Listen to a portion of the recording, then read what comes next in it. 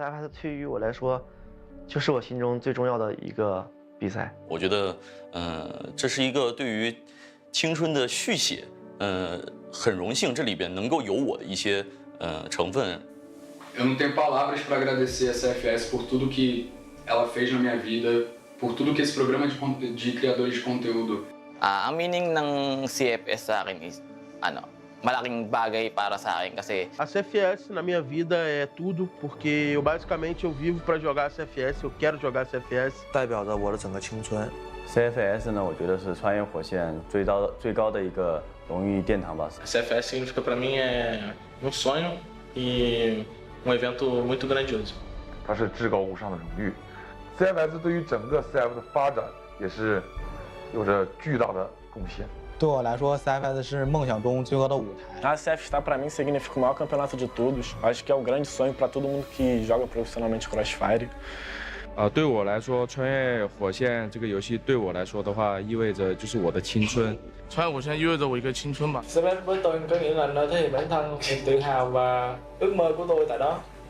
Với em thì CFS nó là một nơi mà ai cũng muốn được thể hiện bản thân mình và cũng muốn được đi một lần trong đời và cái cơ hội đấy thì nó rất là quý giá. Significa tudo na minha vida e eu não vou desistir até ganhar um. 不知不觉 CFS 已经10周年了。那么10呢，对于中国人来说有个叫做十全十美，但是我们想换一句话，叫做青春正当时。希望 CFS 这个越办越好。CFS, feliz aniversário de 10 anos. Parabéns CFS pelos seus 10 anos de aniversário. CFS 10周年，我们一起成长，也希望 CFS 10周年快乐。 Rất cảm ơn nhà phát hành Smart đã gọi là xây dựng một con game phát triển đến bây giờ. Thì với kỷ niệm 10 năm này mình cũng xin. 希望 CFS 越来越好，争取再办到下个10年。希望下一个10年，我能够站在赛场上和 CFS 一起走下去。Eu queria parabenizar a CFS pelo seu 10º ano, por tudo que proporcionou. 祝 CFS 越办越好吧，希望大家一起加油。 Welcome to the CFS 2023 Grand Finals, the world's top competitive Crossfire Esports World Championship Tournament. The year of 2023 marks the 10th anniversary of CFS. CFS 2023 Grand Finals is returning with further developed rules and schedule, providing new challenges to all participating players. Now, let's take a closer look at the format. In this year, we have teams from 6 regions: Brazil, China, EU MENA, North America, Philippines, the Vietnam.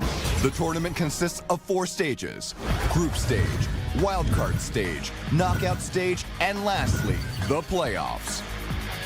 The group stage will be played under the single round-robin format in a BO3, where 12 teams will be divided into 3 groups of 4 through the group stage draw. The top 2 teams from each group will directly advance to the knockout stage, while the third place from each group will enter the wildcard stage. The last place teams from each group will be eliminated from the tournament. The group stage standings rule will prioritize the teams' higher match wins. If teams' match wins end up in a tie, such as teams' set differential points, will be secondly prioritized. If still tied, the round differential points will be thirdly prioritized, and attack points will be checked. As for the last comparison, the wildcard stage will also play under the single round-robin format, BO3 series, where the top 2 teams out of the 3 teams will earn the last 2 tickets to the knockout stage. The 8 teams of the knockout stage will compete under the single elimination format in a BO5 series, where the brackets will be determined through the teams' overall standings from the group stage. Knockout Stage 4 winners will advance to the playoffs that will be played throughout the double elimination format in a BO5 series. The playoffs consist of 6 matches to claim the champion. The total prize money of the CFS 2023 Grand Finals is set to $1,420,000 US, and the world champion will take home $500,000 US. Compete to conquer. CFS 2023 Grand Finals is awaiting its warriors. Let's witness how this epic tournament will roll out.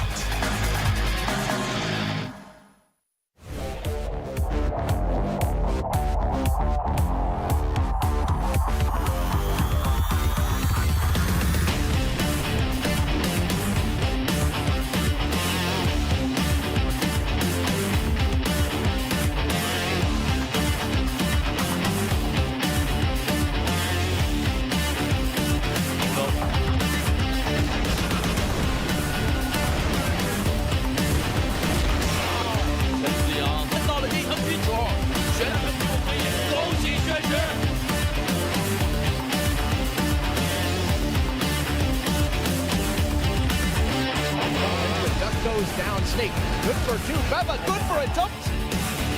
哦哟，知道你在这2键完成彩。价位是不是能好一点？是，另外一边，但是 Top。Their first map win.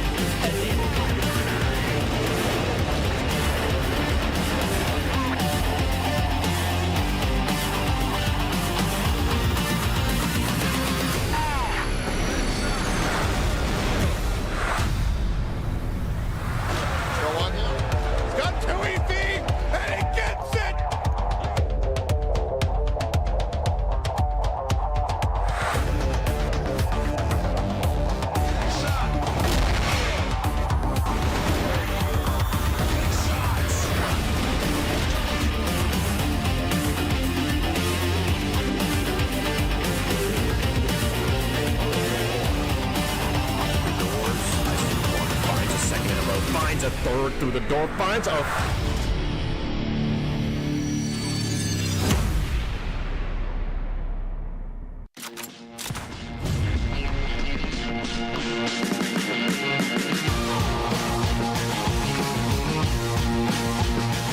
这次能进到 CFS 世界赛挺开心的吧，也算为国出征了。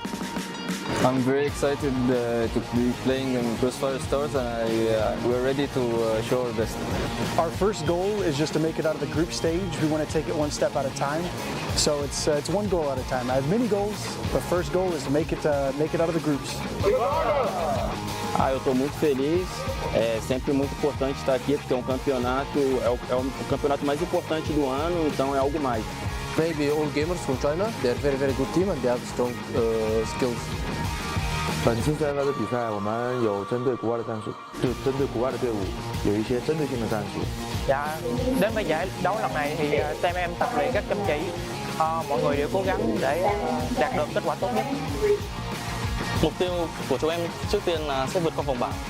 I feel excited because this is my first time to compete in CFS Grand Finals. Bütün yıl boyunca bizleri çok güzel desteklediler. Hepsine çok teşekkür ederiz. Ve Grand Finals'ta da bizleri destekleyeceğini canı gölde inanıyoruz. Meu objetivo nesse campeonato, sem sombra de dúvidas, é sair campeão dele. 这次的目标和决心都是冠军吧。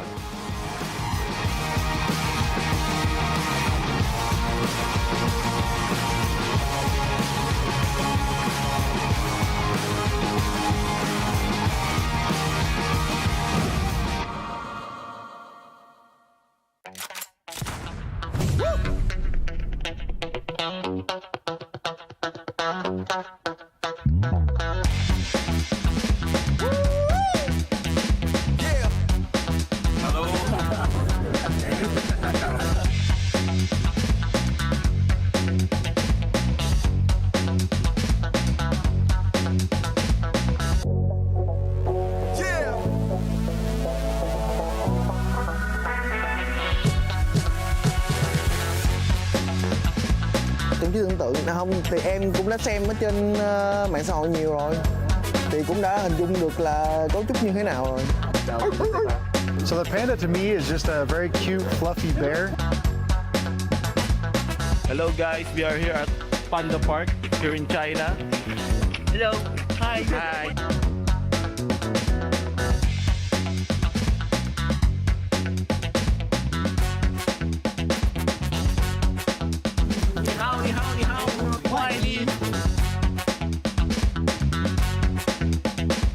Đây là lần đầu tiên em đến với Trung Quốc, cũng là lần đầu tiên em đến tham quan nơi này. Cảm xúc hiện tại của em là rất là vui khi đến tham gia tại nơi đây. Hey everybody, I had a great time here at the park, and I'll see you guys soon at the plane. Bye.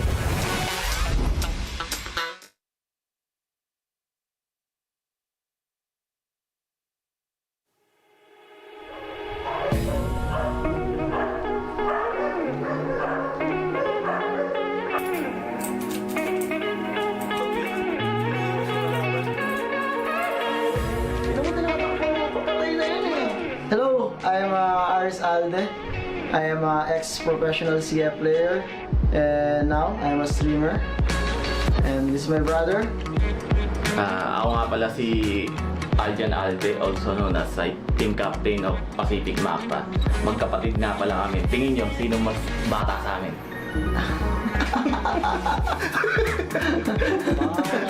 Hindi pala marunong talaga. Yan, si GYK. Sobrang makulit at sobrang masayang bata.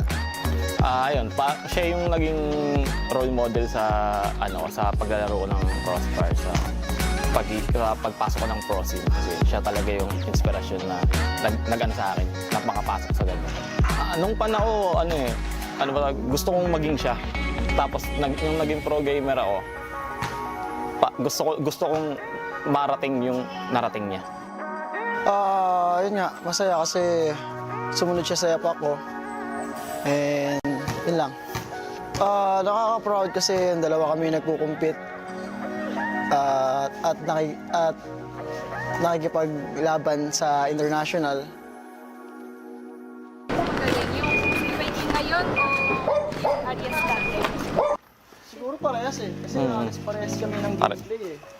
Parehas kami naging professional crossbar player.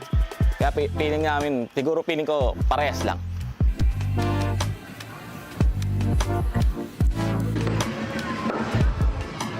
Reason kaya gusto kong maging professional gamer kasi gusto kong ipagmalaki ako ng mga kaibigan ko, pamilya ko, na may kilala silang professional gamer sa crossbar.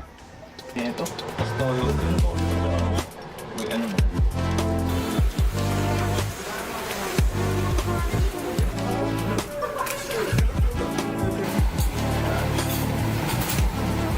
Sobrang napamahal na kasi sa akin yung crossbar. And ang hirap iwan ng isang bagay lalo na kapag napamahal na sa'yo eh.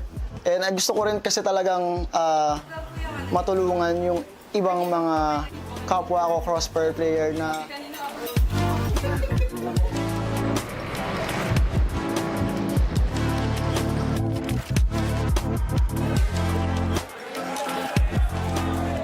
sa mga sumusuporta sa amin sa team ko, maraming salamat. Pagpatuloy nyo lang na suportahan kami, mas gagalingan pa namin sa mga susunod na laban namin sa international o dito sa Pinas.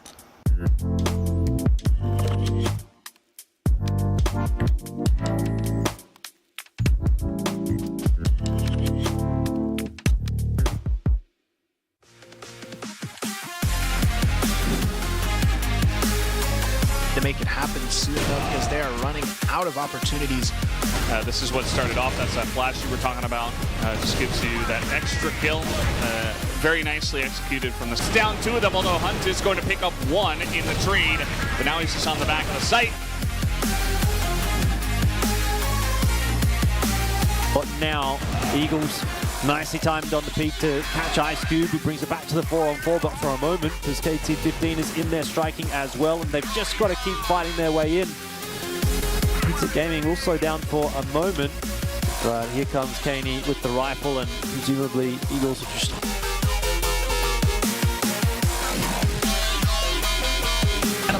Right there to swing back into it, but still Nevis with the double kill holds on, make it a triple kill.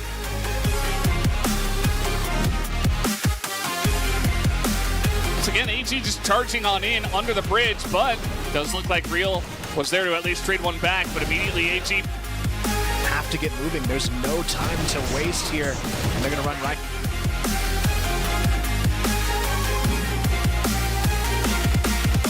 Actually for all gamers, but that's been ripped apart in this round. Shui almost able to line up a couple there. ZY in for a kill or two as well. And just for AG, but you can see they're trying to change things up a little bit. They bring the double sniper into that.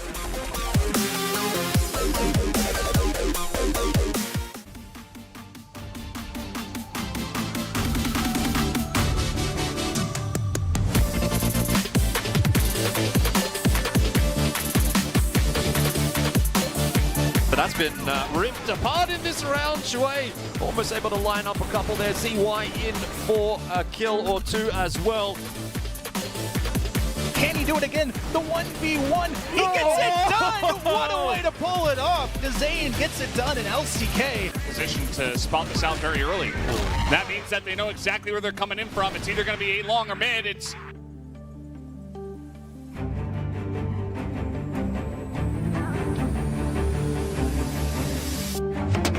The faster play toward B this time from Vincit. Ice Cube though steps up nicely. Good shot. Oh, he's got another one, and that is very nice indeed from Ice Cube. The 3-piece, in a 1-on-1. Yumio down to about half HP. Pistol is out for Eagles, and he finds the player as well. Defuse is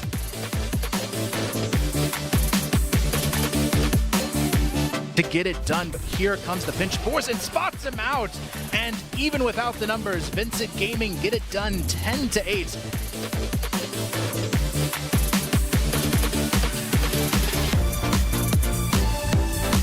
We'll send it right into their position. Hunt able to find one, but maybe good for a double actually. The support from N9, a double kill as well. I'm sure that Paisha, though, are extremely confident as they move in, and it seems like they just know, okay, they're stacked in this room, we're going to throw a flash over the top. They immediately hunts down 2 of them, although Hunt is going to pick up 1 in the trade, and now he's just on the back of the site, and that is an easy.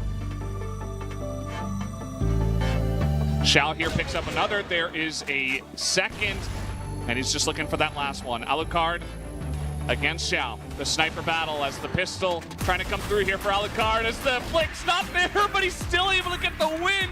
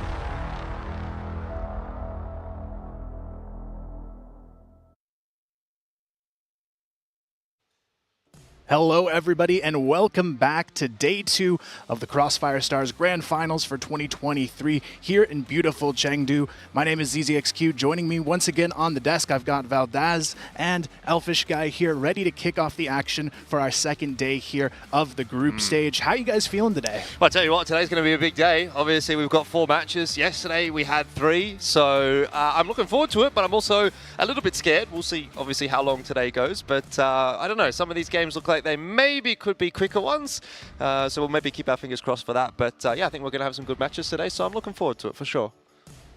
Yeah, certainly. Before we get too deep into it, though, a big shout out to our partners here. Open Mind, Alienware. Alienware is supporting Crossfire Stars 2023's Grand Finals with their devices. I really appreciate their support. And, of course, our other partner as well, Valdez. Yeah, absolutely. Shout out to Morphling for their generous support as the official gaming chair in the 2023 CFS World Finals. Whether you're in the midst of intense competition or enjoying a prolonged gaming session, Morphling has you covered. Morphling, reach your throne.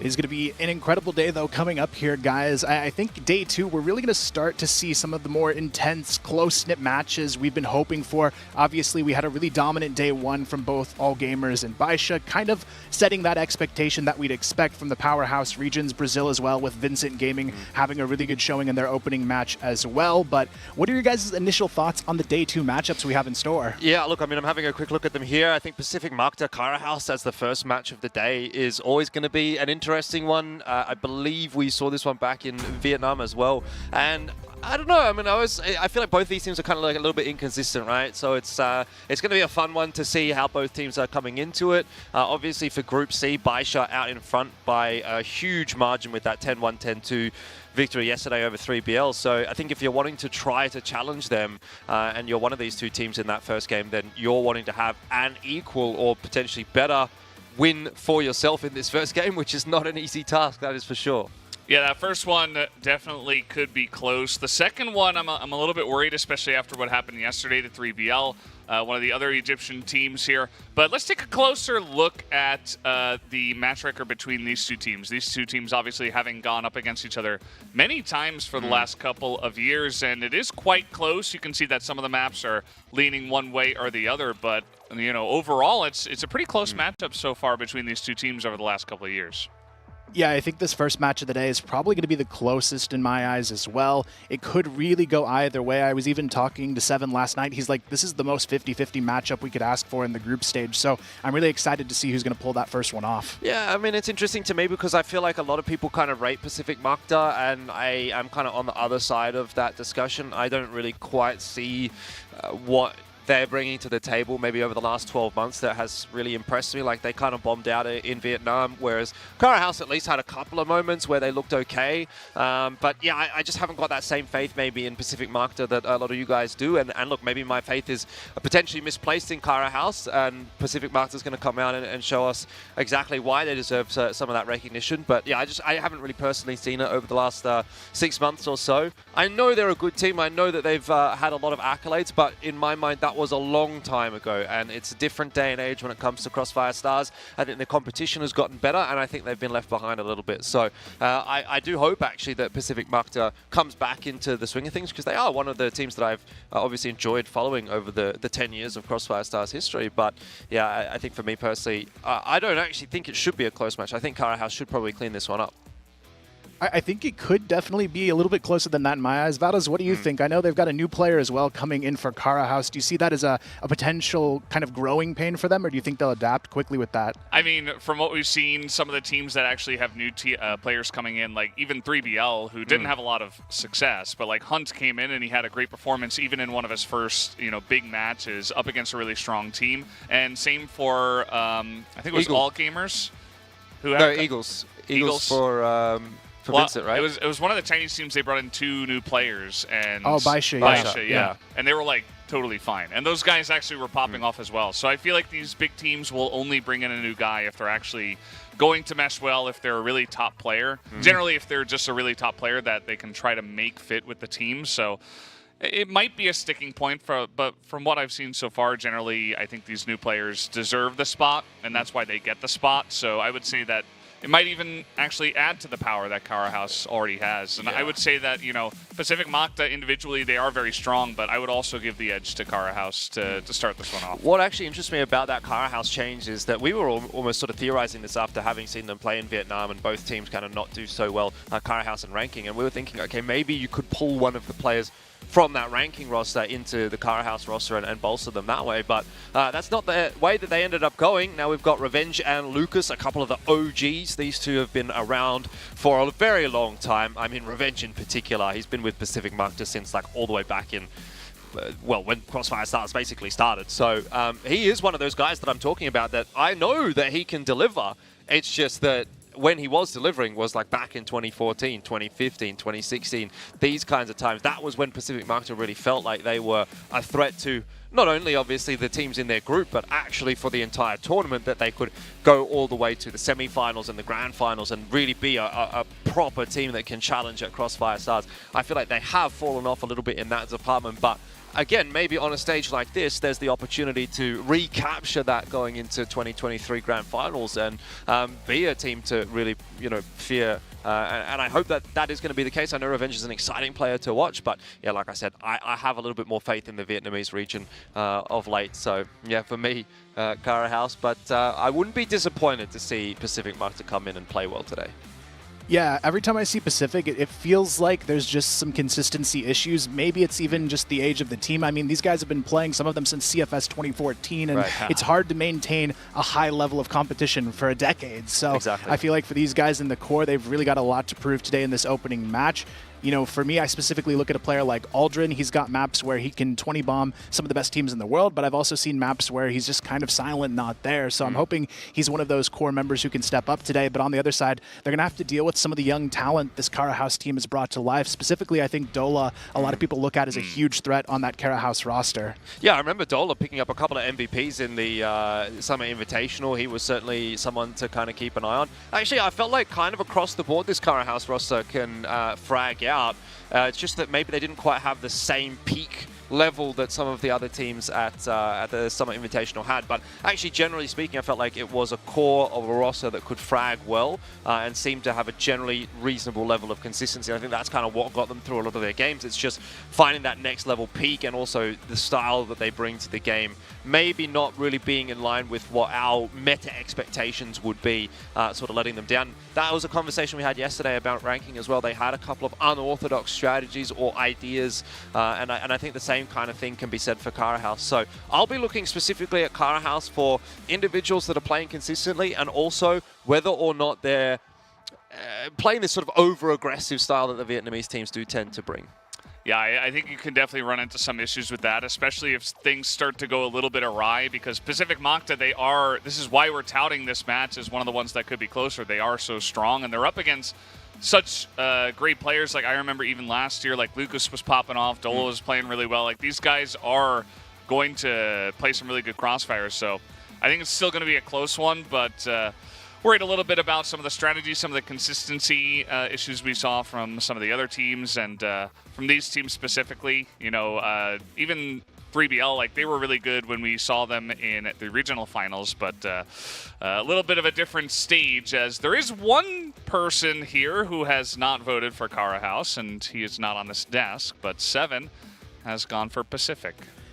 I can honestly see his reasoning behind it. I talked to him a little bit about it as well. I knew he was going to make this pick, and he was saying ranking didn't look great yesterday, and ranking actually was able to topple Kara House in a match in their regional, and so if that's kind of an indicator of what we're going to see from Kara House, if they do come in and play like ranking, I don't think this is going to be a great match for them because their opponent here is pretty strong historically. So I'm expecting a little bit more, though, from Kara House from my perspective. That's why I went with them. I think they have that younger firepower in their lineup, and they have a little bit more consistency in recent history and what they've been able to do. And this was a top 4 team at CFS last year, so they definitely know how to bring that heat. I'm just curious to see how that new 5th is going to impact their gameplay. Yeah, I mean, that's very much my mentality as well. I don't know that I draw too many conclusions from the top 4 at CFS last year. Obviously, the more recent result is that Summer Invitational on an international level, and that was, I would say, a bit of a disappointment actually for Vietnam generally. It was obviously 2 Chinese teams and 2 Brazilian teams that made it through to the top 4 playoffs. I don't know that I would necessarily predict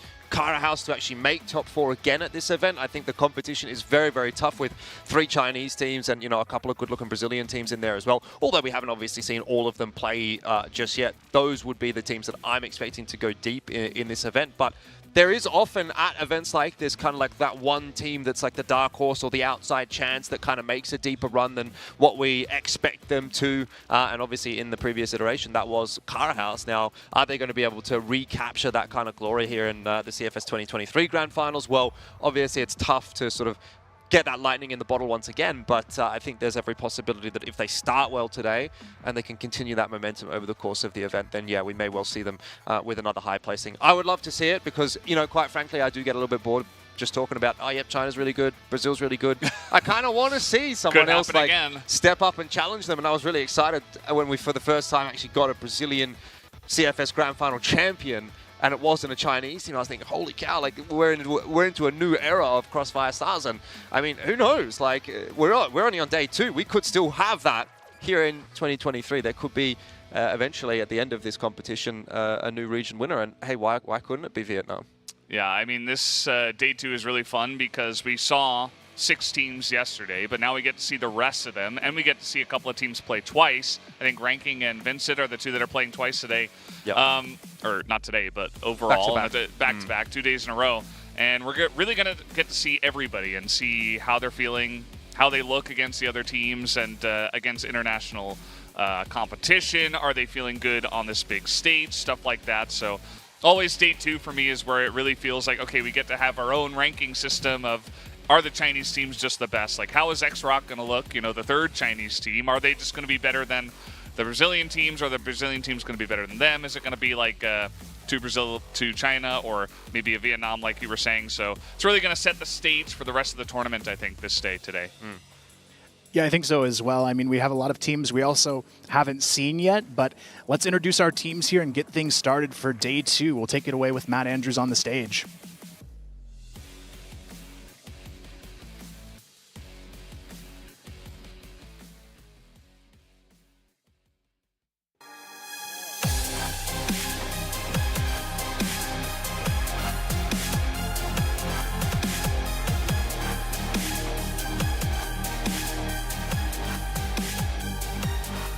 Welcome to the CFS 2023 Grand Finals Group Stage Day 2. I'm Matt Andrews and we are live from Chengdu. Now yesterday our group stage kicked off with 3 thrilling matches. LCK surprised many people with the first map win of the tournament against Chengdu All Gamers, but AG turned it around to a 2-1 win. VINCIT Gaming beat Ranking Gaming 2-0, and the reigning champions, Baisha Gaming, they started off strong with a swift and decisive victory over 3BL. You should be even more excited about today's matches as we have 4 best of 3s for you. Who will get their victories? Who will stride forwards towards their place in the finals? Now, before the game starts, we must thank our hosts Margate Entertainment and Crossfire, along with our partners VSPO, supported by Alienware and Morphling. The Warriors are ready, the battles are about to commence, and the teams compete to conquer!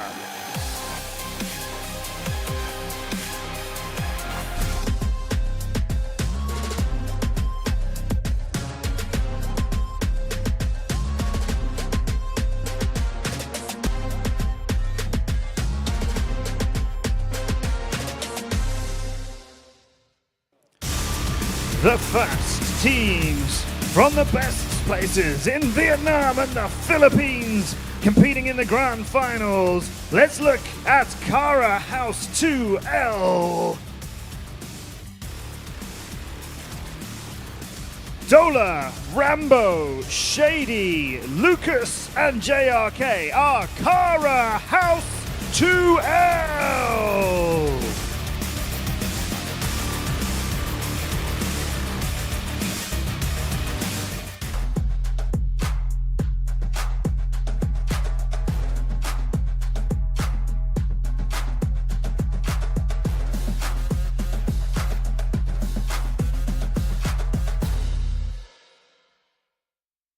And now welcome the pride of the Philippines.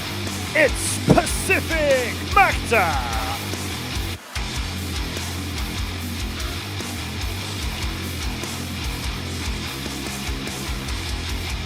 MVA, Justin, ZYK, Aldrin, and Revenge are Pacific Macta. The first matchup of our group stage day 2 is about to begin. The teams fight to see who will compete to conquer.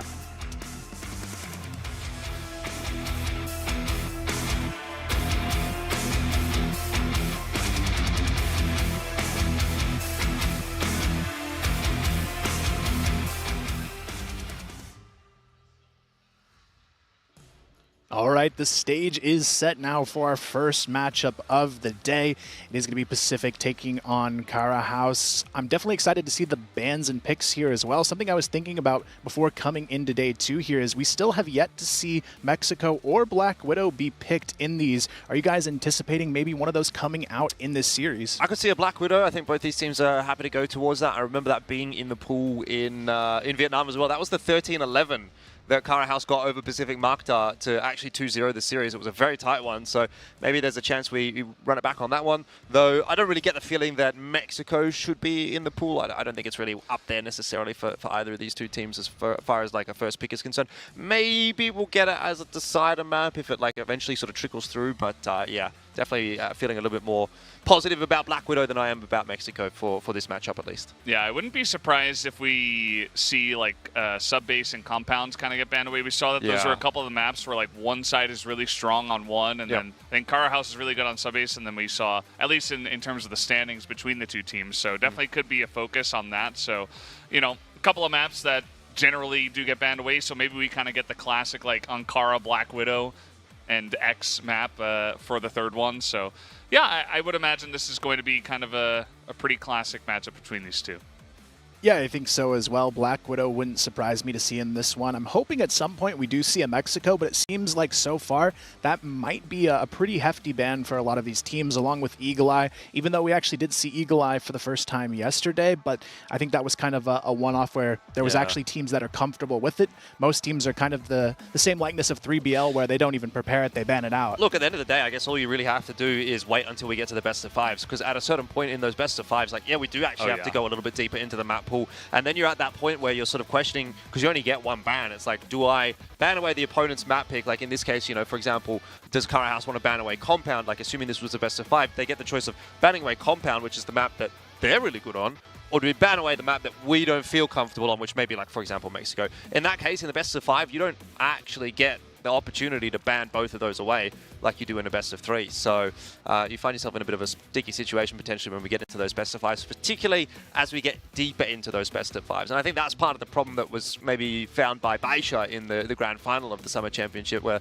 Summer Invitation, I should say, where they won the first 2 maps, right? And they were maps that they were comfortable on, but as we got deeper into the map pool, you could see they got a little bit less comfortable as the sort of the more toward the edges of the map pool maps actually kind of came into play. And so something that, yeah, I guess if you're looking forward to things like Eagle Eye or Mexico, which tend not to be picked quite as much, we'll get some of those, I think, in the best of 5s when we come playoffs. That's why I think it's good to not have just one map that you always ban. Yep. I feel like it's good to be a little bit, throw a little bit of variety in there, have the ability to play on that map occasionally, because you might say, oh, we're going up against Baisha, we really want to ban Compounds, but we can't because we always ban Mexico or Eagle Eye. So I think it's, you know, I think it would be nice if all the teams could kind of have the ability to play on most of the maps and then try to like target ban rather than just trying to ban what you're not good at. Yeah, it's like a methodology sort of a thing for the teams. Like you see this in all sorts of esports titles. Like some teams will just dead set not play one map, and it doesn't matter what series they go into, who they're playing against. It's like, all right, Mexico is our permaban. We will never play Mexico, and we focus on the other 6 maps. But I tend to agree with you. I think it's definitely viable or valuable to have a little bit of a deeper map pool. Even if you're not maybe 100% confident on Mexico or Compound, if we're going to use those two as the example again, at least you can kind of play with what your opponent's comfort picks are going to be as well there in that case. So Yeah, I don't know that that's necessarily the case for these two teams, though I do know they both obviously spent a lot of time in Crossfire, and they should have a pretty reasonable understanding, like especially in the case of Pacific Macta, who have been around for nigh on 10 years, at least as a core. You would think that they've had ample opportunity to become comfortable with these maps, which, to be fair, don't really change a whole lot either. So, you know, if you've been playing for that long, I would hope that you're comfortable on probably every map in the pool, with the exception maybe of Eagle Eye, but even then, like, that's been around long enough that you should be able to lock that one down as well if you've had enough opportunities to scrim and bracket. So I'd be hoping for, at least in Pacific Macta's case, that they have the full map pool available. Yeah, I think a lot of teams, their discomfort with Eagle Eye is out of every other map. It hasn't really been in the pool quite as long. It just got introduced, even though the map's been in the game forever, in 2022. So a lot of teams, it wasn't a competitive map until that point in their eyes, and they didn't want to take that extra time and basically develop from scratch on that map. So I can see why some teams want to avoid it, but I think the teams that have embraced it look a lot better overall because it gives them an extra weapon that others don't have. I don't know if it's an excuse anymore. Like, we're in December 2023. 2022 was almost 12 months ago. Like, if you're not going to learn a map in 12 months, then I'm sorry, but, like, that's on you. Yeah, I mean, fair enough. We'll see if it is prepared for either of these teams. I don't expect to see it too much. I think LCK and All Gamers are the only teams I've seen actually use it as a go-to pick out of all of the teams here. I could see it coming up from either one of them again, but aside from that, I would be really surprised to see it come up in this series. I feel like Mexico is a good pick for Kara House to throw out time and time again. They kind of use it as that map 3 for themselves here and there because they are a team that doesn't necessarily want to play it, but other teams are uncomfortable on it, and they seem to do pretty well when they have to bring it out. And I like leaving those things on the table as well. If I'm a team like Kara House, not necessarily playing to their strengths completely, just kind of saying, hey, you might not be prepared on this map. Let's leave it in the pool and see what happens. Yeah, I definitely think there's a lot of room when it comes to best of 3s, even best of 5s, especially to really play around with the maps. And I would love if somebody comes into this tournament and they're like, well, we always ban this thing, we're never going to play it, and then all of a sudden they're like really, really strong on it. And it'll really throw a lot of teams for a loop because they're not going to prepare on that map for this team. They're just going to expect to not even have to play the map, and maybe like it gets first picked against them. So definitely a lot of strategy that could be used in that, although I do understand it takes a lot of time to like build up a lot of confidence on certain maps and scrim it a lot against certain teams and stuff like that and try to hide that strategy. So pretty difficult. At the end of the day, you know, what we saw from Baisha and even from Chengdu All Gamers as well is that, you know, it's about being really crisp. It's about knowing your rotation timings, reading your opponents more than anything else. So, like, maps are one thing, but also, like, feeling really comfortable on pretty much any map and playing a high level of Crossfire is probably, like, the most important thing in the tournament. Yeah, and I think for me as well, I'm really curious to see what Pacific's going to do now that they're back on this stage, because I think it's important to note, last year they didn't actually make it. They lost to SGJ in that qualifier. So for them, this is kind of a chance at redemption and showing that they are that better team from the Philippines and how they made it through this time around. And so I think compared to something like Vietnam, this is going to mean a lot more to them as an event to try and prove themselves just because they haven't been here in a while. Yeah, I mean, I think we're having that kind of conversation as well, actually at the Summer Invitational in Vietnam, where we were saying, well, Pacific Macta, they didn't make it to CFS Grand Finals last year. This is, again, like an opportunity for them. And I'll say, I don't think that they really set the world on fire at that event, but it was their first one back. Now, that excuse isn't necessarily as valid, right? Because they're coming into the CFS Grand Finals 2023 off the back of the event in Vietnam. Had a bit of offline experience with this exact roster. They haven't made a change. So coming in and hopefully they're going to be able to look a little bit better here. And look, to be fair, I think you could forget about the Vietnam performance if they played really well at the CFS Grand Final. Because at the end of the day, this event is the pinnacle of the year, right? This is the one that if you win here, people don't really care so much if you didn't perform at the Invitationals. Yeah, it's nice. You get a lot of money. There's a bit of prestige there. But end of the day, you step up for the World Championship, basically, which is the CFS Grand Final. This is the top of the top. So I think if they were to come out and all guns blazing, you know, for example, just absolutely wreck Kara House 2-0, go through the rest of this group and potentially even maybe find an upset over XROCK, yeah, then we'd start to get really excited about Pacific Macta again, I would say.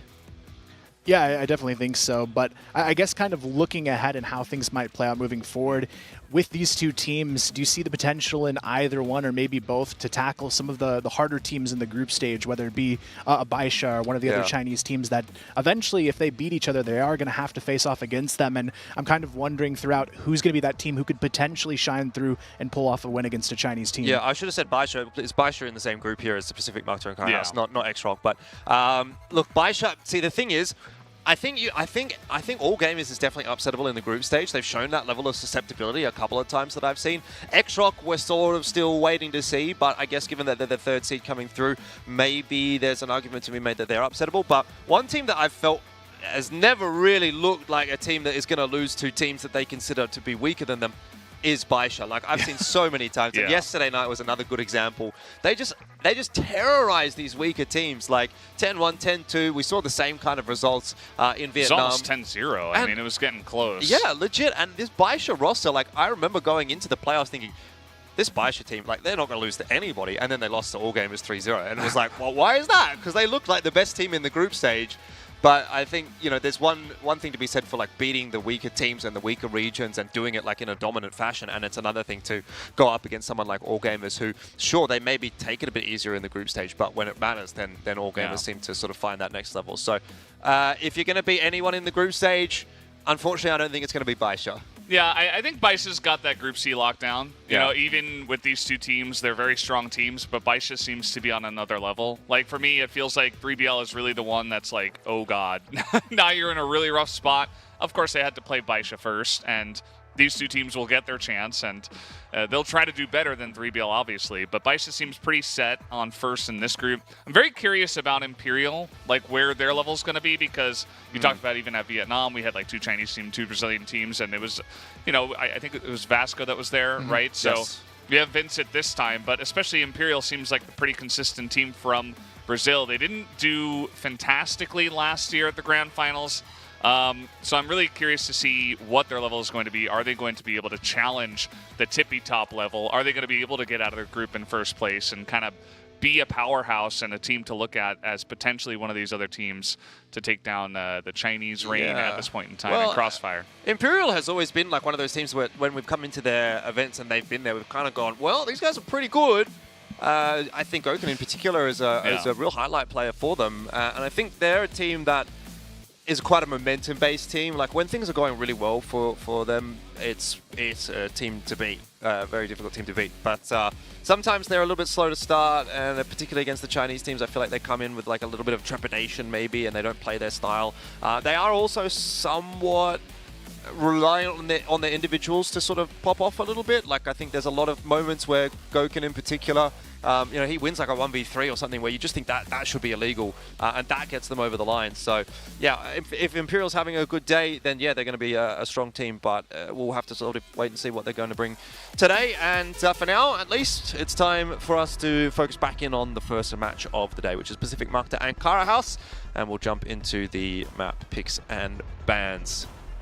Looks like Kara House is going to have that first ban here, quickly banning Eagle Eye right off the table. No big surprises here. Pacific, I'm not sure what their go-to ban would be here. I would guess probably something like Mexico, but they're also a team that could probably bring it out if they needed to. So if they have it prepared, it could be something else maybe that they just want to ban out against this Kara House team, maybe a stronger map from them. But no, it is going to be Mexico, so kind of the standard bans on both sides. But Kara House, they're going to get the first pick here overall. Yeah, we talked a little bit about the stats. Did seem like they were pretty confident on subbase against this team specifically. Will they pick that, or will they go for a deeper kind of comfort pick? Curious to see. Well, there it is. The subbase is going to come out. Will Pacific Macta respond with the compounds, or will it be something else? Yeah, I mean, it's interesting, right? Because last time they played it was Ankara Black Widow was actually the map pool. Ankara chosen by Pacific Macta, and Kara House went for Black Widow with subbase as the decider. So, you know, if that's something that's maybe playing in the minds of Pacific Macta, I think potentially Black Widow, like they looked like they could definitely have beaten Kara House on that map. It was 13-11. Obviously, they didn't get it over the line. I would be a bit surprised to see Ankara, though that, as we saw on the stats, has kind of been a bit of a 50-50 map for them. Look, the obvious choice here would be Compound. just looking at the stats and looking at that 3-0 record that Pacific Macta have against Cara House on that one. But yeah, like I think Black Widow or Compound is probably what I'd be expecting out of Pacific Macta here. Just seems like those are going to be the maps that Cara House look a little bit more susceptible on. Maybe we'll find ourselves with Ankara as the decider if both teams are pretty comfortable on that one. I think if Compound is not picked here, then that's surely the first ban in the next phase from Cara House. Yeah, I think that would make the most sense here for them if Compound is somehow left still on the table to ban it out. But I feel like Pacific, just given some of their history on Black Widow, it could be a strong choice for them. Cara House is a little bit shaky on it as well, so I think that could still be a strong pick, but it does leave them a little bit susceptible to maybe a weaker map 3 for themselves in this pool. But they are going to pick Black Widow here, so definitely a strong choice from both teams right out of the gate. But now this is the tough question for Cara House. Do they want to risk leaving that Compound on the table and play it safe, or you know, maybe they have something different for us here? Well, what are the other options anyway? Like, what else would you potentially want to ban here if you're Cara House? Like, I think you're kind of happy with Ankara as an option. Port is the other map, so... Do you ever feel like banning Port instead and seeing, like, what Pacific Macta wants to play on? Either between Compound and Ankara, and just kind of leave it up and say, okay, we've prepared for Compound, we've got you on this one this time? I guess that would be the mind game, right? It's like, well, yeah, if we're going to leave Compound open in the pool, you're sort of more or less throwing the gauntlet down to Pacific Macta to say, yeah, you can choose the map that you've 3-0'd us on, but there's a chance we've got something prepared. Seems like a pretty good idea, yeah. Well, there's the Port ban. Yeah, I mean, this is it. This is the mind game. So what does Pacific Macta want to go for is the big question that we now have to ask ourselves. Yeah, I feel like they almost have to go for a ban on Ankara here and leave Compound on the table. I feel like for them it's probably the best pool to pull off here, but they could have some mind games ready to go the other way around, but it is going to be Compound left on the table here. So I would say overall in the bans and picks, I actually think Pacific maybe got the better of it a little bit here in getting that Compound and Black Widow to go their way. And Subbase, even though historically it is very strong for Cara House, it's a map that they're pretty strong on their end as well, and they get the Blacklist side first, which as we saw yesterday played to be a pretty nice advantage. And on Black Widow as well, they'll have the BL side, which is also usually a little bit more favored there. So even though I did pick Cara House here, I like what Pacific's done in this ban pick a little bit more. Yeah, and wasn't Subbase the map where they went 13-11? That was like the really close one from Vietnam? That was Black Widow. Subbase was the decider map in that series that they didn't end up playing, but if it would have gone the way of Pacific Macta on that Black Widow. We could have a really close couple of first maps here. I think so, really go either way, I'd say. Don't get fooled by the predictions. We might just all be predicting one team because it's like 55-45, right? Like we have to choose one team. But certainly we do think that this matchup should be closer than a lot of the matchups we've seen so far. Look, my gut feeling is that I think Cara House probably does win Subbase here. And then for me, it's like Black Widow is like a bit of a 50-50. If I remember that Vietnam game correctly, which, look, it was a while ago, and a lot of those games do blend into one, so maybe I'm not. But I want to say, I think actually there was a point where it really looked like Cara House was just going to win that one clean, and then Pacific Macta like brought it back, and it came into OT, and then again like Pacific Macta wasn't quite able to clutch up in the end, and Cara House kind of just got it over the line. But yeah, obviously a very, very competitive map there, so that's kind of why I feel like there's a world definitely on Black Widow where I can see both teams walking away with the dub, but in my gut feeling again is, like I said, I think Cara House probably looked pretty stable on Subbase with that 3-0 record. And again, if we did get through to Compound, then you have to sort of maybe give that benefit of the doubt to Pacific Macta as well. It's just really just a question of how much preparation have both these teams put in on those maps that they've been losing. Yeah, I think this one was such a wild card for me because I think both of these teams have a lot of consistency issues, and for me, kind of the key matchup I'm looking here in this one is going to be Revenge versus Rambo, because on their best days, this could be a crazy match to see unfold, and they both bring a high level to the table, but neither one of them in recent years has been kind of firing on all cylinders all of the time, and that's what I think makes this one such an interesting series as well, is I don't think we're going to see the same team from each of these sides map to map even. Yeah, I'd have to agree. I do think that they're both very inconsistent. The play style that Cara House and the Vietnamese teams brings tends to lead in that direction as well. So not only are you looking at whether or not the individuals are performing well, but you're also sort of questioning whether or not the strategy is actually going to come into play as well and favor them or not. Also, I always find it interesting how the Vietnamese teams wear their headsets. It's very unique. I'm not sure. They don't want to mess up their hair.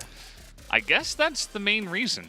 I don't see any other advantage you gain by wearing it like that, or by the mic being kind of in a semicircular fashion over the top. But yeah, pretty funny. I believe he was one of the first guys to actually wave to the camera as well. So that's kind of cool. I will say those Vietnamese players, like they do generally, I think, have as a general rule, have the best hair game of any of the players. Like, because they've always got like the spiky hair or like the fade or the colors or whatever. Sometimes the Chinese players have like a little bit going on. Like I rate a couple of them. Brazil's had a couple of moments too where like everybody's gone blonde, you know, and had varying different styles.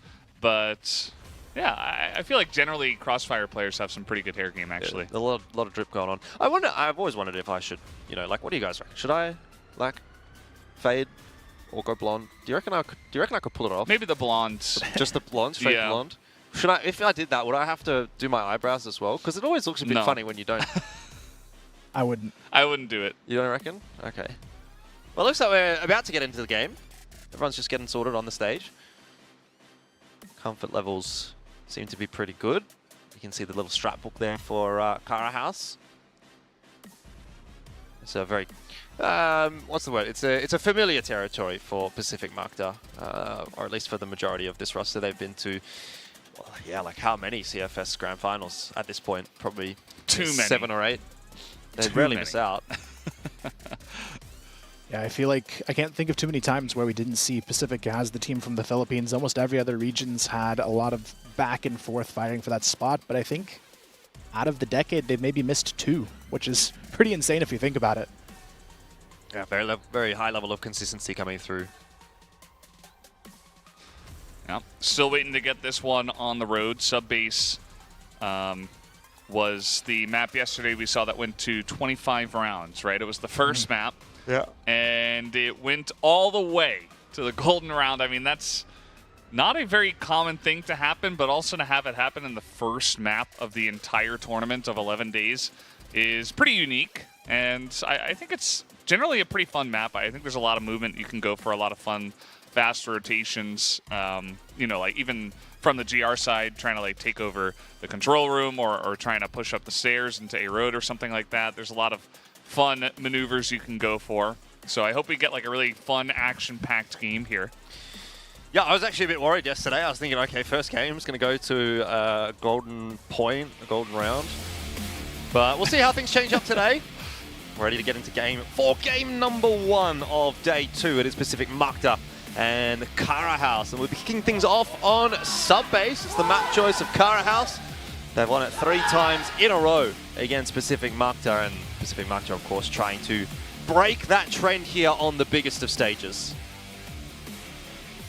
All right, here we go. Map number 1. We can see them ready to kick it off here. Pacific starting on the BL side of things. They're already going to be setting up for a quick control room take here. Nice flash over the top to get it started. Meanwhile, Kara House playing pretty safe in this opening round, very reserved towards the B bomb site. Only one player. It's going to be Lucas holding that A solo right now. But Pacific, they're just kind of filtering across the map, trying to figure out what this defensive setup's going to look like, because Kara House, they're kind of a team, you never know what you're going to get on this defensive side of the map, and I like this call here, waiting to see if there might be an early push, because as we've seen from the Vietnamese teams, those can come pretty often.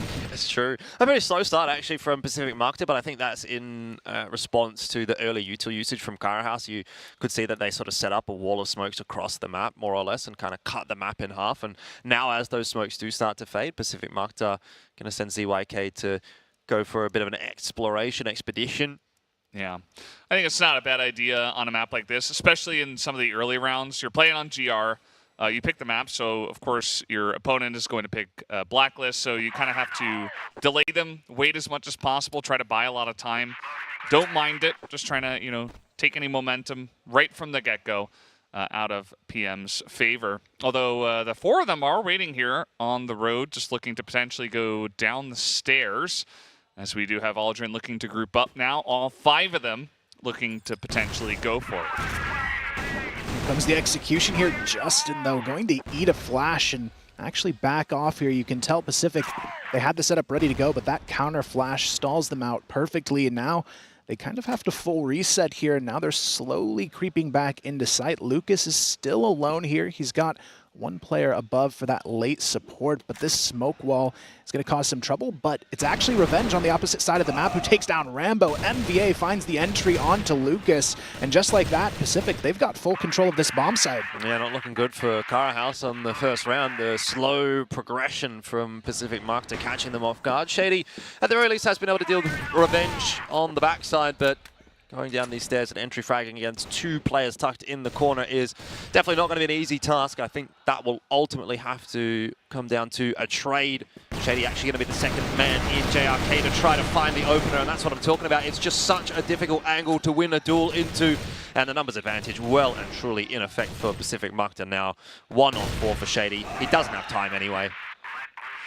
Yeah, it just comes down to that really strong push they had. The first pick off from Revenge, and then you've got four people just charging down the stairs, and unfortunately they were not able to stop the initial part of that push. And once you get set up there on a bottom, can be pretty strong to stop any retakes. Here comes Dola into the control room. He's going to get the spray down, picks up two, and does go down, but that is a lot of value there from the GR side. This is what I was talking about. You got to get pretty active here if you want to get ahead of some of the aggression of the Blacklist side. Shady's stuck. He needs a bit of help. Stuck behind the box, and they're well aware of it. So the artillery barrage is going to head in his direction. A nade jumps him down to about half, but he does get out in the end. So good start for Cara House. Impressive stuff from Dola. Standout player in Vietnam, of course. And if he can bring that kind of aggression to the table on more than one occasion, then it's going to put Cara House in solid positions for sure. What an angle here, Revenge. He almost had a chance at it. Unfortunately, no connection there. They need to find something, though, to work with in this round. It's a 3-on-4. And they are slowly grouping up towards the A bomb site. They've got to deal with Lucas here, holding on to the upper control room. It's going to be a spot from Revenge to take him down.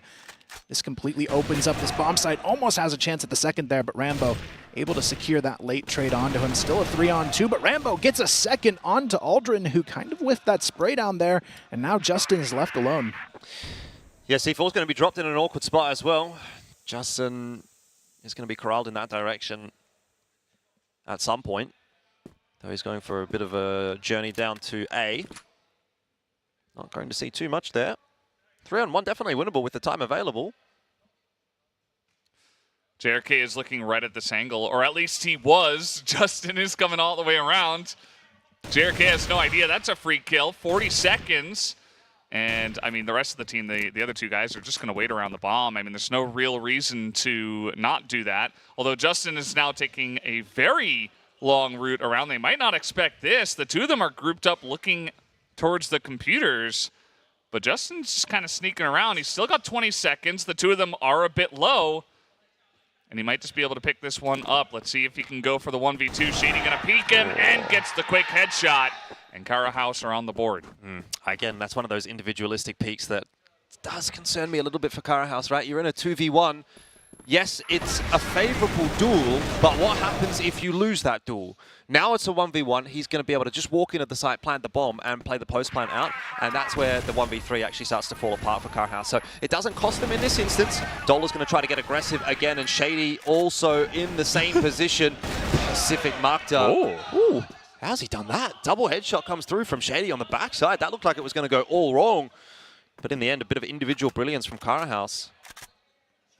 Yeah, I'm not sure how he got away with that second shot, but they'll definitely take it here. Now they've got the 3-on-2 Revenge and ZYK. They've got the bomb control still in the BL spawn, but they've got to find a pick to work with here. Lucas still hanging out on the lower A bomb site. Revenge just checking that pyramid stack as usual, trying to find someone on the other side of it. Lucas gets the spot, falls off, calls for that support from the upper bomb site, but ZYK steals that kill from the vents, and now they've evened the score. Yeah, definitely some pretty slick angles that both of these teams have found. Even Shady just sneaking in there and getting a double headshot in the control room, and that time around just moving through the vents, getting the one guy that was already spotted by his teammate was ZYK. Now the two of them have grouped up, and it looks like they want to push into B. There's not a lot of coverage here from the side of Kara House. They do have one guy in EC and a big flank coming in from Rambo. Let's see the timing of this, if he can get in behind them on time. He's definitely got the spot here. If he makes one bit of noise, though, it could fall apart. He's going to spot ZYK first. Doesn't know Revenge is on the lower bomb side as well just yet, but he's got the patient, finds the first. It's going to be Rambo. Now looking for that second player, but Revenge actually snuck over to the lockers. He's got a good angle to try and take these fights one at a time, but JRK stalls pretty well. There's only 30 seconds. Revenge, he's got to make his move here. Rambo just playing that corner pocket is going to make it so difficult to go untraded. Revenge, he had a chance to make it happen, but just not quite enough to get it done. That's a good setup, though, from Kara House. Got to give them credit, right? I was a little bit critical of them in the previous round, not playing out the 2v1 correctly, sort of taking individualistic 1v1s. In this case, they recognize the circumstances. They play the 2-on-1, good tradable setup, and in the end, get themselves another round on the board. So 2-1 lead at the moment for Kara House. And Pacific Macta, I mean, look, they're making this close. A lot of these rounds have been really tight, but Kara House still holding on. Yeah, I feel like the first round was pretty one-sided, right? Pacific Macta got down there and they were able to hold on very nicely, but since then it has been pretty close, although Kara House was getting ahead of the play more often than not. Also, Kara House a couple of times in a row getting into that control room and just getting a bunch of advantageous trades, you know, 2 for 1 or 3 for 2 in some cases. And so this time around, it is just going to be an even 5v5, although it does look like Pacific are just going to run straight into the stack that Kara House have here in the lockers. Although they do jump out and they take it 2 for 2 as they do clear out the lockers, but it's still an even game. Yeah, I think that Kara House is sort of, in a way, forcing the hand of Pacific Macta a little bit here in the control room with the aggressive plays that they put in a couple of rounds in a row. Pacific Macta can't afford not to dedicate some of their forces in that direction at the start of the round. Otherwise, they know Kara House is going to take that part of the map. But again, this is the way that the game has been flowing. A little bit of an explosion at the start of the round, and then things slowed down a little bit. Shady going to try to misc through the smoke and will be punished by MVA for that. Now there's no defense over toward the B site, and this is looking like a good opportunity for Pacific Macta to get in with another round. Especially if Lucas is just caught unawares watching mid. Yeah, that was kind of strange. I'm not sure. I mean, the one guy gets picked off at lockers. There's not too much time. You got to expect that they might be pushing into B, but he was looking behind him as Rambo not going to hit that shot. And he has a lot on his shoulders if he wants to win this 1v3. Not a lot of time. Seen some pretty crazy stuff from him in the past. But the time, I think, is really what's going to be the issue here. Obviously, the setup is also quite good from Pacific Macta. And in the end, Aldrin will ensure that it is locked down. So scoreline equalized one more time. It is a slow game, though, that both these teams are playing. I mean, I think in particular you have to say that's the case really for Pacific Macta. They're the ones that have the onus of speeding these rounds up if they are to be sped up. It's a nice nade to kick things off for Kara House. But yeah, really a lot of these rounds just taking their time, that is for sure. Ooh, Lucas, though, gets the headshot onto ZYK in the vent. That's a great shutdown to start off the round. But look at this right back there. It's going to be Revenge as well. Getting that trade onto Lucas. Now they've got a 4-on-4 to work with and can start to move in towards this A bomb site. They're still kind of hanging out on long, not really going for anything too assertive other than Aldrin kind of poking his way through the midsection of the map here, maybe going for that late sneak into the vents himself to go back at it.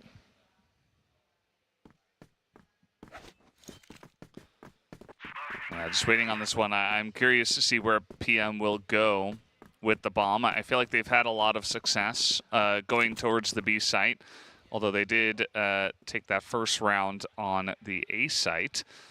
In recent rounds, looks like they have been favoring this side as all 4 of them that are alive are going to be pushing into this one. Dola looking to play point. He does have his buddy Shady here. The two of them having a day out so far. But Pacific Macta not committing to it just yet. Definitely a very slow and steady pace from them. Yeah, again, that has been the case for this entire map so far. Pacific Macta trying to use all the time available to them, and Aldrin on the side, on the flank, is causing a bit of a problem for Shady, who has to watch multiple angles. He's doing a good job of that, though. Dola in to assist as well, but Shady with the 3K, stepping up in a big way in this round.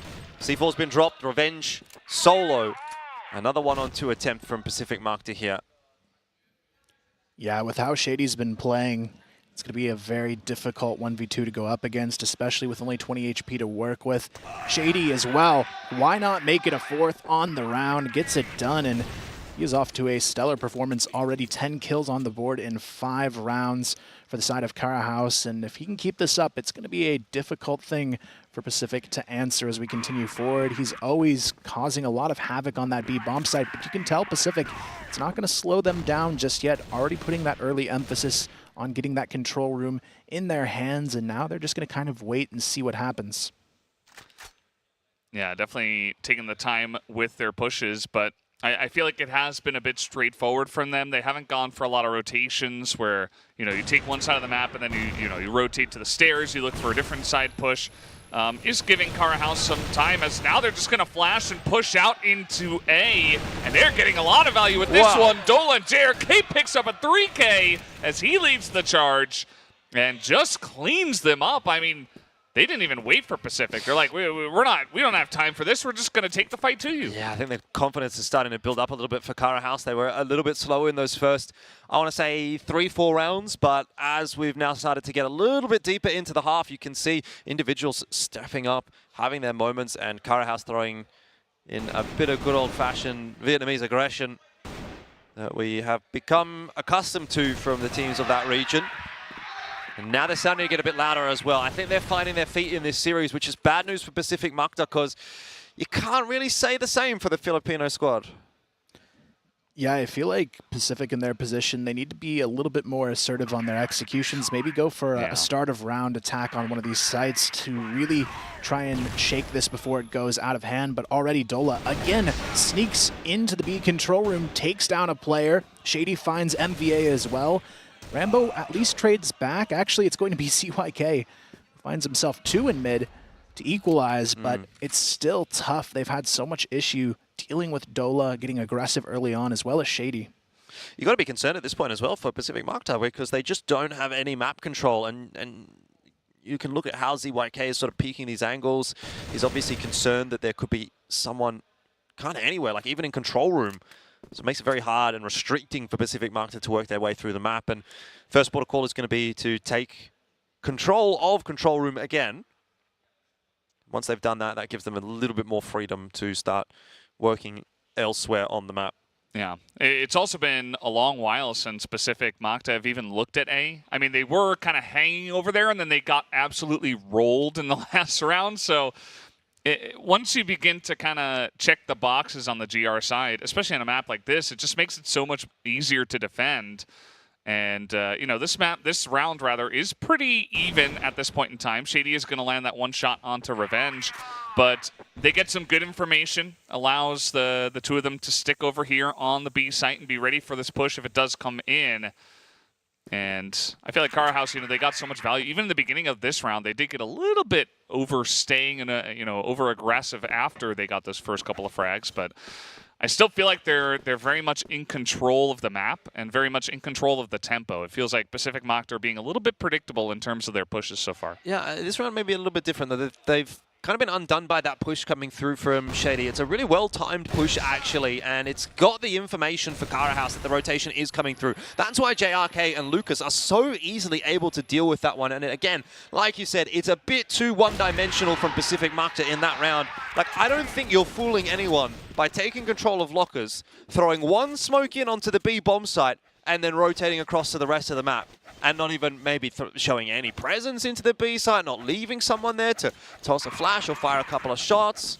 They've literally just 3 players thrown one smoke, rotated to the other side of the map, and Karahaus have gone, well, we're going to push for info. They get the info, and they win the round. Yeah, I feel like at this point they just need to go for a full fast A here. It's the trick they need. It worked in the first round, and hey, it works again here. MVA already finds 2, and this is definitely the weak point for Carahouse, is this A bomb site. Lucas hasn't had a whole lot of success from this position. A lot of it's been relying on Shady and Dola to open up the round, and now they're forced to go in for these retakes, but ZYK has the perfect position here. But you can tell they're ready for it. Dola sneaks behind, takes him down, and now they at least make it a 3-on-4 for the retake. Well, they need to find Aldrin as well, and Dola isn't quite able to wrangle that kill. Still, Shady is putting in work at the moment, and he is just a man possessed. 14-3 right now. Might even make this retake possible, though Carahouse has to go fast. Another shot, this one from Rambo, and Justin is by the stairs. The C4 is planted for him, but he's been spotted out, and that is just not it. That is just not it from Pacific Macta. 2 rounds in a row. Carahouse get away with insanity, and Pacific Macta, I mean, they absolutely do need that timeout, because that was not good. No, not at all. You really have to win those situations. I mean, they had everything they needed for a solid round on the board for Pacific, but now this just makes it a really tough game to recover, considering how far away that scoreline is from them now. And this could actually be a huge half if they can close it out with another win here on the side of Carahouse. So Pacific, they've got to dig deep here to make this one happen. The only downside for them is I feel like a lot of these rounds should actually be pretty winnable for them. There's been so many 1v1, 1v2 situations where it feels like they have an advantage, they've got something going for them, but it's just the firepower that these guys have on the side of Carahouse right now. You look at Dola and Shady and what they've been able to do so far, and I don't see anyone on Pacific stepping up to that level. But isn't that Pacific Macta in a nutshell? Like, really, that's what I feel like I've seen from them for the last few years. It's like, yeah, they have these moments of brilliance, these flashes, and the individuals are able to contest, but whatever is happening on the macro strategy side of things is just not coming together. And they're being eclipsed by all of these fresher, newer teams that are coming onto the stage and just looking a little bit more potent, maybe, than Pacific Macta are. Yeah, it doesn't help that when they kind of go for that strategy that we've been hoping for, where they kind of change the tempo, they get fast onto A, and MVA pits in a couple of those headshots and gets them in a really good spot, then they kind of just get shadied. You know, like it's...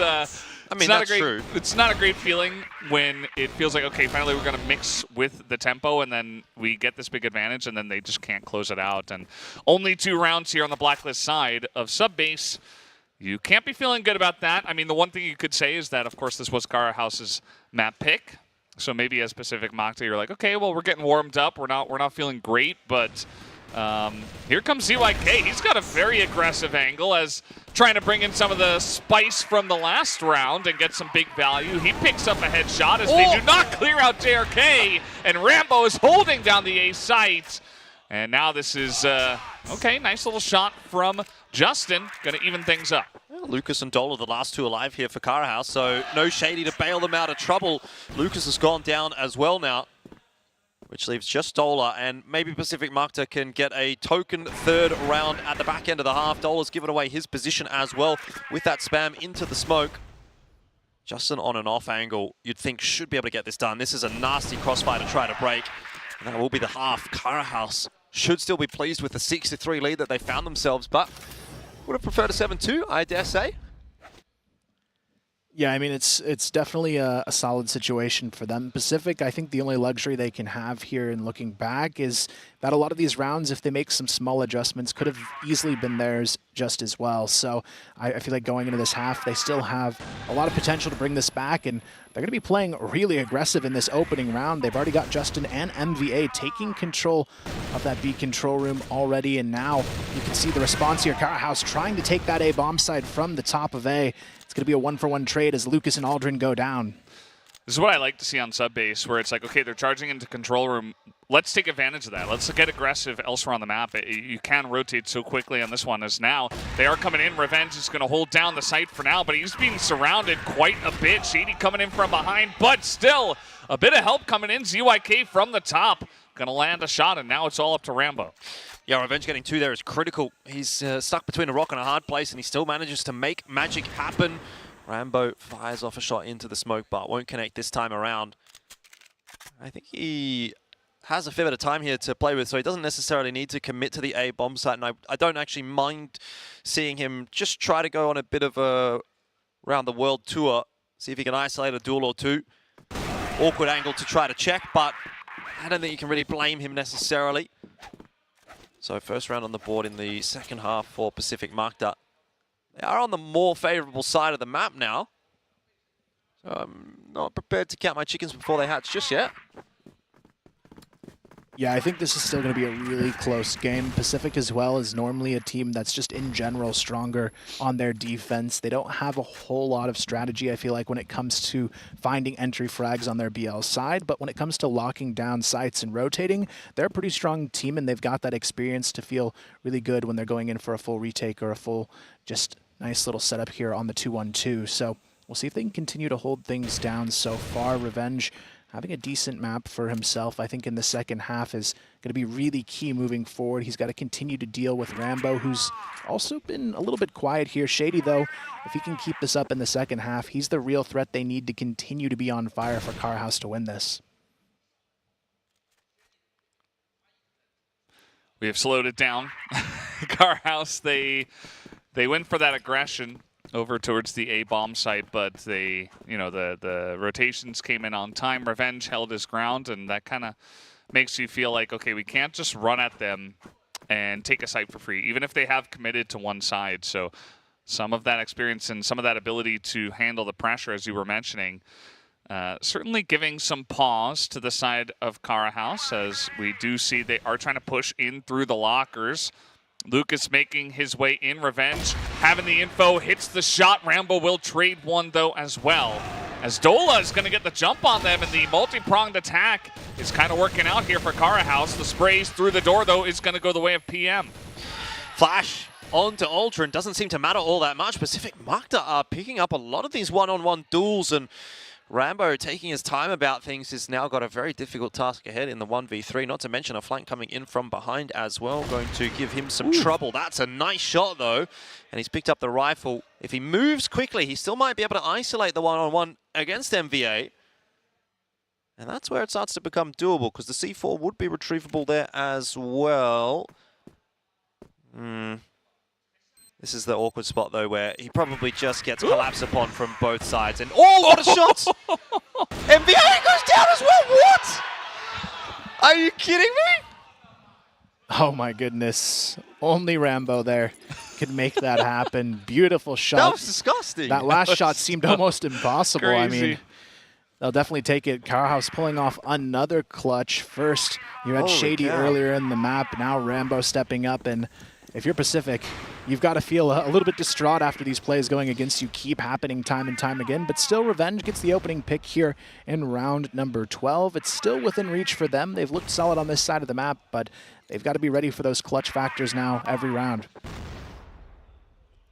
Yeah, I mean, that was that's a game-breaking kind of play from Rambo, and immediately it does get shut down by Revenge, which is nice at the start of the next round. But yeah, Carhouse have got to be feeling pretty good about their chances. A couple of guys that are really showing up so far. Although Justin is going to try to hold down this area. Rambo picks up two more as he's just charging them down. He is going to get taken out right at the end there as he ran out of bullets in his M4. And Pacific Macta will at least get the round. Yeah, I can't really expect him to do it back-to-back, you know? Someone else is going to have to step up.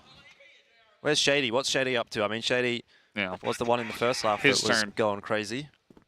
7-5, scoreline still pretty tight, and Pacific Macta are definitely looking better in this second half. And there's a bit of aggression thrown in from them this time. ZYK for the opening kill. A few rounds in a row now where Pacific Macta have found the entry frag. Carhouse struggling to deal with that.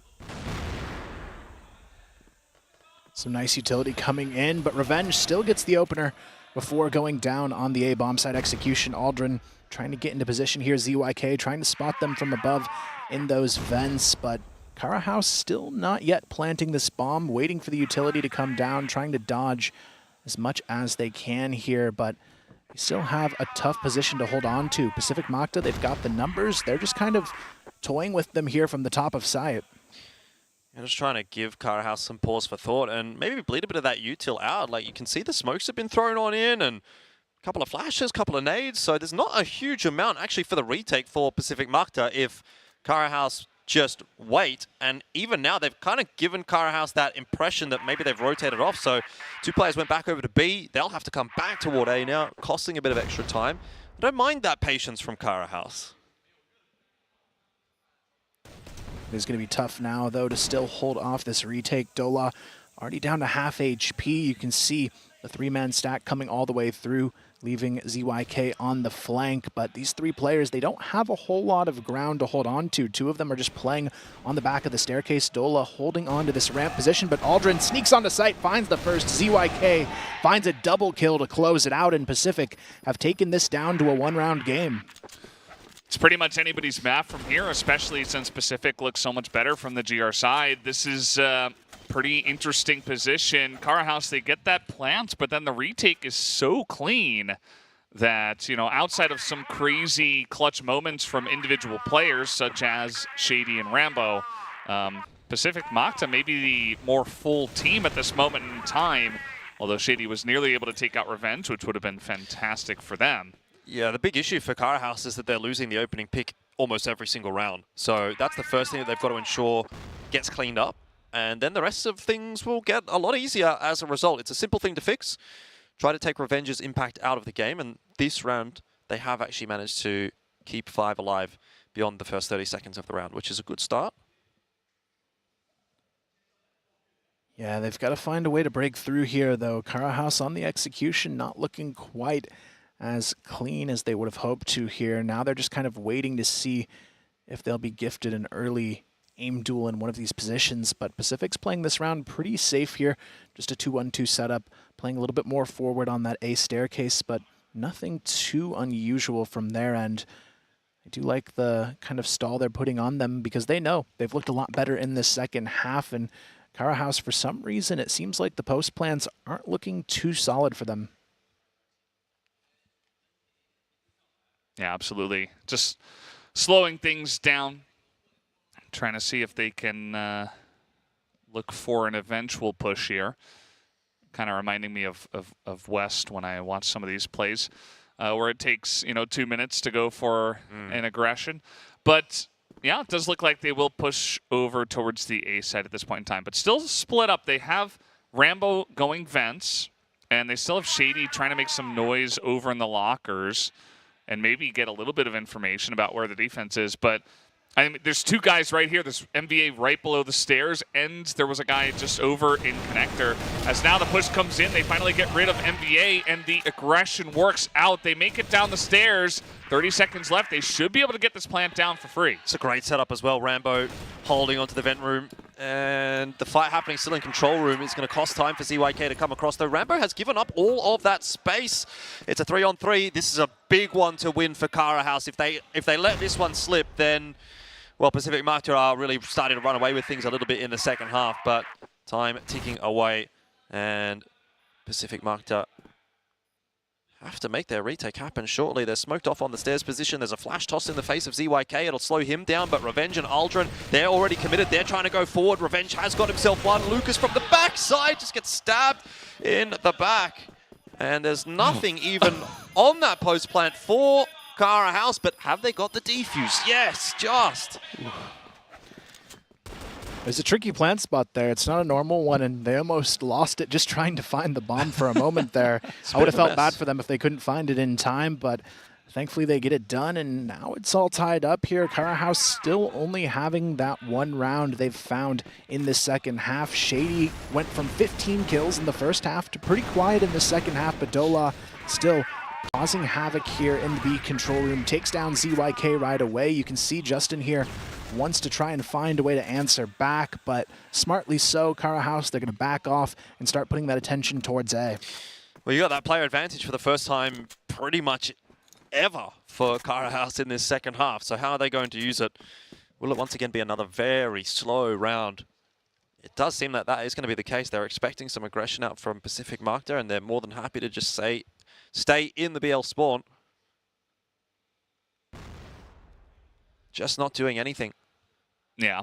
Well, we did see Pacific Macta doing something similar when they were feeling the pressure from the GR side on this map, but Yeah, just going to take their time. They're going to use the clock as much as they possibly can. They do have that advantage, and I think they've really, as you mentioned before, kind of haven't had this advantage many times in the round. So enjoying it while it lasts and trying to concoct some sort of plan here as to where they're going to go. For now, it's just kind of hanging around control room and outside of the hallway, but still trying to get some more information. There's actually nobody on A for the side of Pacific Macta, so they could quite literally just walk on down.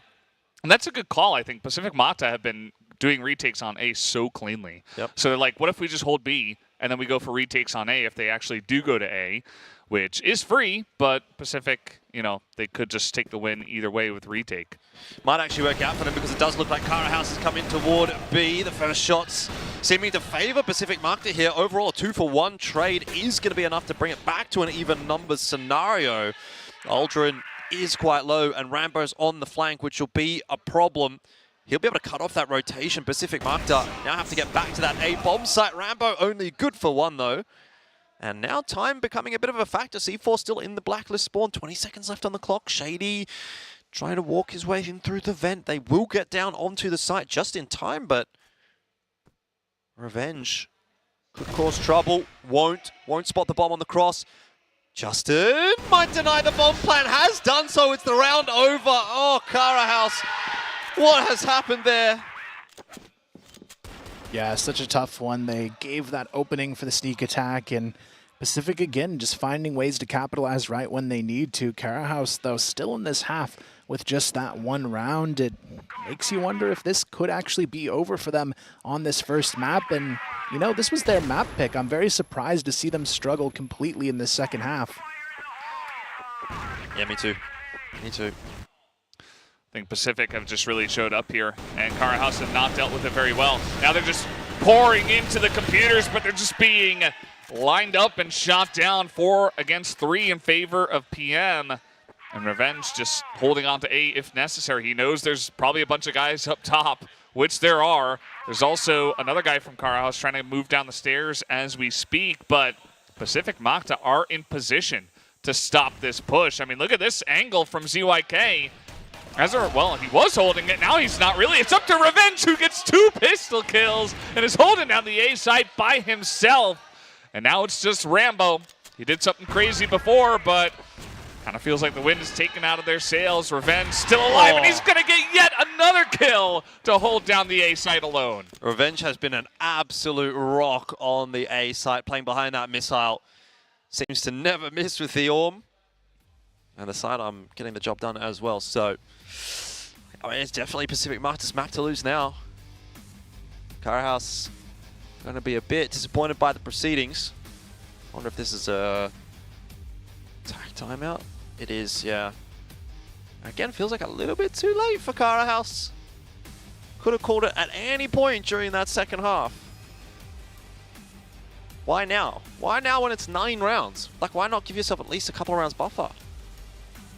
Yeah, they definitely could have used this a little bit sooner, but I also just don't think they were expecting to continuously lose those rounds back to back to back in the way they did. I thought at some point they were going to win one of those, but every time they had any sort of an advantage, it was either Revenge or Aldrin helping swing in and take it right back for Pacific, who have looked astronomically better in the second half. The first half, I wasn't so sure what their strategies were. It seemed like they weren't really fully put together in the same way they are on this GR side of the map, and this is where I think Pacific has a lot of strength as a team. They are one of the better GR teams, I would say, in this entire event. It's just their BL side's very, very shaky, but this is a good chance for them to close it out on their opponent's map pick, and if they can do that, they have a real shot at taking this one themselves as a 2-0.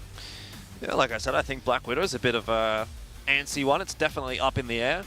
Only reason that Cara House was able to get over the line on Black Widow in Vietnam against Pacific Macta was a couple of big individual clutch moments, and I felt like a little bit of a disappointing final couple of rounds from Pacific Macta. So that one, jury's out. Jury's definitely out. And a lot of discussion during this timeout. Can only imagine. How do you discuss this where it's like, okay, you've got to nice aggressive play. You get in onto the A site, kind of, and then you're stopped essentially by Revenge. Even ZYK, who looked to be in a good spot, kind of dropped the ball and wasn't able to help out Revenge, and he had to just do it all himself, which was just fine by him, I suppose.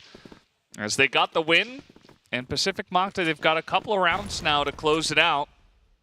And based on the fact that they've only lost one in the last 7 or so rounds, got to be feeling pretty confident for them.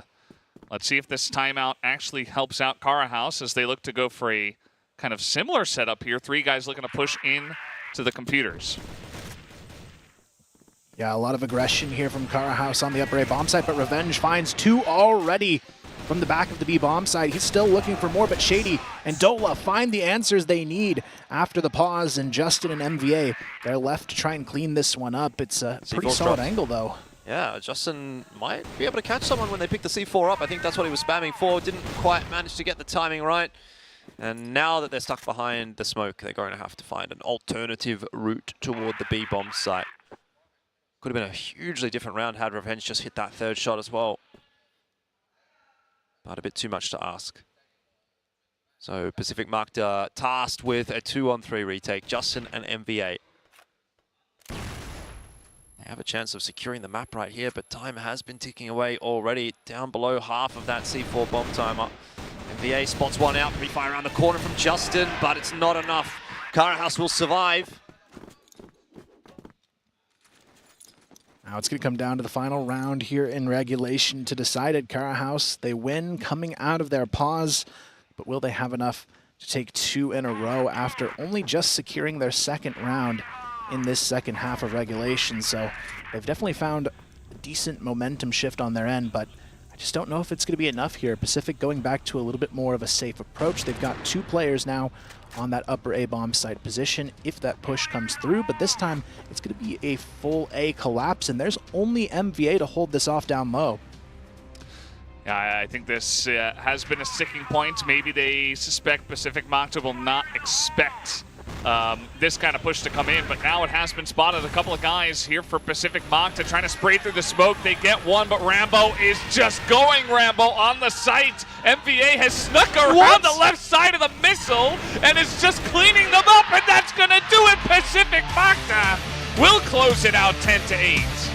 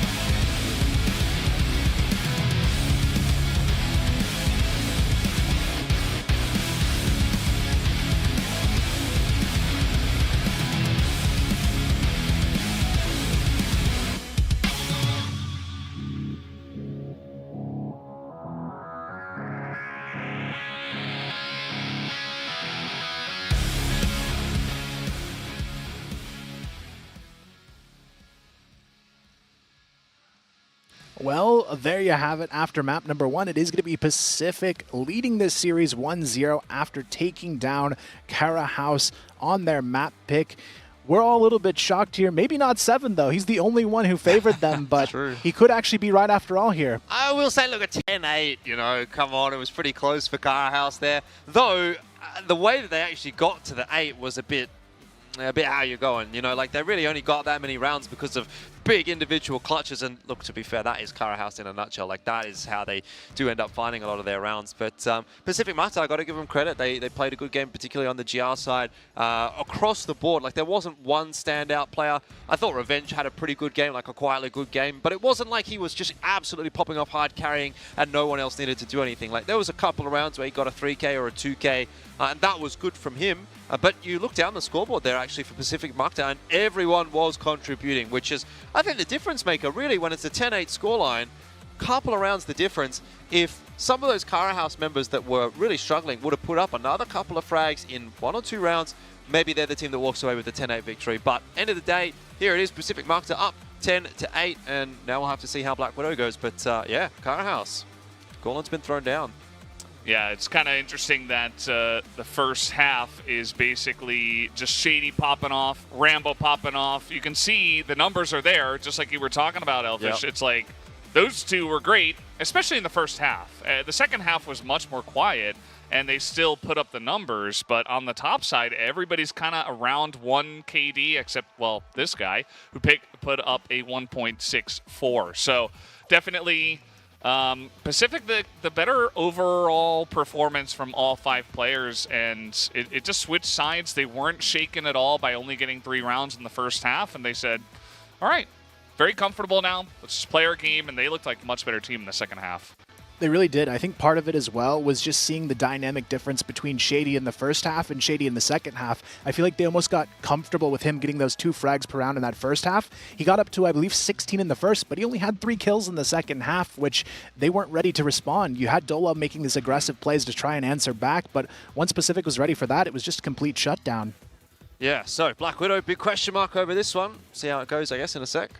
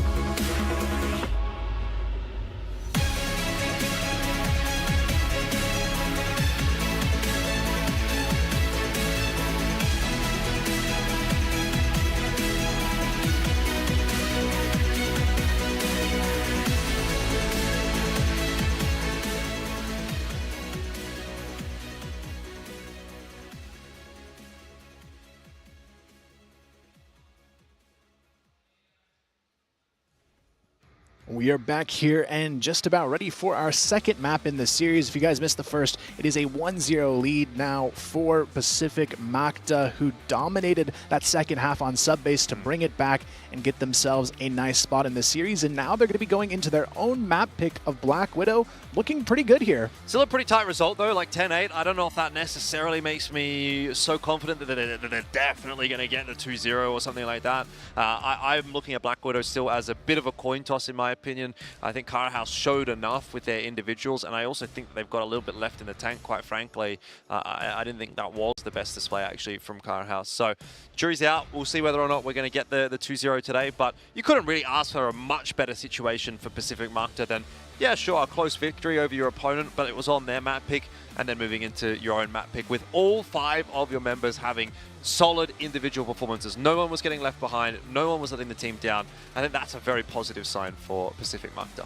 Yeah, I think they're going to be really confident moving into the next map. It's one thing to win on your opponent's map pick, but to win like 7 out of like the last 8 rounds that we had was just a really good confidence boost to say that we're the better team. We can win on GR, especially. Like, we should be able to take this one down on Black Widow. We have done it before. I think that it should be theirs, but it's still very close, right? Yeah. Like, this is kind of what we were expecting from this matchup, that it could go either way, but maybe now that Pacific Macta's kind of taken this first big step, might just be theirs. Yeah, I think so. You combine that with just them looking a little bit more well-rounded. I felt like Lucas was pretty quiet in this first game, and he's normally a player that's really on point for this Karahouse lineup. You had Shady as well, really good first half, but then second half couldn't get anything done. And then Dola, I think he's the biggest question mark for me. It felt like he wanted to make these aggressive plays all the time, but when he had to play passive, he didn't really have that same value that we were expecting. Yeah, sometimes that's kind of what you get from Karahouse, and indeed all of the Vietnamese teams that we saw it a little bit from ranking yesterday as well. Individuals that are hot and cold, and then strategic choices that also can pay off in a big way when they work, but obviously when you live by the sword, you kind of die by the sword as well. And in a couple of cases, I felt like maybe there was a lack of innovation from Karahouse, right? We saw that control room rush like 3 rounds in a row, and then once again later on in the half as well when they were playing on GR. And sure, it works once or twice, but inevitably Pacific Macta is going to be expecting that. So I think you probably need to throw something a little bit different in there every now and then if you're going to try and sort of change things up, not just continue to try to throw the battering ram at Pacific Macta, because evidently what we've seen from Pacific Macta is that they will adapt when they're given the opportunity, when they have enough rounds to do so, and they are certainly capable of taking this fight to Karahouse. So I think we're going to need to see Karahouse hit another level if they want to come back in this series and indeed reverse sweep it and grab the 2-1 win. Yeah, I think looking at this map, it could play into Karahouse's favor a little bit more, just knowing it does tend to be a much more blacklist-sided map, and they had a pretty solid blacklist side themselves up against Karahouse, though. I don't know. It's just bizarre for them, I think, to try and make these plays happen as a team. I feel like every time I see Dola, he's trying to do something alone. And when you look at the other side of it, Pacific, Aldrin, he's always going in first, but he has those players with him time and time again. The trades are set up. They're ready to go. And I feel like Karahouse and really the Vietnamese region as a whole needs to bring more of that to the table, because it's very solo play, I feel like, a lot of the time when we watch them. Yeah, it's very team-oriented, very methodical play. Like, they're not overreacting on the side of Pacific Macta. It's like, okay, well, they've gone for this, we will do this, and it's pretty straightforward, whereas a lot of, different factors kind of going Rambo, going out here, and sometimes it works out, and sometimes they get the 1 for 3 or they go crazy, but it's not very consistent. So I think maybe, first map on the big stage. Once again, they're back here at Grand Finals, so maybe they were a bit antsy, and perhaps they can kind of slow things down and give us a very close match between these two. We'll see what happens, though. We are going to throw it back to the stage as we get ready for map number 2. It's going to be Black Widow on the way. Oh, looks like we're not ready just yet here. I guess as we prepare for Black Widow, though, are you guys expecting the full 2-0 here? Do you think that potential is there, or are we going to actually see it go maybe into that third map and maybe a full decider? I think for me, look, I did predict Karahouse to find the victory. I don't know. I think Pacific Macta are actually looking a lot better today than I have given them credit for in the past. So almost want to say that they get the 2-0 here, but I just think Cara House as well have a little bit more to give, and I think if they do bring that to the table, then they're a good enough team to make this reverse sweep happen. I still personally believe Cara House is the better team, so I guess I have to, with that in mind, continue to predict that we go toward map 3, but yeah, look, Pacific Macta definitely doing better, and they're going a long way in, what's the word? Convincing me again that they are going to be here to sort of take the challenge, because I've kind of written them off a little bit after what I saw in Vietnam, but this is a much better looking start. Yeah, I believe in Pacific Macta today. You know, after what I've seen, I think they've got it in the tank for today, unless Cara House can really pull it back and show us some better play here in the second map. Pacific Macta just looked like the better team on the day, the better prepared team, so let's see if they can pull it together. It's going to be up to them to try and close this one out without risking that map 3, but let's hop into it. Black Widow to kick us off here as our second map in this series. It is going to be Pacific Macta on the attacking side first here, and they did struggle a bit in that first map on the BL side as well, so maybe they've got something better for us, and it's already looking a little bit better after all. Rambo taken down by Revenge to kick off the round. This is one of the big problems for Cara House on the last map, was Revenge got so many opening kills with that Orm, and once again, it's just popped up straight away as we jumped into Black Widow. 4v5 for Cara House in the initial round. And if Revenge can continue to have that kind of impact, then it's going to put Pacific Macta in such a solid position in so many of these rounds. Now, JRK is trying to hold on his own. He's getting a bit of assistance there from Shady, but the reality is he's the last man standing on this B bomb site. And that was a convincing entry into B. Great start to the series, great start to the map. And in fact, well, I guess if you're going to consider the series as well, it's looking pretty good for Pacific Macta with that kickoff. Yeah, honestly, a lot stronger on that execution than I was expecting. I thought surely there would be a solid response and rotation set up from Cara House. They even had the numbers nearby to try and shut it down, but shot for shot, Pacific just getting the best of them in this opening round as they take the 1-0 lead pretty convincingly. And I may have doubted them on their sub-base BL, but so far Black Widow looking a little bit stronger. Yeah, I mean, you get that first pick off. It kind of sets the tone once again. You just won the last map. You come in, you get the pick off on an aggressive member from Cara House once again. And then it's just a pretty straightforward, nice strategy push onto B. And it's something that we see many teams do. They get the job done. Cara House not really able to withstand the pressure down a member. And yeah, if they can get it going on Blacklist side and continue with the momentum from the last map, you got to like their chances. As Rambo once again just hopping around. And here comes Dola, and he's going to get shot down immediately. Lucas does pick up one, as will Rambo. But yeah, Cara House trying to clean out this water side. As NBA is the only one left, he is going to pick up one on his way out. But now it's all up to ZYK. I mean, it's good that he at least gets one there, because it does make this one doable. You've got a couple of isolated players on the GR side at the moment. Rambo's going to try to make his way into mid and perhaps link back up with Shady to play the 2-on-1. Which is not a bad choice, but it is going to allow ZYK into the A site to get that plant down. And he's certainly got his time available to him to sort of clear this side out. And in fact, maybe even get up to a little bit more funny business and clear mid out as well. I like this intelligent usage of the time from ZYK. Give yourself every opportunity to get as much information as possible and potentially even find a 1v1. But I think he's just got the timing wrong there, unfortunately. So solid attempt, but it's not quite going to go the way of Pacific Macta there for the second round.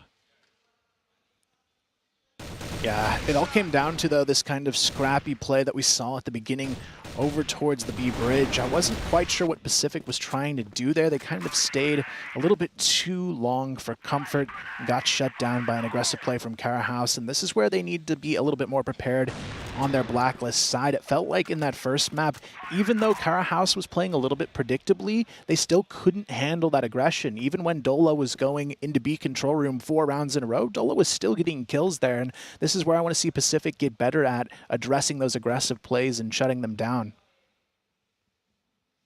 Yeah, for now, just mainly playing around this water area and just trying to get the pick on the guy in the A short. But a little bit of a wall shot there, perhaps. Rambo did get hit. Lucas also taking a little bit of damage. Not sure from where. maybe peeked out just a little bit early because Pacific Macta are just very much playing on their hind heels, waiting for Kara House's aggression, which I don't think is a bad idea, just depending on, just based on what we've seen so far from them, which has been over-aggression and, you know, one guy pushing out and getting caught out. But it does look like Kara House has backed off for now. Also do have control of the A-long area. Pacific Macta definitely taking their time, waiting for somebody to get antsy on their opponent's team. Yeah, back to that tried and true method from Pacific Macta that we saw on sub-base Blacklist side is to just play quite slowly, a bit more of a defaulty setup, and wait for any mistakes from Kara House, which, look, in this round they're not going to be making any, pushing their way forward at all. You do have ZYK now starting to take some of that onus for Pacific Macta and work his way forward on the bridge. Lucas, I feel, has been spotted out there as well, and he's just going to be spammed down. There is a trade in from Dola, and Shady's also going to be able to strike. The taps are in here. These players need to survive on long because that's where the C4 is. MVA, a bit of a whiff, but cleans it up in the end. And with 25 seconds, where are they going to end up? They need to push their way in. Maybe it's towards A. I guess there's no time left but to go in that direction. It's a crucial kill from MVA, but JRK could drop the bomb carrier, and that would be the difference maker. He's now been spotted out. Low HP for JRK to try to hold on to the site, and he can't do it. Revenge will pick it up, and Pacific Macta go to 2. Yeah, another tough round there from Kara House, where it looks like they've got all of the advantages they need, but then you've just got Revenge right there, looking good on the cleanup, gets it done, and keeps Pacific out in front here. And now this time around, they're going to be putting a lot of attention towards that B bomb site. You can tell Revenge really wants to take this fight on to Rambo. He's gone for it every single round so far at the beginning. This time, Rambo takes him down right away, gets the 5-on-4, and that's exactly what they needed from Kara House. Yeah, definitely a good look. That time around from Rambo has been struggling a little bit in that 1v1 sniper battle, but this time gets the better of Revenge, who has been a pretty key member of this Pacific Macta team so far. So definitely liking Kara House's chances this time around in this round. But let's see where it does go from here, as once again Pacific Macta just waiting around the water area of the map, seeing if anyone else wants to give one of their members a chance to get picked off. Not going to be the case just yet.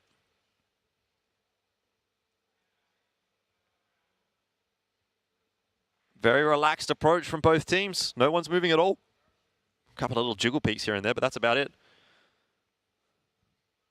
Yeah, Kara House, though, they've got so much more map control to work with. They've got 2 players pushed up here all the way up A long.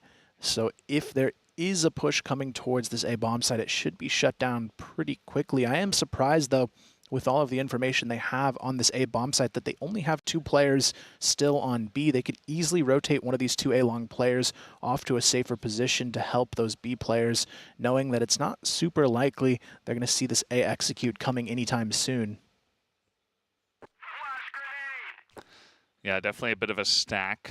They do throw a flash into the supply room, and just waiting on a push that could potentially come into B. Just not quite patient enough. And look, for ZYK, it's a risky business to actually be holding here in the spawn because he's got the C4. If he goes down, that's the round over. But again, if he would have waited a little bit longer, he might have got a free kill there. Either way, they're going to try to hit those entries, and it's a good one from MVA. They've still got to dig JRK out, but they do have time to do that. Pre-fire round the corner. Won't quite work out. Lucas and Rambo are there to assist. Rotation came through just in time for Kara House, and they will equalize once again. Seems we're in for another very close map. Yeah, it seems very likely here. A lot of that round, though, came down to ZYK being late with the bomb, getting shot at, and you could hear him calling out there, just trying to force that B play, and they weren't fully prepared to have a solid execution there, and then they just couldn't clear out Lucas as well, who sat in that corner a little bit too long. This time, though, ZYK, he knows Rambo's going to try for that peek onto Revenge again. They try to go for that shutdown play, but it's actually Justin to find the first through the double doors onto Dola.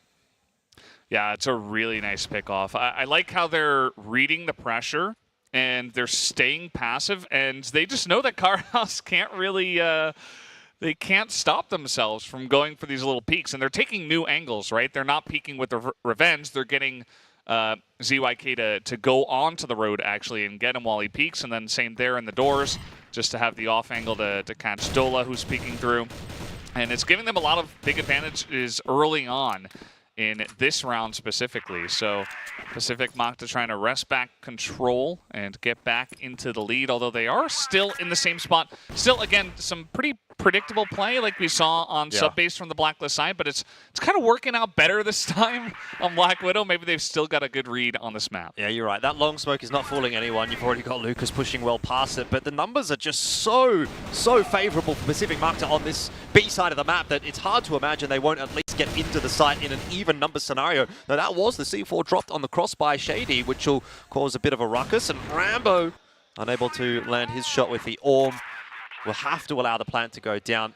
Tough retake now to be asked of Kara House, and especially so after that shot from Revenge. Jeez, he's looking good with the Orm in this series. Now they've got it in the 2-on-3. Rambo has to try and clear this flank out, but it's not going to happen. He's spotted Barrel out. Lucas now left alone in the box room, but he's only got 5 HP to work with, and this bomb is ticking quickly away from him. MVA going to be caught, but doesn't matter. Justin's there to secure the round, and Pacific still remain out in front here. A much better showing on this Blacklist side so far, but a lot of it's coming down to this time around. It's not Shady getting the first round picks. It's either Revenge or ZYK.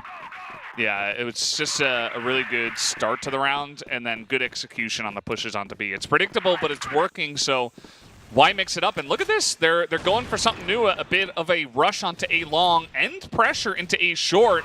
Let's see if Kara House can respond to this amount of pressure. They're trying to scramble into position, and they're just getting picked off as they're just being pushed to the back of the site. This is totally going the way of Pacific Macta as they take over the A site. It is only Lucas who is in the back road here up against 4.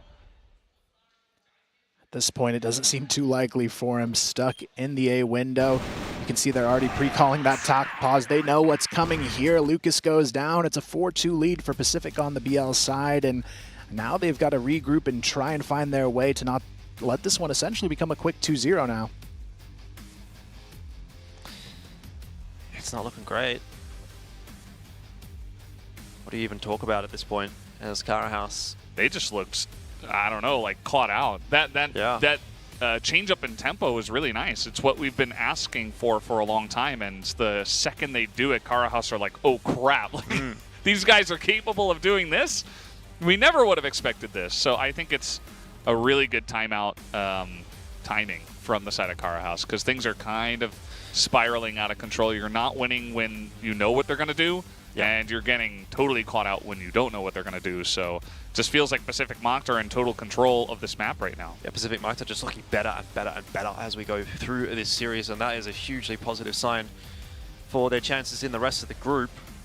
It's a tough group to beat. Obviously, Baisha in there, and 3BL, we didn't really get to see the best of 3BL last night. I think that's fair enough when you're playing against Baisha, but I'm sure that'll be another tough game. Yeah, it's a good shout, because if you lose this match, you're probably 3rd or 4th place, right? Like, so it's an extremely important match, because I'm not sure that either of these teams would expect to beat Baisha. Obviously, you're going to give it your all, and maybe you get that upset win, but it's a lot on your shoulders if you lose this first one. Yep. A lot of coming back to do. Benefit at least, I guess, for Kara House is they didn't lose too hard on map 1, so the differential won't punish them that much, but yeah, I mean, map 2's still starting to get a bit of a problem, and that is a fast start from MVA. Oh, man. Oh, man. Yeah. Oh, it was a replay. It's baited me so hard. It was a fast start. I was like, whoa, it really was. They've just come out the gates out that tack pause and just booked Kara House. Look, it wouldn't be the worst strategy, I think, actually, running out of a timeout to play that quickly, but in the end, yeah, look, 4-2 lead at the moment for Pacific Macta is still a little bit of a worrisome sign for Kara House. And it's so much long control established for Pacific Macta in this round initially as well. Is a real problem. I believe it is Revenge that is sitting at the bottom of A long. Yeah, it is. So he's able to see, well, nothing, which is information in itself. Yeah, Kara House playing a little bit more reserved, only one player on the A-bomb site, but Pacific, they've pretty much ran this start of round setup consistently throughout the half. They've got a lot of attention towards the B-bomb site, trying to bait out a pick. There is an extra player on it for Kara House this time around, so maybe that gives them a little bit better odds on the hold. They've got Lucas and Rambo with arms in hand this time around as well to maybe change things up and keep Pacific guessing here, but their entries on this B-bomb site have been so on point today, especially when it comes to clearing out that corner box. I'm surprised they're actually still playing that position, considering it's been mostly unsuccessful for Kara House. Yeah, I think Kara House definitely, they take the time out and they're trying to mix stuff up. Not sure if it's going to work out for them. Conceding more of the map early on just to try to handle some of the pushes that have been coming through from Pacific Macta. And it's kind of rough when you feel like you're losing every firefight because either you're out of position or you know, the enemy team is just playing better on the entry. Especially Pacific Macta, who you know are going to have a really strong GR side. As here they come, they're going to push in through the supply. They are trying to get onto B once again, but this time Kara House in a better position, but still the entry is just so clean. Wow. All of them get wiped up on the B site, and only Rambo is left there to just collect the pieces, of which there aren't much. There's only one 6 HP piece that is himself, and Revenge is just flanking him. That's going to do it. Headshot as 5-2, even after the timeout from Kara House. Yeah, you can just see that momentum is flowing like crazy for Pacific Macta at this point. And there is, I feel like, almost nothing to be done for Kara House. Once this level has been achieved for Pacific Macta, it's very hard to call this one back. Kara House is going to have to win, you know, the last couple of rounds of this half and probably the first couple of rounds of the second half to break this momentum. They're going to try to go fast. Shady's going to get that opening kill. Big fight for MVA. Can't land a spray down onto the second player. So at the very worst case, that aggression has worked out from Kara House, and they have the numbers advantage at the start of round number 8. But they've given up so much map control. I like this from Revenge. Look at how far he's pushed into the A site. And if he can pick Lucas, then the door is wide open. And even then, he gets Shady, but surely he's got to be prepared for someone on the bridge position. I think he has spotted Lucas out now. Aldrin, though, goes down on the wraparound. Still, Revenge is alive on this bomb site. They haven't really addressed his positioning. They're kind of just playing off of it now and waiting to see if it's going to be a full commit from the bomb as well. ZYK decides to stick the plant here. Dola already in position on the window. They're just waiting for that final wraparound to come through from Rambo, but Rambo and Dola are both pretty low on HP for this retake. Lucas has to pop off here from the catwalk. Revenge already takes down Dola with the nade. Rambo spotted underneath. It's only a 2v1 for Lucas, and he's taken down to 30 HP. It's not going to work out again. Kara House, they've got the numbers, but they just can't find a way to break through. Pacific now, all they've got to do is just play this clock, and Lucas, he's got nowhere to turn to, and that'll be the round for Pacific.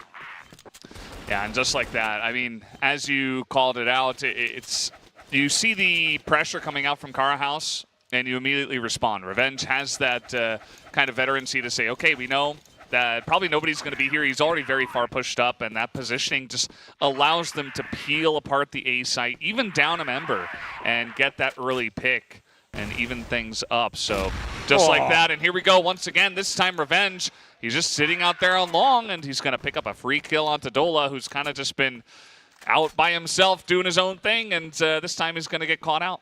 Just nothing going right for Kara House on this map at all. Pacific Macta, they came in with a game plan. We were not sure whether it was going to be Black Widow or would it be Compound that they would head towards as their pick, and well, I think they're very much proving exactly why it needed to be Black Widow. It was a really close affair between these two teams the last time they played it, but this is looking like it's bound to be a blowout. Aggressive setup from Kara House with 3 players over toward the B side, pushed into the connector, but Pacific Macta know that they don't really need to do a whole lot here. They're a very disciplined team on the Blacklist side. Yeah, at this point, it's going to be a pretty vital round for Kara House to try and grab to make this a 6-3 half. You can see Pacific playing pretty much the same strategy they've carried out through the entire half here. 3 towards B. They've got 1 posted up on A long, another just passively holding on to that mid-spawn position. And It's really going to come down to what they have to throw back at them on this B bomb side. It is a 3-player stack in the box room, which I don't think they're going to be fully ready for, but this is what Pacific likes to do. They're just baiting these players out. They don't even have to peek into it because they peek them, and Pacific, they just get gifted all of these kills because Kara House doesn't have the patience to hold that for the whole round, and there you have it. It's a 7-2 half, a complete slaughter here on the Blacklist side coming out from Pacific, and now it's up to Kara House to show us if they've got anything left here. Yeah, that's kind of the most, that is like the moment that broke the back of Kara House right there. Like they decide, okay, we're going to push out and we're going to try to isolate one guy, take a very aggressive stance. We're down a member, and it's like a web, like a concave perfectly. They're just waiting for them to move out of that one doorway, and it's just a slaughter fest and makes it look so easy. Pacific Macta getting 7 rounds on Blacklist. Got to be feeling pretty good. Yep. Long control is going to be established for Kara House. For Pacific Macta, I should say, straight out the gates. And they just set Revenge up on that line, rotate the rest of the players off to have a look into mid. Already a decent start to this first GR round for Pacific Macta.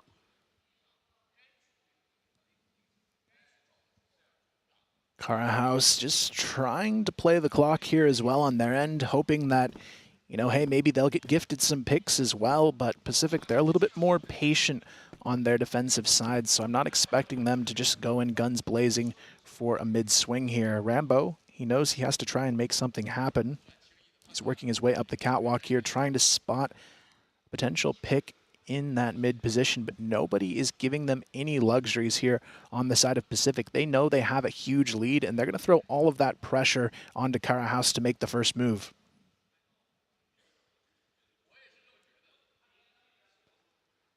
Let's see if Rambo can find anything. I mean, at this moment, he's either going to run into Justin or he's going to take over the A site. Justin is taking a look up at the catwalk and will be ready for it when it happens, but let's see if Rambo does push out that far by himself. He's even going to use a smoke, so just trying to create some noise for the team that looks to be pushing into B.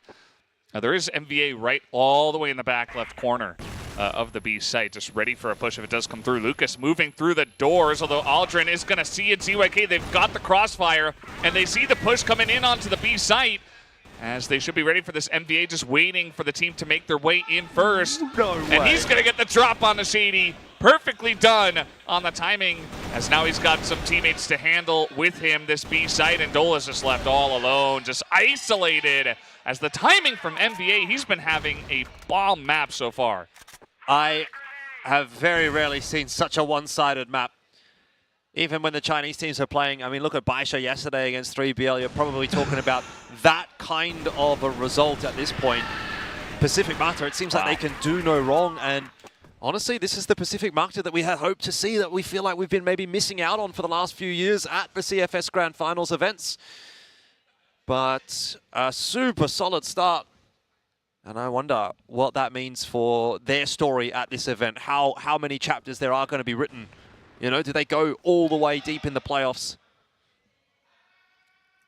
It's definitely a good start here, and knowing they've got 3BL in their group as well, another one I would assume they can probably tackle them, but I think it would really just be up to now if they can pull this off, what's going to be in store when they take on their first Chinese opponent. But it's not over just yet. Kara House, maybe they've got something left for us here. It's going to be an extreme comeback needed to make that happen, but we've seen crazier things before. Pacific, though, this is what they do best. The GR side, they're not afraid to just play patient, and they don't really play very risky on this side of the map, which for the Vietnamese teams, not really something they're used to being up against.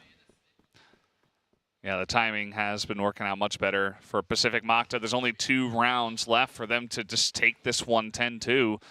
And the way this is going, it might just happen in that manner. We do have a slow push through the boxes. Shady trying to line this one up first, but immediately MVA just going to take him out as MVA does go down, but he has support right from the window, and not able to get that first entry kill is going to slow down this push so much from the side of Kara House. Good kill on the rotate, though, from Rambo. Keeps the options open for Kara House. They could actually rotate off and go back to A, which is What Pacific Macta will be wondering about, though, Lucas is still hanging around here with the C4. If he drops, though, that's the game up. I mean, he's just taking a 1v1 fight. In fact, it ended up really being a 2v1 fight. He was sure to be traded, and now it's put Rambo in such an awkward spot that he now has to try to clutch this one out. Good connection with the Orm, but Revenge now knows his position, and of course Rambo, low on HP, is going to have to make no mistake with the Orm to win the round from here. It's a good call here from Revenge, though. Doesn't actually stay on that B bridge. He's going for the full wraparound, knowing he's not going to have enough time to go back to that A bomb site. He can just kind of stall and wait for the plant here. So Revenge, this is an incredible read, and it should net him the round, because Rambo, he's going to have to go all the way back to A if he wants to win this one. Revenge, he's going to spot him just in time, gets it done, and that's now match point on the table, 9-2 here in map number 2.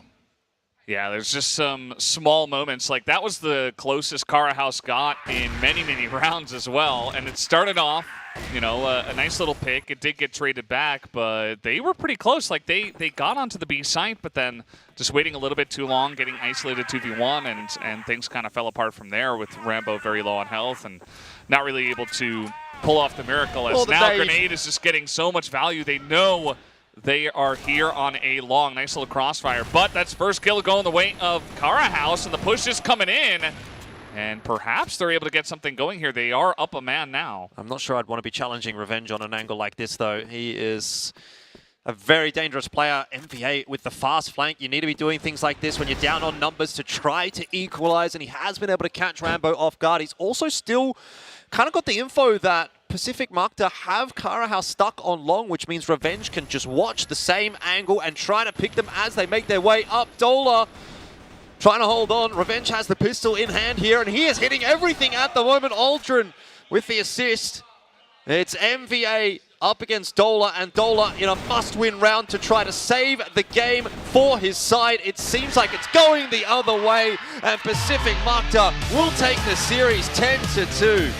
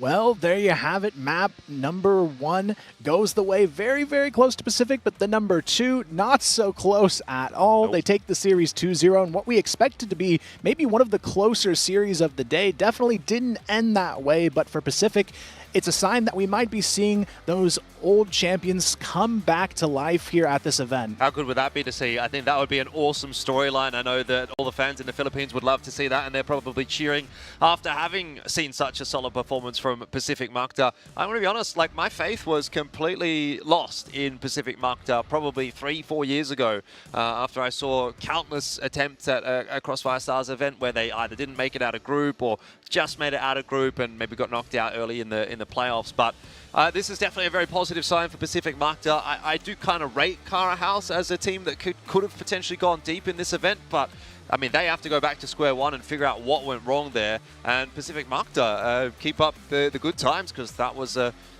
sprightly performance, so very exciting.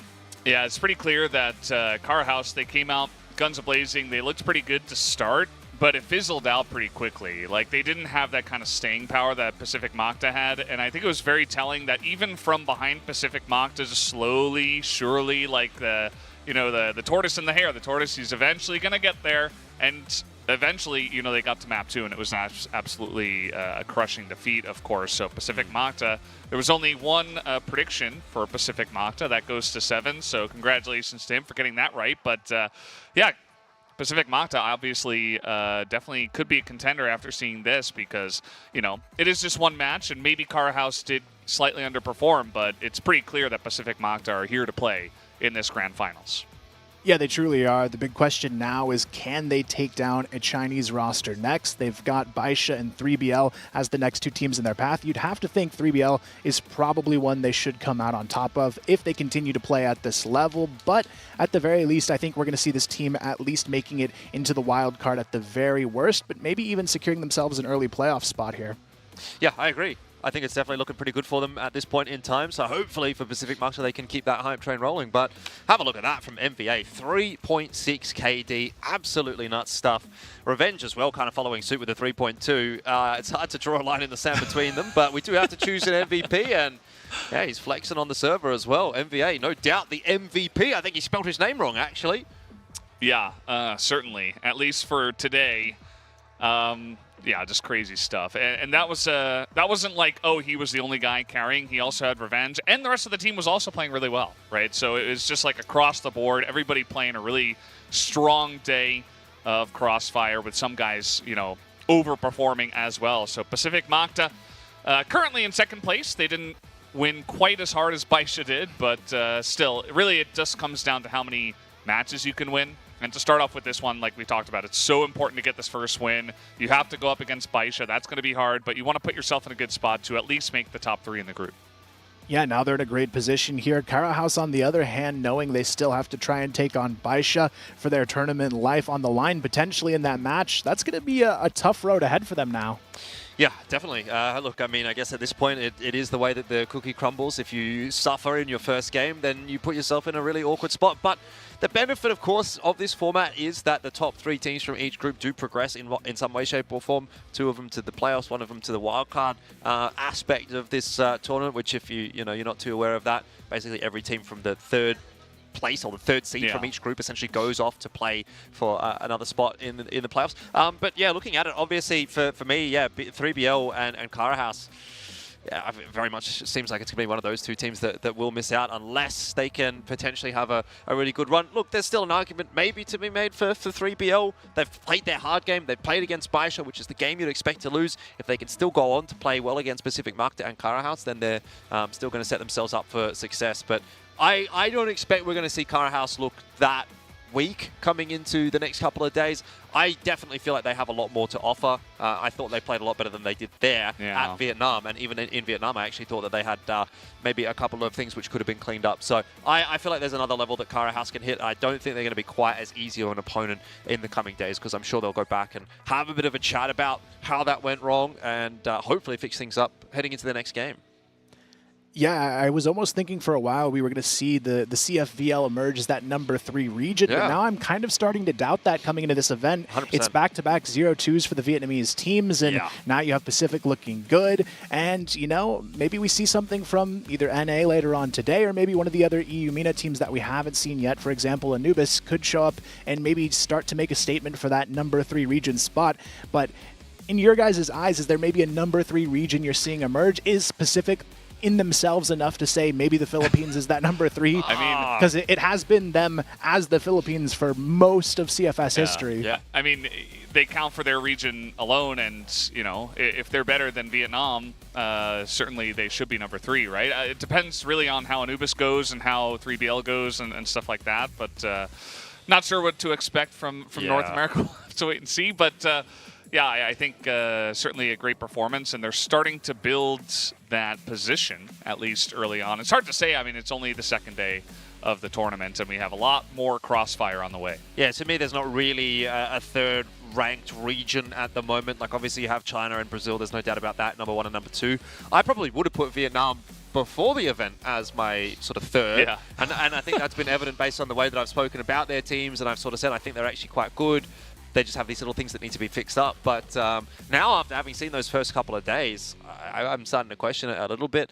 Maybe those EU MENA teams can actually sort of take that position.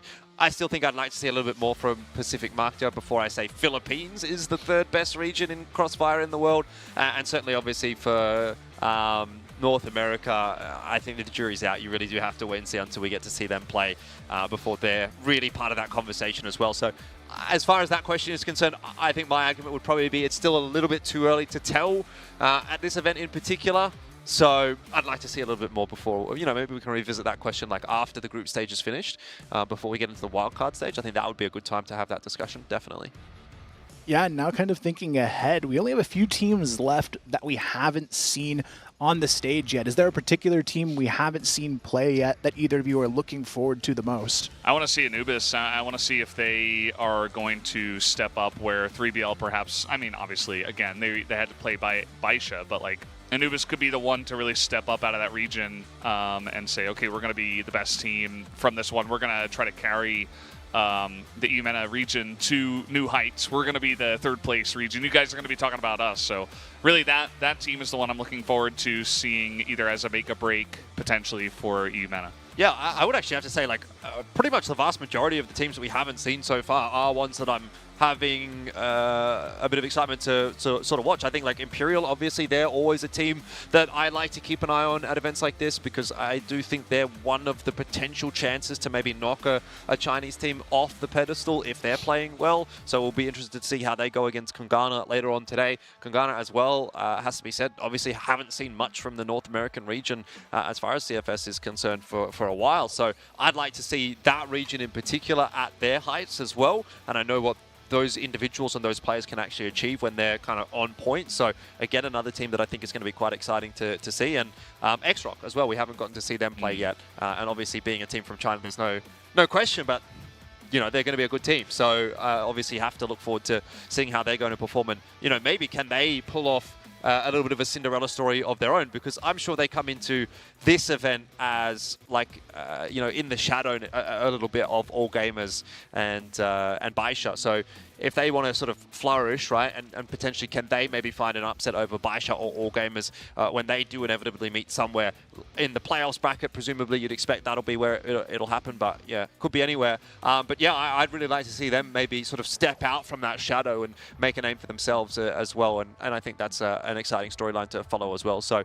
yeah, for me, yeah, Imperial, Kungarna, XROCK, the three, which is more than probably what you asked for, but hey, I guess... and Anubis, don't forget well, them. You said the Anubis. 4 teams that haven't played yet. Actually, we covered all our bases. Exactly. Well, that's the beauty of it. I think you can make a good argument for all 4 of those teams as to why they are a team to watch, and that's what it's all about, right? Setting up these storylines and setting ourselves up for an exciting day of Crossfire. Yeah, I was talking about Imperial, like really, VINCIT already looked good, but if Imperial are also looking really good, then you got like this really strong Brazilian duo of teams that could come in here and actually challenge China. Like if they're looking really, really good, then it kind of builds the hype for like that China versus Brazil matchup as well. Yeah, I think so. When I look at the Brazilian teams, I think Imperial might have a slight edge in that, but VINCIT, their team play really impressed me in day one because I thought ranking was actually going to give them a lot more trouble than they actually did. But also, looking at the other teams we haven't seen yet, I feel like Anubis has a pretty good group odds to make it out of. I feel like the other EU MENA teams have a little bit harsher groups. You have, the luxury of not having AG or Baisha in your group if you're Anubis. Yeah. So XROCK's kind of that wild card factor, I think, in that group because even though they are a Chinese team, they aren't as experienced in the CFS environment. So we don't know if they're going to flourish or not yet compared to these other 2 teams where this is just another day at the office for these guys. So we'll see how exactly it all plays out. But just kind of reflecting, I guess, back on this one now, knowing Cara House has to basically play against 3BL for their life. Do you consider that going to be a close match, or do you see maybe one team having a major advantage over the other there? It's hard to get a really proper read on that one, obviously, because 3BL just got destroyed by Baisha, and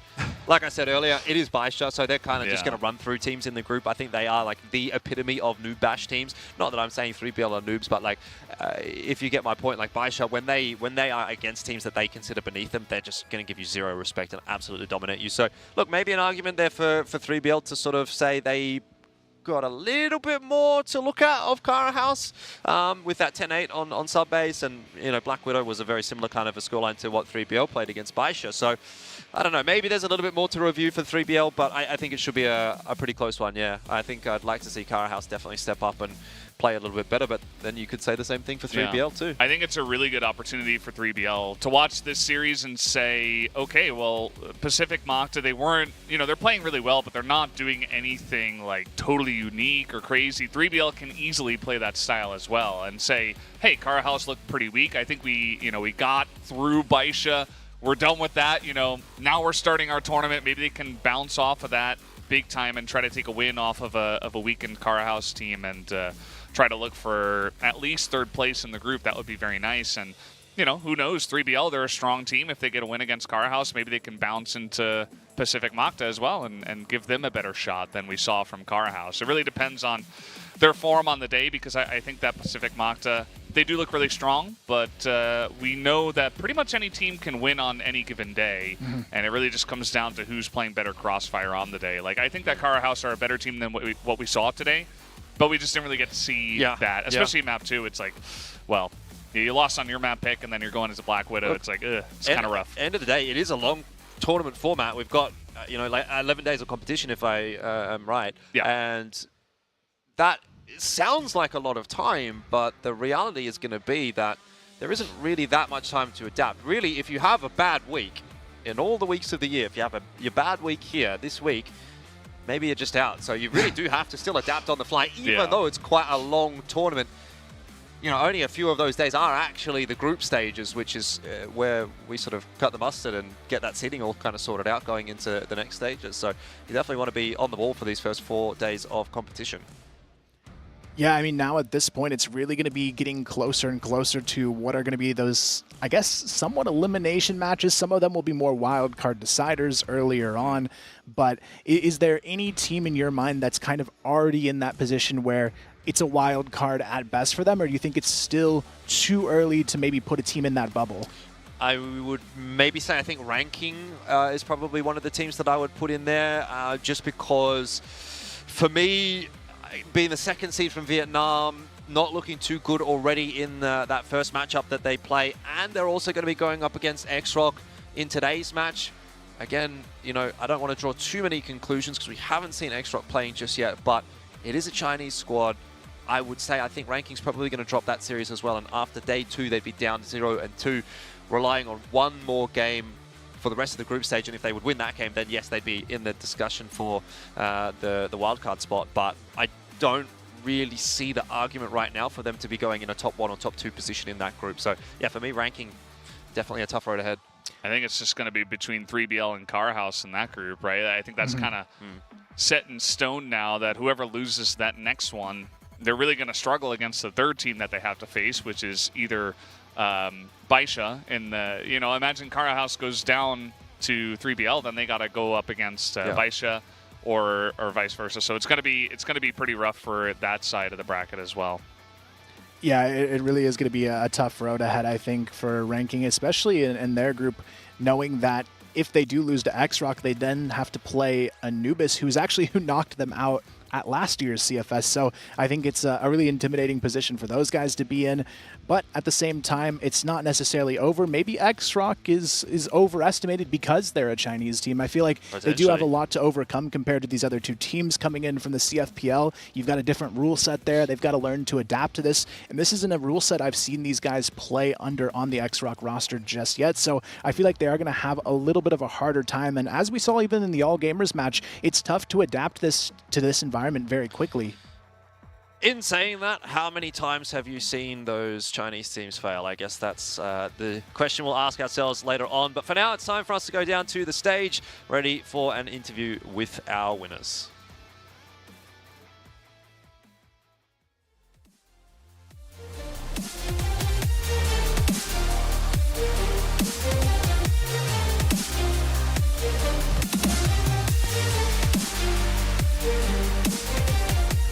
Congratulations to Pacific Macta winning our first match of the group stage day 2. MVA are MVP of that. A big win for the Philippines. Tell me, MVA, how did you feel about playing Kara House as your first opponent? Excited kami makalaban sila ulit kasi lagi kami naglalaban eh. Tapos lagi kaming match. Nakabawi kami sa kanila. We are very happy with the win. It's been a rivalry between our team and Kara Houses, so we are grateful to have the victory. Which of the players of Kara House do you think was giving you the most trouble? Wala. Nobody. Nobody. Okay. Is this the year? Actually, no, let's talk about the second map before I come to that. Let's talk about Black Widow. Black Widow was going extremely well for you. Why? What was the team communications like during Black Widow? Maayos yung comms namin tapos nag-uusap kami ng sang-ayon sa play. The comms are great as we planned. Just great comms overall. You were enjoying yourselves though. It was fun? Yes. Okay, I know there's a huge Filipino community. I've been out and hosted the Invitational Manila. It was awesome experience. I know how proud you are.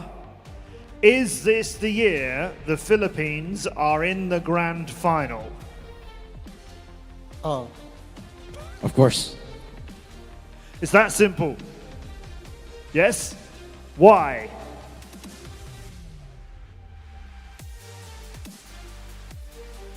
Confident kami. Ayun lang. Because we feel very confident. Confidence goes a long way. Pacific Macta, congratulations. First win of the day goes to the Philippines. Now we'll take a short break, but don't go anywhere. We've got another thrilling best of 3 to come next.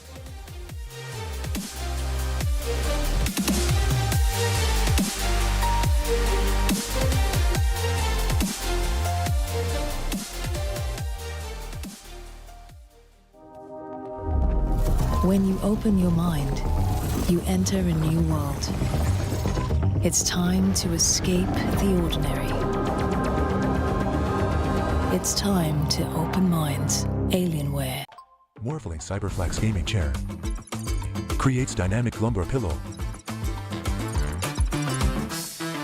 It automatically adjusts to your body's movements. Morphling Cyberflex Gaming Chair, reaching your throne.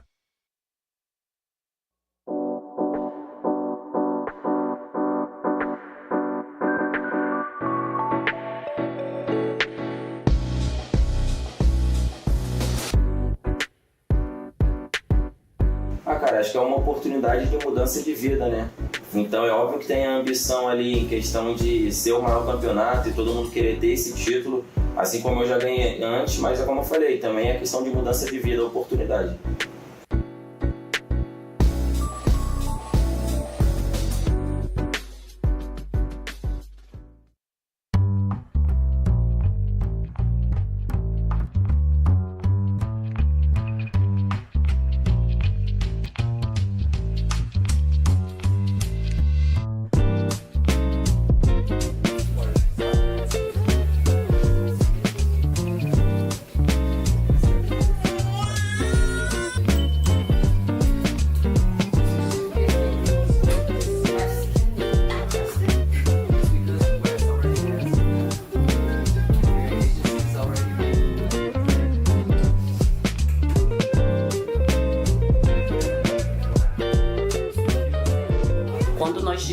Daniel jogava muito em casa, como acho que todo menino da idade dele, os jogos, eles atraem muito, mas a gente já via como um vício, como ficar muito tempo dentro do quarto jogando, e a gente não sabia como que aquilo ali poderia dar. Pra gente era apenas um vício de jogo.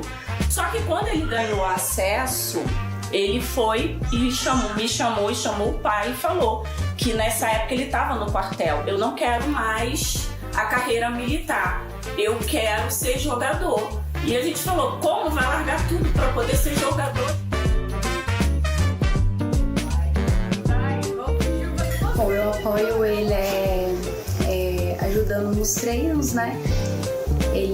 Eu ajudo ele levando refeições, ouvindo um pouco do que ele tem para falar, né? Que às vezes ele quer comentar um pouco sobre os treinos. É isso, a gente se... Não, Kiki.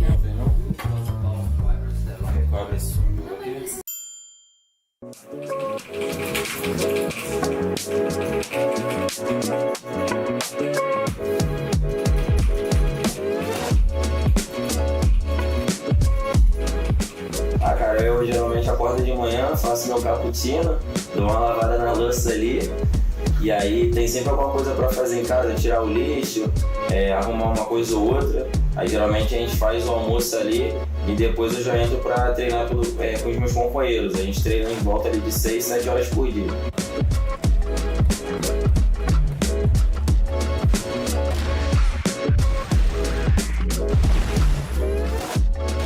Como jogador profissional é se manter no auge, né, cara? Se manter no auge não é fácil. Principalmente no Brasil, que se você ganha em todos os campeonatos, você é o melhor do mundo, se você perde você é o pior. Então tem muita cobrança, principalmente também que tem uma galera, os fãs brasileiros que me acompanham, mas eu particularmente me manter no topo, cara. Tanto sempre ali em alto nível e como eu falei, quando eu ver que não tá dando mais, eu paro.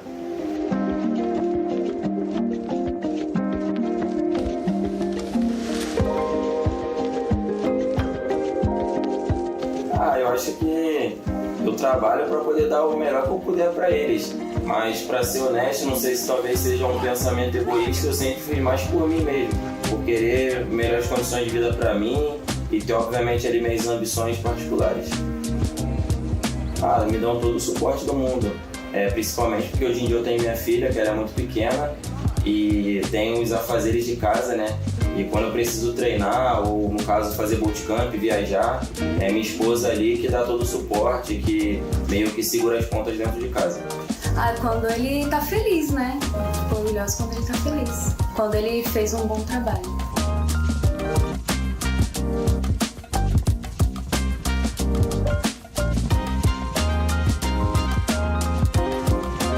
Não precisa perguntar. Queria agradecer muito a torcida de vocês. Fiquei quase 1 ano e meio parado e aí ainda assim quando eu voltei a galera mandou muitas energias positivas, me acompanha, sempre manda mensagem. Então rapaziada, tamo junto de coração mesmo e é nóis.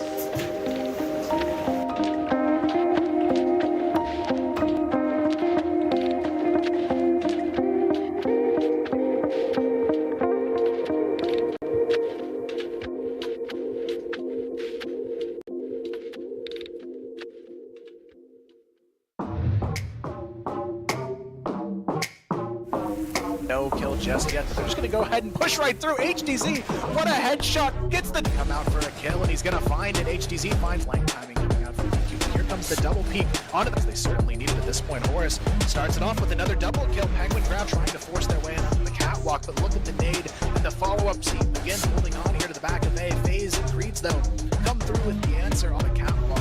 Creeds be ready. Yes, he is. Creeds. Just going right off the back of it. Travis, though, good for a first here. Still hanging on to the generators on the back of sight. Next on GB coming through, which is Foxy does happen to get on there, man. The box trying to pick off Shrimp, but Shrimp is having none of that. Cage really trying to dance around it. Gets the first. Can he get the second? Though good for 2 on the back of sight. 40 down to the... That was their biggest mistake so far in this game. I mean, I know we're only 2 rounds in, and Rolly taking the pop shots from the back needs to stay alive because completely shut him out of position. He's taken down, but Fair manages to get 2 picks here on the side of Anubis. But look at him here on the B tunnels. Good for a first, good for a second. Q. Here, Doom making one of his own piece, and I mean, it all comes down to take him out, and he does. But here we go. Be a lot harder though because everyone from Alpha is coming out swinging, but he's gonna get it anyways. Slayer. It's really all gonna be up to Reed here. What can he do? He rounds. They got a little too aggressive, but Snox, he's gonna get the first here on the A push. Awesome swings in for more. Every now and then, he's still got the shot. He's still got what it takes. Unleashed trying to force his way back in.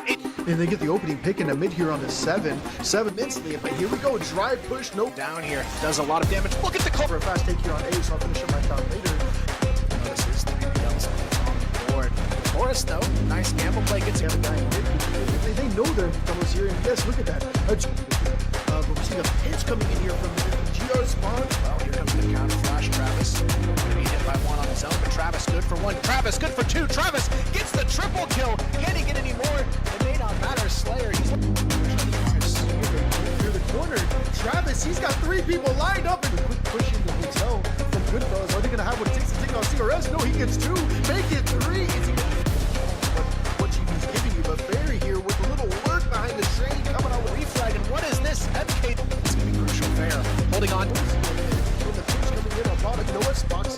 He's also doing what he needs to do here. Just taking the hurt up with vital kills on the rain, going for that for aggression in the barn. Just like that. But Creed's the track boys. He needs to get at least 2. He does capitalize on the one first one right off the bat. Oh, he does get it in the third. He is shutting down this push all by himself. Quick from the side of GV. It is not going at all well for them. Oh my word, a triple kill going to the way of Viza. Look. All it takes Fair as well. Finding Slayer, but Spoxy being alive too long could be dangerous. He finds one, finds the quick onto the second, and he's still alive here to fight. Dipsy gets the third. It's all on the snare. It's a 4K from Spoxy to close it out.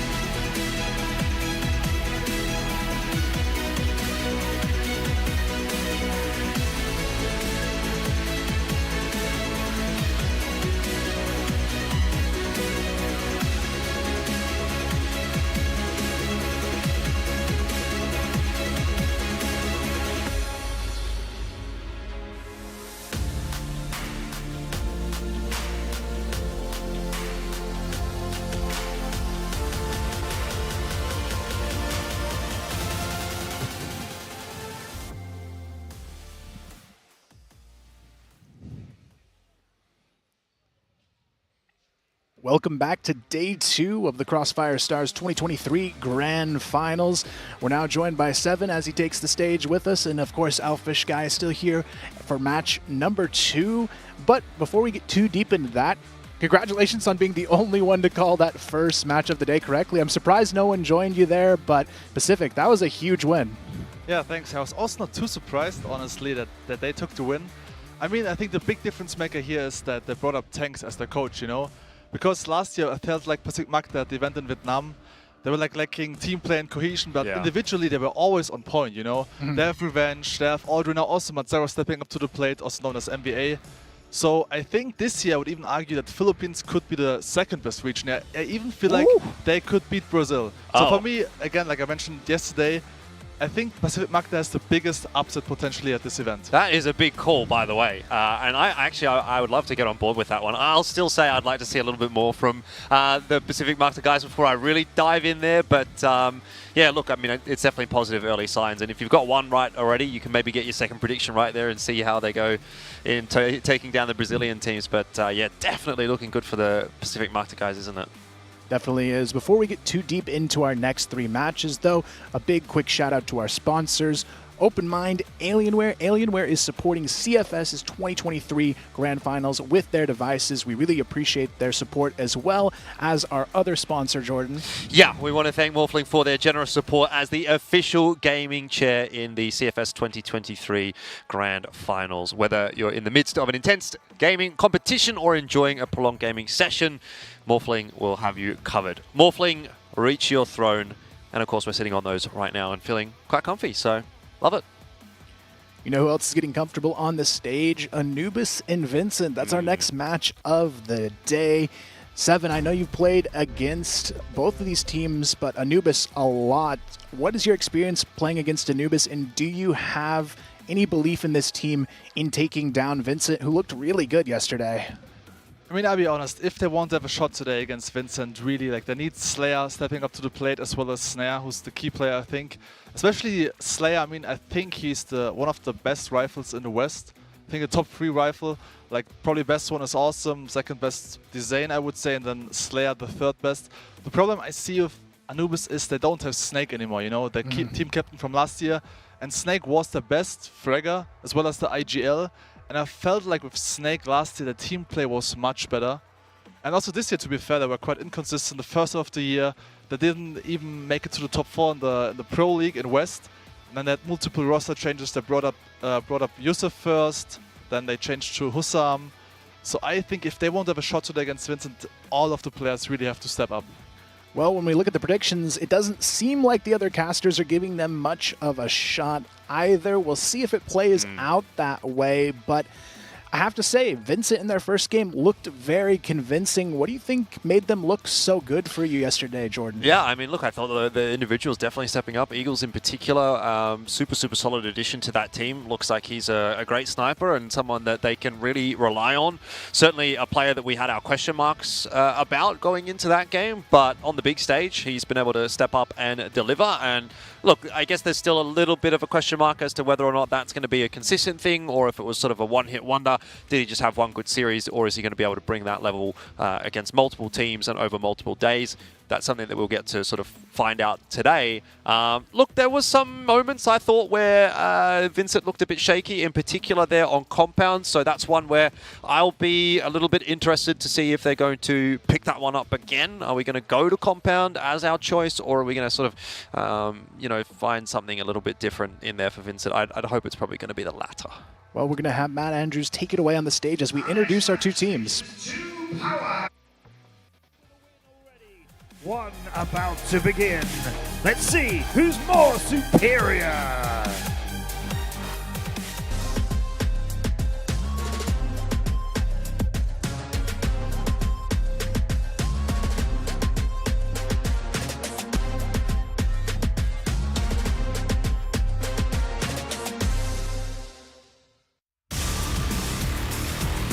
First to the stage of their win yesterday in Group B, VINCIT Gaming.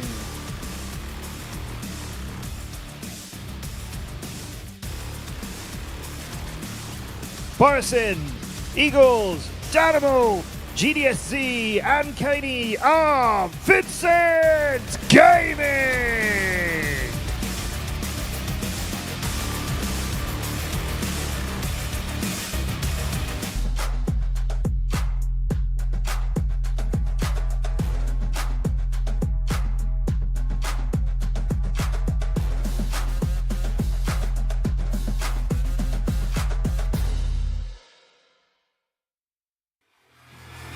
And now, for the CFS 2023 Grand Finals, Anubis Gaming!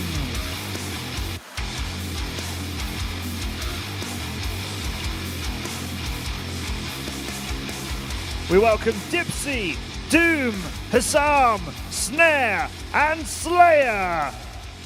Anubis Gaming!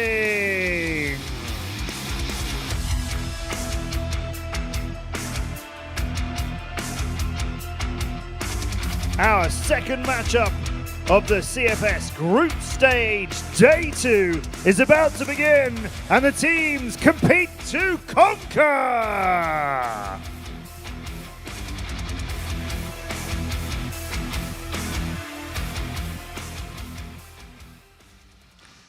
It's just about time here to hop in for our second match. Of course, as Matt said, Anubis and VINCIT taking the stage here. They seem ready to go. Anubis, this is going to be their first match here, but for some of these players, it's actually their first time here as well. Even though Anubis was at the last CFS, it's only 2 of the same 5 players.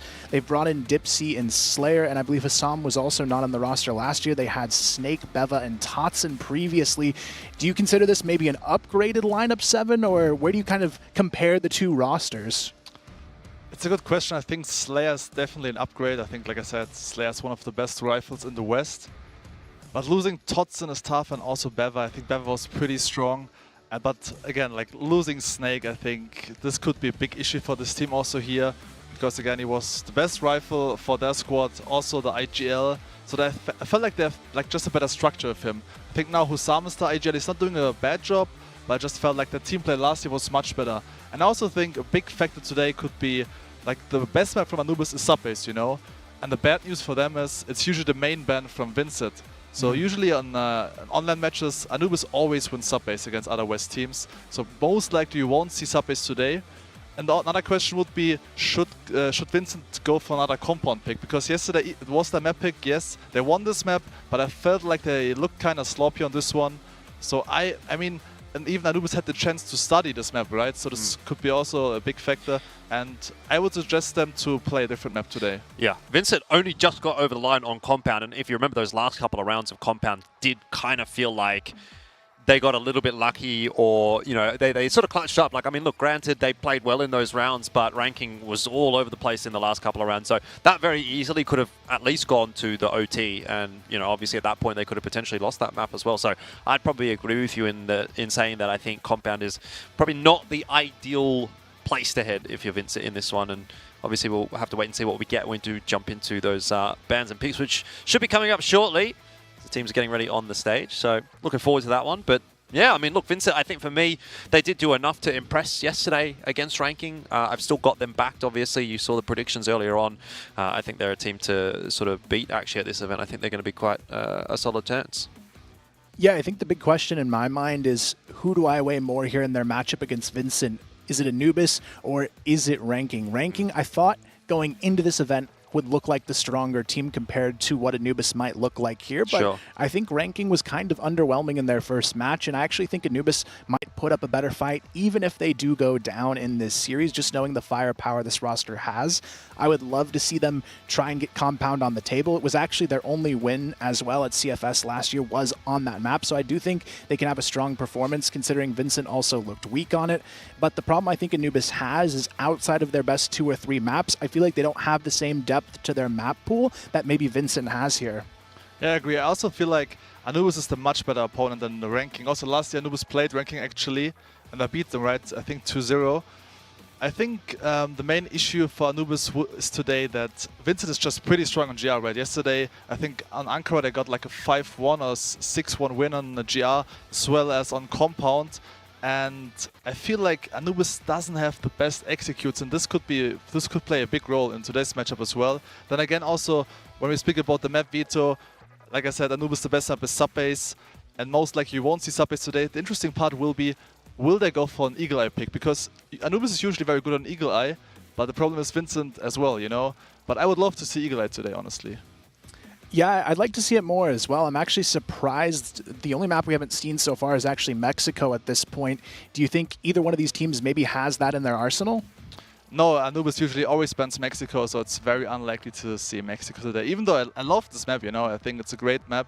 I'm happy that it's back in the map pool, but we won't see it today, guys. I hate Mexico. I think it's the worst map in the pool, so I'm surprised that you like it as much as you do. But yeah, I just find that map like a real struggle, because when you're watching it, you just smoke that connector into mid, and smoke that connector into mid, and smoke that connector into mid, and then it's like 30, 40 seconds left in the round before anything actually happens. So that's why I'm not such a huge fan of Mexico. So I wouldn't be surprised, or sorry, I wouldn't be disappointed, put it that way, actually, to see them banning it out here. But we'll see what we get, I guess. Yeah, I mean, actually, the main reason why teams banning Mexico, you know, we have Anubis with Snare, they're relying on Snare, then we have Vincent relying on Eagles. And sniper rifles are not that useful on Mexico, you know. And of course, if your best player is the sniper rifle, it doesn't make too much sense to play Mexico, because most likely the sniper rifles always stick to the M4 on this map, so it doesn't make too much sense to pick it. Yeah, and I know going into this event, you kind of question if Eagles could perform, and he had a great day one. Do you think that's going to be consistent against Anubis, or do you think maybe just his first opponent was a little bit more favorable for him compared to Anubis? I think he'll perform much better than Vincent. I feel like he fits much better in Vincent than in Extensi last year. I feel like his role is much better in this team. And I think, like, the good news for Vincent is, you know, like in the first match they won against ranking 10-6, and Danimal didn't even have to show up, right? So I feel like if Danimal even steps up to the plate as well, it will be even more smooth today, probably. Yeah, I mean, it really felt like Daniel actually really only had to play one map, and it was like Compound. He didn't really need to do anything on Ankara. The team kind of pushed over the line. Boston as well looked really, really solid, I think, on both maps there as well as Eagles. Those two were kind of the standouts for me, but I kind of agree. I think that, yeah, Vincent does feel like they've kind of got something left in the tank that if they need to, they can go to. They didn't really need to do that against ranking, and so the question is going to be how does Anubis look coming into this game, and will they look good enough to actually challenge Vincent and say, or make Vincent respect them? Because I don't think Vincent was really made to respect ranking until 3/4 of the way through Compound, and then they were like, oh, actually, we're going to have to sort of step up a little bit here. So something I think that's going to be important for Anubis to do in this series is to actually sort of get into it early on in the piece. Otherwise, yeah, Vincent's just going to cruise through it again, very similar to that game against ranking. Yeah, I think that's where there's a lot of questions in my mind, especially with having Dipsy and Slayer. This is their first major live event, and I know online throughout the West League Season 7, these guys were kind of hit and miss in their performance, but in their shining moments, they were really strong. For these two younger guys coming into the team, what's your kind of expectation for their debut here on this roster? I think Slayer, we could see another kind of design performance today. That's at least what I'm hoping for. I think for me, the bigger question mark could be Hussam, Dipsy, and Doom. These three guys, they really have to step up if they want to have a shot today. Because I mean, Snare proved himself even last year that he was performing really well at this event.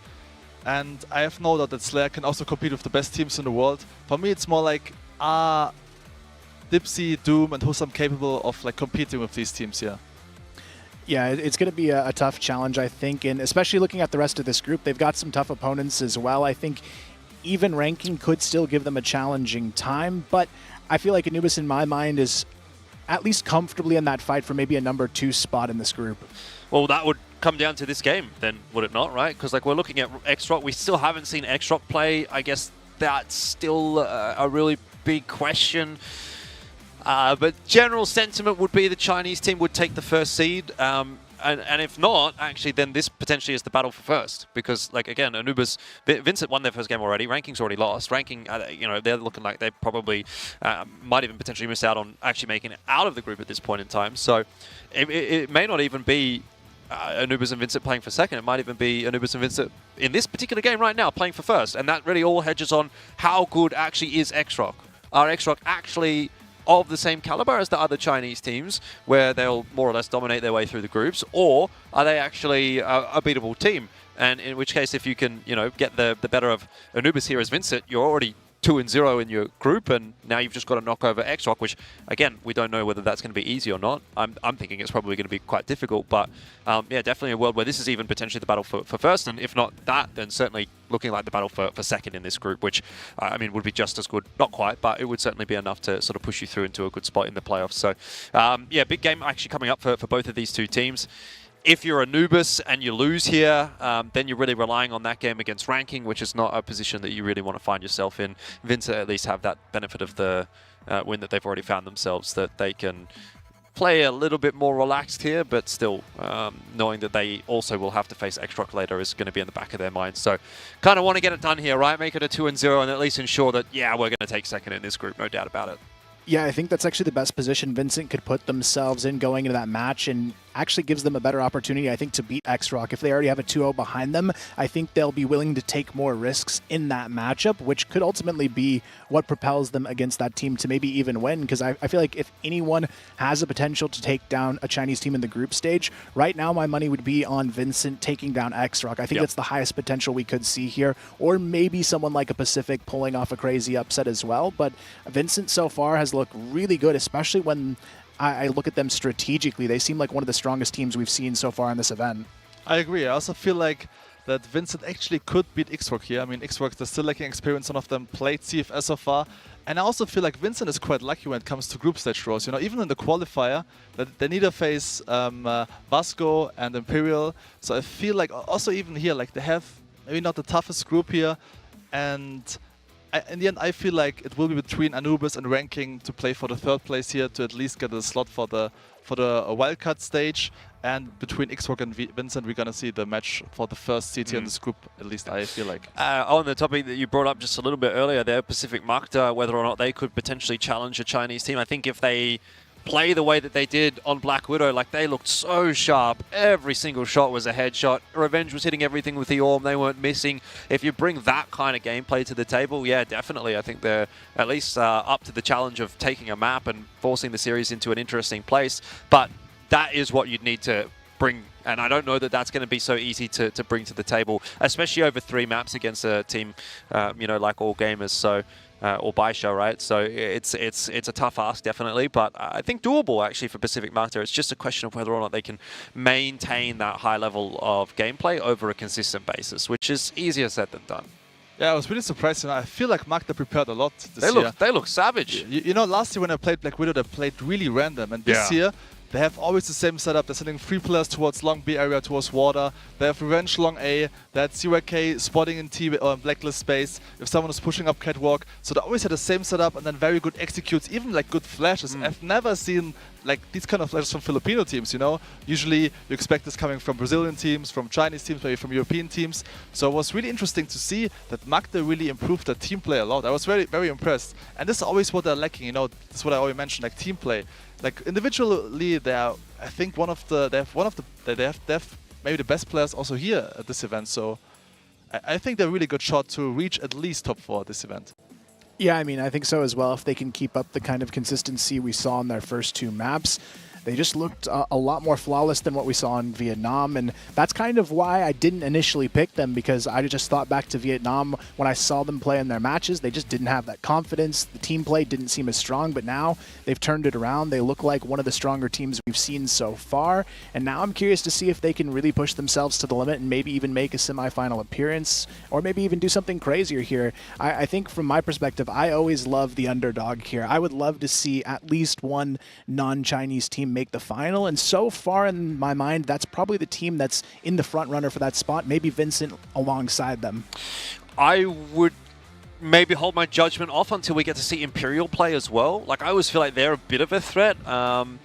Again, a little bit more of an inconsistent force sometimes, but I really rate Gokun. I think he's insane as an individual, and his output level, I think, is often the deal breaker, right? It either makes or breaks the series for his side. So if Imperial can come in and have a solid performance as well, I could potentially put them in the mix there to maybe topple a Chinese team. They did take a map off of Baisha at the Summer Invitational in Vietnam, so... Oh, was that Vasco? No, that was Vasco. Yeah. But Imperial, I can't remember. It was all a long time ago, and there was lots of games. But anyway, look, Imperial, for mine at that event, I think even though they got outplaced by Vasco, did still look like they were quite a threat. So I'll give them the benefit of the doubt here until we get to see them play against Kungarna. If everything goes wrong there, then that'll change the discussion a little bit. But yeah, I think Imperial's definitely worth maybe just keeping in mind as well in that respect. And it's also remarkable that Imperial like keeping the same roster now, I think, for 3 years in a row. And they always perform at CFS. I mean, last year, they had this terrific match against Baisha in the semifinals, where we remember that. Like, I think the map scoreline was 3-2. It was super close. Last time was Port. I think this was one of the best matches I've ever watched at CFS. And usually Gok, you know, at CFS he always performs. And so like, I think Gok is probably like the best player I've ever played against, alongside N9. So these two players you don't want to face usually. So I mean, they always have a chance to reach top 4. I think my top 4 would be right now AG, Baisha, Imperial and Macta. These 4 teams for me look the strongest, but again, let's see how XROCK will perform. Let's see what they can bring to the table. Yeah. Yeah, I think it's going to be just a matter of time to see what XROCK brings to the mix. They've got a lot to prove, though, obviously, when you look at All Gamers and Baisha representing the region alongside them. But I think just knowing they've had to overcome what they have just to make it here could put them in a spot where they're comfortable against pretty much any non-Chinese team, but maybe not overestimating their opponents is the way to play it, because as we saw with All Gamers in their opening match, they kind of overestimated what they could do against LCK, and LCK came in, stole a map, which, you know, later on could determine some seeding for them just giving up that map. I think All Gamers is one of those teams that doesn't really go too hard at the group stage, though. I've seen a couple of instances where in the groups they've had a close map or a sort of a close series, and we've gone, oh, you know, All Gamers, they're looking susceptible, they're looking like they might be beatable, and then they go into the playoffs and they're just like, nah, like, we're just going to wreck you. So I don't know if I really want to read into that one too much for All Gamers. Look, not an ideal start, obviously, losing their first map, but the way they recovered from it at 10-2 and a 10-3, it's kind of like, well, they kind of do show where they're at, really, as a team with those results, and I think you can sort of forget about that sub-base a little bit. But yeah, I guess we'll see what happens for All Gamers. If they have another bit of a difficult time in another group stage match, then might warrant some further discussion. But as far as I'm concerned, I think, yeah, we'll just look forward to seeing All Gamers really properly show up when we get to the playoffs, because I think that's when they do their best work.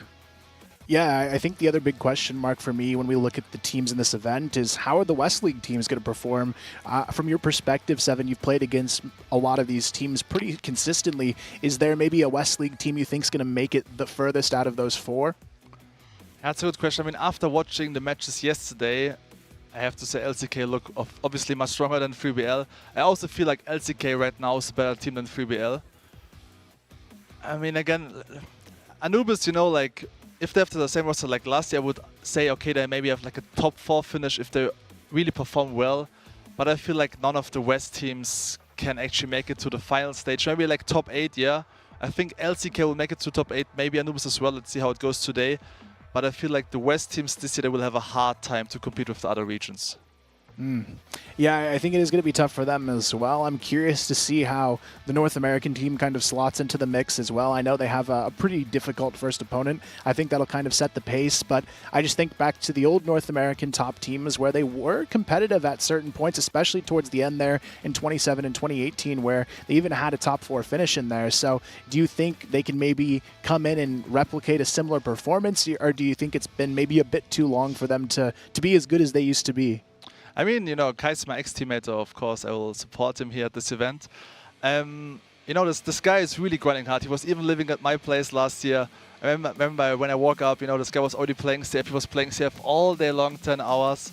So, and the good thing about Kai is he also has the ability to take criticism, you know. This is pretty rare, you know, on the Crossfire scene, I feel like. And then we are famous. So these two guys, I think they can really compete with the Chinese teams, you know. They also proved at Steve G 2018 that they can compete with the best teams in the world when they reach 2nd place. Now they have Michael DRK, the IGL I think is a good move, so Famous can play like this kind of lurk role or going as the 5th or the 4th when they execute. And I think if Famous and Kais, if they're really feeling it here at this event, maybe they can finish top 8, maybe even top 4, let's see. I'd like to see them make it out of the group. I think for me, and I'm pretty sure I saw them on one of the videos that we get to see before the start of the day, like just during the countdown timer, saying the initial goal for Kungarna is just to make it out of the group and then sort of figure out from there where their next goal is going to be. And I think that's reasonable, right? Again, for a team from North America, a region who we don't really get to see a huge amount of CFS at this level of competition. I think that's definitely an achievable goal. I think it's important always to have these achievable goals. Look, everyone's goals at the end of the day, we want to go to CFS and we want to win the event, like no doubt. But if you're a team that isn't realistically going to do that, or isn't realistically expected to do that, then at least set these like achievable goals, and you feel like you're making something happen as you go through. So either way, look, enough of that discussion. It's finally time for us to get into the map pick and ban for Anubis and VINCIT, which is our second series of the day. So let's crack on into that one and get rolling with the series. Yeah, we'll see if the bans come out here as expected. It's going to be VINCIT who gets the sub-base ban first here, so taking that really pocket pick away from Anubis, but nothing super surprising so far. And Seven, what are we expecting here from this Anubis ban, you think? Yeah, they'll ban Mexico for sure. I mean, they played many times this year against them. This would surprise me if they prepared Mexico. I would love to see it again, like Mexico is one of my favorite maps. But yeah, they will ban it 100% sure. I mean, I also talked to Anubis, to be fair, so here we go, Mexico. And now VINCIT's going to get this pick.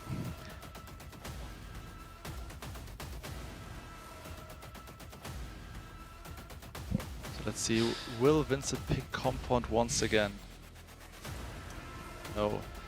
Now the issue is, once again, we watched the match yesterday, right? Baisha versus 3BL. The tough part now is he's starting off on Blacklist side. It's always a big disadvantage on port, I feel like. Yeah, it can be pretty tough here. Curious to see how VINCIT's going to perform on that map, but I feel like that is a pretty strong choice for them. Anubis, they've been kind of hit and miss from what I've seen on their port experience so far, but it is a strong map where someone like Snare can perform quite well, so they definitely need to be ready to shut him down. And we'll see what Anubis decides to lock in for their second map pick here of this series. I bet they pick Ankara, even though I would love to see Eagle Eye, but I think they will pick Ankara. It's usually a second best map, especially Snare usually popping off on this one. Yeah, I remember a lot of good moments from him on both Ankara and Compound as well. Snare looks usually pretty solid on, so I think both of those maps could be a good potential for them here. It is actually Black Widow, kind of a surprising pick here. Do you think that's a smart move for them, or is there maybe something they might have prepared on this one? We might not know. I mean, I played against Anubis a couple of times in Black Widow this year. I think especially Dipsy and Slayer are strong on this one, so I mean, they're playing CFS for the first time, right? So this could be a smart move, right, to make them feel comfortable here first. So, and probably they studied VINCIT as well on Black Widow. I think it also could have been a smart move to pick Compound, you know, after watching the match from VINCIT yesterday. Probably had some counter strats as well ready to go, but yeah, I feel like the Compound pick might have been a little bit more valuable for them, but you know, for the guys who are playing this event for the first time, maybe they just want something where everyone can feel extremely comfortable for their map pick of their own. So it is going to be Anubis getting the GR side on both of our opening maps here in this series. Definitely not surprising to see it lean into a BL from VINCIT on this one, and then they turn around and ban Ankara as well. So we could potentially see that Eagle Eye pop up as map number 3. What is the thought process of Anubis then?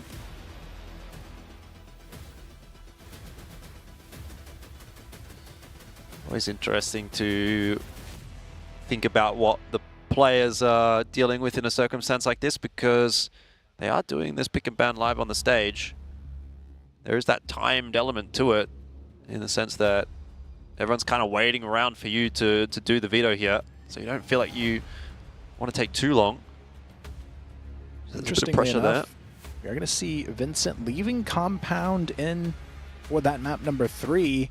Even though they looked a little bit shaky on it yesterday, it will be the final map if our series goes to map 3. So overall, I think not bad picks either way for both of these teams. A little bit surprising to see VINCIT ban the Ankara instead of the compound, but you know, maybe they actually took some time and figured out some of the issues they had in that match yesterday as well, since as much as other teams maybe had a chance to study them, a lot of these teams I'm sure are self-reflecting after a match like that as well.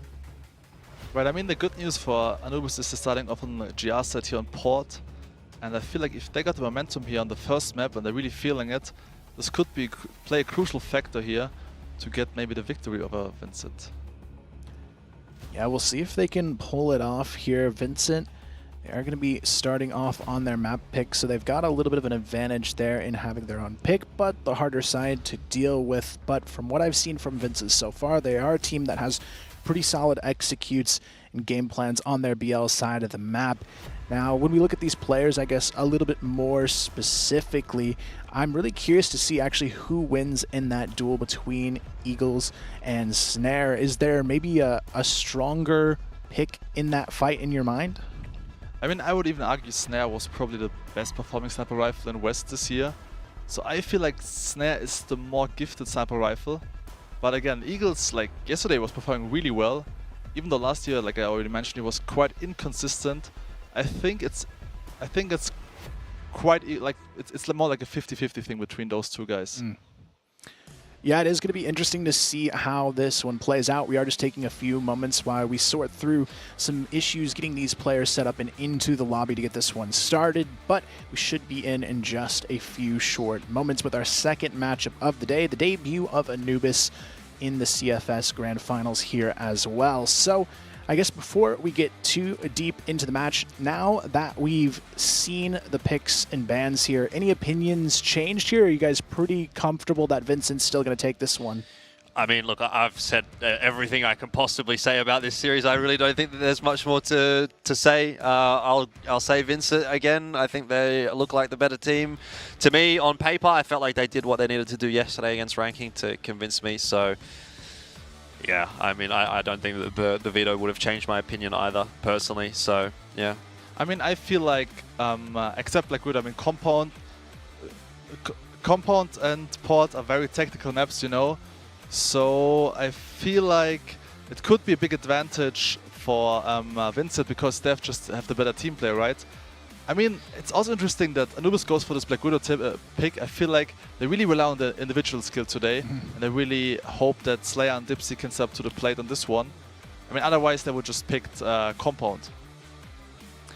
Yeah, I feel like with the way the maps shook out, it's still looking favorable for VINCIT, but we'll see exactly what happens here when we hop into it. We just have a couple technical issues they're working through with the players on the stage, and then we'll be right into the action for our second matchup of the day. But I know we talked a little bit about the players on the Anubis side. Outside of Eagles, maybe who do you look to on this VINCIT lineup to make some strong impact from their team? I mean, usually GDSC is one of the star players. Also, GDSC was stepping up many times. I think CFS 2019, he was playing for Imperial, and we had a massive tournament as well. And also Danimal, you know, is former world champion. Like I already mentioned yesterday, I think he's one of the smartest players in Crossfire. His game sense is insane. I remember this one specific round, you know, when he got the 2-piece on Compound and GR base, and instead of going for the 3K, he rather goes for the fake flash, and then he got the third kill as well. So this was a striking example why he's one of the smartest and also one of the most experienced players here. And I think he plays the key factor to give like Borizin and Kaney like confidence, because you know he's a former world champion, so he should tell his teammates, guys, I got you back, I know what to do here, I will make some good call outs. So they should rely on Danimal.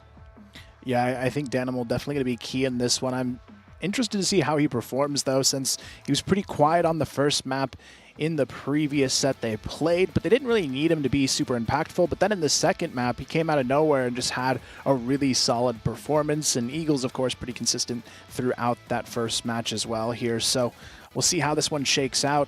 We do just have a player mic issue they're trying to figure out on stage, and then we'll be into it for this best of 3. But yeah, right now we're just kind of preparing here. And any additional thoughts, Elfish? Anything else to talk about? I mean, look, do you want to talk about literally anything at this point? I think we've talked enough about Crossfire. Like, what did you guys have for breakfast? I had toast. I had toast and a croissant.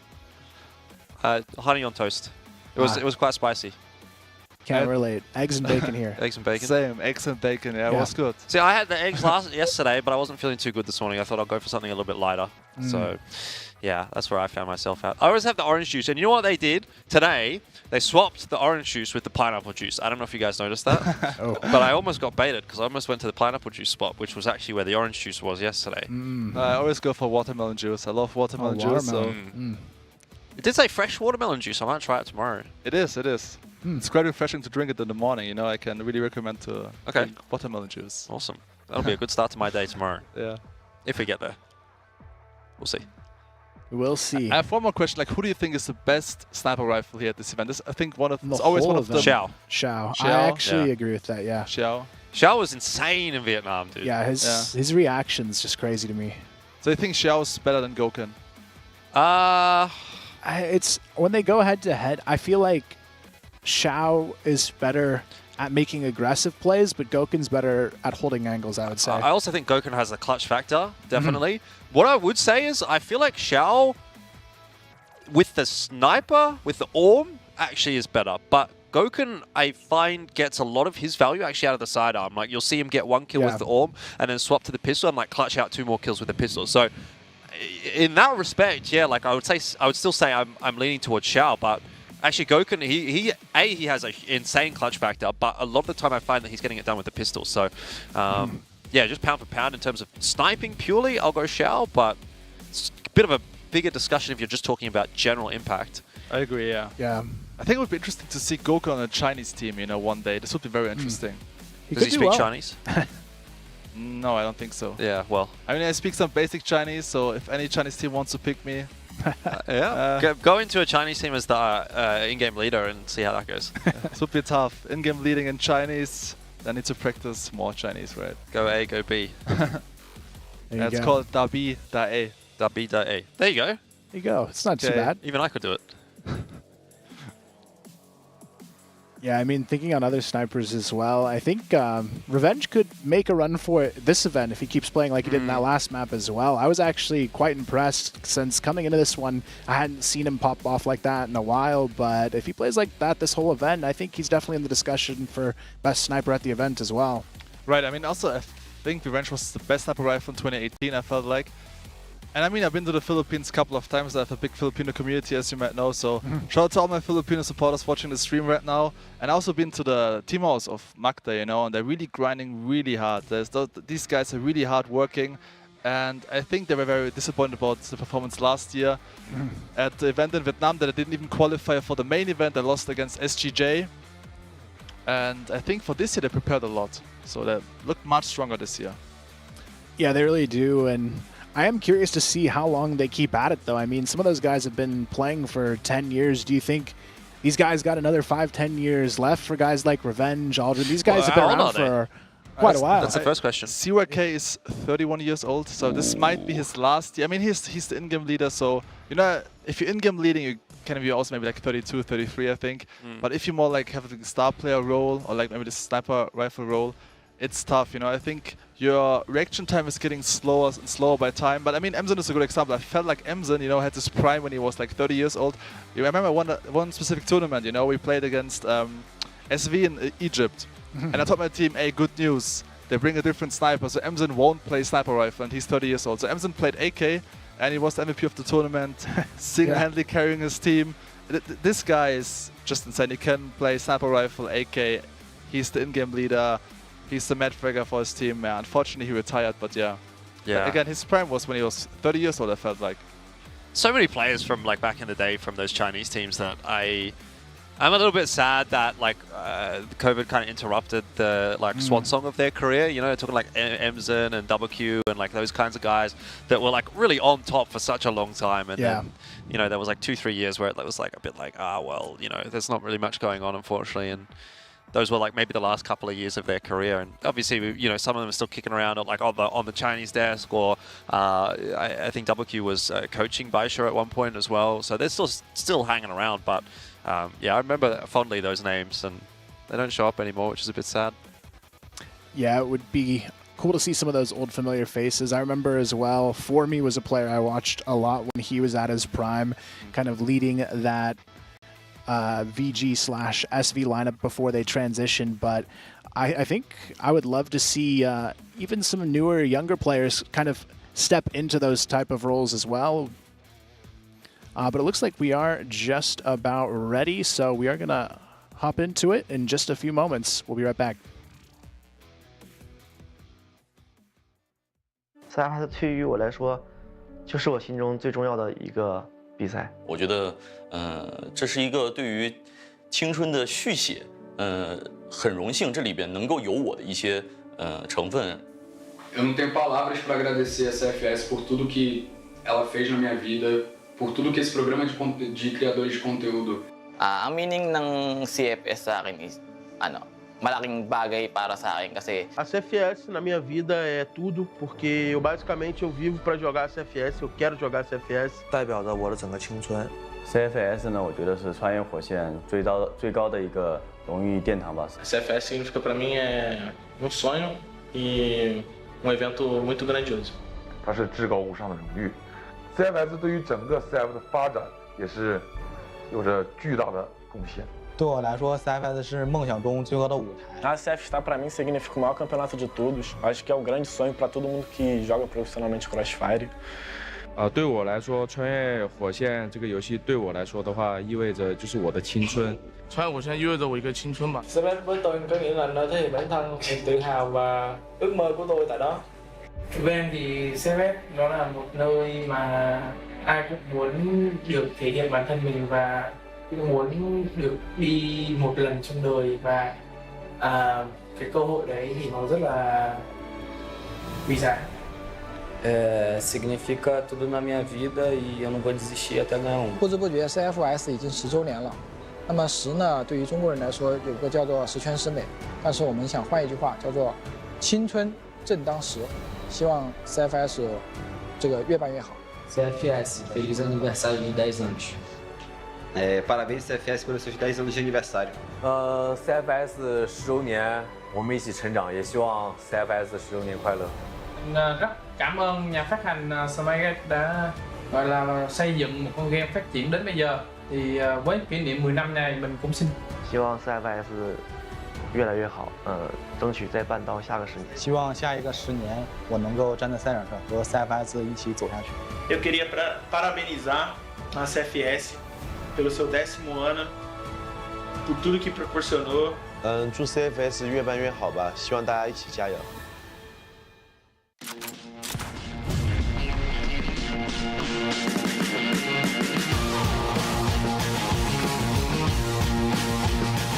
这次能进到 CFS 世界赛挺开心的吧，也算为国出征了。 I'm very excited to be playing in Crossfire Stars and we're ready to show our best. Our first goal is just to make it out of the group stage. We want to take it one step at a time. So it's one goal at a time. I have many goals, but first goal is to make it out of the groups. Eu estou muito feliz. É sempre muito importante estar aqui porque é um campeonato, é o campeonato mais importante do ano, então é algo mais. Maybe all gamers from China, they're very good team and they have strong skills. 本次 CFS 的比赛，我们有针对国外的战术，就针对国外的队伍有一些针对性的战术。 Dạ, đến với giải đấu lần này thì team em tập luyện rất chăm chỉ. Mọi người đều cố gắng để đạt được kết quả tốt nhất. Mục tiêu của chúng em trước tiên là sẽ vượt qua vòng bảng. I feel excited because this is my first time to compete in CFS Grand Finals. Bütün yıl boyunca bizleri çok güzel desteklediler. Hepsine çok teşekkür ederiz. Ve Grand Finals'ta da bizleri destekleyeceğini canı gölde inanıyoruz. Meu objetivo nesse campeonato, sem sombra de dúvidas, é sair campeão dele. 这次的目标和决心都是冠军吧。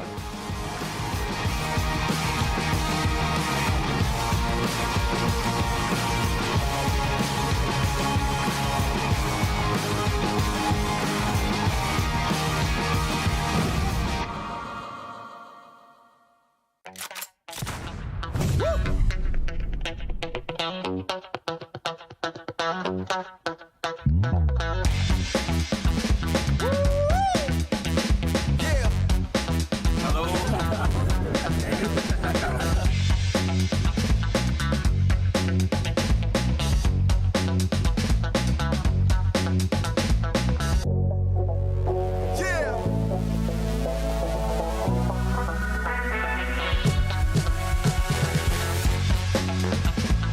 trí tưởng tượng. Không thì em cũng đã xem ở trên mạng xã hội nhiều rồi, thì cũng đã hình dung được là cấu trúc như thế nào rồi. So the panda to me is just a very cute, fluffy bear. Hello guys, we are here at Panda Park here in China. Hello, hi. Hi.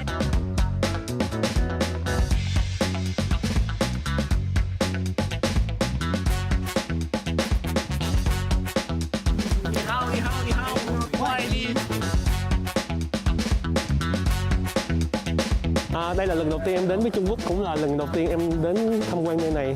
Cảm xúc hiện tại của em là rất là vui khi đến tham gia tại nơi đây. Hey everybody, I had a great time here at the park, and I'll see you guys soon at the plane. Bye. Welcome to the CFS 2023 Grand Finals, the world's top competitive crossfire esports world championship tournament. The year of 2023 marks the 10th anniversary of CFS. CFS 2023 Grand Finals is returning with further developed rules and schedule, providing new challenges to all participating players. Now, let's take a closer look at the format. In this year, we have teams from 6 regions: Brazil, China, EU MENA, North America, Philippines, the Vietnam. The tournament consists of 4 stages: group stage, wildcard stage, knockout stage, and lastly, the playoffs. The group stage will be played under the single round-robin format in a BO3, where 12 teams will be divided into 3 groups of 4 through the group stage draw. The top 2 teams from each group will directly advance to the knockout stage, while the third place from each group will enter the wildcard stage. The last place teams from each group will be eliminated from the tournament. The group stage standings rule will prioritize the teams' higher match wins. If teams' match wins end up in a tie, such as teams' set differential points, will be secondly prioritized. If still tied, the round differential points will be thirdly prioritized, and attack points will be checked. As for the last comparison, the wildcard stage will also play under the single round-robin format, BO3 series, where the top 2 teams out of the 3 teams will earn the last 2 tickets to the knockout stage. The 8 teams of the knockout stage will compete under the single elimination format in a BO5 series, where the brackets will be determined through the teams' overall standings from the group stage. Knockout Stage 4 winners will advance to the playoffs that will be played throughout the double elimination format in a BO5 series. The playoffs consist of 6 matches to claim the champion. The total prize money of the CFS 2023 Grand Finals is set to $1,420,000 US, and the world champion will take home $500,000 US. Compete to conquer. CFS 2023 Grand Finals is awaiting its warriors. Let's witness how this epic tournament will roll out.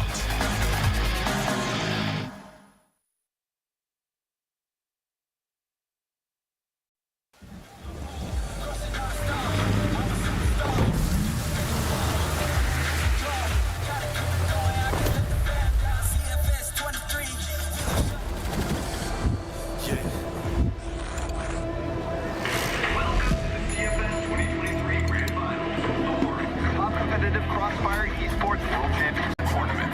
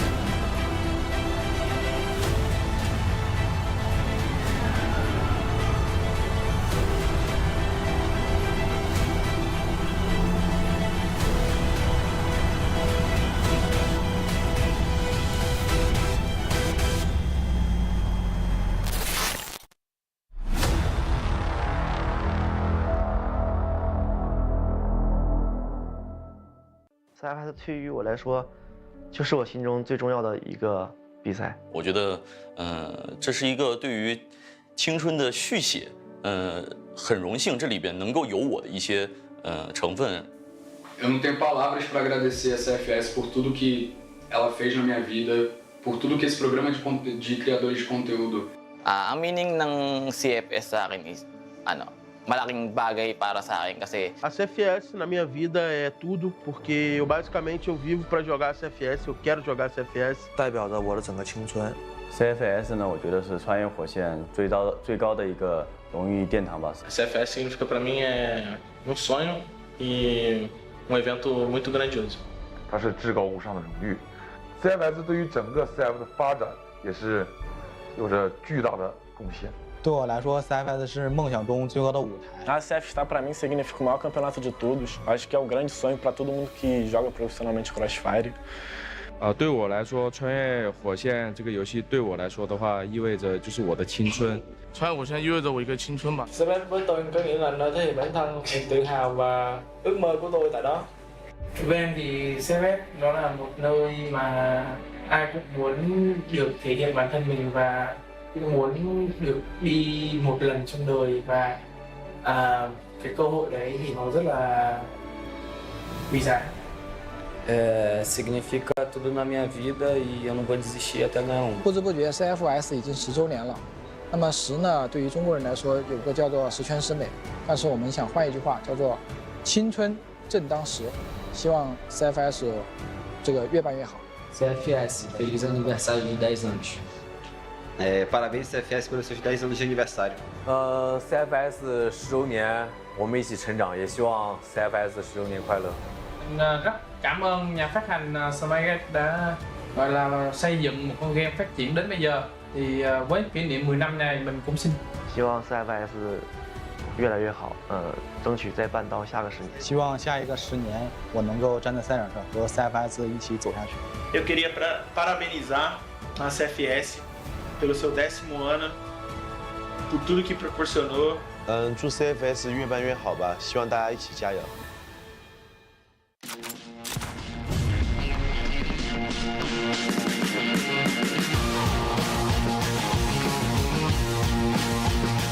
这次能进到 CFS 世界赛挺开心的吧，也算为国出征了。I'm very excited to be playing in Crossfire Stars and we're ready to show our best. Our first goal is just to make it out of the group stage. We want to take it one step at a time. So it's one goal at a time. I have many goals, but first goal is to make it out of the groups. Eu estou muito feliz. É sempre muito importante estar aqui porque é um campeonato, é o campeonato mais importante do ano, então é algo mais. Maybe all gamers from China, they're very good team and they have strong skills. 本次 CFS 的比赛，我们有针对国外的战术，对针对国外的队伍有一些针对性的战术。Dạ, đến với giải đấu lần này thì team em tập luyện rất chăm chỉ. Mọi người đều cố gắng để đạt được kết quả tốt nhất. Mục tiêu của chúng em trước tiên là sẽ vượt qua vòng bảng. I feel excited because this is my first time to compete in CFS Grand Finals. Bütün yıl boyunca bizleri çok güzel desteklediler. Hepsine çok teşekkür ederiz. Ve Grand Finals'ta da bizleri destekleyeceğini canı gölde inanıyoruz. Meu objetivo nesse campeonato, sem sombra de dúvida, é sair campeão dele. 这次的目标和决心都是冠军吧。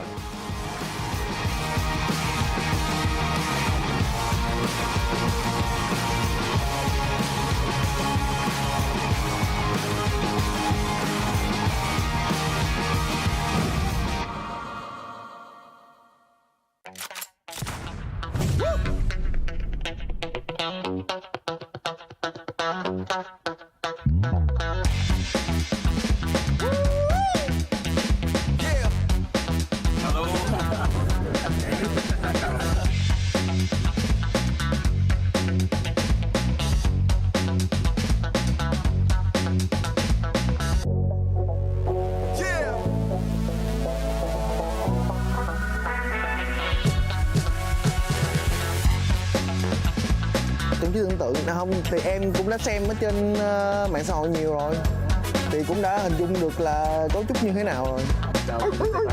So the panda to me is just a very cute, fluffy bear.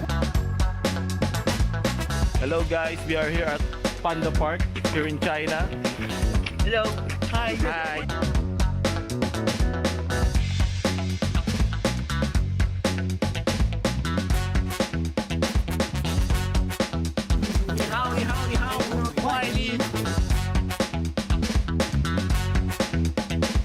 Đây là lần đầu tiên em đến với Trung Quốc, cũng là lần đầu tiên em đến tham quan nơi này. Cảm xúc hiện tại của em là rất là vui khi đến tham gia tại nơi đây. Hey everybody, I had a great time here at the park, and I'll see you guys soon at the plane. Bye. Welcome to the CFS 2023 Grand Finals, the world's top competitive crossfire esports world championship tournament. The year of 2023 marks the 10th anniversary of CFS. CFS 2023 Grand Finals is returning with further developed rules and schedule, providing new challenges to all participating players. Now, let's take a closer look at the format. In this year, we have teams from 6 regions: Brazil, China, EU MENA, North America, Philippines, the Vietnam. The tournament consists of 4 stages: group stage, wildcard stage, knockout stage, and lastly, the playoffs. The group stage will be played under the single round-robin format in a BO3, where 12 teams will be divided into 3 groups of 4 through the group stage draw. The top 2 teams from each group will directly advance to the knockout stage, while the third place from each group will enter the wildcard stage. The last place teams from each group will be eliminated from the tournament. The group stage standings rule will prioritize the teams' higher match wins. If teams' match wins end up in a tie, such as teams' set differential points, will be secondly prioritized. If still tied, the round differential points will be thirdly prioritized, and attack points will be checked. As for the last comparison, the wildcard stage will also play under the single round-robin format, BO3 series, where the top 2 teams out of the 3 teams will earn the last 2 tickets to the knockout stage. The 8 teams of the knockout stage will compete under the single elimination format in a BO5 series, where the brackets will be determined through the teams' overall standings from the group stage. Knockout Stage 4 winners will advance to the playoffs that will be played throughout the double elimination format in a BO5 series. The playoffs consist of 6 matches to claim the champion.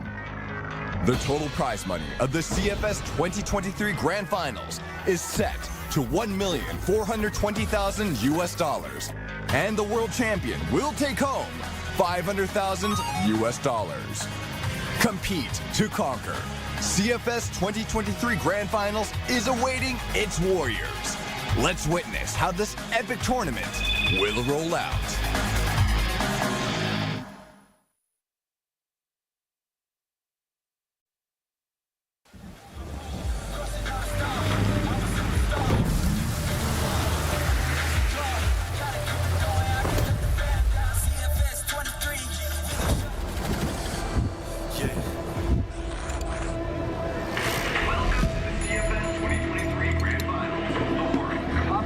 Crossfire Esports World Championship Tournament. The year of 2023 marks the 10th anniversary of CFS.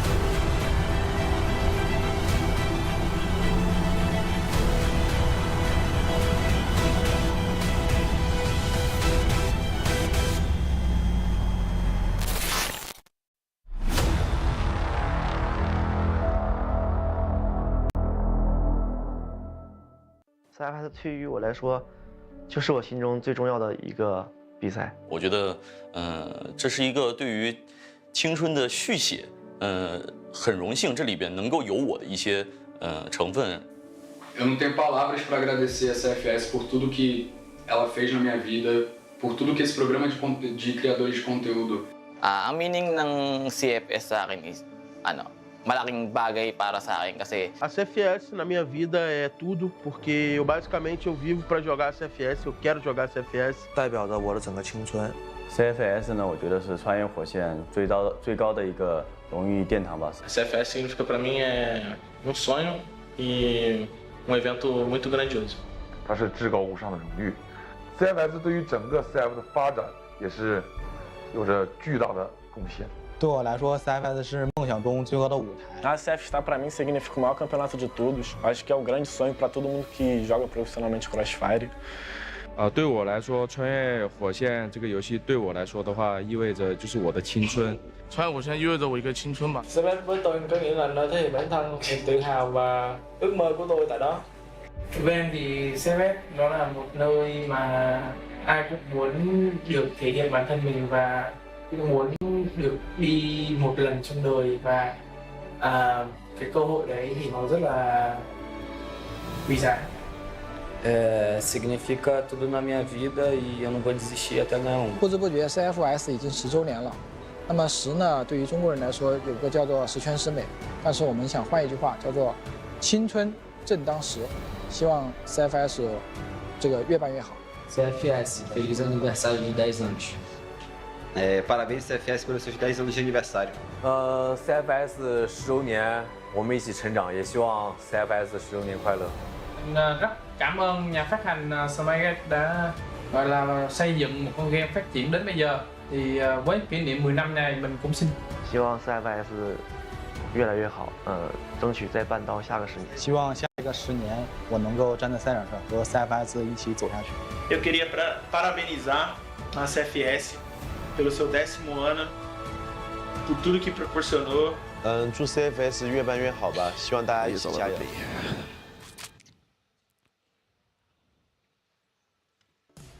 All right, we are back here and ready for some action. Our second match just about to get underway. We've got Anubis and Vincent here.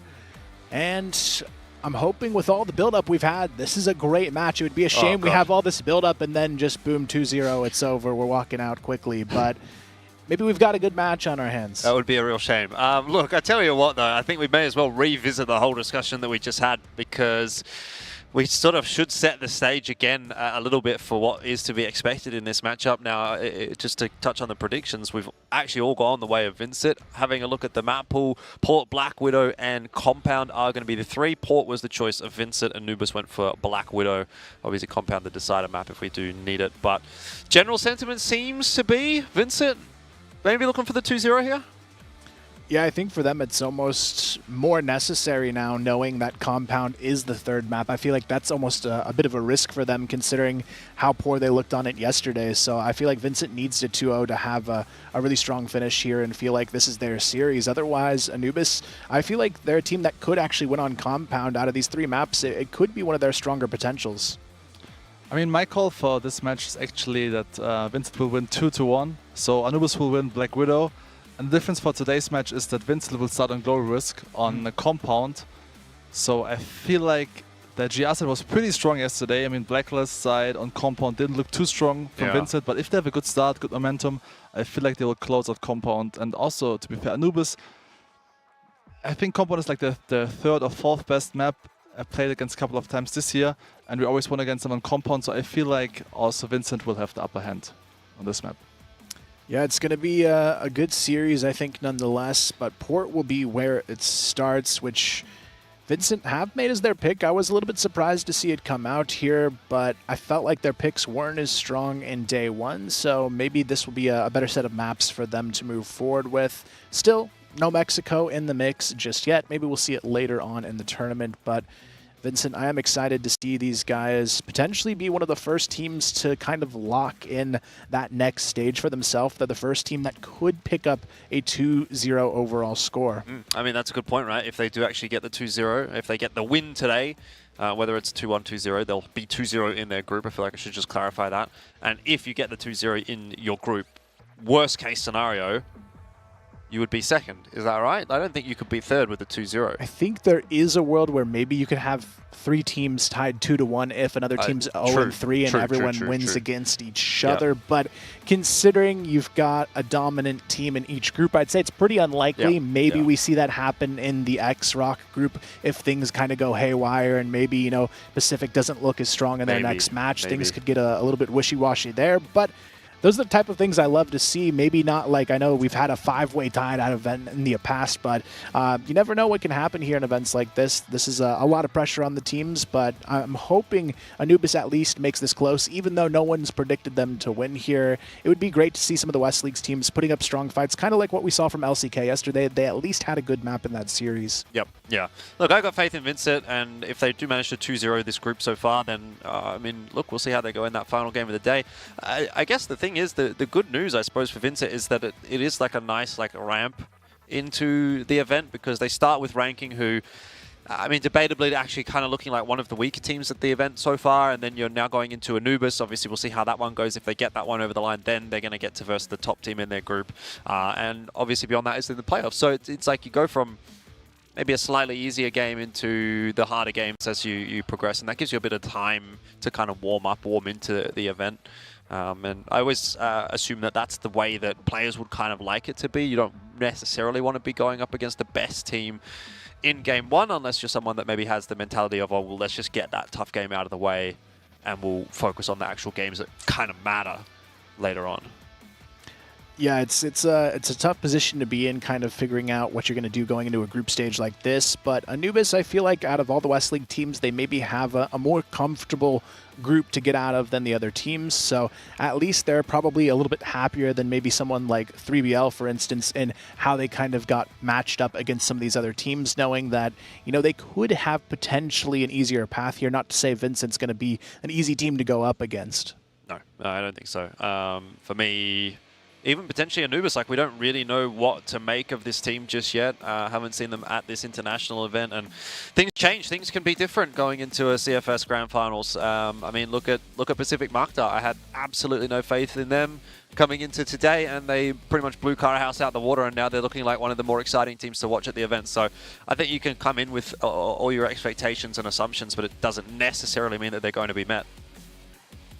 Yeah, definitely not. And as we kind of prepare here, it is going to be hopefully just a few more moments before we hop in. But yeah, I think it's going to be an interesting day to see unfold here. Port, Black Widow, and Compound, the series we're waiting on getting started. Port to be that first in the series. Yeah, not a whole lot more you can say about it. Just kind of waiting and hoping that it's going to live up to the hype here that is kind of building with the anticipation. It's time to talk about lunch now. We talked about breakfast already. I mean, did you have lunch? Seven? Carl and I haven't had lunch, I think. I mean, not yet. I had a heavy breakfast, so I'll just wait for dinner later, I guess. There you go. That was our plan too, but dinner might be a long time coming. We'll see. Right. Anyway, maybe we're getting rolling. Seems like the players are feeling comfortable on the stage. Can't be a good feeling to be sitting around that long before your game, though. There's got to be some sort of tension, you know, building and suspense, and you're getting in your own head thinking about the match to come. Yeah, it would definitely make me feel a little bit anxious going into this one, just kind of leading into that first round, but maybe it's a good opportunity going into that first round to do something, a little bit of a curveball to shake things up, since people have been, you know, kind of building up and waiting for that first moment. They might take a little bit too long to ease into those positions in round number one, so I'd love to see someone just come out with a really aggressive play here to start it off. I mean, it can be really annoying from a player perspective. I can tell if you have to wait that long because of technical issue. I mean, there's nothing much you can do, right? It's no one's fault here, but it can be very annoying because you're hyped up, you're ready to start a match, and you have to wait maybe like 30 minutes, maybe now it's even 45 minutes. So it can be a disadvantage if you're not that experienced, right? If it's your first time playing CFS, you're a little bit nervous anyway, then you have to wait that long. This could play a factor here in this matchup. Yep. You want to be comfortable. That's the main thing. But these are all seasoned players, so they should have no troubles going into the server. And I think once you're in the server as well, you know, you start maybe the first couple of rounds, you get the first couple of rounds under your belt, then it's kind of just like defaulting back to your fundamentals, and you let your practice take over. I think it's interesting how Snare's holding his mouse. It's unusual to see also GDSC. Yeah, very close. Like must have a very short desk at home. You can always kind of tell the people who play like in a LAN cafe or have played a lot of LAN is because they have their keyboard sideways. Right, yeah. Personally, I'm not one of those people. I'm very privileged to have my own PC set up that I don't really have to deal with a space issue. I can't get the sideways going for me.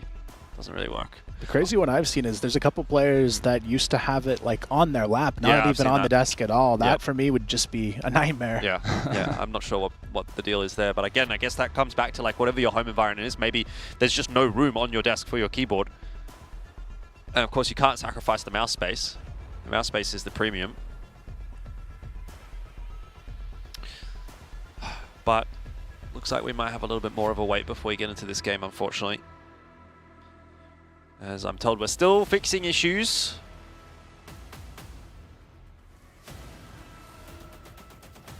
So, anyone excited for dinner?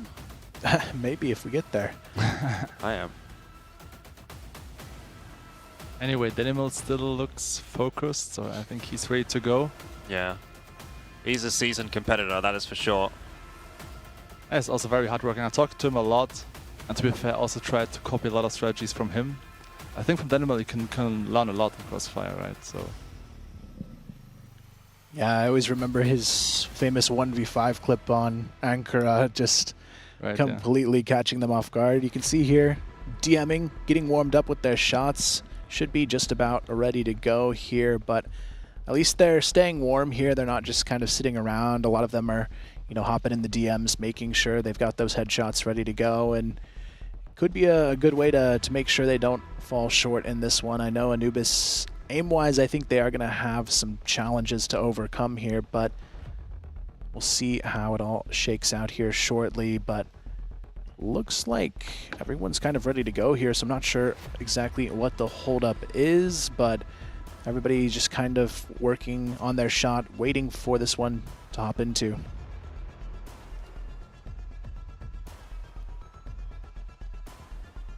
Yeah, the specific highlight from Denimal I remember it was, I think, 2017. I think it was probably the best play of all time in Crossfire. Just insane game sense, and obviously also insane aiming from him on Ankara, sneaking up towards the B-bomb side. I guess every Crossfire player, every Crossfire fan watched this clip. Yeah, I mean, he's just a remarkable player with game sense. He's got the knowledge to do it. A lot of good clips, though, on Ankara, I feel like. I think back to the Mendez one from 2019 as well, where he gets the 5K from Vent. So many good clips from a lot of the Brazilian players on that map, which is surprising because it's not usually a map I see them leaning into. I like Ankara as a map. I think Ankara and Black Widow, for me personally, I think you get the most exciting gameplay on. They tend to be a little bit faster as well. Not sure that necessarily translates into like good clutch rounds and stuff like that. I feel like on sub base you see a lot of good clutches, at least in recent times. But yeah, for me, just as far as the maps are concerned, I don't know. What do you guys think? Do you think what's up there for you as far as favorite maps? I mean, what I don't like about Ankara is if you're approaching Blacklist, you know, it's really hard to get info on this map. Yeah. And a lot of teams, especially if the teams feel like, okay, we're playing against a tough opponent now, they like to stack certain bomb sites, you know. And it's really hard, like I mentioned, to go for info plays, so sometimes it's hard to figure out whether I should push A or B side. That's why I feel like if you feel like you're the better team, you should avoid playing Ankara. But for example, we have AG, right? It's the main pick usually. But for example, on A side, Ankara, it's really tough to get information on A side. Of course, you can pick from a main or Vent, but even though you don't see any player, there could be still 3 players on A side, right? And if you go for an A execute and there are 3 players, it's really tough to get this bomb side. But yeah, my favorite map of all time is definitely Subbase. I think I got the most highlights on this map. Besides of that, I also like Port. I think Port is quite tactical, so Port I think is a very great map. Yeah, you like the technical maps, it seems like. Whereas I'm just like, give me the shooty bang bang map, the Black Widow, like run it down. I love that. Yeah, I think Subbase for me is probably my favorite, just because it's just so chaotic all of the time. I feel like on that map, any player can kind of just quickly shift around completely. There's so many fast-paced plays you can make, so you see a lot of highlight clips on that map. A lot of clutches happen on that map. I feel like Mexico kind of plays similarly at times, especially with the way teams fight in mid. It can be pretty chaotic, but you have to wait those, 90 seconds to 2 minutes for all the smokes to dissipate before teams finally go in and start fighting each other. But the fun thing on Mexico that I always like to see is the alley rushes with the shotguns. That's always fun to see. I mean, I have Face on my team, so this guy loves to play shotgun, so of course we always picked Mexico this year. And also I can tell you one story. Remember the first season in CFWL? We played Lazarus in the final, and the day before the final I watched Vincent playing Mexico. And that like one specific tunnel water execute which I really liked, so I copied the exact same flash from Danimal, the exact same execute. And I remember you were also casting this match, right? And I remember I called the first round, okay, I think the score was 4-5 on Glory Risk, so we lost Glory Risk, and it's very GR-sided, right? So usually matches already lost. And then I just decided, okay, come on guys, let's go for water execute first round. Worked out perfectly. And I just kept on calling water executes, and it worked out. I remember that game. It was a fun match. So also shout out to Danimal, because I think he played a big factor that we won this trophy in the first season. Yeah, honestly, I want to see more Mexico. I know a lot of teams avoid it, but I actually think it's a really fun map, just the way it plays out. If they could maybe adjust the middle of the map so utility is not as overpowering with the smokes, I think that'd be cool. If they maybe like open it up a little bit, have some more opportunities for the Blacklist side to take mid control other than just that one choke point that everyone just sits there and smokes out. But I think it's got a lot of potential as a strong map. For me, though, I think maybe the best map structurally is probably what we're going to see here for this series, which is Port. And it does seem we are ready to hop in for our first map. The long-awaited journey here might be coming to life. On this one, you can see kind of the historical pick and bans here for Port. So it's actually got a low pick rate, I would say, in recent history compared to some of the other maps. It used to be pretty much the staple. You always saw Port, but then with Mexico and Eagle Eye working their way into the pool again, it kind of shakes things up a bit more than I would have expected, because for me, Port was kind of like just one of those go-to picks every team wanted, but doesn't seem to be the case as much anymore. Indeed. Well, hopefully we're getting things underway. It seems like it. I don't want to make any promises, but I think we're getting there. Players look ready, at least. You would hope so at this point.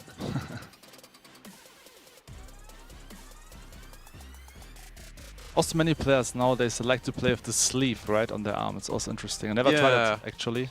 I think that's like if you are a arm aimer or a wrist aimer, changes sometimes depending on, well, obviously in this case he's got it on his keyboard, and I mean, that kind of throws a spanner in the works for my theory. But my theory is that if you're an arm aimer, like as opposed to a wrist aimer, because you move your arm a lot, you obviously like have this friction on the table when you're moving your arm, and people like to have the sleeve to kind of prevent a bit of that friction. But for me, like, I've always been someone that's tended to be a little bit more wristy, so it's not a problem for me. But anyway, look, besides the point, you've all been waiting long enough. It is time for us to get into the game, and it's game 2 of the day. Anubis and VINCIT will be taking place here, kicking off on Port, the map choice of VINCIT. So let's get into it, and hopefully it won't take too long to get through it as well, because we've had our fair share of tech pauses, but maybe that will bless us for the rest of the day. Yeah, we'll see how they started off here. VINCIT on the BL side, already going for a very fast A execute. I like the play call here, trying to catch them off guard right out of the gate. It's going to be a fast play from Katie, who gets the first. Borzen finds another. Already Anubis quickly fall all around them, and now Dipsy, 1 HP. It's not going to matter. VINCIT Gaming, they're ready to set the pace. Yeah, rough start from Anubis. They're getting surprised by an instant execute from VINCIT. This is what you want to avoid actually on Port, you know, it's GR-sided, like I already mentioned many times today. So great start from VINCIT here, and seems like once again we're gonna see 5 players here grouping up towards long A. I like the call. Run it back here, see if they're ready the second time around. You can see Anubis, they are playing a little bit more aware of the A push, but this time it's going to be a fake from VINCIT. They immediately go back towards this B bomb side, but we do have some tunnels control already present from Anubis. You can see here Dipsy and Hassam, they've got a nice little cross if they need to fight on this angle, but now VG have slowed the pace down. Yeah, I like that initial start, though, from VINCIT Gaming. You know, straight out the gates after a massive tech pause, I should say, where both teams are probably feeling a little bit lethargic, right? Just get in their face and kind of catch them with the pace, which is exactly what happened. And, you know, now you can go back to something a little bit more standard, a little bit more of a default setup. One player over toward long, couple trying to make their way in toward the B warehouse, and already a decent opener there. Borson was watching for that push from Snare, but can't win the duel. Still, the trade will come through, which is good enough for VINCIT, considering they had the numbers advantage from the opening pick. It's another great start to the round as one more will fall. They're very unusual that Dipsy's going for the aggressive peek along B. I think also was very unnecessary. I think last year, you know, that all the Anubis would never have done that, so it seems like they really rely on the individual skill. Yeah, maybe a little bit too much. They continuously are having problems in these early pick fights. Hassam here might have a chance to catch Tannibal, but actually is going to get the follow-up there. Hassam, nice shot to kind of equalize, almost a little bit too late, though. 2-on-3, and VINCIT Gaming, they already have control of the B bomb site. No defenders here. Hassam and Doom now left for the 2-on-3 retake. I don't know if that's going to be a particularly easy one for them, but either way, they're going to have to give it a crack. Time not too bad. They were already halfway rotated across to B before that bomb plant did go down, so they've got a certain amount of time to work with, but it's going to be cleaned up very easily in the end as well. So 2 from 2 for VINCIT Gaming, and they haven't put a foot wrong yet. I also feel like it's the wrong approach from Anubis here, going for like aggressive peaks, playing maybe too overconfident. You know, it's just just play your normal setups, get some rounds on the board. And yeah, once again, we see the same setup here from VINCIT, going for the long A execute, or maybe even the peak. Let's see. Yeah, this time it seems like they're going to commit to the site, and the nade stack gets the job done. Snare quickly taken out of the picture, and they don't even commit off the back of it here. They're still waiting to see if they can find anything more before they full commit to that A bomb site. But honestly, beautiful utility usage coming out to just fully nade stack onto Snare's position. They know where he likes to play, and that's just a clear-cut strategic call that nets them a nice early pick. But I can't believe, you know, they're doing the same strategy for like 3 times in a row. Anubis should realize that and just throw 3 grenades at the beginning of the round long A, then at least 2 or 3 players for VINCIT Gaming would be very low HP. Yeah, I'm surprised they haven't caught on to it already, but we can see here a much slower pace from VINCIT Gaming, trying to get themselves another kill before fully committing. Dipsy playing this corner position could be a chance to catch GDSZ off guard, but they've got the support nearby as well. But I like the call here from Anubis and how they're holding the tunnels. At least Doom has to be ready to react if Dipsy goes down. Doom playing in anti-flash position, but Dipsy's position would be key now. Oh,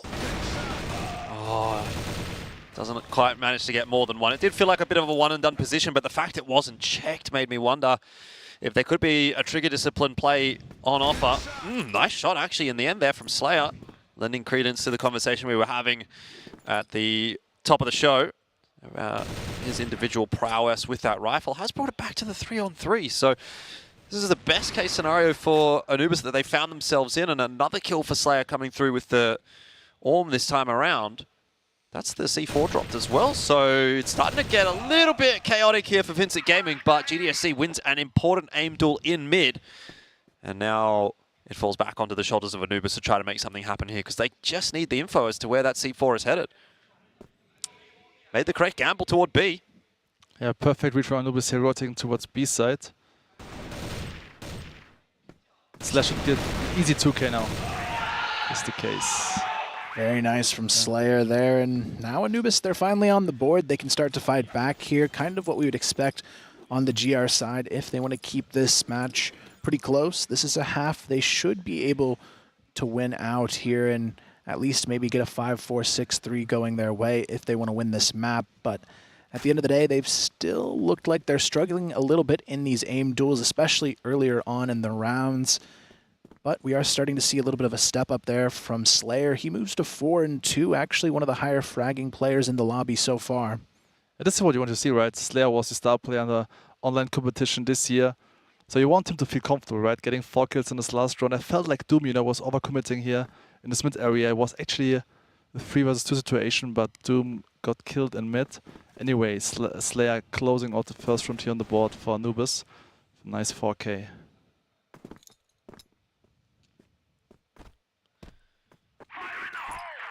You can see here Anubis trying to get that utility presence, continuing here in the B tunnels, just kind of smoke cycling on that B long position. Meanwhile, over towards A, playing pretty safe, waiting on that bomb to full commit. You can see GDSC starting to take space over towards B, the rest of his team as well, grouping up behind him, and we are going to see a fight here from last round on the A bomb site. That was that nade stack at the start of the round, and you could see their snare. There was just no way out, and that just comes down to the strategies being called here from Vincent. They're very aware of how Anubis like to play this map, and Anubis, until this round, hadn't really changed things up too much either, and we are going to see for the first time this mid push starting to come to life. You can see the smokes and flashes getting ready for it. Eagles leading in with the Colt here. See if he can find that opening shot. They've got a nice wraparound towards this B bomb site going. Dipsy already goes down. There's only one defender left. It's going to be Hassam just hanging on to this position. He almost just has to give them sight now and play for the retake. Yeah, I think he's done the right thing there. At least given the opportunity for Anubis to rotate in easily without having to clear out warehouse. So keeping himself alive ensures that at the very least this is going to be a 4-on-4 for the retake. VINCIT Gaming once again, an advantageous position, but a damage coming through already as Snare falls. Hassam soon to follow as well. And Danimals, I tell you what, this guy has stepped up in a big way on port for the second series of the day. We talked about how he was pretty slow to start in the event, but it's no doubt that he's a special player. Yeah, great read here from Vincent, executing towards mid. Towards B side, I mean, because Anubis had 3 players on A side, right? And, retaking B side is extremely difficult on port. And as you might saw, clean round, clean post-plant positions here from Vincent. Scoreline now is 3-1. Now Anubis, they've got to find an answer soon here, especially being on this GR side of the map. You can't afford to have a big half go the other direction. Otherwise, it could just kind of mean the end of this first map, but I think Anubis is starting to play a little bit safer, not taking too many individual risks in these last couple of rounds compared to the first, but this is where Snare's been facing really a lot of pressure he hasn't quite dealt with on this A bomb site just yet. And again, Snare goes down without a pick. They don't force that pressure to continue on the A bomb site because they don't need to. They've got the 5-on-4. Now they can wait to see if Anubis is going to try and take that risk to equalize. And Slayer, he's already pretty keen to try and make that happen over towards A. Yeah, this should have been easy 2K for Snare. Online he would get easily 2 kills there. So you want your sniper rifle to feel comfortable at CFS. I'm not sure what's going on here with Snare so far. Maybe need some time to warm up. Oh, I just don't think they're going to get that much of an opportunity to warm up here. VINCIT seem like they want to get through this map really clean. 3 already on the blacklist side on a map that tends to lean the other way. It's not a good sign for Anubis, and it does mean that their days are numbered, at least as far as port is concerned. There's another opening pick this time from Borson. And Anubis are really suffering at the hands of VINCIT Gaming. They just are not showing up at the moment, and it's another dominant round. And that is extra painful considering that it's VINCIT doing it on the blacklist side as well. I think it's time for a tactical pause for Anubis. The setup on A doesn't work out at all. I think maybe they should send Snare towards long B area. It's also what they used to do, and having like 2 or 3 rifles on A side. Because right now the A setup doesn't work out at all. They are going to play it a little bit differently, though, this time around. 3 players pushing up A long. Doom, Slayer, and Snare all here, and it actually works out. Slayer gets the double kill, and Snare there to answer with the 3rd, so definitely not a bad start of round. Setup now, Eagles and GDSC have to try and redeem the round. The C4 still going to be left there to be right back in the hands of these remaining two players. But honestly, a good start of round change-up from Anubis to address that A-long aggression.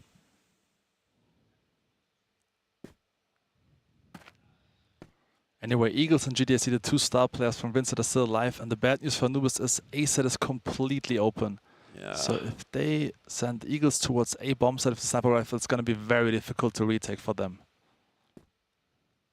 Interested to see where they're going to end up going from here, but at the moment it looks like they want to clear out mid. Haven't really seen too much, and GDSC is going in the direction of A, so they've made the right call here, VINCIT. They're going to recognize pretty shortly that there's not a whole lot happening on that side of the map, and GDSC will be able to get the plant down.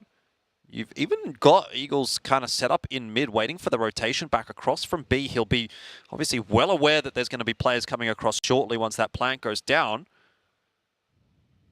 But you'd almost rather have the sniper up on the high ground on the A site and the rifle down here, but let's see what Eagles can do with it.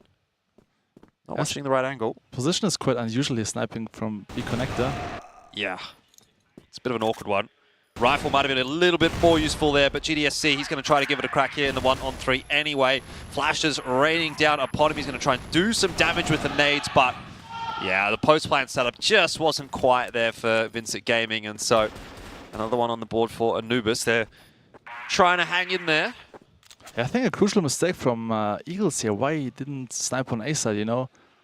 I think this would made much more sense here in this case. Maybe sending the rifle towards B connector and lurking from there, right? Yeah, it definitely would have been the better call, or maybe even playing just the time in that 2-on-3, putting him on a longer angle at least, where he has at least a chance to fall off if he misses the shot. But now you can see another change-up coming from VINCIT Gaming, this time putting all 5 towards the B side of the map at the start. Hassam on the other side of it is not going to stand a chance. Kaney and Danimal just steamroll their way through into that nice early control play. They don't full commit here, and this seems to be kind of the standard for VINCIT Gaming on this map. They go forward aggressive, they get the pick towards one side of the map, but then they just kind of turtle up and wait to see what's going to happen next. At least they have a Slayer now here long A. The perfect position, can cover A solo basically from this position. And the rest of this team can basically just focus on B side. Let's see if they will check this position. Doesn't seem too likely here. Slayer, it's all about the timing though on this off angle. Has he been spotted now? He certainly has. Kaney goes down, evens it up to a 4-on-4. You can tell here, VINCIT, they want to try and find a way to this trade, but with the counter utility coming out, they're going to go ahead and just leave Slayer on this long position and use this opportunity to start working towards that B bomb site again. Dipsy's just going to be jump spotting the angle for the moment. We'll be quickly calling for Doom's assistance if it's required, which no doubt it will be. Has got the info there and pops the flash grenade out over the top to just try to slow things down for VINCIT Gaming. Fairly successful. Some good counter util coming out from Anubis here, and it's actually helped out really nicely. Dipsy able to double down. Snare round from the back wasn't necessarily expected, and GDSC would have to come up with something really special to close this one out. Still alive in the fight though, as the pistol in hand. He's been spotted out, and he doesn't know exactly where his opponents are shooting him from. So in the end, he will drop.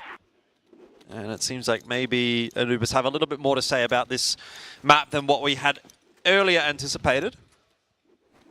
Yeah, definitely a much more solid response here on their GR side. Dipsy, a really good round there to hold on to that bomb side, and now they've got a chance to tie this one up after being down in a 4-1 situation. So I'm curious to see what they'll do to maybe change the pace again in this round. They've got a 3-man stack in the B tunnels, just leaving Snare alone again on that A bomb site, which has been kind of a risk for them. They've had a pretty good job challenging him on that angle, but these guys are actually playing a little bit slower as well than I expected on the side of VINCIT Gaming. I thought they would be maybe a little bit more assertive on this BL side. Well, there were some of those faster rounds that worked out really well for them, so I kind of echo your thoughts. Since they've slowed down a little more so, Anubis have started to find their feet.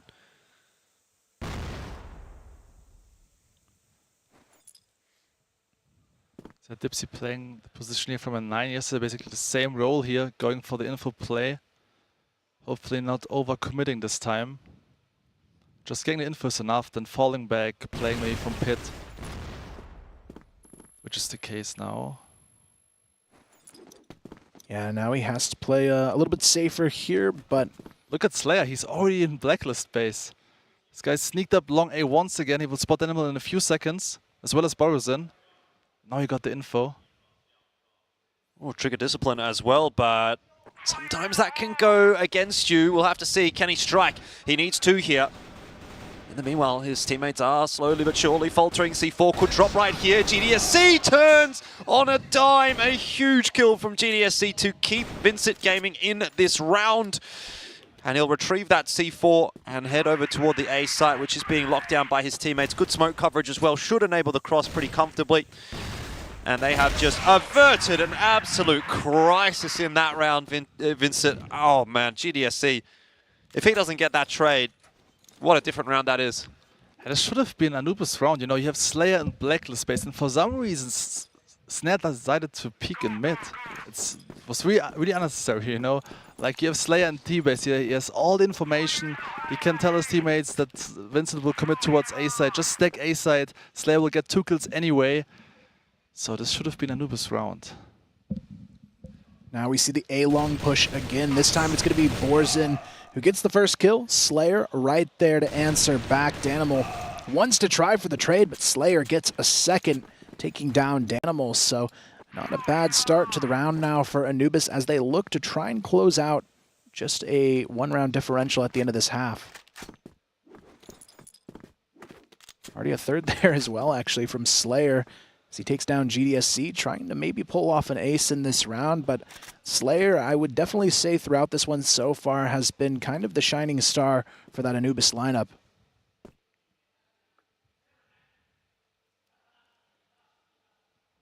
I mean, even if they get this round, 4-5 is still not a very good scoreline on GR here on port. But yeah, credits to Slayer having a massive match here. Another 2K from him. There you go. It is 5-4 at the end of the half. As you say though, GR-sided map doesn't really fill you with a whole lot of confidence for Anubis, but at least they have something to play with. That could have been a whole lot worse. It could have easily been a 6-3. It looked like maybe even at one point that might lead towards a 7-2 or even more one-sided half. So they have something that they can take from the half at least. It's also kind of unusual to see Anubis playing like this, you know. Usually they play quite passive on port, playing the setups. Here they play very aggressive. Sometimes I feel like too overconfident, you know. I feel like on port, if you play like your safe setups, you get at least 5 to 6 rounds. Yeah, now going into the second half, we are going to see already Snare taken out of the picture early on towards that B bomb site. Still, with Slayer alive, maybe they'll make it happen. He's still having a really solid game. 13-6 out of him. Of course, he ended the half with that ace in the final round, but he's had equal impact across this whole map so far. Anubis kind of bunched up in this one, though, as they work their way into A connector. Borzin is ready and waiting, though. Doom taken down right away. Hassam, he wants to find the answer to trade it, but he's just not going to. Eagles able to find another. It's all on to Slayer, but he is taken down as well, and that is a pretty decisive opening round of the second half. Yeah, a little bit too easy for VINCIT Gaming in that one. Borzin being able to multi-frag without really much of a trade attempt, unfortunately, from Anubis. And you can see it is really only Slayer that is putting up any numbers of note at this point for Anubis. One player is just not going to be enough. Someone else to step up there, and we do get that from Snare and Doom. Slayer as well in the mix. So just as you start to call them out, the players do start to step up, and that looks a much better round from Anubis. The faster style, this time at the very least, has worked out. Yeah, now it's all on to Borzin. 1v4. Shouldn't have too much opportunity to make this happen, but Dipsy doesn't even check the corner. It's a free kill to start off the 1v4 for Borzin, but still 3 players left in his path, and Slayer really just has an insane angle to try and hold this off with, but Snare, he's already been taken down as well, and this is where things could get dicey, but Slayer makes sure once again he holds strong for Anubis, and they continue forward with another round on the board, and now it's just down to 1 round of separation again.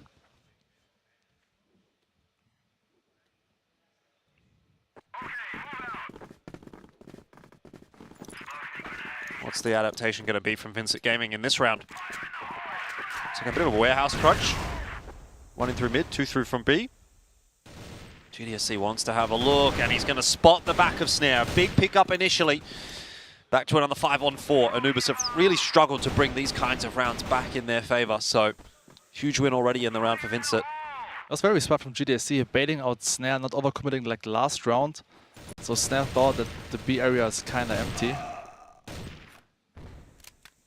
This time around, Slayer goes down early as well, and you can see a lot of pressure on this middle section of the map coming out from VINCIT.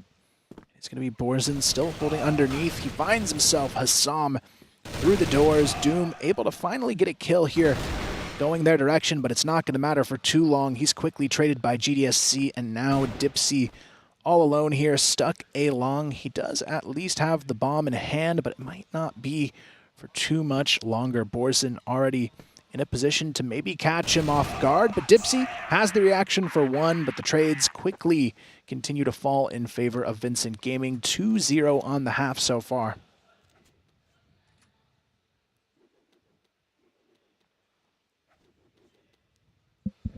Attack timer? No. Well, there might have been a timeout there for Anubis. It wouldn't be a bad spot to throw one in maybe next round if they were to lose this round. I feel like you can tell, the individual skill from Vince is just way higher. I think Anubis should just go for full executes, like in the previous round when they got B side. It seems like they're rushing A now. Well, Eagles can be peppered with a bunch of util. He's just going to watch the ladder so that no one can jump up on that side. He's going to get picked off, though, by Snare in the meanwhile. So here's a bit of a chance back in there for VINCIT Gaming. They're going to try and dump their util down. The fight from Dipsy will be a 1-for-1. That's not too bad again for Anubis, maintaining a numbers advantage in the post plant now that the bomb has gone down on the A site. Slayer will try to pick the pace up through the smoke. He gets himself a kill. Dipsy in with the assist there as well. But still, you've got these couple of members of VINCIT alive, and I'm always a little bit worried if that's going to be the case, but no need in this round for any concern, as Anubis will still stay toe-to-toe with them. Yeah, Slayer once again stepping up to the plate. 17 kills already on his first official LAN event, so crazy stuff from this guy, and it's also what I expected from him, right? He's the star player for Anubis. You wanted to step up, but I expect more from Snare, honestly. Yeah, Snare having a pretty rough go of it so far on this first map. You can see Anubis trying to get aggressive in the start of round, but Danimal finds the first kill onto Dipsy, taking him out of the picture. And now Anubis, they're kind of stuck trying to make a play in mid. You can see Snare trying to find any angle here to catch a player off guard, but they're not really giving him a whole lot of opportunity on the side of VINCIT. It almost seems like that's kind of the way they're playing here. They know Snare can be an impactful player, but they don't give him sort of any luxuries to try and get these opening picks with.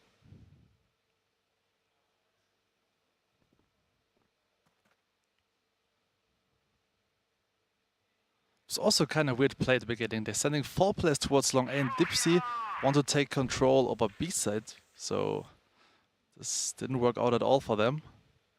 Maybe some miscommunication. This is how I felt about this round. Can't be affording that kind of miscommunication at an event like this, though. Slayer once again proving to be the difference maker for Anubis. 18-9 at the moment, and gets a really critical equalizing frag in this round that just has VINCIT scurrying around a little bit. Time ticking away, 1 minute left in the round. And Anubis aren't too sure where they're going to end at this point. They've got to go back and collect the C4 as well. So maybe it's on to Slayer to once again find another opening pick, if he's going to be the one to look up long. There's no one defending from A at the moment, though. Eagles is more interested in mid, and in fact actually even trending back over toward B, but they may have made the wrong decision here, VINCIT, giving up the A site. Yeah, and Eagles hit one on the cross. That'll be the big defining factor in this round. They've got the smoke down, though, so Anubis, they can sneak across before He's really got too much opportunity to make it happen. And now they've got full control over the bomb site as well. Borzen sneaks back into the staircase, able to find one, almost a second there onto Slayer as well. It's still a 3-on-2 advantage, but yeah, the C4 just barely getting scooped up. But Slayer again trying to do all of the heavy lifting here for Anubis. Oh, no. They get it done, but unfortunately, they do run it down there. So no time. No time on the clock. I feel kind of bad for Slayer getting once again 3 kills in this round. Actually, perfect call pushing towards A side, because most teams would stack B side in a 4vs4 situation. Just makes more sense, especially if you sniper rifle on bridge area. But still, Doom couldn't connect the key frag, couldn't connect the shot here on GR base. This would have been the key frag. Yeah, I mean, he's 20-9. He's got to be thinking, what more do I have to do to win a game? GDSC this time has the Orb in hand. It's a double Orb setup actually for VINCIT. A little bit of a change up, already having some success. We might be seeing the end of this map fairly shortly. Yeah, it seems like it. I mean, Slayer, he's playing on a much different level than the rest of his team right now, and it seems like shot for shot, he's the only one who can really keep up with what VINCIT is bringing to the table in these aim duels. And already 4v5, they're trying to force their way into a pick here on this B-bomb site. Snare trying to find something. Danimal might have got the spot, but GDSC finds himself another in this double sniper setup on the backside of mid, and already things are looking a little bit grim here for Anubis in the round.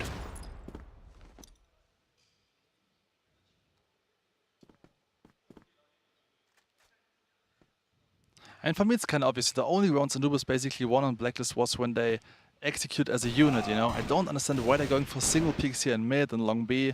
They should just go for the executes. Yeah, they've been spotted out here as well. Eagle's able to find one. Hassam at least gets the trade, but that will be it. And now it's map point on the table for the side of VINCIT Gaming. And even though it's been a little bit shakier in some of these rounds than I anticipated from VINCIT Gaming, they still just seem like they've got a stronger approach strategically when they need to. And shot for shot, I mean, even though Slayer is trying his hardest to keep his team in it, you've got to have that full team behind you to make it happen.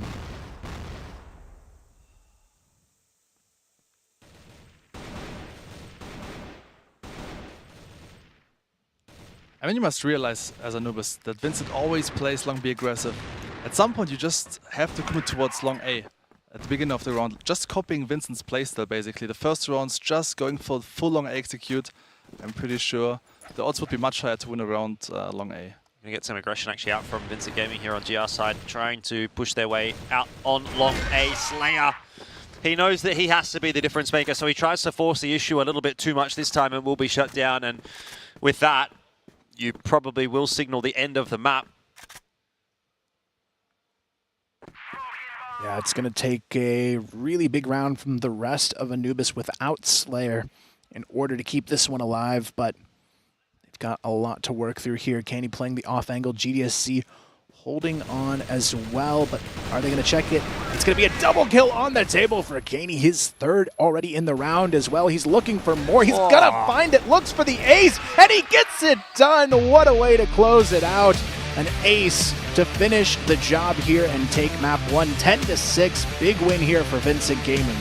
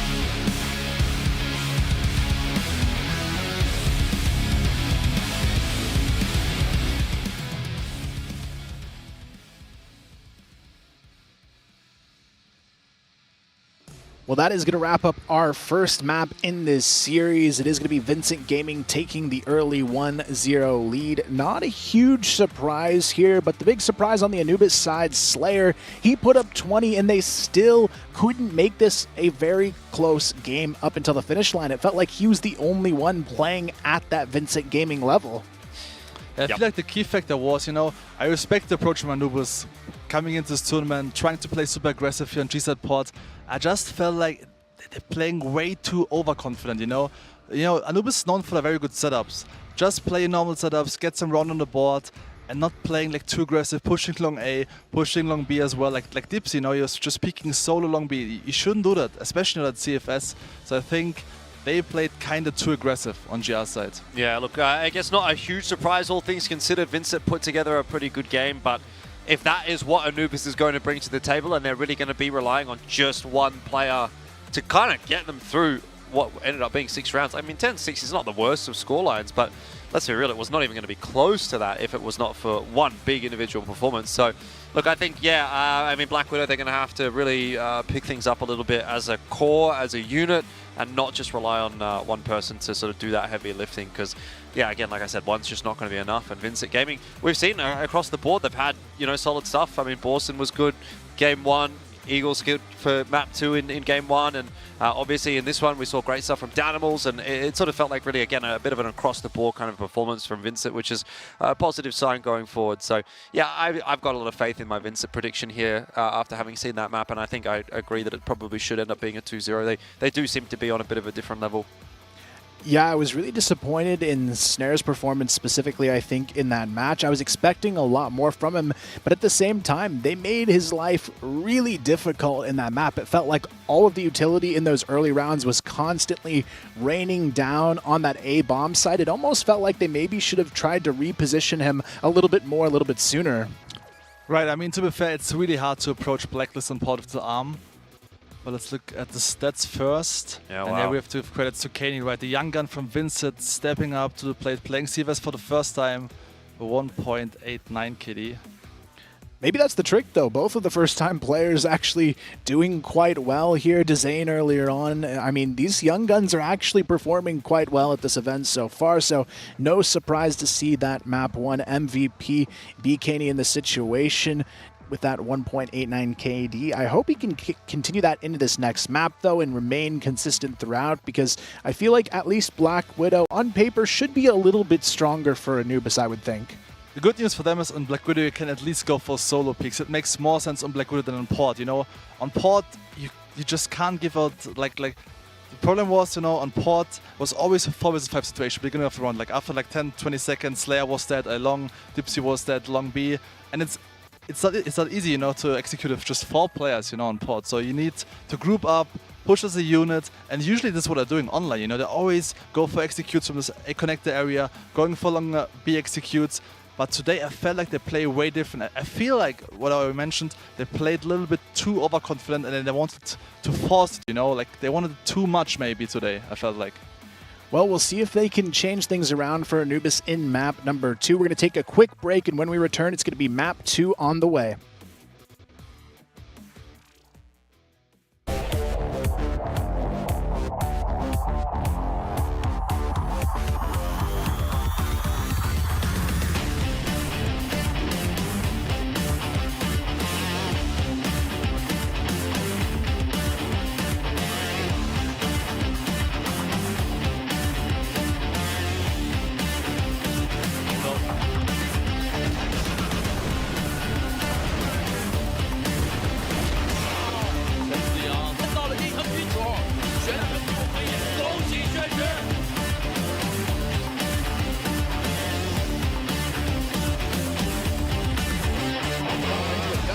Down Snake, good for 2. Beba, good for a dump. 知道你在这2键完成价位是不是能好一点？是，另外一边，但是超。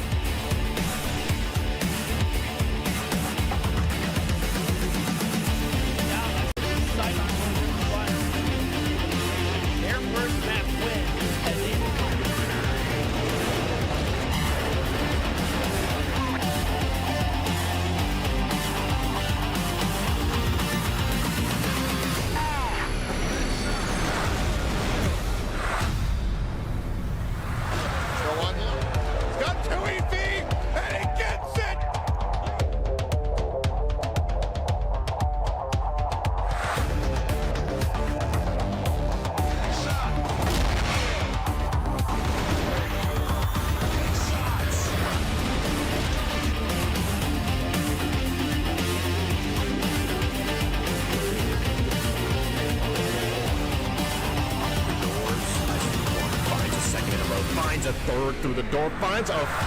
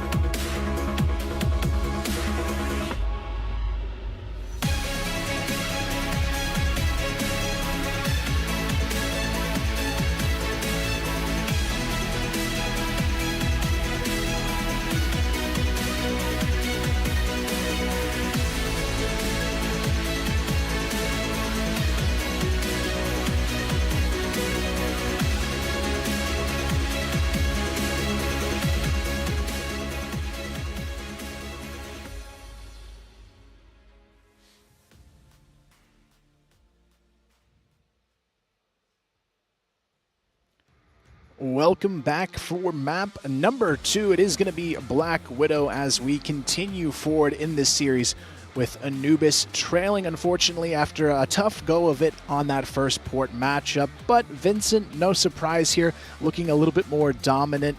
But now it's going to be Black Widow as that kind of decider if Anubis has any life left in this series. Now, Seven, you've played against Anubis a lot on this map in the past. Do you think they have what it takes to maybe pull a map 3 in the series? I know you did mention earlier, you said it would be a 2-1, you thought. I mean, the key factor now plays now. You know, if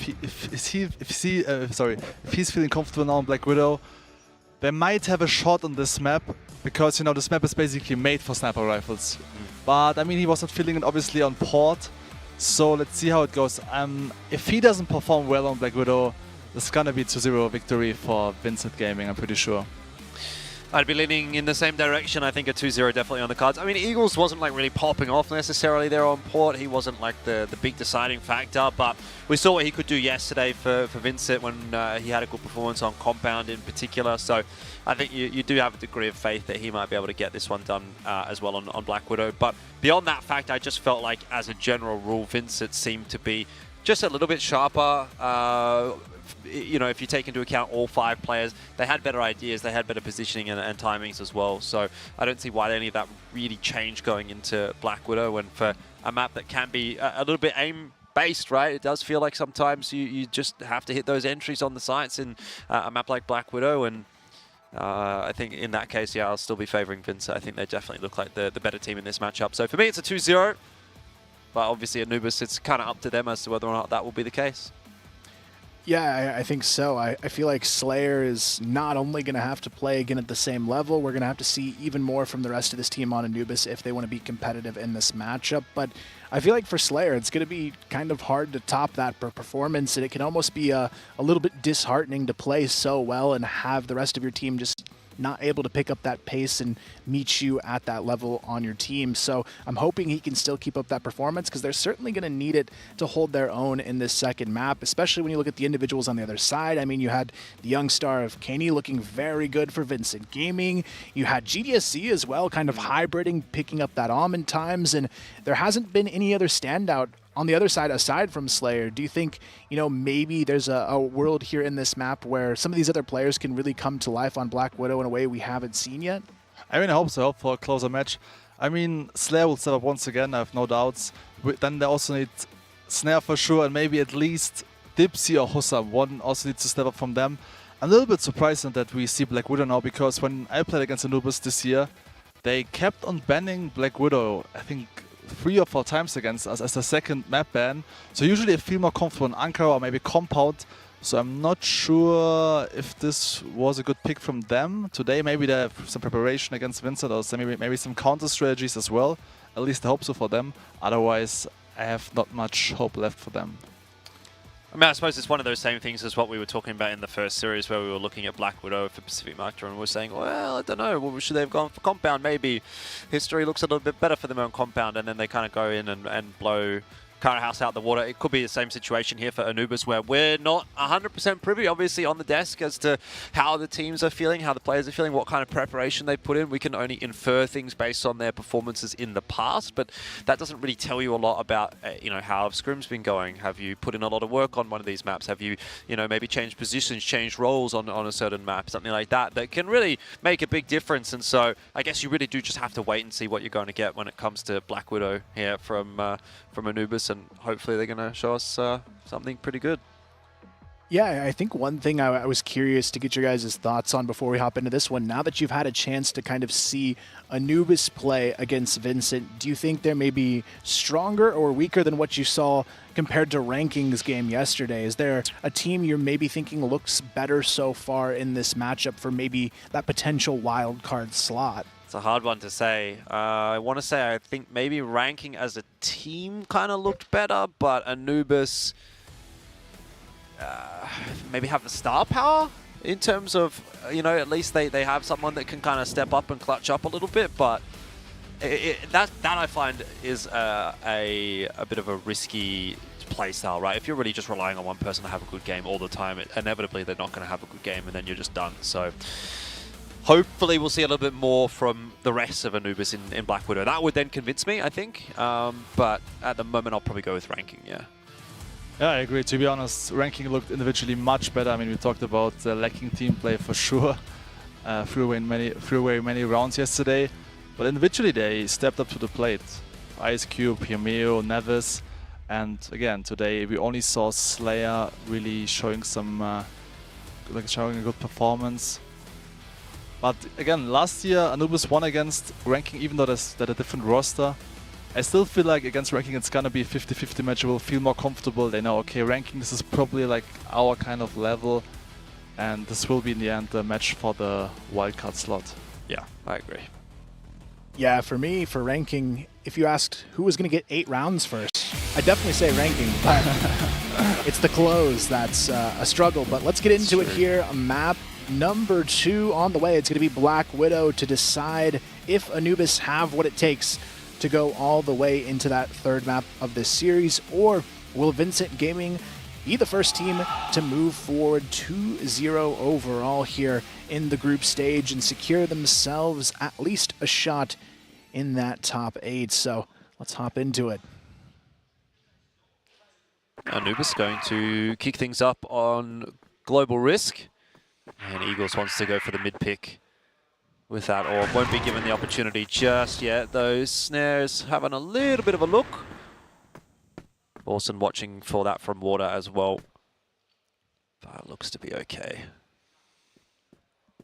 Yeah, once again, Anubis playing quite aggressive here, already sending Slayer towards barracks to this long A area. We have Hussam here in catwalk A short, waiting patiently in the corner. But I think Denimal is aware. Seems like it. Yeah, they're very aware. Oh, there's no doubt. There's no doubt after seeing that. What a start to the map for Vincent. Yeah, I like the call. I think Borzen might have seen him from that B connector position, just crossing slowly up, but it's actually going to be Dipsy who finds the 2nd kill of the round, takes down Borzen. Slayer going to be playing on this A long position, waiting for the fight, but they're actually not going to give him that opportunity just yet. The rest of these guys for Vincent Gaming working their way into mid. Snare gets spotted out, can't find any angle to take a shot though. Eagles still looking for him through the mid window periodically here. Snare again going to be hit down to 34. He has to back off, but Slayer, this is a dangerous game he's playing here. He catches Danimal with the grenade out, but GDSC at least able to trade that quickly. Yeah, he's seen at least 2 players on long though, so that's information for Vincit Gaming, or rather for Anubis, and Vincit Gaming are aware of that fact, so they're just going to call the bluff and go back toward B. Vincit obviously kind of having to hedge their bets with this 2-1 split. And even then, Util actually into mid is going to be another cause for concern for Anubis, because that's not really telling you a whole lot as to which way Vincit is going to be dedicating their forces. Ultimately, they're going to go toward A. It's a nice position for Dipsy to react from. Not going to be seen on the spot check. Jumping on the box, he can try and maybe peek on the planter here, but instead he's going to wait for that support system to come through. Snare and Doom starting to group up alongside him, but this is still a really difficult side to retake. GDSC, he's got this nice corner position that Doom has to be ready to check, but he's not going to be prepared for it. GDSC able to find one, make it a double kill. Dipsy now left alone, but GDSC, he's done all of the hard work in this round, and he's still looking for more. And they'll get it done. Vincit Gaming win the opening round, but I felt like their Doom, he just should have checked that corner, and he did not. I'm still surprised that Anubis keep on going for these solo peaks, because on Port it also didn't work out. For some reason, they don't want to change this approach. Look at Hussam, there was no one covering him there, no backup at all. They just rely on the individual skill, and against Vincit Gaming, this is not enough. Now already in round number 2, Hussam taken down again on that catwalk right at the start of the round. And Danimal, he's a little fearless here. He just swings out the mid double doors to take down Doom, and these are not the kind of picks you can afford to give up this early. It's already a 5 versus 2 Snare. He may get one, but it doesn't matter. The rest of Vincit Gaming has full map control, collapses around him, and this is just a fearless team at this point. They are not afraid to take any aim duels.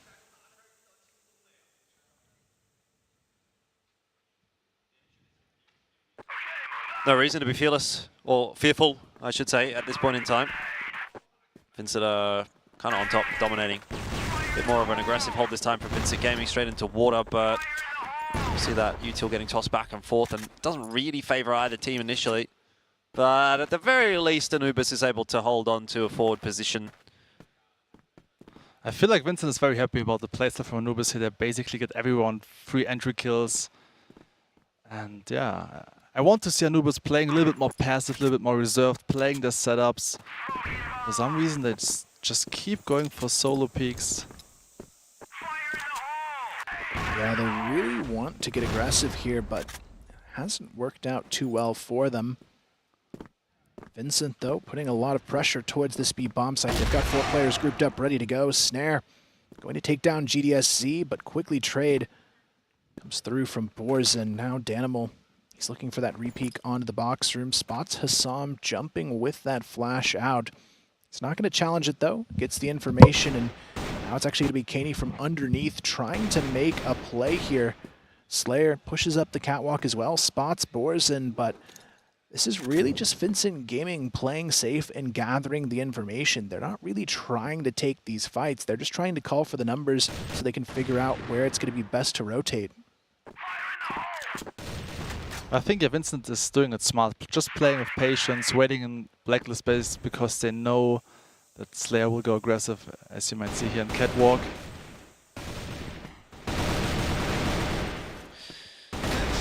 Well, Slayer doing what he does best, and that is stepping up in a big way for the team, but he just can't do enough to take down 3.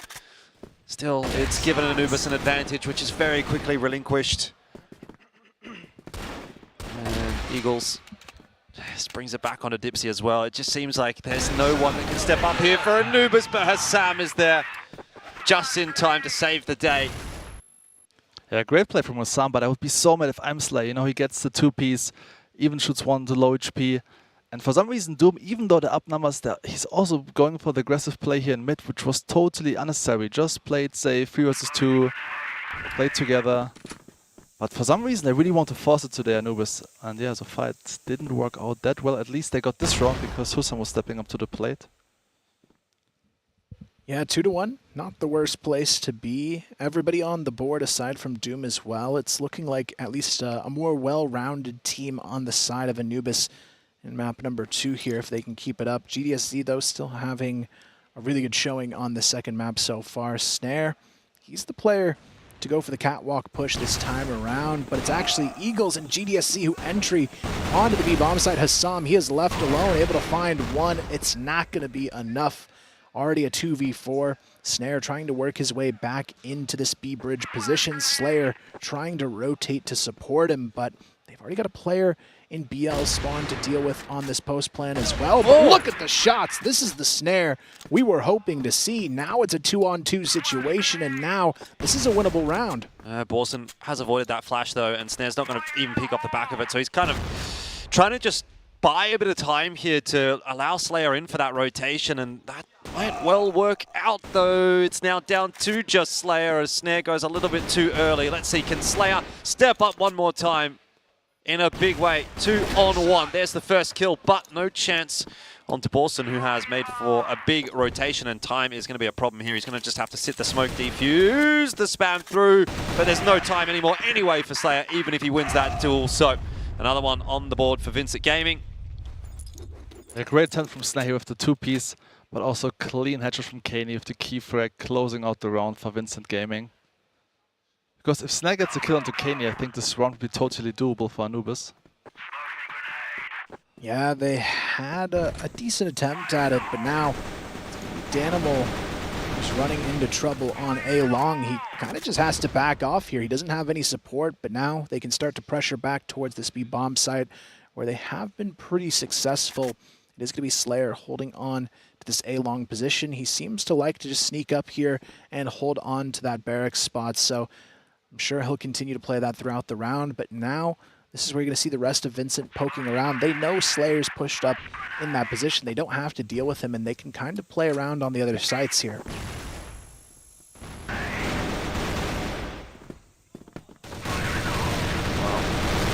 Already starting to favor Anubis actually in this round, though the trades are coming back on through a little. Kaney, the MVP from the last map, with a lot of work to do. The smokes are down at the moment, which is providing a bit of space, a bit of coverage for VINCIT Gaming to maybe try and salvage this one. Good shot from Kaney. We're back to the 2-on-2. His position known, but the challenge in from Snare is just not going to be good enough. And again, it comes down to Slayer in the 1-on-2. Kaney, a one-man army at this point in time, is going to be able to go back and retrieve that C4. There's a quick flank coming in from Slayer. If they would opt to go straight toward A, though, they would negate that possibility, but he's actually gone back and forth.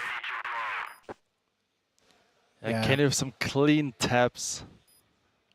Insane shot from this guy. Slayer, though, he's done some crazy things already in this matchup. Maybe a 1v2 could be in the cards. The Flash at least has an opportunity to help him out here, but he's running out of time to make this happen. Less than half-timer on the bomb. He's going to have to just swing here and hope for the best. He gets the first shot. Slayer gets the double kill, but does he have time for the defuse? He should just barely be able to get it done there, and there you have it. Slayer pulls off a huge clutch. What a clutch from Slayer. But also, you know, like for the first time they're playing a normal setup on B, they're up numbers. Of course, Kaney stepping up to the plate as well. This was basically the only reason why it was a 1 vs 2 situation in the end. But it should be a sign for Anubis. Just play normal setups, don't overcommit, and I believe you can even win this half. 4-5 maybe. Danimal, though, starts it off by taking down Slayer. Not what you want to see if you're an Anubis fan here, but they still are able to get out without losing anybody else. No other trades going against them, and now we do see the rest of VINCIT starting to back off again. They like to get this early pick and not necessarily commit off of it. But the rest of Anubis is just kind of pushing up mid here. They've got 2 players pushed up on the catwalk and 1 pushing into that ramp position on the double doors. And you can tell, you know, VINCIT is way too experienced. They will just wait in blacklist space now because they know that Anubis will push up. Oh, but insane shot from Snare here through this little gap. Yeah, it works out so well. Danimal really wanted that trade. He's not going to find it now. They can go ahead and reset. Keep things even in the 4v4. kind of wait to see what Vincent will actually do here. They're going to have to full commit at some point. I like the aggression they were doing on port, but it seems like a much more passive approach here on this second map. But they do at least have a long control now to work with, and there's actually no real defense set up here from Anubis.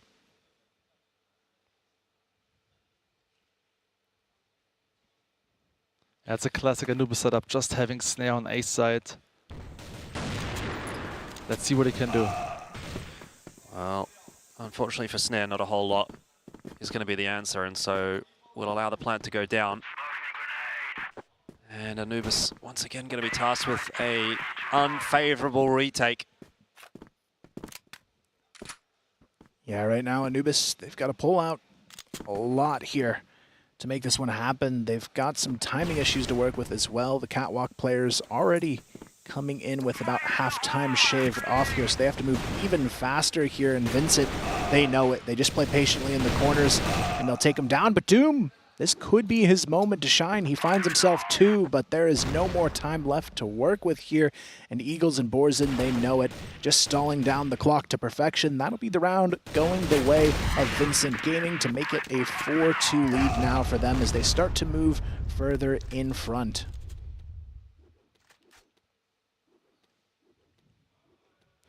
But basically, you just saw the difference. No, Eagles playing patiently, not overcommitting. And this is basically what Anubis have been doing the last 10 rounds. Yeah, now we can see here a quick collision on A long. Lots of utility thrown both ways, but as soon as things get a little bit dicey on this map, it's Vincent Gaming who quickly get out of the picture and reset towards the other side of the map. But Snare, he does find the opener, takes down Eagles in that fight on mid. Now they've got an advantage to work with to maybe pull off another round for themselves here, but this is where Anubis, I think, has to be extra careful. They have the man advantage, but they still have these players across the map playing alone. But Dipsy, even alone, gets it done, takes down GDSC. Now they've got the 5-on-3.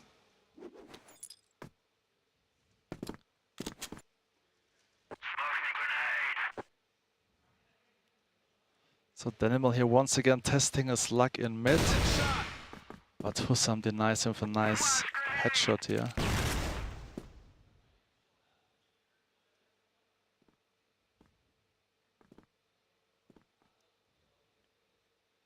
Vincent, though, playing this one pretty slow in the 2-on-5. Trying to catch them off guard with this B push, but there's 3 players already stacked on this site. It would be pretty insane to see them take this round back. But Borzen, he's got the start to make it happen. Takes down Doom. They still have to deal with Hussam in the corner and Dipsy on the double doors. You can see the utility coming down to try and clear out that position. Hussam taken down to half Snare. He's only on 10 HP as well. And he's been spotted from Kaney. And look at this position. It's going to be Hussam who actually jumps over the box to finally secure that kill. But now Borzen, it's a 1v4. Surely no way out of this one, but he's already found himself a second kill on the round at the very least. Trying to bait out the peak from Dipsy, but it's going to be Hussam. It's going to be the difficult one to dig out. And in the end, yeah, another round on the board for Anubis. They, again, similar to Porter, kind of just keeping themselves in the game, but maybe not to the extent that they need to. They're always kind of fighting from behind, which is just not quite going to get them the win, obviously, in this matchup. I still feel like Anubis is much stronger on Blacklist, so if they get 4, maybe even 5 rounds on GR side here, maybe they can take Black Widow here as a second map. Yeah, it's definitely possible. I mean, 4 rounds on the board for the GR wouldn't be too bad, but Snare, he's going to run into trouble very early on in this round. Sprayed through the door. He's going to be falling to Danimal. Now they have to try and rethink what they want to do. Anubis, they still want to send Slayer as usual towards this A-long position, but you'd got to believe by now that Vincent Gaming's pretty aware that Slayer likes to play this off angle in barracks, and I would be surprised if he's able to get more than 1.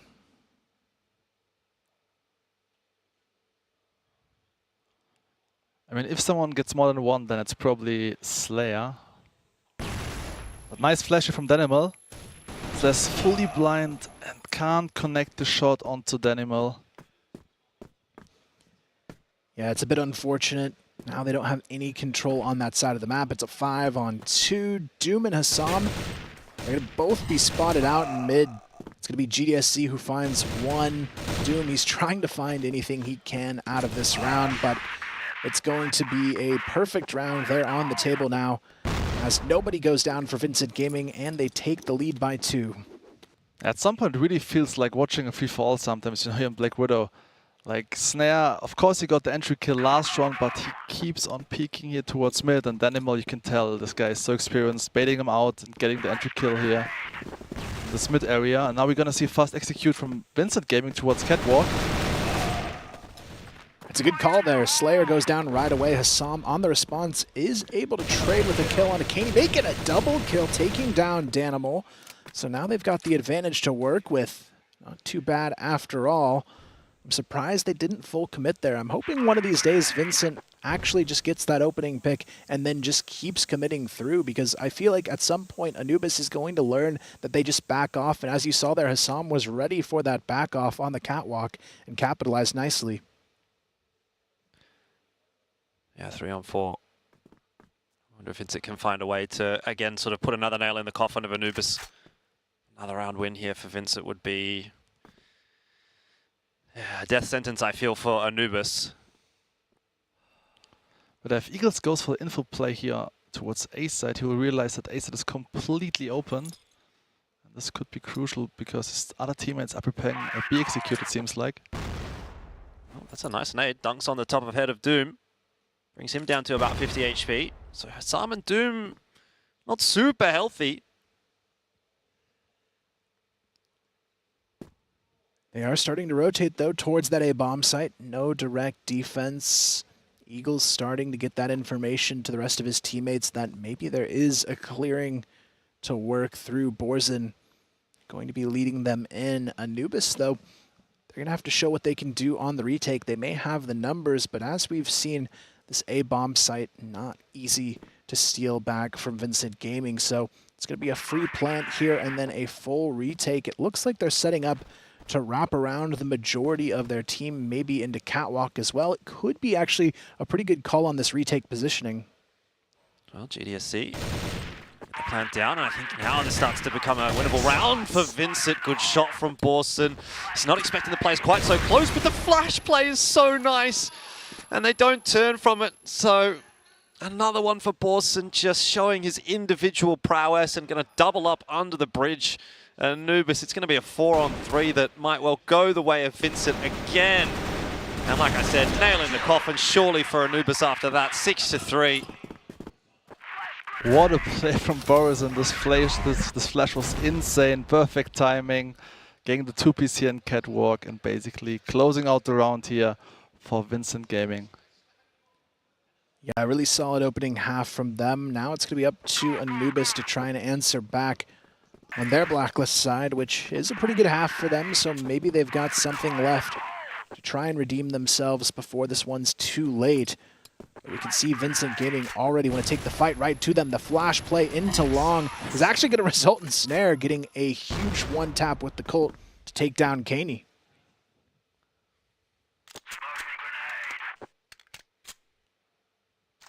But once again, you can just tell that just rely on the individual skill, and this is unlikely to work out against a team like Vincit Gaming. Of course, Snare got the nice one-tap here on long A, but it's unlikely to happen every round, you know? Yeah, it is a tough one to try and replicate, but GDSC gets caught alone as well, so not too bad, at least for this round for Anubis to try and close it out. Slayer going to spot Danimal in mid, getting aggressive up the catwalk, and it almost seems like Vincit are making some mistakes themselves here, but Danimal, he's going to try and equalize with that kill onto Doom. He's able to fall off now to the support of his teammates. He did actually get the bomb down with that kill as well, but Anubis quickly there to grab it.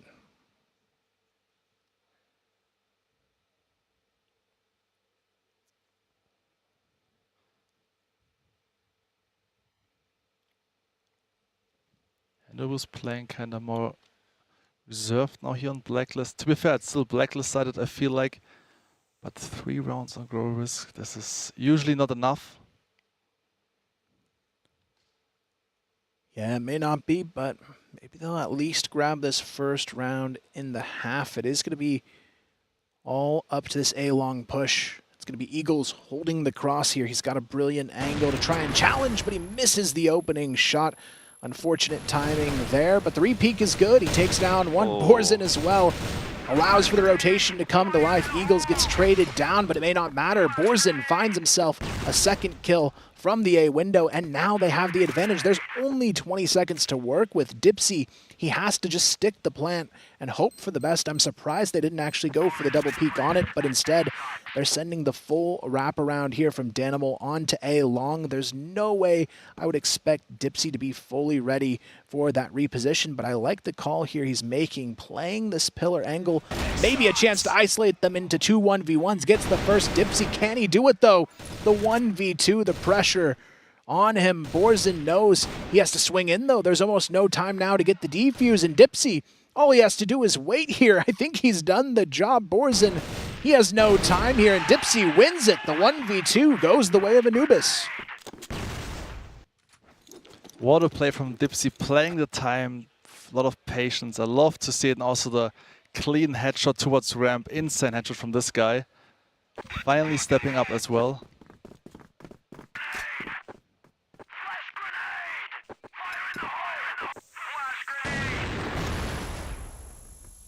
They need something like that, don't they? Those 1v1s need to go the way of Anubis if they're to find a way back into this series. I still felt like it was perfectly read from Vincent Gaming in 3 vs 4 situation. Yeah. And having 3 players on A side. Perfect rotations from Vincent, even though they lost this round. Yeah, they have a better read on the game, but I feel like Anubis, the individual play style works for them a lot better on this map, so they're getting away with a lot more than maybe even they should here in a lot of these rounds. But you could see Danimal there. He wanted to take the early risk, peeking up the catwalk. Not going to find anything onto Doom there, who is able to reset and start this push towards the B bomb site. 4 players now grouping up for it, but the 5th snare will be going down in mid to Eagles in that one-on-one exchange. So now they kind of have to full commit here and hope this execution goes well, because they don't really have any presence elsewhere to work with. Borzin and GDSC, they've got the hold though ready to go. Borzin finds the first. GDSC, he's got that support nearby, finds the second, and look at the nade! 2 kills with it to finish the job. You can see the smiles on their face, making that hold look nice and easy. Yeah, Vincent, I mean, known for the GR setups, right, as we saw yesterday as well against Ranking Gaming, and improved it once again. Clean round from them.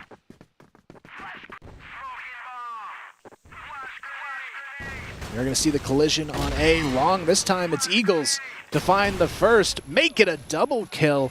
Already holding on to the 5-on-3. You can tell that Hassam wants to find a way to answer back, but it's such a dangerous fight to take that he has to back off and grab that bomb and get out. But this is where the risks aren't working so well for Anubis. They want to take these aggressive plays to Vincent Gaming, but structurally, I feel like they're just not quite as well set up when it comes to making sure they can get the trades.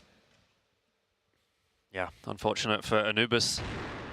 They're starting to fall away from this map as well. Similar kind of a story as what we saw on Port. They were competitive to begin with, and then Vincent, the extra 5%, extra 10% is enough to get things over the line.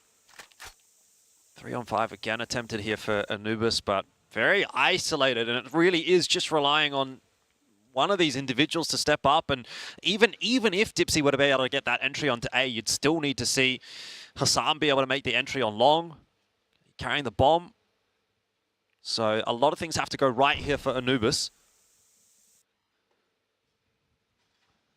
Yeah, Eagles right now, he's kind of the key position in this round. If he can get at least one, it should be theirs to take away, but he misses the shot here, goes for the repeat. He's having some difficulty, but here comes the support system. It's going to be Kaney and Danimal who help out in this one. Now Hassam is left alone, 1 versus 3. He surprisingly will be picking up the to try and get out of this situation. Danimal spots him on the corner peak, trying to bait out the shot for maybe a wide swing to follow here. GDSC grouping up with him, but with only 30 seconds and the flank coming in, it's such a tight spot to get out of.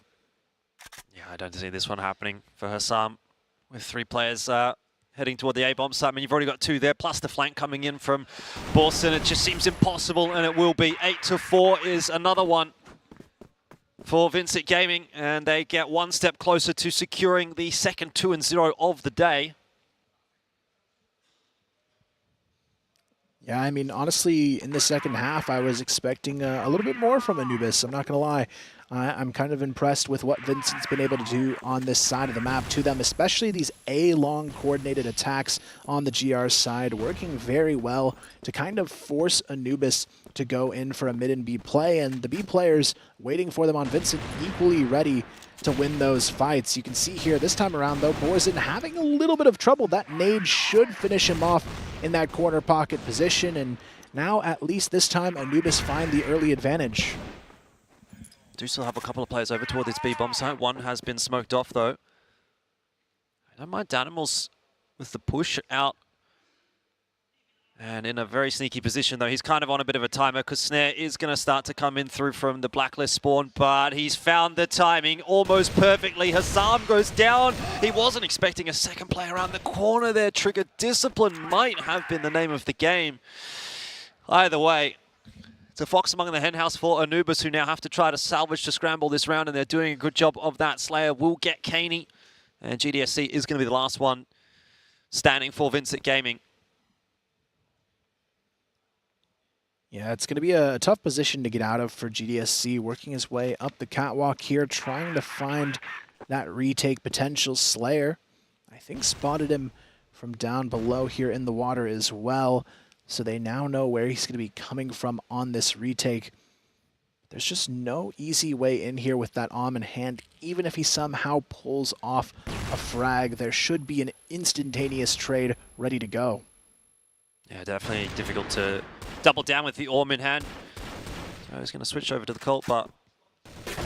Okay. Well, over before it gets exciting. Timeout for Anubis. Yeah, I mean, it's not a bad time for one. Map's somewhat still hanging in the balance if Anubis can go on a bit of a string of rounds here. I still feel like they should just keep playing like this last round. This was a strong example, you know? Like, it was basically the first time they played as a unit, taking over B control, getting the net kill onto Borizin. This should be a sign for Anubis. Just peek together, like, execute as a unit, and don't rely on Snare's sniper skills, you know? Because this won't be enough against VINCIT Gaming.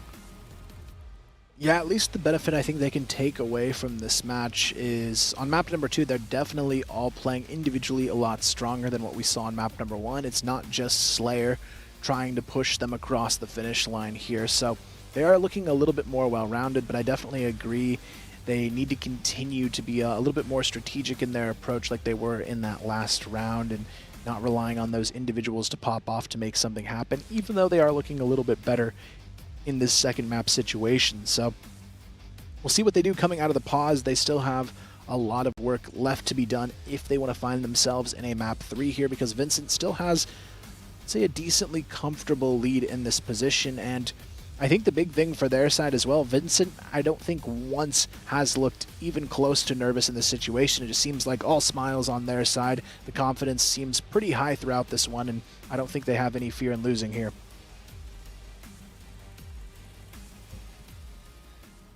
Yeah, I think that's fair enough. See if VINCIT changes anything up off the back of that pause as well. Looks like they do want to go a bit more aggressive in toward water. The nades are absolutely demolishing them. What a read from Anubis.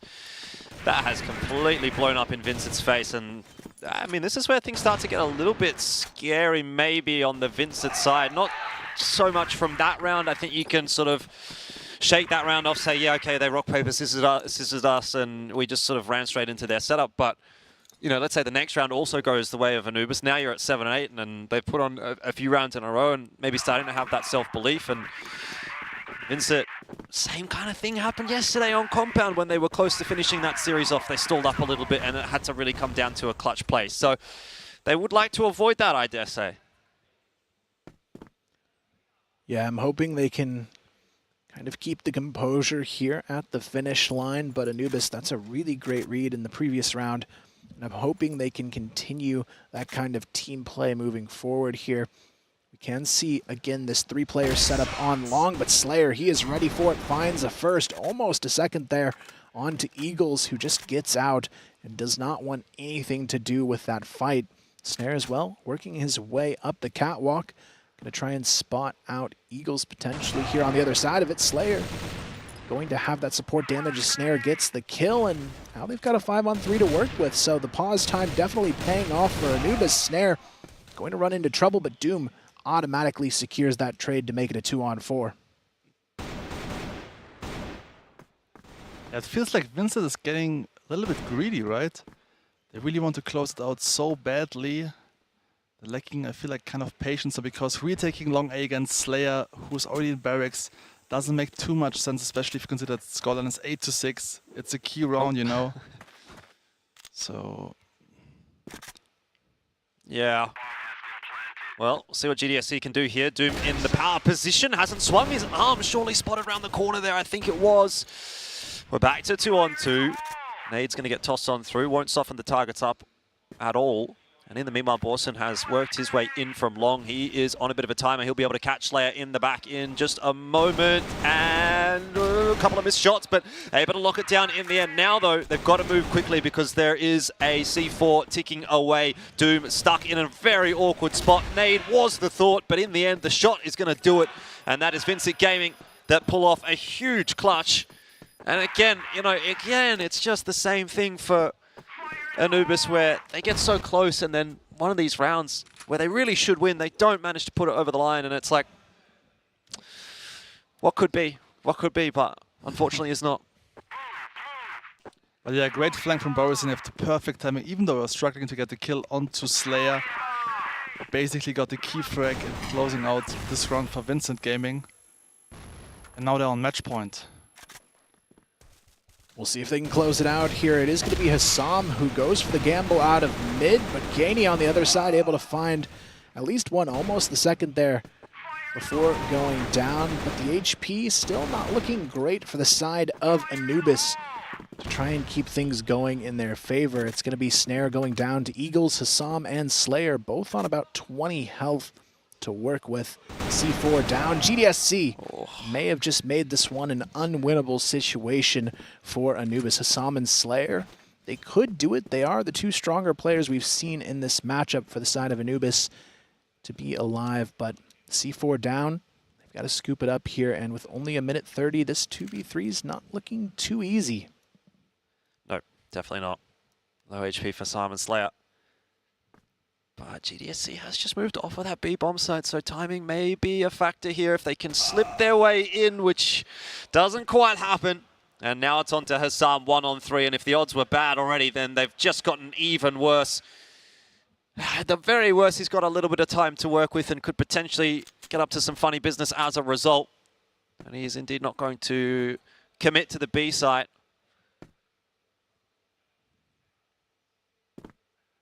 Yeah, it's going to be a potential sneak here over towards A, maybe even out the mid double doors. GDSC, the timing could come back to haunt him here, but Eagles had the position. GDSC, though, is the one to get it done. And there we have it. It is a 2-0 victory. VINCIT Gaming, they will be moving forward in a very confident position.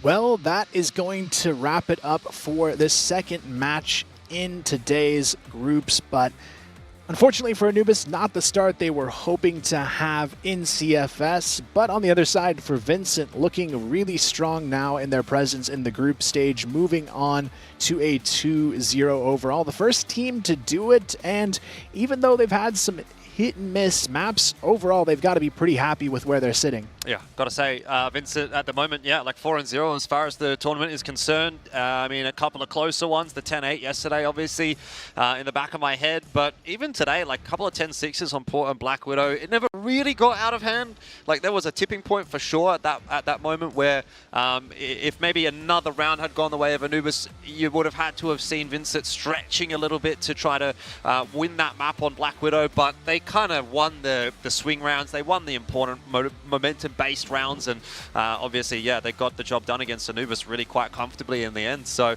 credit where it's due. Vincent are looking good, and I mean, at this point, yeah, it pretty much has to be said they are the first team that will be more or less confirmed to go through to at least the next stage, whatever that is, the wildcard stage or is it the playoff stage? We're not sure just yet, although obviously it looks good to be the latter rather than the former. But you go 2-0 in your group, yeah, well done, congrats. You should be moving on from that.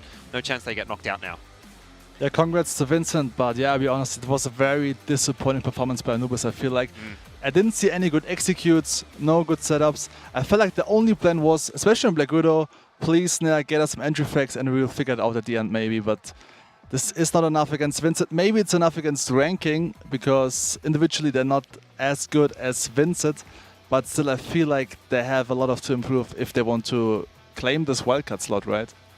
Yeah, I actually think it sets us up for a pretty interesting match between ranking when they take on Anubis, because I feel like these teams had a lot of similar issues in how they approach the game. A lot of them playing those individual pick play styles and that coming back to haunt them and ultimately losing their match against Vincent. And I actually think that ranking Anubis one is a real 50-50 in my eyes.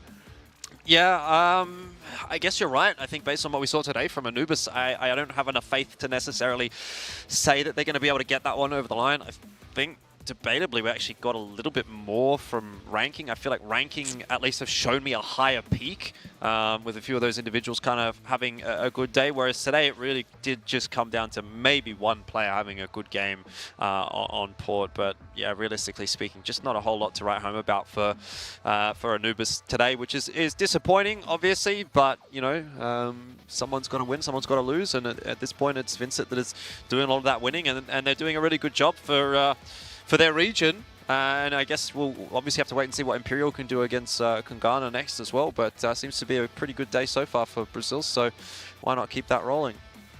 Yeah, I guess the big question in my mind now for Vincent is the Vincent we've seen going to be enough to take down their next big opponent, which is going to be XROCK in the group stage. We haven't seen a ton of them at these international events, but I guess, Seven, with what you've seen so far, what are your kind of expectations for Vincent going into that match in their final group stage one against XROCK? I mean, it's a good question because, you know, I think the level from ranking and Anubis is way different to XROCK, right? They're from China, a Chinese team, so I still think XROCK is the big favorite here in this matchup, but I think if Vincent gets a second place, they're still happy about it. They will be in the top 8 already. And now let's have a look at the stats, and as you can see, GDIC with a massive performance here on Black Widow, 2.38 KD. Yeah, definitely has to be the MVP of this one. 107 ADR, more than a kill per round average. And honestly, even in the first map, he put up a lot of impactful frags as well, and he's really impressed me today as one of the shining stars from this team that I wasn't necessarily expecting to play at this level throughout, and really just a strong, versatile player that I'm hoping can keep it up. But as we take a look, now getting probably the most information for a group we have so far, we can see ranking in the differential is only 1 round ahead of Anubis, so a lot on the line in their head-to-head when they face off later on. and that will basically decide who makes it onto the wild card stage and maybe who the first team going out of this event might be. Yeah, potentially. I'm also quite eager to see how XROCK looks today against ranking, because if they really just blow them out of the water, I think we can sort of infer from that they might be a good challenge for VINCIT, and certainly obviously in that case also a good challenge for Anubis, and that might give us a really good idea of how this group is going to look. But it is shaping up nicely for VINCIT, like we've said, no doubt about it. They're going to be moving forward. Now it's just a question of how the rest of the pieces of the puzzle are going to fall into place and where those teams are going to end up situating themselves. But yeah, I guess a discussion for another day, or at least for another game when we do get onto that XROCK and ranking game later on today. But yeah, at this point, looking forward to the Imperial and Kungarna game, which is coming up next. And I think that one will again sort of tell us a lot as to what our expectations are. You know, are they being met? Are they not being met? Because again, going in, we sort of said, okay, China 1, Brazil 2. Number 3, jury's kind of out, looking like maybe Pacific Macta for the Philippines is locking that down for the moment, but maybe Imperial has a bad day today here and Kungarna can win that series, then that adds another whole layer to that discussion. Now, that's not what I'm expecting to happen. However, again, happy to be proven wrong, as I was earlier on today between Pacific Macta and Cara House. So, look, let's just see how the games play out and hopefully keep rolling through them. Yeah, I mean, for me, I'm hoping Kungarna can do well, but I feel like for a team coming off of a long break back into CFS, it's also a really challenging group to be in. I mean, you've got All Gamers, Imperial, and even LCK, who's looking like the strongest contender from the West League coming in here. So I feel like Kungarna has their work cut out for them to get out of this group stage. Even in that wildcard spot, I think is going to be a challenge for them. Yeah, for sure, for sure. But still, can you have to give it a crack? I mean, Macta, what I want to say is Macta is a good example, you know. They came back last year after a break of 4 years and they were really struggling, you know, to compete with the other teams. So for Kungarna, I mean, if they get a map today against Imperial, this would be, for me, already a big surprise. But yeah, I feel like they should really focus on a matchup against LCK if they want to get a wildcard slot. I think this might be the match for the third place, even though LCK, they looked pretty strong yesterday right against AG. So yeah, it's unlikely to see Kungarna in the top 8, I'll be honest. Yeah, I think it's going to be a tough road to get there just knowing what they're up against. But you never know. Crazier things have happened before. NA's pulled off some upsets against Chinese teams in the past. But I'd have to say in this event, they're probably looking close to peak form, so it'd be very hard to make that happen. Though they have already lost a map from the hands of All Gamers yesterday. But I feel like that was really just a nice wake-up call earlier on for All Gamers, because the next 2 maps weren't really close at all, and Baisha's just out there doing Baisha things right now. I would be surprised if they give up a map at all in their groups. 100%. I have full faith that Baisha's going to rock their way through the entire group stage. Like, if there's one team that's going to just dominate the groups, it is going to be Baisha. Obviously, situation changes up a little bit when they get into playoffs and they start playing against the better teams. I do see them like fall off a little bit. I think that they obviously do their best work against the weaker teams, but yeah, at least in these early stages of the competition, I think Baisha is just going to completely run through things, and I really wouldn't be surprised to see them, like not even have maybe a closer scoreline than something like a 10-5 in a worst case scenario, because that's just how they seem to sort of operate in these group stage situations. But yeah, 10-1, 10-2 yesterday from Baisha, that's right up the alley of what I have in my expectations. So they're a good team, that's for sure. I agree. I mean, my call is still that Macta might take a map against Baisha. So if Baisha... That is a big call, I think. If Baisha will not ban Black Widow, Macta might win Black Widow against Baisha. Right. Because like they were always strong against Chinese teams. I remember Macta won against SV on Black Widow as well many times. So it seems like Macta is really feeling it on Black Widow. And if I would be the team captain from Baisha, I would definitely ban Black Widow against them. I wouldn't be surprised after the match we saw earlier today on it. I mean, a 10-2 is nothing to look over too lightly. So I think at this point it's just going to be a matter of who can prove that consistency now moving forward in the group stage, because outside of VINCIT, we haven't seen a second matchup from any of these teams really just yet, and this is where they really have to start proving themselves, especially for those teams we've seen fall in that first match, because you go down 0-2, you're basically only optioning that wild card as your way out at that point. Yeah, and that's not not really where you want to be. But obviously, there's still a lot to be said. There's obviously still a lot of a discussion to have. We're only day 2, and we're not even, well, we are halfway through now, halfway through day 2. So lots of matches still for this group stage, and I think at that point, yeah, we'll just have to wait and see how things continue to play out over these first few days of the CFS Grand Final 2023 before we really lock anything in at this point. Just wait and see. So it's all good. Don't worry about it. Yeah, I mean, looking ahead here, we've got 2 more matches left for you guys in the day, Imperial and Kungarna, and then, of course, XROCK and Ranking.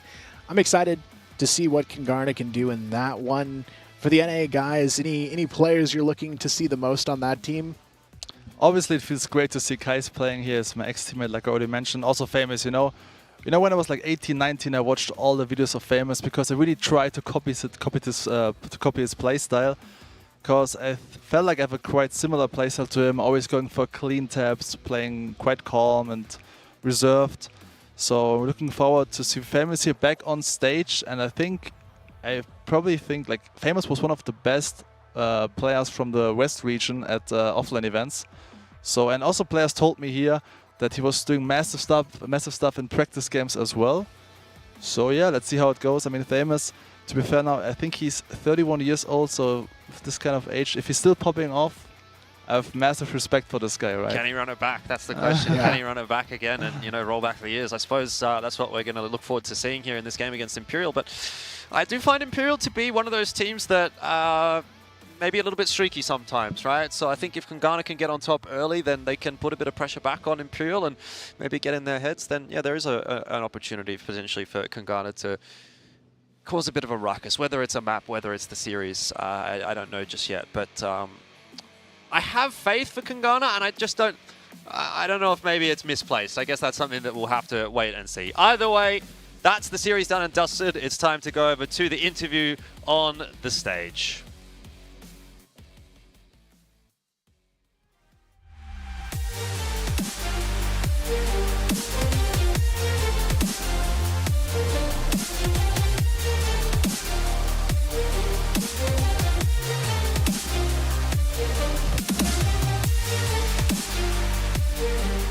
Congratulations to VINCIT Gaming!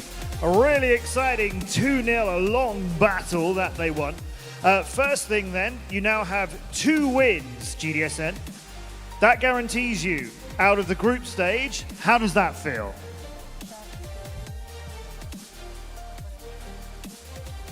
Eu estou muito feliz que o nosso trabalho está dando certo e continuar fazendo isso para continuar indo além. 我们非常开心，也非常的感到荣耀，因为我们赢得2场比赛，我们接下来会继续努力，在接下来的比赛中继续获得胜利。You get more victories in following games.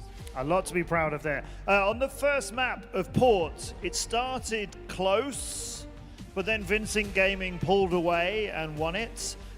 What changed? How did that happen?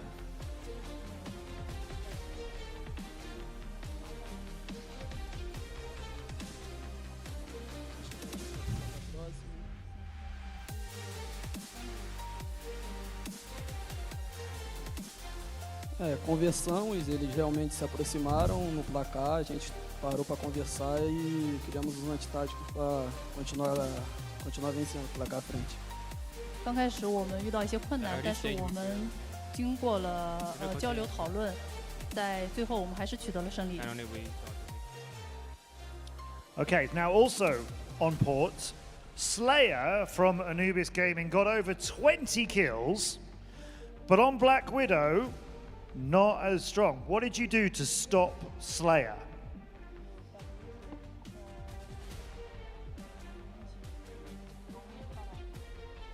Ele jogou muito bem na Porto, mas na Viúva conseguimos parar, colocando a mira e matando. 我需要做的就是瞄准他，并且击中他。Target him and shoot down. Just shoot him down. You will play XROCK Esports Club from China as your last game of the group. Are you going to get 3 wins out of 3?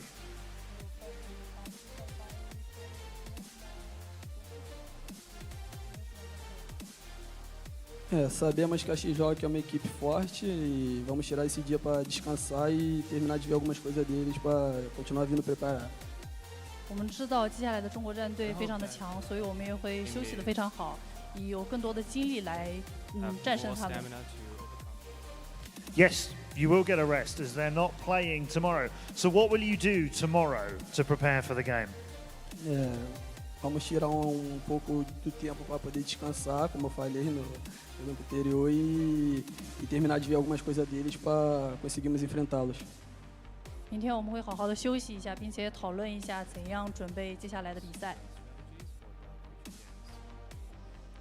Good luck. Thank you, GDSN. What a good game, and another thrilling match coming up next. Our third best of 3 for today features North America's only team against another team from South America. So don't go away, that game is next.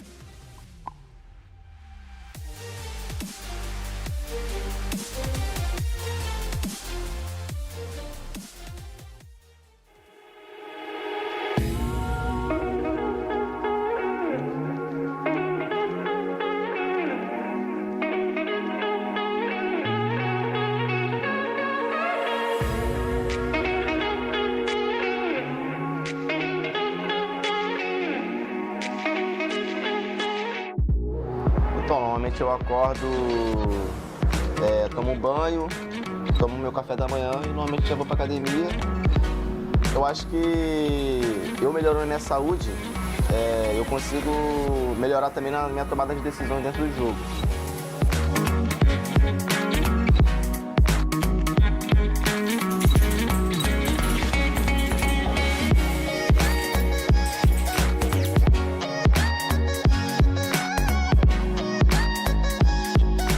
Mas não entendia muito, daí eu conheci ele, estranhava, ficava meio assim, levava muito a sério. Mas aí depois eu fui conhecendo, vendo como é, que realmente é sério, é uma profissão como qualquer uma outra e eu gosto até, não sei jogar muito, tento. Jogos, ela, minha mãe, meu pai também, assistem todos os meus jogos, interagem, comentam, estão comigo sempre nas minhas vitórias e nas minhas derrotas, então tranquilo.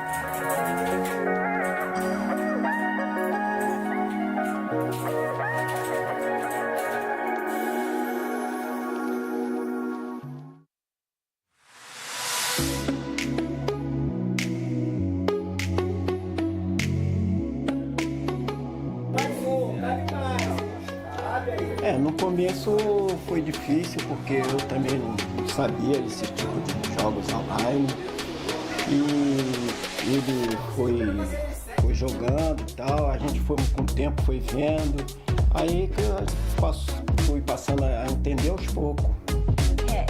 Ele estava fazendo até prova para fazer para a Marinha. Aí ele até no dia que ele ia fazer a prova, que ele passou em uma e foi fazer a prova, aí na hora perguntou lá, você quer? E estava assim, numa semana seguinte já ia ter o campeonato. Aí ele falou assim, não quero. O pai ainda chegou a levar para fazer o teste, ele desistiu. Eu fiquei até triste, eu falei, Adriano, isso aí às vezes a Marinha assim, é uma coisa mais pro futuro. Eu nem imaginaria que ele ia chegar a esse ponto que agora a escolha dele foi muito melhor do que a gente imaginava, né?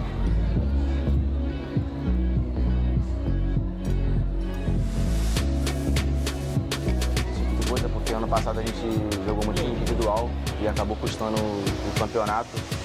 Perdemos na semifinal para o time da China, na CFS. Por pouco a gente não conseguiu passar, mas esse ano a gente está se dedicando mais no coletivo e tá dando certo, cara. A gente está conseguindo ganhar tudo aqui no Brasil e o foco principal é a CFS, sempre.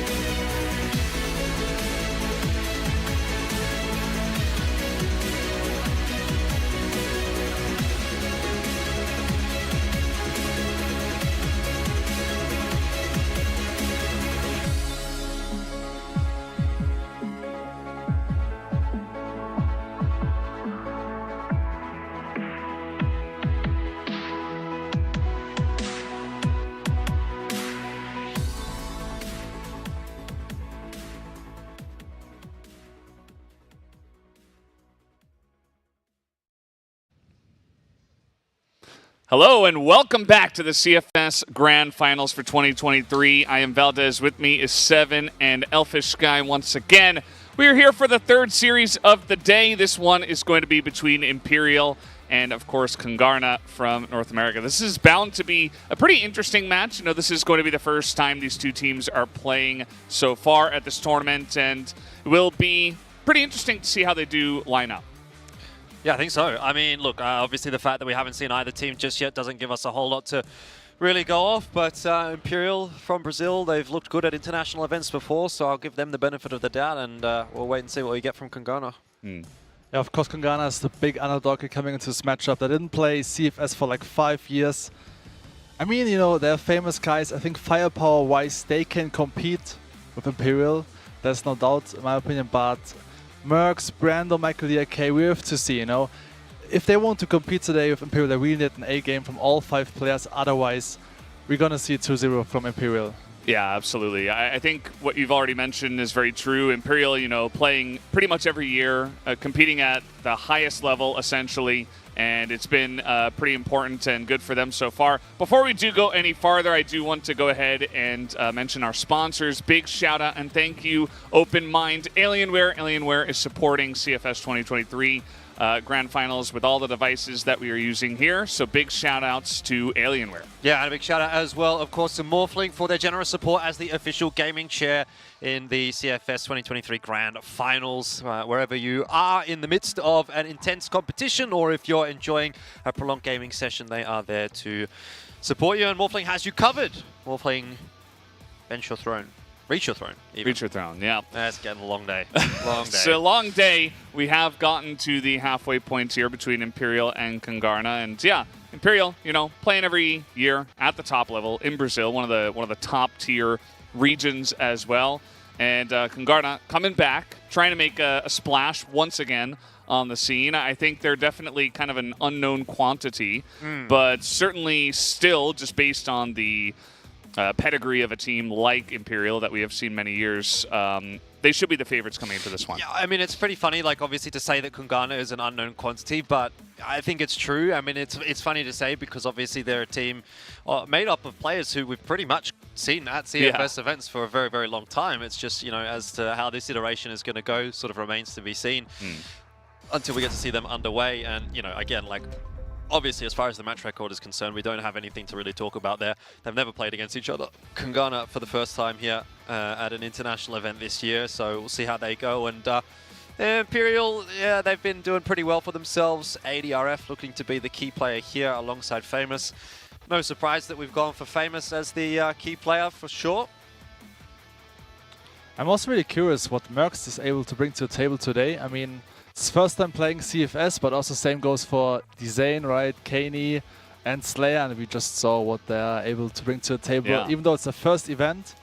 So, yeah, just my advice would be just play like it's an online event. Don't feel too much pressure, and yeah, just play with confidence. Yeah, there is a certain interesting factor that comes in with some of these new players because you would expect them to be somewhat nervous and maybe underperform, but actually so far they've been kind of over-exceeding our expectations, which has been nice. So, again, you know, some of these newer names coming in, hope they can make a big splash tonight. Definitely going to be pretty rough. As you can see, all of us have gone for Imperial. Again, I don't think this should be too surprising. Imperial is a team that's been at the top level of CFS for so many years now, or maybe not this exact iteration, but these guys have been around for a very long time as a team. So definitely the favorites coming into this one. Yeah, I would say so. I mean, I don't think there's really much of an argument against Imperial at this point in time. It's on to the onus is on Kungarna really to change that narrative, and that starts today, right? If they can get themselves an upset win over Imperial, then we're going to look at them more favorably going into the next couple of games for sure. Yeah, I feel like the best times usually for NA, it used to be Mexico, you know, and the bad news for them is usually the main ban from Imperial is Mexico. So most likely you won't see Mexico today. Yeah, definitely is going to be important to look at. But guys, we are ready to go to the stage and introduce our teams.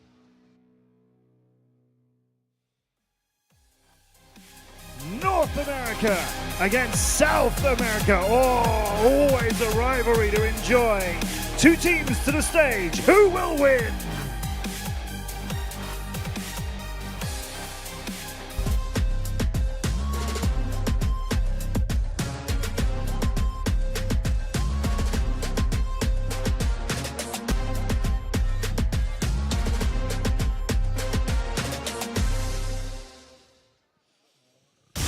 first, we welcome from North America, Kungarna!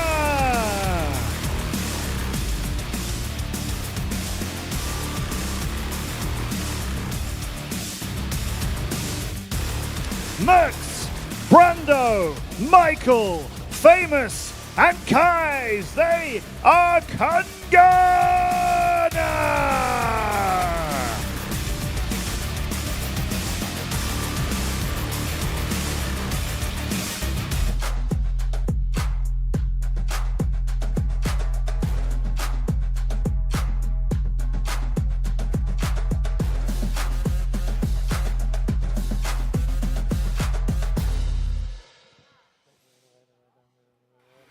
And now, representing South America, it's Imperial!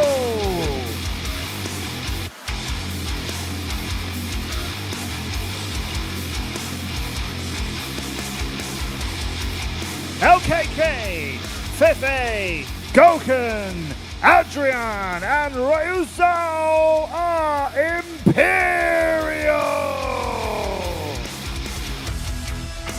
Our third matchup of the group stage, day 2, is about to begin. Compete to conquer!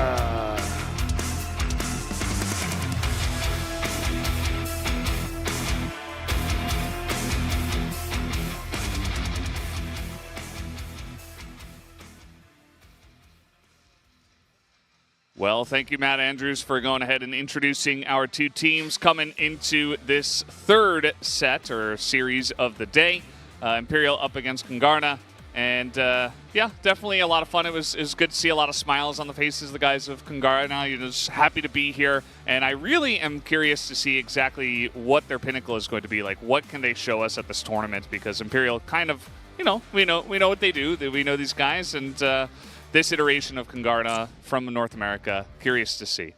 I think that's the big question, is going to be what is their peak and can they hit that peak, right? Those are the two big things. And also, if they can hit that peak, are they going to be able to bring it on multiple maps? I think they're going to need to play at their peak to beat a team like Imperial, which is a very solid squad. So hopefully, got my fingers crossed for Kungarna.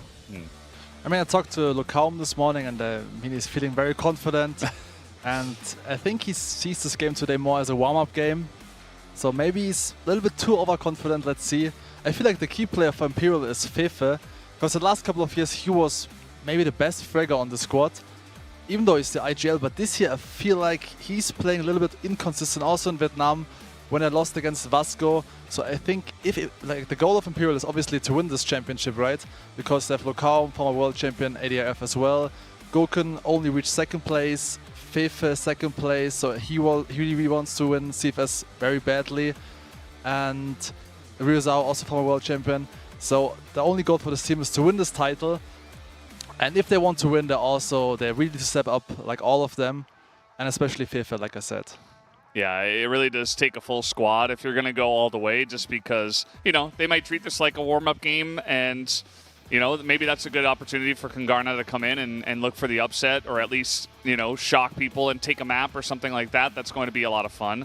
But for Imperial, if they want to go even further beyond, they will have to go through those Chinese teams, and that's always kind of the roadblock. And potentially even their Brazilian brother team in VG, who's looking quite strong so far, taking another 2-0 just before this. So definitely a lot of competition, you know. Pacific Macta even looking really strong. You were talking about how maybe they were like the second best region in their own, you know, teams. So that's going to be fun to look at how far they're going to go. We also have XROCK up against ranking esports later on today. That's going to be the third Chinese team, the third seed to show off their stuff, and we get to see if they're going to be a real contender, because, you know, they're always practicing with the Chinese teams, getting a lot of good practice, trying their best, and you know, maybe not the same seed as the other two teams, but definitely could be a big contender. So still a lot on the way in terms of action here at the CFS 2023 Grand Finals. Just waiting to get into Imperial versus Kungarna. Should be an interesting one. Any thoughts on what we might see in terms of the maps for this best of 3? I know Imperial have not minded to go towards sub-base in the past, so I think that could definitely be on offer for them. But, you know, at least for me, I don't really have much of a read on Kungarna personally. I mean, maybe that's something for Seven to comment on. Personally, though, yeah, I think Imperial sub-base probably where I'd be leaning. I mean, I was playing with Kai, so usually his best map was Eagle Eye, I feel like. And I think, even though it might be risky, but Kungarna should go for an Eagle Eye pick, I feel like. And they should definitely ban Subbase, because Subbase is the best map from Gouken. And you want to avoid Gouken, especially in the spear area. Sometimes even Gouken is sniping A down. So I would, if I would be the IGL for Kungarna, I would definitely ban Subbase, and then most likely Imperial will pick Black Widow. So I would like to see Black Widow, Eagle Eye, maybe decide a compound or Ankara. This could be the case in my opinion. What do you think Imperial bans in this case? Do you have any reads on what they might want to take away from Kungarna? Most likely Mexico. I mean, they used to ban Mexico a lot online as well.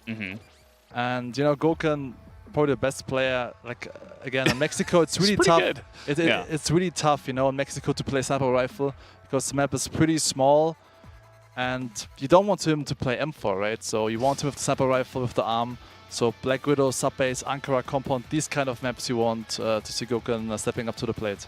Yep, tend to agree. I think Mexico is probably the name of the game. That one, I don't think we saw from them at all in Vietnam for the Summer Invitational, so I'd expect that to just get wiped straight off the face of the earth. Yeah, and we still have not seen Mexico. Was it in the picks, actually, yet at all? No, I don't believe so. I think we've map. just seen it banned every single time. Yep. So, yeah, all the teams just avoiding that map like the plague. We have seen Eagle Eye, I believe, at least once, maybe a couple of times. So definitely could try to sneak their way in. And definitely one of those maps, a little bit, you know, we've seen it online for a while, but now it's in the pool in professional play, and could be one of those ones that, you know, Imperial, they certainly will know how to play it, but perhaps Kungarna can kind of come in and play some interesting strategies, some risky stuff, and try to throw them for a loop. Could be a lot of fun. I do know that Imperial, been following them, been casting the regional finals a lot of the time, and generally, if things are going their way, it's great. You know, it's all smiles, everybody's happy, very energetic, everybody's jumping up and down, yelling, screaming.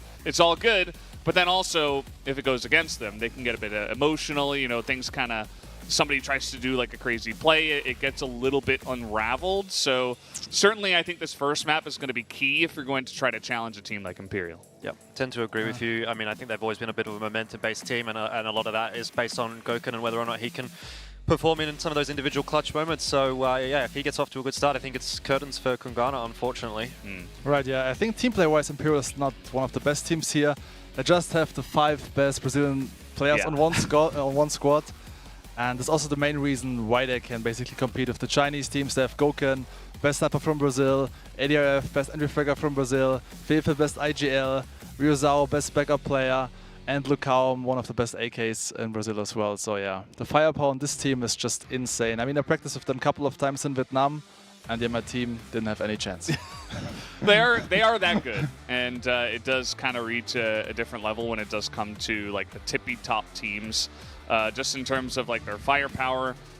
Perhaps what the Chinese squads have on Imperial might be just a little bit more coordination. Everybody's kind of on the same page in terms of like, okay, they're over here, we're going to make this rotation right now, and everybody's kind of like doing the same thing at the same time, whereas like Imperial, you're going to send out Gouken, you're going to send out Fefe or Adrian, or someone's going to go out there and like pull off a big 1, 2, 3K or something like that and pull you a map. So it's an interesting strategy. It's an interesting style. It certainly works against a lot of teams just because they are that good. But maybe Kungarna can kind of use some mind games to get ahead of that a little bit. Yeah, I think it's hard to say, though, obviously, based on what we've seen from the Brazilian team so far at this event, which is just VINCIT so far, but, you know, they've looked really good. So if they're a barometer to really take any credence from, I got to say, yeah, I think it's going to be a really tough game for Kungarna, and untested is Kungarna really at this level of competition this year. So all signs point toward a good game here for Imperial. I'm not really sure what more there is to necessarily say about it, but I hope that Kungarna can show us something, because obviously, you know, we're from the West, I guess, if we want to make that argument, right? So we do want to sort of, to an extent, see those Western teams doing relatively well for themselves, and I mean, Kungarna is certainly one that, you know, will try to fly that flag, but try maybe being the operative word, I guess, is going to be the big talking point.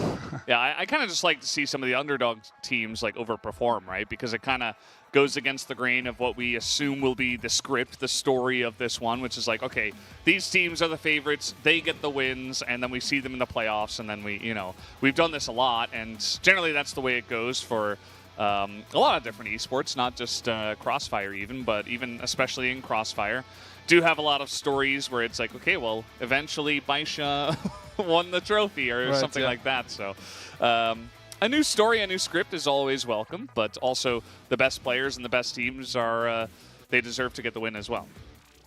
I think today we're going to see very reserved, very passive NA playstyle. They're known for the very good communication. And I also talked to Famous a bit, to Kais obviously. I think the plan might be to go for some entry picks, like Kais will just go for some entry picks maybe. And if they want to execute, they will send Mercs, Brando, Michael, DRK first. And then they just hoping that Famous and Kais will close out the round for them. This should be their plan, I feel like. Yeah, it could be a pretty good plan, I would say. Still waiting on the band pick. Shout out once again to everybody who's watching out there from everywhere in the world. Also, big thanks to Smilegate, Crossfire, VSPO for putting this all on. Definitely a fun tournament so far, and this is only the beginning. It's only day 2. Like, we've got so many different days of group stage. I believe it's like 6 days of group stage, and then we go straight into knockouts, and then we've got playoffs afterwards. It's like 11 days full of competition, so you're going to get to see a lot of Crossfire, if that's what you're here for. I hope so. And it's going to be a lot of fun. Yeah, I mean, it's going to be a long tournament. We've talked about that. I almost feel like this is the longest Crossfire Stars event that I've been involved in. I don't know what it was like last year when you guys were doing it. Last year was 10 days. Yeah. So this one is 1 extra. Because I think in the previous iterations that I was at least involved in, at least the group stage was best of 1. So obviously you sort of banged the group stage out a lot quicker. And it took a couple of days. Whereas obviously with the best of 3s now, I mean, we're playing 4 best of 3s a day basically for the next 3 days, including today. So that's just to get the group stages done, and it's a long day obviously when that's taken into account. Plus obviously on top of that, all of the playoffs games, double elim bracket in the playoffs bracket as well. So there's no what's the word? No holds barred, I guess, when it comes to the format for this year. And in theory, by the end of it, the best team should be the one that walks away with the trophy. I think the Chinese teams are very happy about this format because, you know, double elimination, the final stage, even best of 5s. They really want to make sure the best team will win here. So most likely we're going to see AG and Baisha in the final. But of course I'm hoping for an upset, maybe Imperial, maybe Macta, maybe Vietnamese team. Let's see, but of course this format doesn't help at all, you know, if you want to make it to the final. Yeah, I mean, that's, I feel like this is potentially like the best format if you're a very confident player, but also potentially it's very difficult. What do you think, Seven? Like, it's a lot of gaming, it's a lot of pressure as well, like a lot of best of 3s and stuff like that. As you can hear the screams, we're probably getting started any moment now, as is customary from the Brazilian teams especially. But what would you prefer? Like, what do you think? Like best of 3s, best of 1s? Longer formats? I think in the quarterfinal, best of 5 is unnecessary. You know, it's way too long. Especially, I mean, I'm a European player. Of course, when I face Chinese teams in the quarterfinal, I just want to play best of 1. Maybe we can just play 3 rounds. Yeah. We can do a coin flip. So I would be down for that. But I think best of 3 is fine, you know. And then single elimination, final best of 5. Okay, I'm fine with that. But I think best of 3 is already enough, so you can tell who's the better team, I think. Yeah, best of 5 definitely a long haul. We did a couple of those in Vietnam that went actually all the way to 5 maps, and they took a while to get through. Not to mention the fact that they were the games between Baisha and All Gamers, so you know a lot of those maps were quite close as well. Yeah, I think there's definitely a bit of a middle ground that can still be found. Like I was saying earlier, I think maybe to an extent the fact, especially now that you have 3 teams going through from each group, I think you could somehow make an argument that a best of 1 group stage is not necessarily the worst thing in the world. I know players generally are obviously going to want best of 3s, but given that 3 teams do progress through to the next stage, I think there's you know, kind of enough leeway there to maybe make the argument for best of 1s if that sort of helps to save a little bit of time. But yeah, look, best of 3s, I mean, there's no doubt about it, are going to be providing better opportunities for better teams to make their way through. So. Yeah, I mean, mean, in terms of like the competitive nature of it, you know, you want to get the best teams in. So having as many games as possible for the best teams to prove it over a long period of time is also good. It kind of, you know, for some teams who just have like a really good day one day, but then they're not the greatest on the next day, it kind of like weeds out those teams as well. Like you want the most consistent teams, I would feel. to actually be the ones that do make it onto the next round. But you never know. I mean, there have been stories many times where it's like, well, if you give a team that's having a good day a chance, maybe you give them another chance to like have another good day, and you know, it's not just cut short by like one unfortunate best of 3. I agree.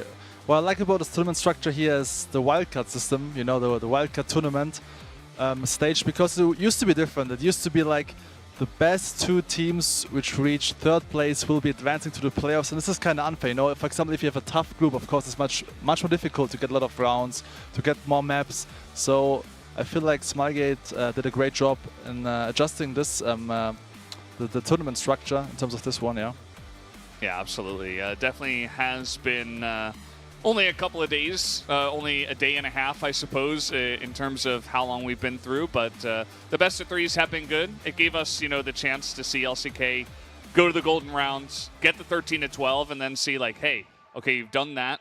Can you do it again? And really prove yourself. But it also gave Chengdu All Gamers a chance to say, okay, like, now we're awake. we're gonna come alive now, and you know, perhaps giving that second chance is. You know, it has positives and its negatives, but I think that all gamers at the end of the day were the better team, as we did see from the results of the 2nd and 3rd map as well, so that was fun to see.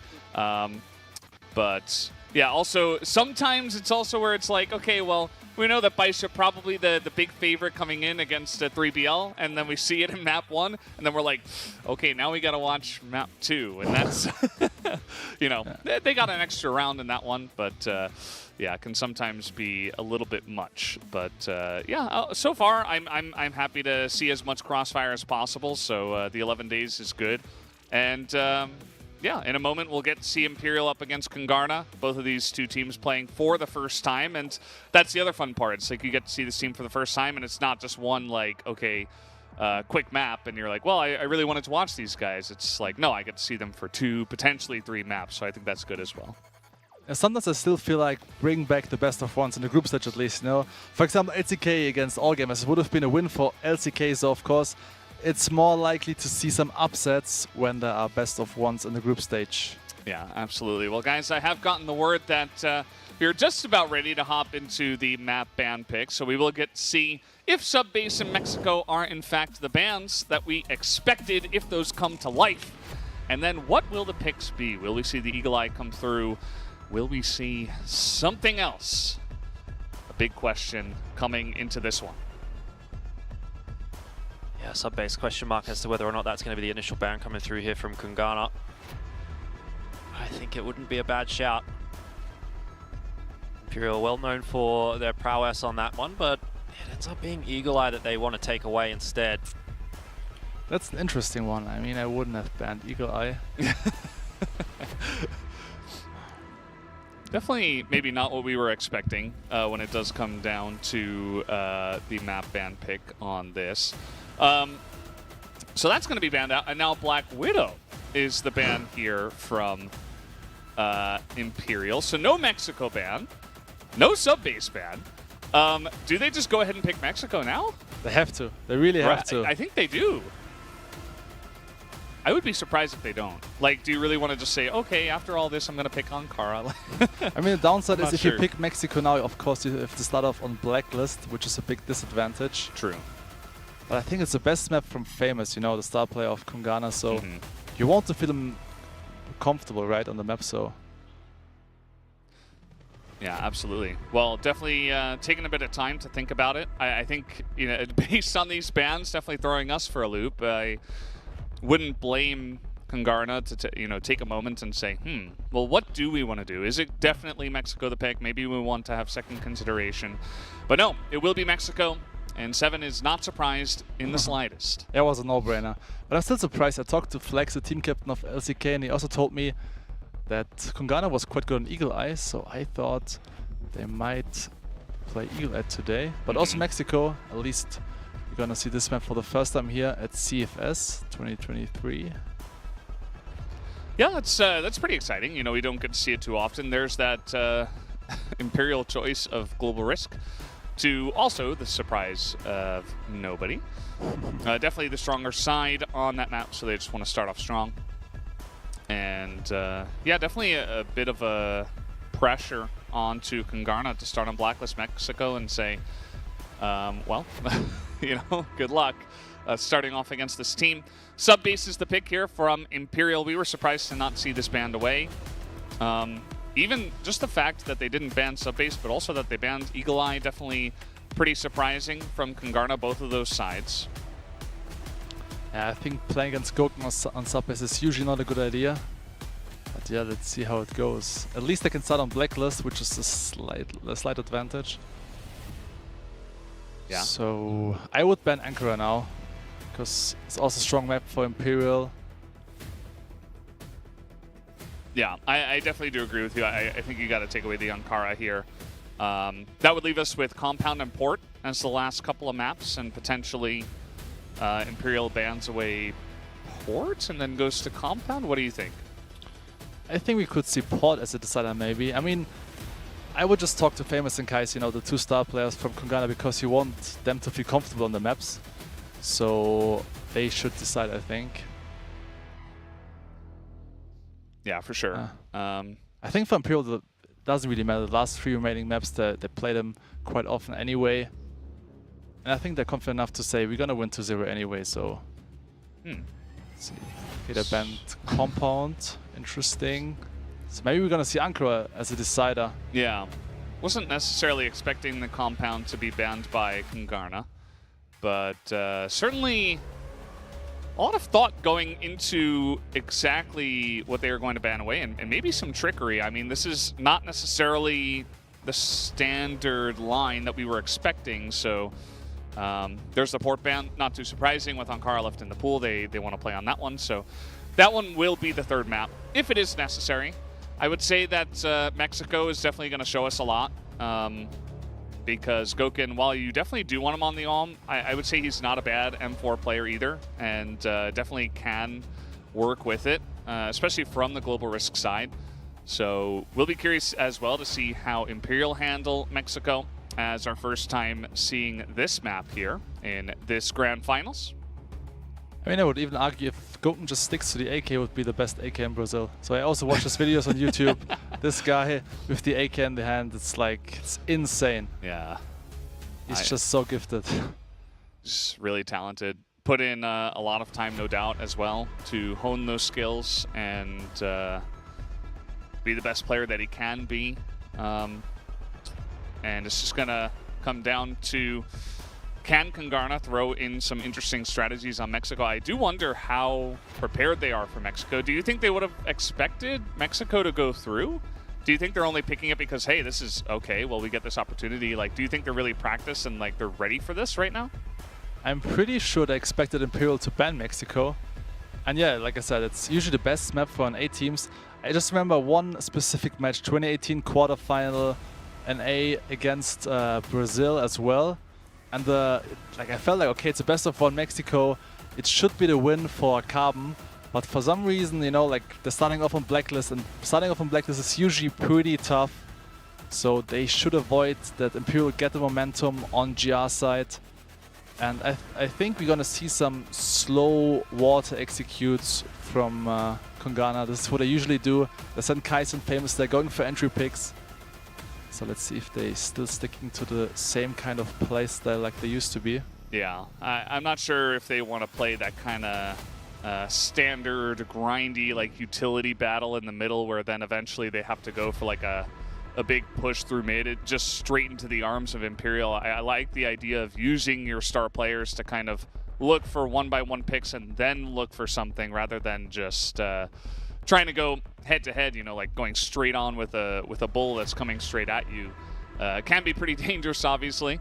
But yeah, still remains to be seen. I'm just really excited to see what kind of style they're going to play and if it's going to work out. You know, this could be the beginning, as it always is with one of these matchups. It could be the beginning of a big upset, or could also be the beginning of just Imperial's story towards being one of the top teams in this tournament as well. You know, like it's also cool to watch them begin their momentum. They are such a momentum-based team. If they can kind of roll over Kungarna, then look for some more. That's also kind of the beginning of the train ride for them. I'm really curious like what they bring to the table here in Mexico. I mean, I haven't seen any Mexico game from them in a while. They usually ban Mexico because they have Vasco Esports in Brazil and also Vincent Gaming. These two teams are pretty strong on those maps, so they want to usually avoid playing Mexico. But maybe they prepared a lot for this event. This would not surprise me because also they put a lot of effort and time into preparation. As you know, Brazilians are usually very, very hard working. Even though FIFA looks a little bit sleepy here. What's with the headphones angle? Do you have any insight on this? Because we saw one of the Vietnamese players from Cara House doing this kind of angle, and we thought it was because of the hair, but you know, Fefe's got kind of the basic haircut. I don't think he's trying to avoid messing with his hair right now. Do you think it's like what is the idea with this headset angle? It's a good question. I'll be honest, I have no clue. I have no You've never clue. done it yourself? No. Yeah. Has to be a style thing, right? It has to be. Unless it's like the angle of the mic, but is that really that important to kind of... I don't think that helps. I think the haircut doesn't really matter if you play CFS, you know? Like there's over 1.4 million US dollar on the line, like you shouldn't care too much about your haircut. Yeah. So I like the approach from Famous, you know? Just playing without hair also. No hair? That's a good strategy. I like that. I think it's... you're right? Like, even if you get, I think it's like 9th to 12th, like the lowest level, just being here, you get 35 grand. Like, that's pretty nice, right? And of course, you have to split it between, you know, the team and the coaches and stuff like that, but it's still a nice chunk of change. But even the next step is, I think it's like 70 or something like that. It's so 60, I think. 60, I believe, yeah.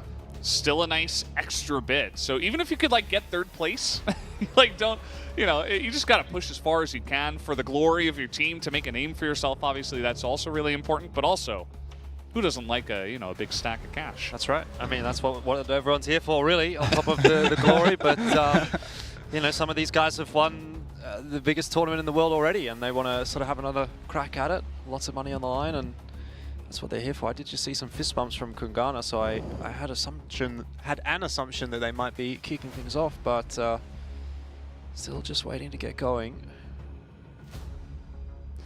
I like Goken's haircut. Every time he's coming to CFS, has different kind of haircut. How does he get that style? Where it kind of looks like it's... Like a pineapple, right? Yeah. Or like a soccer ball, I was thinking. I don't know. It's like alternating colors kind of in patches. I don't know how he does it. It's pretty cool, though. Yeah, Brazilians are quite creative when it comes to haircuts, I feel like. Yeah. Like once they also had red hair, right? All of them. So every time they're coming to CFS, it's always interesting to see what kind of haircut they bring to the table here. Yeah. Well, another little cheer. So maybe we're ready to go underway again. Let's have a look. Here we go. All right. Here we go. It's what we've been waiting for. Mexico. I don't know if that's what I've been waiting for, but 7 has at least. And then we've got Subbase to close things out potentially as map 2, but we'll have to see how that goes. Mexico is so underrated, I swear. I love playing this map. It's also very tactical, you know?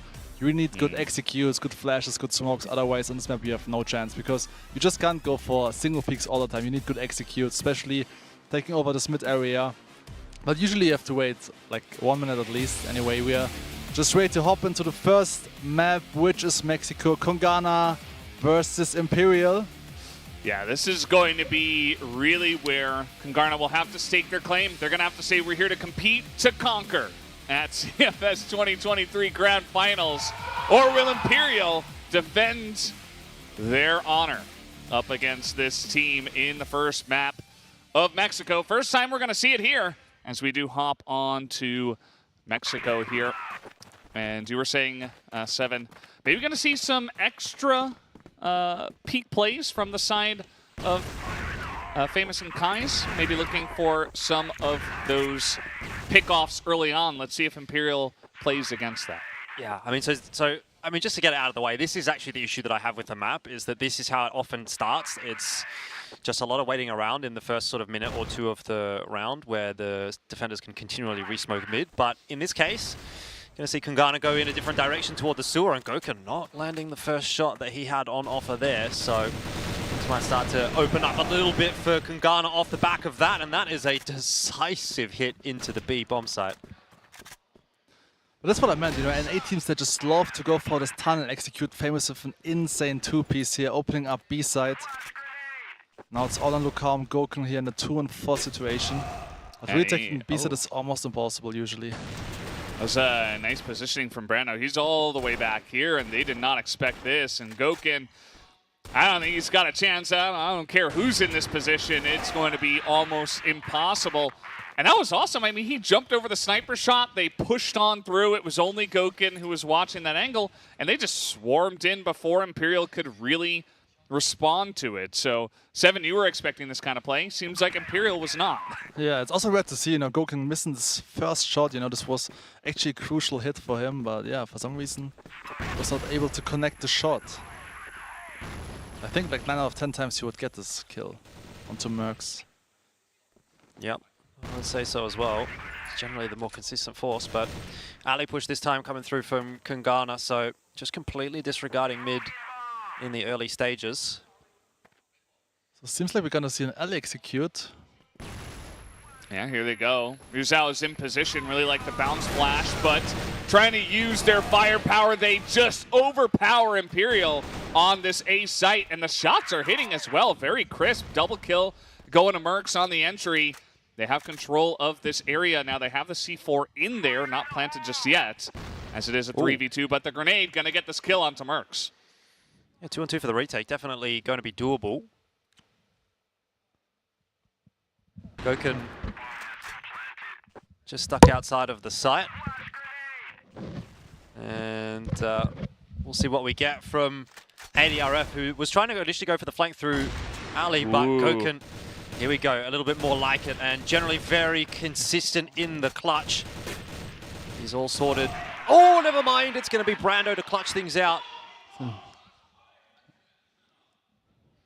Yeah, that was pretty insane. It looked like it was going the way of Goken on the retake and his buddy, but it wasn't meant to be. Mercs very crisp on the entry, and they were able to just barely hold it down with some extra kills there, I believe, from either Brando or Famous. Either way, a great start here from Kungarna. They come in, although here comes Fefe and Ruzao trying to get a couple of kills. They just swarm together, and they eliminate 3 members already on the side of Kungarna. Yeah, Famous not done yet, though. He's able to bring one back. And I mean, obviously, the 2 rounds to kick off with for Kungarna, fantastic, no matter which way you paint it. But the fact that they're on the blacklist side here of Mexico further increases the value of those rounds.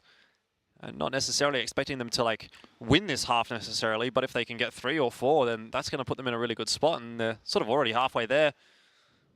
Imperial know that their backs are against the wall. They want to make a decisive statement here into round number 3 that they are still going to be competitive. I feel like also smart move from Imperial here, changing up the pace, because the first 2 rounds they played quite passive, just waiting for the execute, which didn't work out at all for Imperial. So this time they just decided to go for the aggressive play here in mid towards bridge. I really do like the teams that are not scared to kind of send it on this map from Blacklist. Like, you could wait and look for like the really thin timing, you know, utilizing that utility, like you were saying, like the strategical approach, trying to get in onto mid and then like slowly pushing one of the sites. But I also like, you know, 4 guys in alley and you just send it and you trust in your guys to get those entry kills. Speaking of which, I mean, these guys came to play, man. Like, Famous is hitting all of his shots. And it's a 2v4 it was, now it's a 2v3, 1v3, and that is the end of that. Imperial with the man advantage will be able to pick up their first round. And, you know, good on them for changing up the pace and staking their claim on this one. Yeah, all the Imperial getting this round, I still feel like Famous is feeling it, you know. This reminds me of 2018, going for some crisp headshots, and yeah. Like, getting 2 rounds of Blacklist after just 3 rounds is not too bad, you know. Like, if they can get maybe like 4 rounds on this Blacklist side, it can be enough actually to close out this first map in favor of them. Yeah, Famous definitely looking very sharp indeed. Brando had a nice clutch in there as well, so it's not just a 1-man army at the moment for Kungarna. Though now that Imperial have got that round on the board, I wonder if they're going to start to pick the pace up a little bit as well. That's kind of what got them that round. Trying to play aggressive toward the start.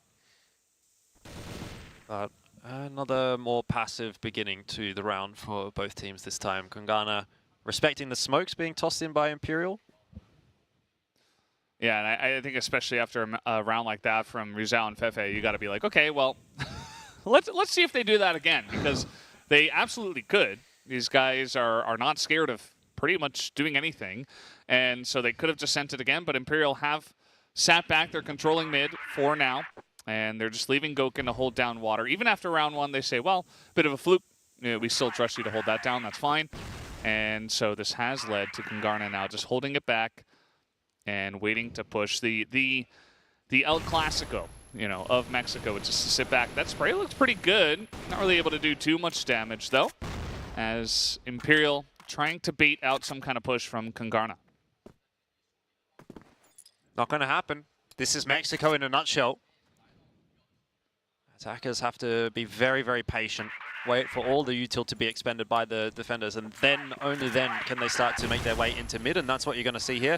A couple of pop flashes getting tossed out by Kungarna, and the smoke as well to obscure the vision for the moment, and they do manage to take control of mid, but with 35 seconds left, that does leave them with an option, and the option seems to be to go toward B off the opener from Brando. Trade not going to be there quite so easily from Merc. Still, you're getting some damage in. It's a 2-on-3 here, as the lurk-in through the tunnel doesn't quite work out, but it is Famous tasked with the 1-on-3 clutch. He's managed to find Ryu's out. Trouble is, he doesn't have control of the bomb, and he's going to spot LKK out. ADRF is right behind him, but Famous doesn't know it. And Imperial will clutch the round out. But still a great attempt here from Famous here, almost getting the 1-on-3 clutch.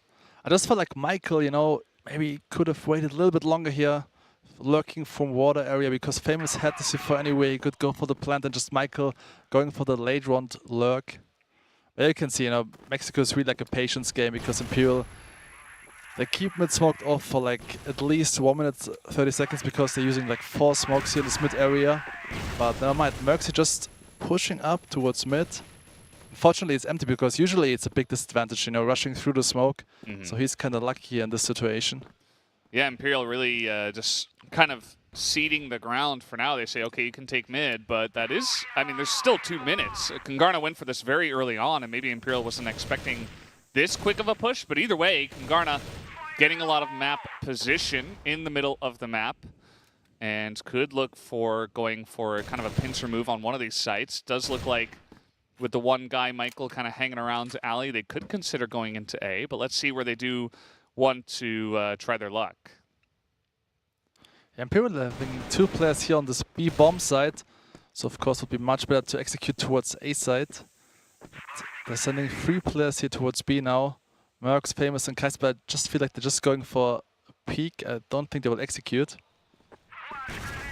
Okay, tossing out the counter util to try to buy a bit of time. He doesn't even need to really worry about the util if he can hit headshots like that.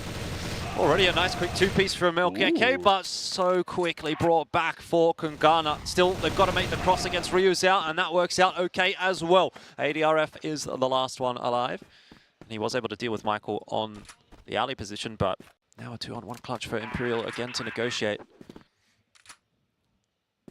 Yeah, not the easiest position. And this is a very close map. I mean, this is looking like Kungarna is able to challenge this team, even from the Blacklist side. In position, in the advantage. Let's see if Adrian can get it done. He has taken a bit of damage, shelling some in as well, but he's not able to get any of these kills against the 2 of them.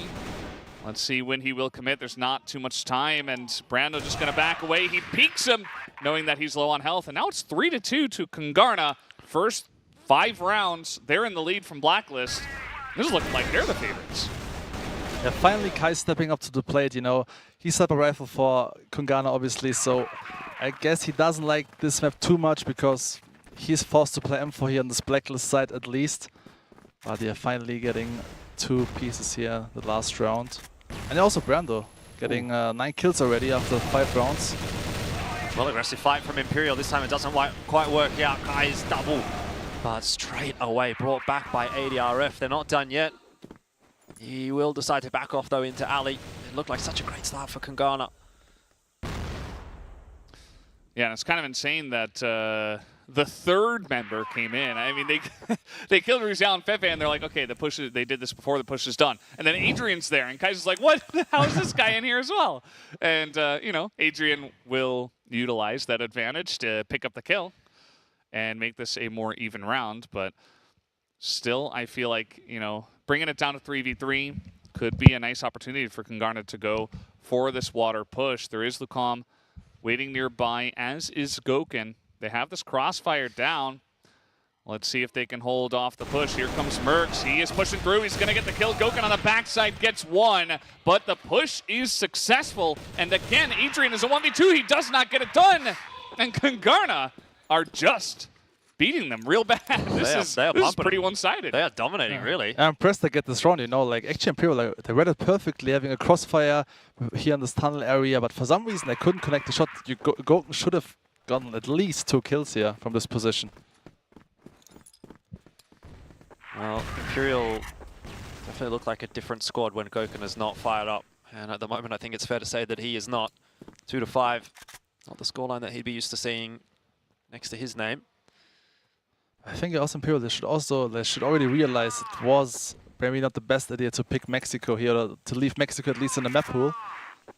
Banning Black Widow against Kungarna. Not sure if this was the smartest idea.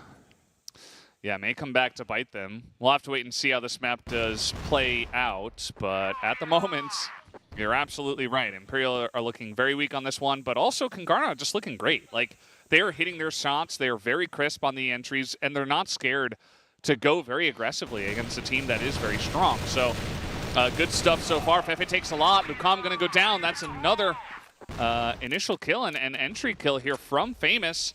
He's putting up the numbers. Brando's putting up the numbers. And they're getting the job done so far. 5v4. Kungarna will take their time. They are showing a lot of patience as well, even after getting those initial kills.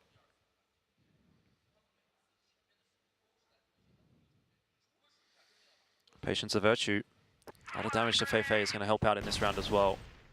And Kungarna cycling through their util. Haven't really got any left. I mean, a couple of pieces there, but not really enough to hold off a full onslaught from Kungarna, who are waiting that timer down again. Seems like once again we're going to see a tunnel execute here. Yeah, they're certainly gearing up for it. They had Michael over in the alleyway. He has been kind of playing that point over there, just trying to get some information. But this time again, Goken not going to hit the shot. And it's Fefe who's got the off, and he's going to hit his shot. Adrian turning the corner, picks up 2. And finally, a little bit of life in these Imperial players. Only 18 seconds left, and the pincer comes in. Michael from the alleyway, and they just turn it around onto A, leaving Fefe all alone on B. It's critical that Famous gets that kill. I think he was actually the one carrying the C4. If he drops, Michael probably doesn't have time to win the round, but Fefe was too far away to help out or even trade. So we're back to the 1-on-2 in that post plant. Kungarna just going to double up at the forklift. Interesting, they're both playing here behind the forklift. And Famous just goes for the confident peek here, even though it was quite low HP. Instant headshot. I also have to give credits to Brando. This guy has a massive match so far.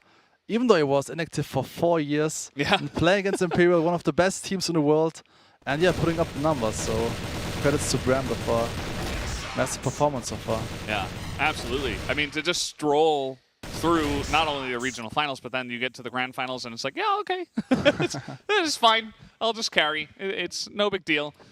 Yeah, and it has been quite the appearance so far. 5-2 to Kungarna. Reminder that every single one of us predicted Imperial to win this match. And so far, that is not looking like the correct call. We'll have to wait and see how it does end up. Oh, I wouldn't necessarily count my chickens before they hatch, even if this map goes decisively the way of Kungarna. Imperial and their sub-base up next, so can't get too far ahead of ourselves, and that is not the kind of crossfire that you want to be walking into. Good setup from Imperial. Just the 1-2 punch, and they make it look pretty easy in this round. Yeah, not a lot of hope here 1v5, but Famous will pick up the 1 kill, and he will go down.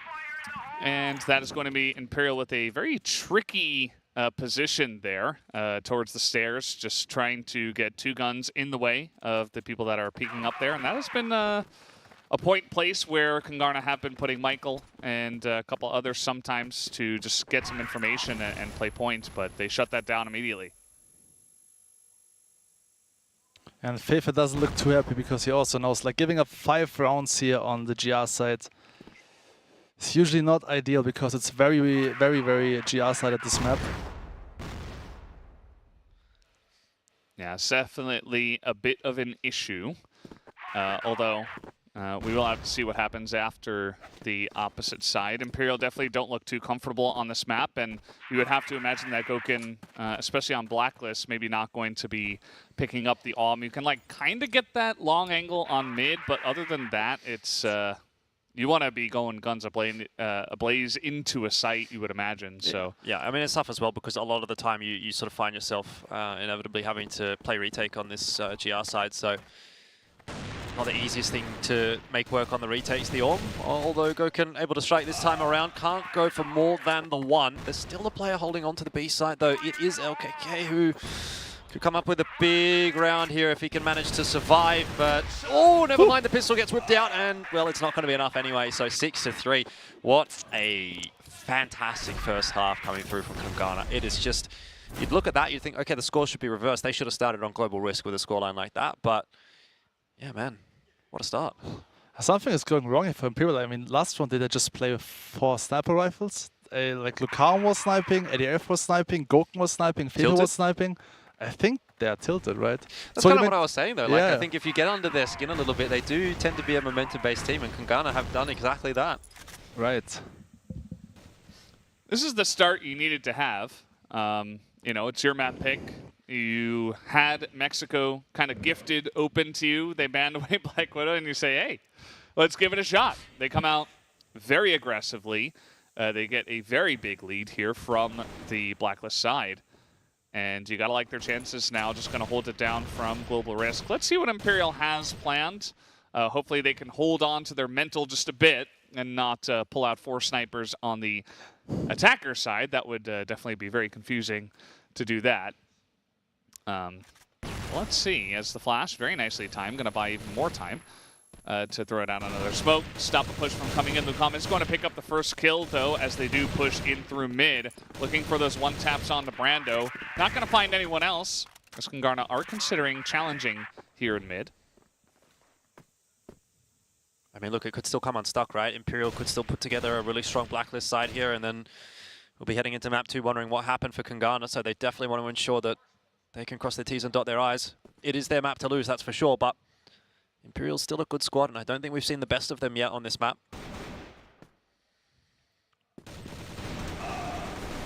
Well, they're going to push through, and Brando is holding it down, picks up, well, with the help of Michael and Kais, they are able to pick up a couple of kills, evening up the score, making it 3 versus 3. And yeah, I mean, 45 seconds, that actually feels like a decent amount of time on Mexico. They get into mid. They still have a couple of options. You see that Gokin is going through the underpass here and maybe looking for a play onto B just based on the position. But of course could rotate away. Let's see where they do want to go. Still 28 seconds, not going to hit the shot. Brando just lights them up again. I want to see how many headshots this guy has. He's got 6 so far, or 2 rather. He's feeling pretty good though about his chances. And now they're going to get onto the site, get this bomb down, as it is only the 2 of them. But Rizal getting pretty low, able to pick up the 1 kill, and they have to go into the 2v2. Yeah, both these remaining Kungarna players should be feeling confident about this one. Imperial have a couple of low HP members, though. Isolated duels could really go either way, but in the end, Brando and Michael win said isolated duels. And that's another one for Kungarna. Even after a deficit, they're still able to win. A 7-3 lead is massive for Mexico. I mean, interesting part now is if they can handle the pressure, because before the match they felt like, okay, we have nothing to lose, guys, but now they can really feel, okay, we can actually win this one.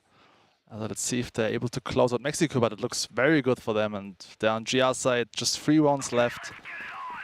So I also like the approach, you know, Famous, just keep on playing aggressive. Even though it didn't work out for him, I still feel like it's the right approach. Because, yeah, it used to work on Blacklist as well.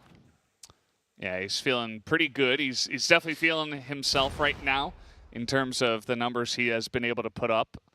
And let's see. I mean, Imperial, they are really struggling to put together more than, you know, one round at a time. You think about the first round they won on DR was them just kind of rushing in and catching Kungarna by surprise.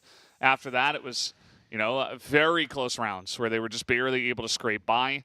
And they're also losing a couple of rounds here and there where they're getting close, but they're not able to get those last couple of kills. They're not able to execute right at the end. So definitely has been a little bit of a sticking point for them this match, or this map rather. It really does look like Imperial are very uncomfortable on this one. Yep. And Kungarna are just getting a massive lead, like so much momentum and so many good feelings, you know, positive feelings going through, confidence, build up for this team. This is what you need moving into sub-base for map 2. Not to mention you've got two of your stars having lights out performances. Brando again was going to be one that I was going to mention, and he gets himself a kill to kick this round off. Obviously famous 15 and 6, and the shots that they're hitting at the moment are just disgusting. There's nothing Imperial can do. Like, this map is over. Let's be real, guys. It's just so over. I think if you're Imperial at this point, you really need to be maybe even taking the time in a lot of these attacking rounds, slowing that timer down and saying, well, what are we going to do on sub-base to just ensure that we're going to survive in this series? Because these Kungarna guys, I mean, look, I don't know that we necessarily expected this, but we knew that these are all good players. They've all been, or not all, but the majority have been around this environment for a long time. And it's not a huge surprise to me to see them coming out the gates really, really strong. We've seen great maps from these guys before. So, just wonder if they can keep it up over the series. Yeah, honestly, I was doubting Famous a little bit because, you know, like his prime, I felt like it's 5 years ago. But this guy is still feeling it. 17 kills so far on the board. Insane performance. Credits to Famous. Yeah, he is going to be the first one that does go down in this round.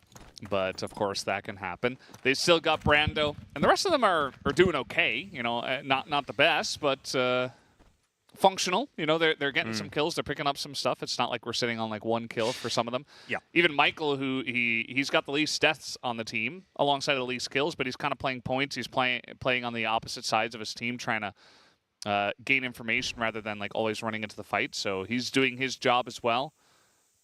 It's one of the things that you need to be thinking about as well when you're a player that, you know, maybe you're not having the greatest of games, but as long as you're sort of filling your role in the team, that's going to be enough sometimes. And certainly seems like it'll be the case here for Kungarna, Famous and Brando, the ones getting the majority of the job done. But as long as everyone else can kind of go 1 for 1, then they're not a liability. And that is good enough. And to be fair, even Kais and Mercs are having a really standout performance too. Finally, we see Kais with the arm in the hand. Because obviously on Blacklist, you know, it's tough to play with sniper rifle, even though Goken likes to do it sometimes, but I feel like most of the time it's not very useful because you need 5 players for the execute, 5 rifles usually. Might be useful for after plans, yes, but you need to execute first, so yeah, I would suggest to play 5 rifles on the Blacklist side. Yeah, I mean, that's been how Kungarna have been getting a lot of their value from the Blacklist side, as now Mercs and Brando on the backside of this one are going to be taken down by Lucan, but not before they get a couple kills themselves. And now it's only Ryu Zhao. He's going head-to-head, and he will go down. Michael picking up the kill. And when they needed it most, he stands up, gets that extra kill. And now, what is it? Is it 9-3? That's 9. That's insane. I mean, this is so one-sided. Are these, like, do we have, like, the correct banners for these teams? This is definitely not what we expected. No. But it's incredibly dominant. And Imperial do not look like themselves. Kungarna look like a big contender after this. Yep, awesome signs for Kungarna, although Famous going down this early in the round is going to be problems. Oh, Kungarna being beaten for pace in this one. Huge wallbang kill as well onto Brando from Ryu Zhao. All right, whatever. You know, if you're Kungarna, that round didn't even really exist. It was so fast, you just don't even worry about it. They already forgot about it. Like, it didn't happen. They threw them a bone and, you know, move on to the next one. I think Imperial, again, like, they get these value rounds where they rush them down, and it's kind of crazy, and they're obviously very good with their guns and stuff and hitting the headshots. So sometimes you just get rolled, but in terms of consistency, it's been all one team, as we know.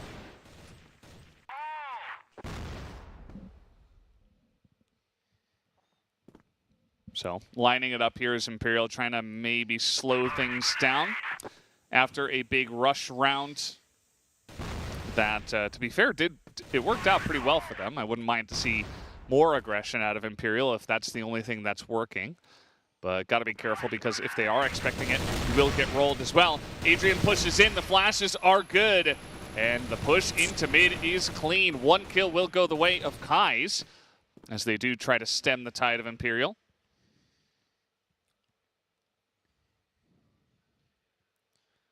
Good re-aggression, though, from Kungarna. I like this from Famous. You need to be doing this when you're down on numbers. Just take a cheeky play. Yeah, it's risky, but end of the day, if you play standard, you're probably losing the round trading out 4-on-3 anyway. So let's try to take a risk and get that big reward off of it.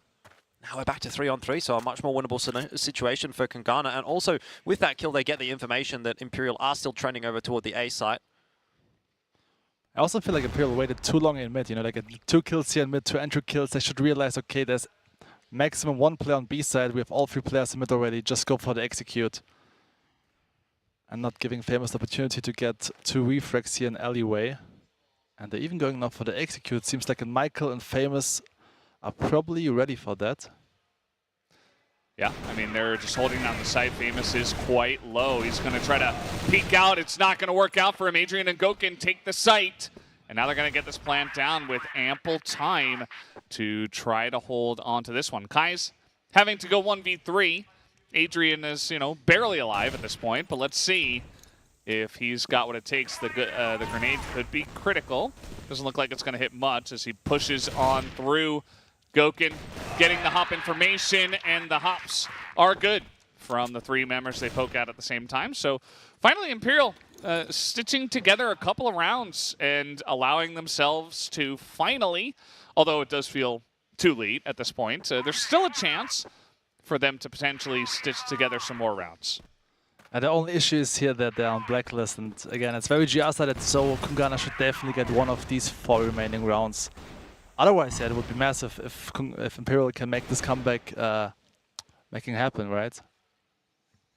Yeah, absolutely. If they could do this, then maybe they finally woke up and something got into them where they finally got some momentum, and that's all they needed to pull ahead and tie it up and make this a map. But yeah, should be Kungarna to pick up at least one of the next 4. But let's see how they do play out. It's 1 round at a time, as always. And Imperial are set up 3 guys here in the alleyway, looking to potentially commit to this A site. As we do see some poking out from the guys on Kungarna. They do have a pretty nice setup, a pretty nice stack here on A, as well as a couple of guys in mid just to make sure they don't rotate out. And they do take down Fefe. This is it for Kungarna, right? This is the round that you have to convert before it starts to get a little bit too close for comfort. 9-5. Maybe it's blown out a little longer than Kungarna would have liked it to have, but end of the day, this would still be a very, very solid victory on the first map. And you've got a 4-on-5, so you can't afford to be losing this one. It would be a punishing blow to Imperial to hand them a defeat on map 1 in such a fashion. Well, we do have some nades thrown. There's only a minute left. Imperial do have to make a move at some point. As the flash comes through, he looked a little surprised by that, and Mercs, really nice timing, just pokes out, takes down 1, sees the push in mid, and gives that information to his team, as well as trading 1 for 1. Yeah, bit off a little more than he could shoot by going for that second repeat, but end of the day, still a 1 for 1 is good enough for Kungarna, and Famous is going to find a really nice timing peeking into middle. He's even dropped the C4. This could not be any worse for Imperial, and this is surely the moment now for Kungarna to pick up the first map against Imperial.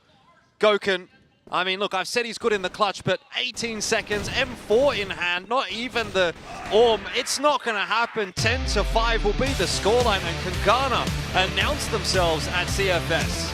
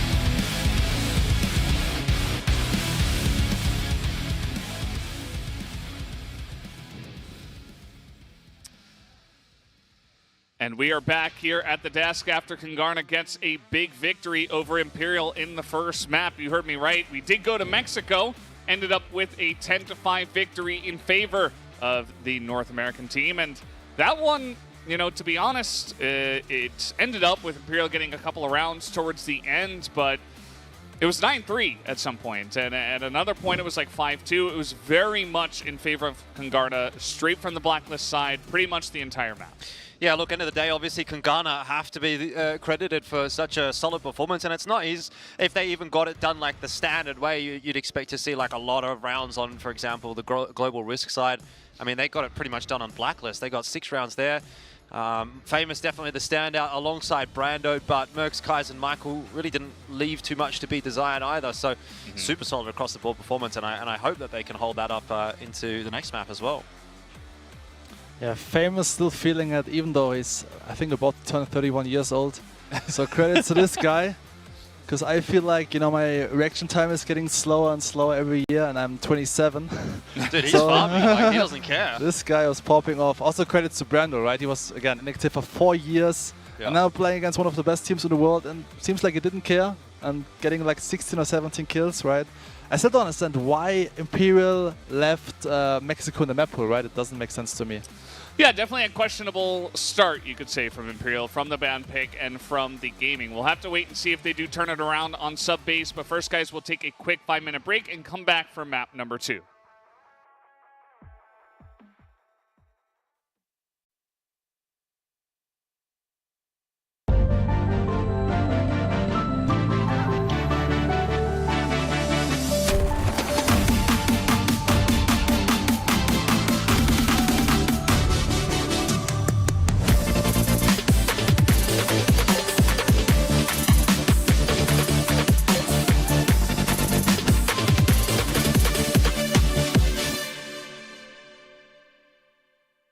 CFS 区域我来说，就是我心中最重要的一个比赛。我觉得，这是一个对于青春的续写，很荣幸这里边能够有我的一些成分。Eu não tenho palavras para agradecer a CFS por tudo que ela fez na minha vida, por tudo que esse programa de criadores de conteúdo. Ang meaning ng CFS sa akin is malaking bagay para sa akin kasi a CFS na minha vida é tudo, porque eu basicamente vivo para jogar CFS, eu quero jogar CFS. 代表着我的整个青春。 CFS 呢，我觉得是穿越火线最高的一个荣誉殿堂吧。CFS significa para mim sonho e evento muito grandioso。它是至高无上的荣誉。CFS 对于整个 CF 的发展也是有着巨大的贡献。 对我来说 ，CFS 是梦想中最高的舞台。A CF Star para mim significa o maior campeonato de todos. Acho que é o grande sonho para todo mundo que joga profissionalmente Crossfire. 对我来说，穿越火线这个游戏对我来说的话，意味着就是我的青春。穿越火线意味着我一个青春吧。CFS với tôi có nghĩa là nơi thể hiện bản thân, niềm tự hào và ước mơ của tôi tại đó. Với em thì CFS nó là một nơi mà ai cũng muốn được thể hiện bản thân mình và muốn được đi một lần trong đời và cái cơ hội đấy thì nó rất là quý giá. Significa tudo na minha vida e eu não vou desistir até ganhar um. 不知不觉 CFS 已经10周年了。那么10呢，对于中国人来说有个叫做十全十美，但是我们想换一句话，叫做青春正当时。希望 CFS 这个越办越好。CFS, feliz aniversário de 10 anos. Parabéns CFS pelos seus 10 anos de aniversário. CFS 10周年，我们一起成长，也希望 CFS 10周年快乐。 Rất cảm ơn nhà phát hành Smile đã gọi là xây dựng một con game phát triển đến bây giờ. Thì với kỷ niệm 10 năm này mình cũng xin. 希望 CFS 越来越好，争取再办到下个10年。希望下一个10年我能够站在赛场上和 CFS 一起走下去。 Eu queria parabenizar a CFS pelo seu 10º ano, por tudo que proporcionou. 希望未来的10年能和 CFS 继续走下去。祝 CFS 越办越好吧，希望大家一起加油。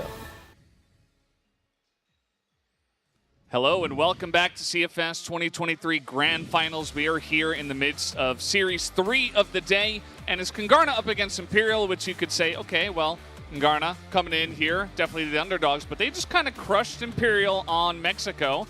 We were questioning, why was Mexico left available? Imperial did look a bit weak on this one, and Kungarna immediately took advantage of that and came through with a big win, 10-5. Yeah, they definitely did. I mean, that was a huge win, no doubt about it. I don't think you can stop really singing the praises of Kungarna. Like, this is almost what LCK wish they could have done against All Gamers, because it's a very different environment going down 10-5 versus 13-12. Like, I don't know, does that put an element of doubt in the mind of Imperial? We were speaking towards the end of the first half, I should say, when they picked up the quad sniper setup. We were like, oh, okay.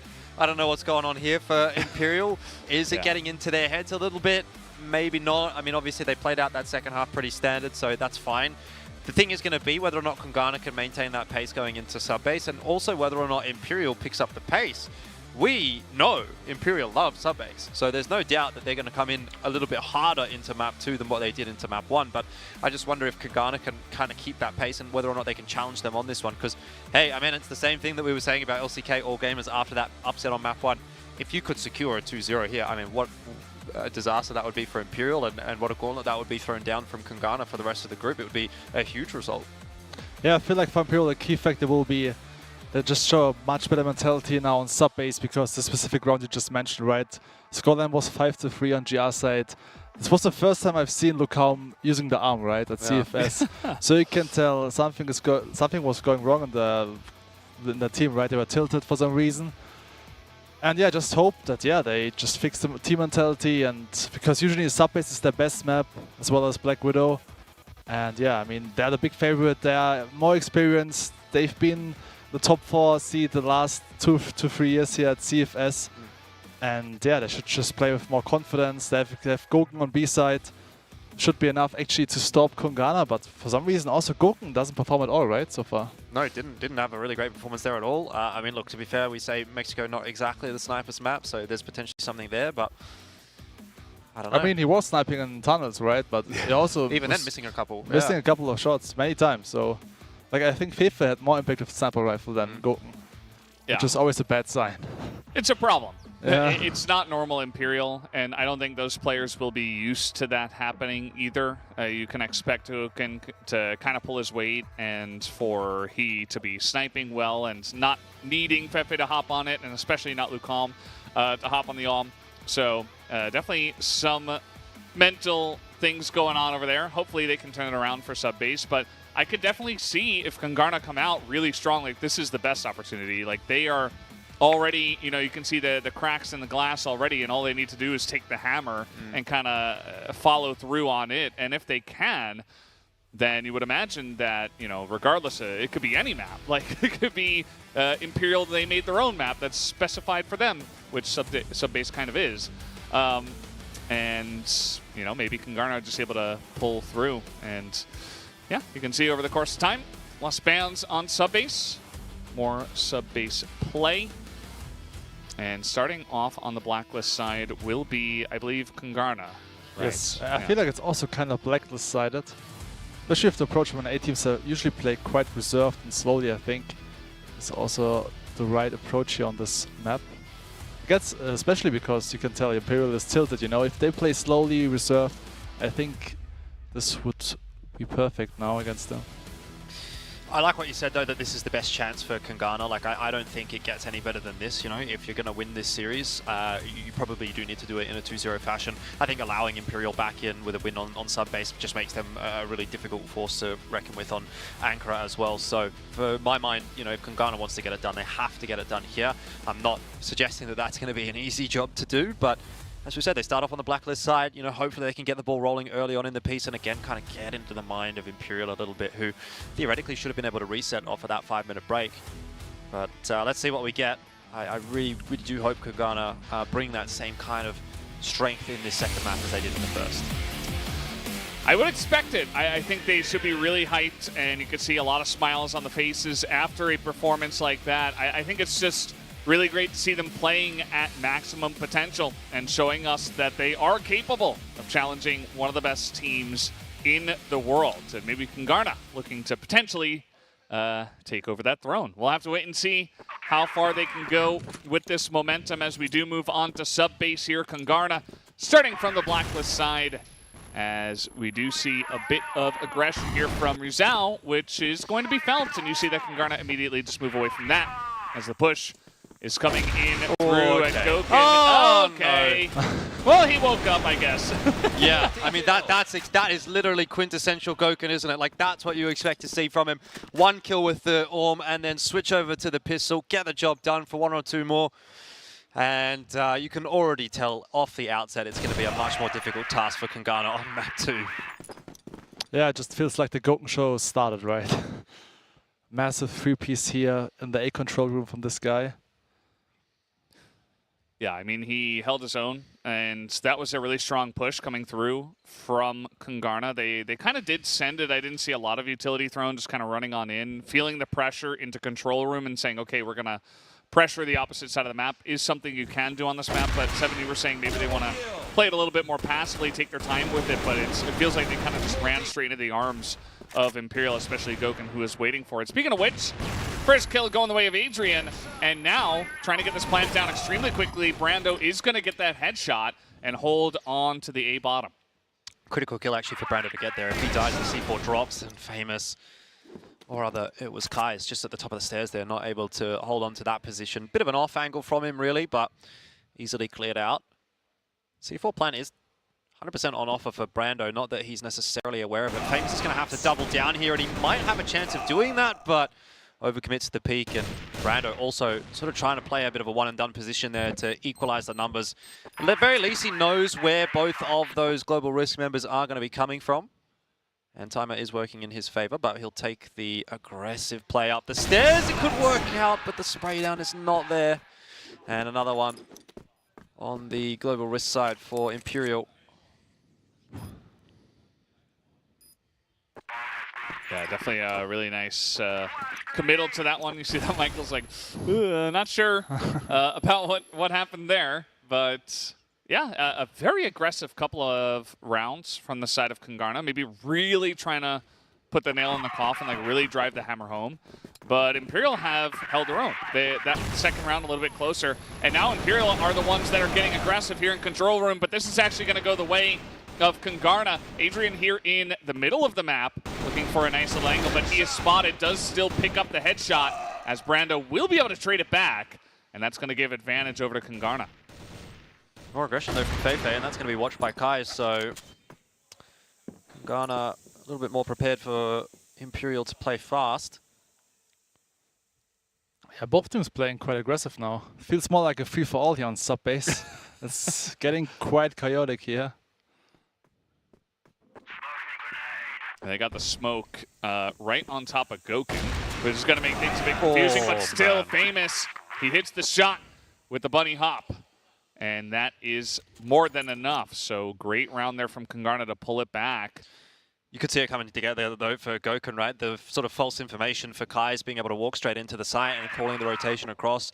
Gokin able to drop the C4 there if he gets that second frag, put it into the 1v1, and all of a sudden 3-on-1 feels possible, but Kungarna survive.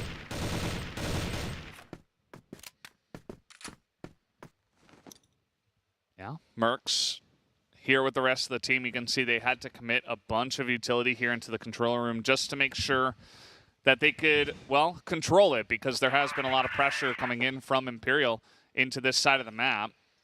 And you see now they are trying to hold down lockers with the comp. He's going to poke out, hits the headshot, looking to hit another. There he gets it, 2 in a row. Can he make it 3 is the question.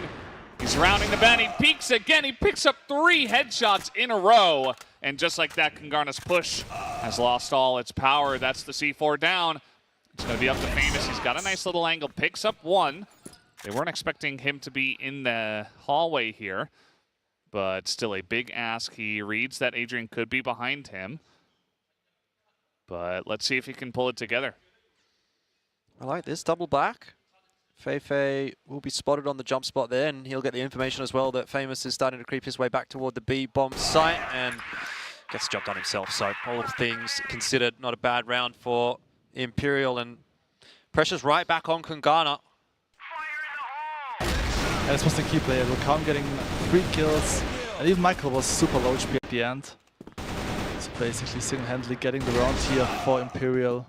Nice play from Lukam. Okay, Kai's opener. That's opened things up quite nicely. In fact, actually, Kungarna not going to slow down off the back of that. And that's where they did their best work as well on sub-base on the Blacklist side, to be fair. When they were playing fast and fluid. And they've done exactly that, straight into the site. Plant's going to go down, courtesy of Brando. Yeah, finally we see Kai stepping up to the plate with the arm in the hand. Because obviously in Mexico it's much more difficult to get some kills with the sniper rifle. And then of course Kai's used to love to play sub-base. So it's one of his best maps, I guess. We're not going to expect Famous here. He's just waiting. Very nice discipline on that trigger. Holds for the 2K and pulls it back. Michael also holding his own in that little nook. He spots the rotation coming in. He picks up one as well. Gives all the information to his team to set up. And that's very nice. Just Kai's getting the first couple of picks, though, I feel like was pretty critical in that round. For sure. Kungarna going to give it another crack just to go so fast into the A site that we're met with a hail of nades. Oh, and Kai's not able to land a shot this time, so it will be a more difficult job for Kungarna. Famous tucks behind the stairs. Mercs will lose his life as well. It's all Feifei at the moment. He knows that Famous is around the corner, but maybe I spoke too soon. Maybe he didn't. By the way, Famous could rip this round right back open. This guy's an absolute machine. Famous is feeling it. He is having a day out, and I think that is putting it lightly. 6 out of 7 kills, headshots. Now he is going to be taken down by Adrian finally, as Imperial get rid of him, and that's going to be a big boon towards Imperial.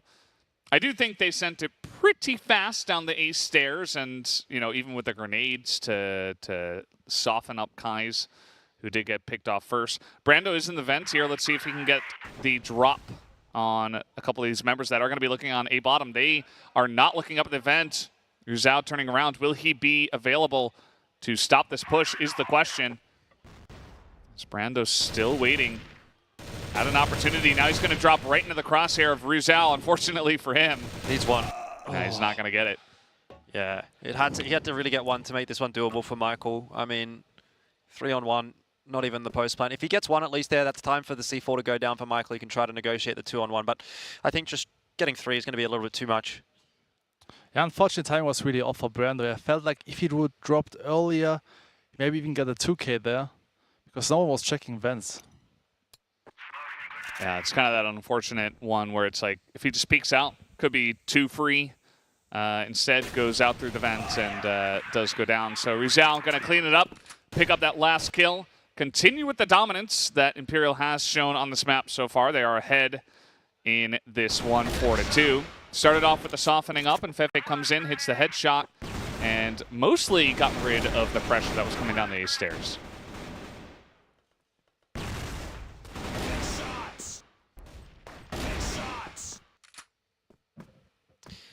So nothing happening early in the round for round number 7 this time. More of a heavy defense over toward A. Perhaps Imperial were expecting Kungarna to go quickly in that direction once again. Yeah, maybe this is the round where things kind of reset, where Kungarna are finally like, okay, we don't have to rush into them every single time on the Blacklist side. Let's bide our time. You still can go for big executions and big, 4- or 5-man pushes on this map. Still very strong, but it can be about the utility timing and the timing of your push as well. You don't have to always just send it right away. Lucom going to take a lot of damage. Still going to hit the headshot through the smoke. Doesn't care at all. That's going to take out Brando, who has been playing quite well so far today. I still feel like they should send Kais towards long B area. For some reason, he's always like here in front of woods, trying to get a peek. But my team, at least last year, was really good at getting picks long B, so I think I would change the pace a little bit and work towards long B area. I mean, no one is covering there, right? Only Goken on from the darkroom area, sniping towards long B. Not going to happen. Kais has been set up at the stairs instead. It'll do a bit of chip damage to Feifei. Mercs unable to land the shots there on the ADRF, who then decides to swing it for himself. And Ryuzao's got himself another one. Just not enough being put together here by Kungarna. And Imperial are looking at their best now on sub-base, which is a scary sign for the health of this series if Kungarna is your team that you're a fan of.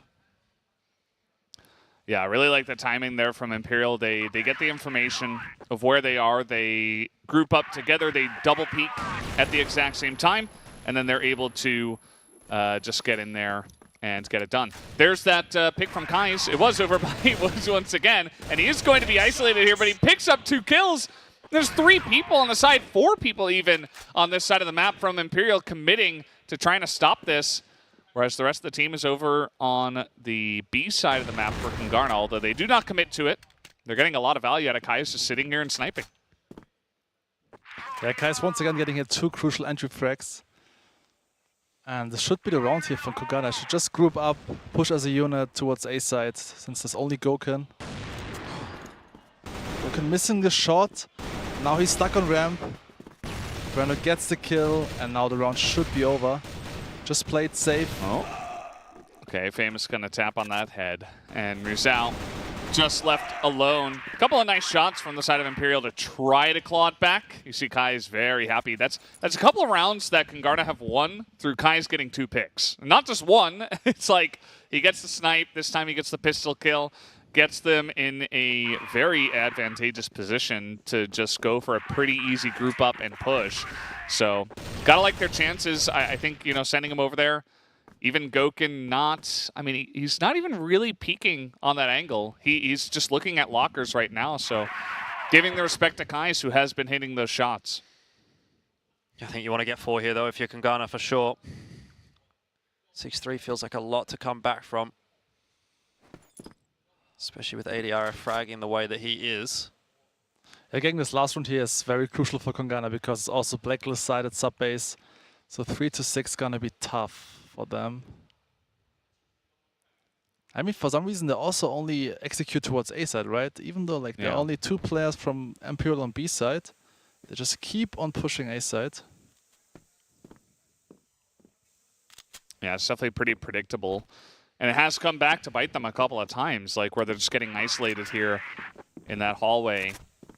And you can see the C4 is over in control room right now, so maybe just trying to make some noise. And to be honest, it's Kais and Famous. Maybe they get a couple of pickoffs and come back away. A lot of utility being used here by Imperial to try to push them away from that area, but they're not even there. The majority of this push is going to come in through lockers, as Goken should be able to get this information and hand it over to the team.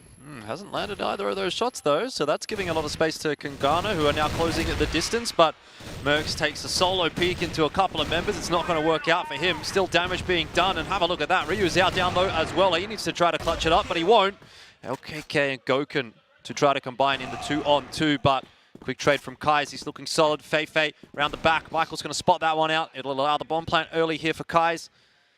But Michael, isolated in the 1v1 for the meanwhile, could get picked off, and that would definitely make this doable for Fei. Dancing around the boxes. It is Fei to win the duel. So it's on to Kais. Yeah, very important timing. Good job by Fei to get in there and isolate Michael as the bomb was being planted. Knew that Kais should be away, and there it is. Fei gonna hit that shot, and that is going to be 6-3 to Imperial on the GR side. And he will give them a piece of his mind as they move on to the next half. Yeah, bit of a grimace from Kais. Knows how important that round could have been. Look, honestly, I don't think he is the one at fault there. I think at the end of the day, they probably could have played out that 2v1 a little bit better. Michael, if he gets the info as to where Fei is, I would be more happy to sort of just see him back up a little bit there rather than sit behind the boxes and essentially take the 1v1. Because it doesn't matter how good of an individual you are, a 1v1 is always going to be losable. And then turning it into another 1v1. 2 1v1s instead of a 2v1. Not ideal. I agree. I feel like the issue was at the end that Kais thought that Fei was already on B side. Didn't expect that just Fei would wait at the squad box area. Yeah, like very patient play from Fei, and it paid off for him. Inside headshot. Still not an unwinnable map for Kungarna. They're going to have to start well on this defensive side. No doubt about it. And they have Famous.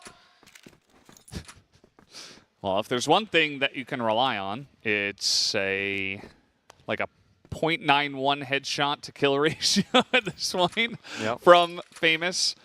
Also out of 11 kills, which is the most on his team and tied for the most in the server with Adrian. Bit of damage onto Fei. And this push has lost a little bit of its potential. Although Imperial definitely have been deadly in their own right as a team. You know, nobody not really pulling their weight. Everybody kind of on the same page. They've left the C4 in mid for now. Just looking for a pickoff perhaps before they do go for an execution.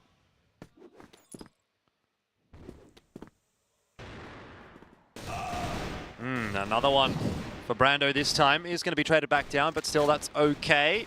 As long as Famous doesn't drop here, he will be tagged by Goken, but seems to have gotten out of there okay, maintaining the numbers advantage. ADRF will give it a crack as well. He's kind of got Famous locked in here. Oh, the nade.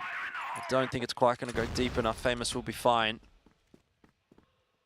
And calling across the assistance of his teammates. It's going to be a little bit of a swing in there from Famous. Where's the re-swing? Where's the next player? Where's the trade?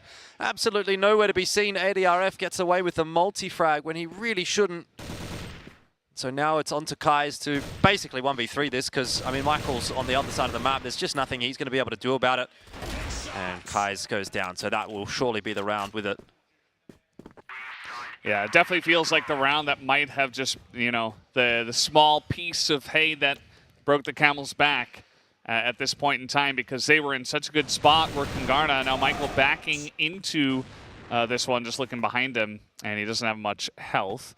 If he hits a couple of headshots, you never know, but Goken has been good, and so has his team. So 7-3, and essentially just comes down to Adrian utilizing those windows in the doors and essentially just getting one pick by one pick, and not really the greatest response from Kungarna. Yeah, I felt like there was a miscommunication because either Famous was peeking too early or Max was waiting too long here from this cage area. Also felt like it's unnecessary to peek there. Like, Famous was low HP anyway. It was a 4v3 situation, just play a numbers game, so yeah. This could have been a round for Kungarna. Could have been, but did not end up being the one. As we do have a grenade in, and it's a pistol kill. Famous not responding to the peek coming out here. Rizal on 4 health will be able to win the trade. Brando also pretty low at this point in time, so pretty good position now for Imperial. They have control over a large portion of this map. And it's pretty clear that, you know, Mexico, that was Kungarna's map. They looked a lot more comfortable on that one. They got ahead of Imperial. They were looking like the better team there. But Imperial, once again, comes back to sub-base. It's comfort. Kungarna maybe not playing with as much comfort. It's not the same level we saw in Mexico. And it's swinging back in favor of Imperial.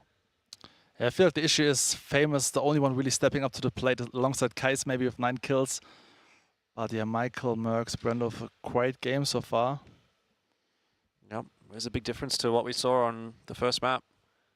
2 players popping off for Kungarna, and the remaining 3 were at least going even or just slightly better than even.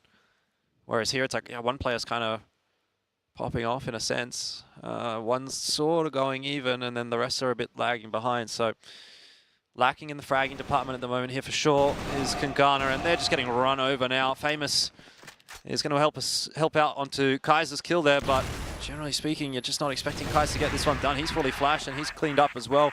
Imperial are back with a vengeance. Yeah, very clean execution there. Understanding they have the man advantage, just a clean push onto the B site, and they overwhelm the rest of the members. We can see from Rizal's position, just swings out wide as he can within that vent, and he's able to tag him with the Colt a couple of times. And that was enough to get them that slight advantage to push out into the victory in the round. And so Imperial looking to play it a little bit slower this time around. Threw a grenade and did a little bit of damage to Mercs, actually, who was in the lockers behind that little box. And other than that, you know, not getting a lot of information as to what the setup is on the side of Kungarna just yet. So maybe slowing it down, slowing the pace down. Their executions have been very crisp and clean as well, so I don't mind it. They're going to see Mercs just a bit, who is going to hop over, and Kais is actually going to get that first snipe. As I'm not... Where did he even do that? I think here in woods. Oh, yeah, it's below the smoke. I'm like, where? Where did that happen? That makes sense. Well, it's not over until Imperial get to 10.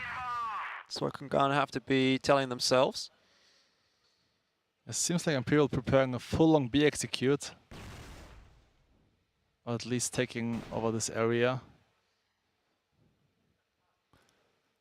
Yeah, I think Kai should have at least seen the first guy pass.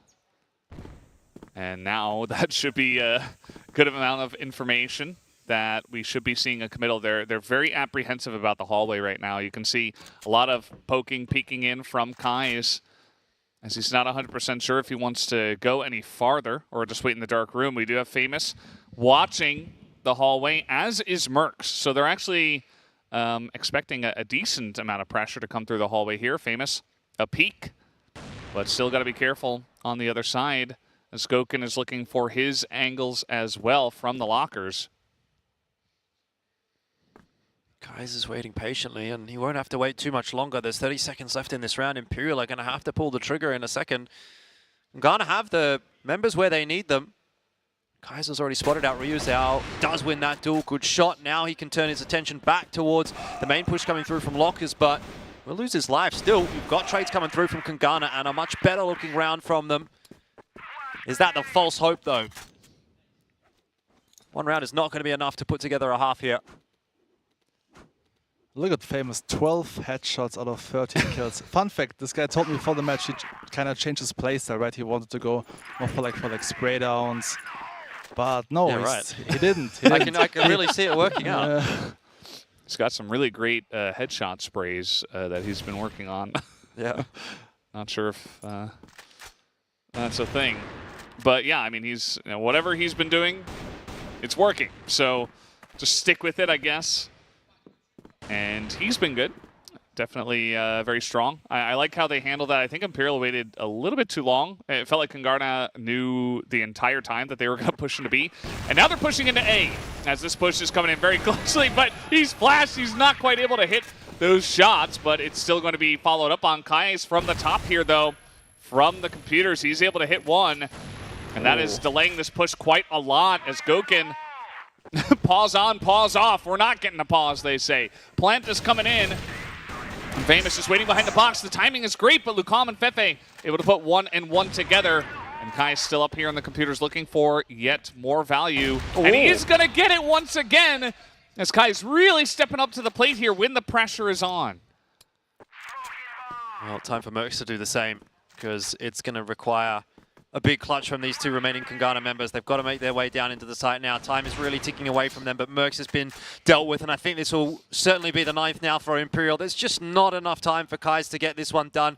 Even if he knew where both of those remaining members are, that's a crazy shot, but I don't think he's got time for this defuse, and even then, Ryu Zhao would have cleaned him up. So, good effort from Kais, just not enough.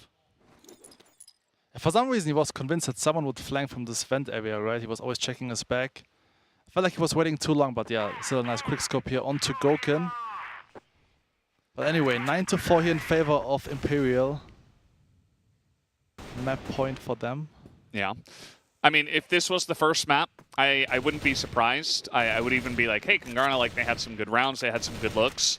But this is Imperial's map. Like, they dominated it. This is kind of to be expected. So at the end of the day, this might just be the way it was always meant to be, as that is one dead Crossfire dude.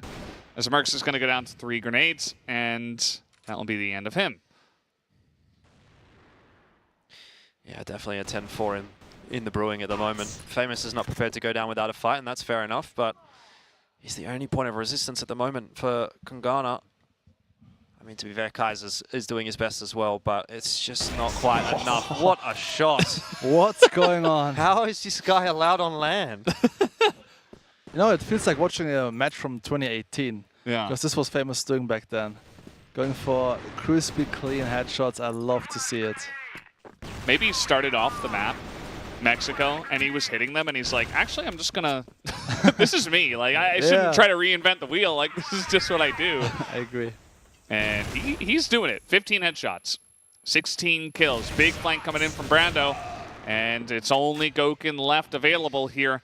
Kungarna trying to start the big-time comeback. The 5 rounds in a row. We'll see if it happens, but I think they've got this one, at least. Well, It is Goken, but... Yeah, I don't want to see any choking against Goken, because that is something that I've seen from other teams before. The classic. A 1v4 from Goken would be, oh god, what a death sentence for Kungarna going into map 3 that would be. But look, tough ask. Obviously, he's picked up one of the 4. Hasn't even opted to go for the C4. Will have to eventually. Yeah, it's going to be tough with just 16 HP left, but I mean, it's Goken, so... Don't count him out. I'm prepared for anything.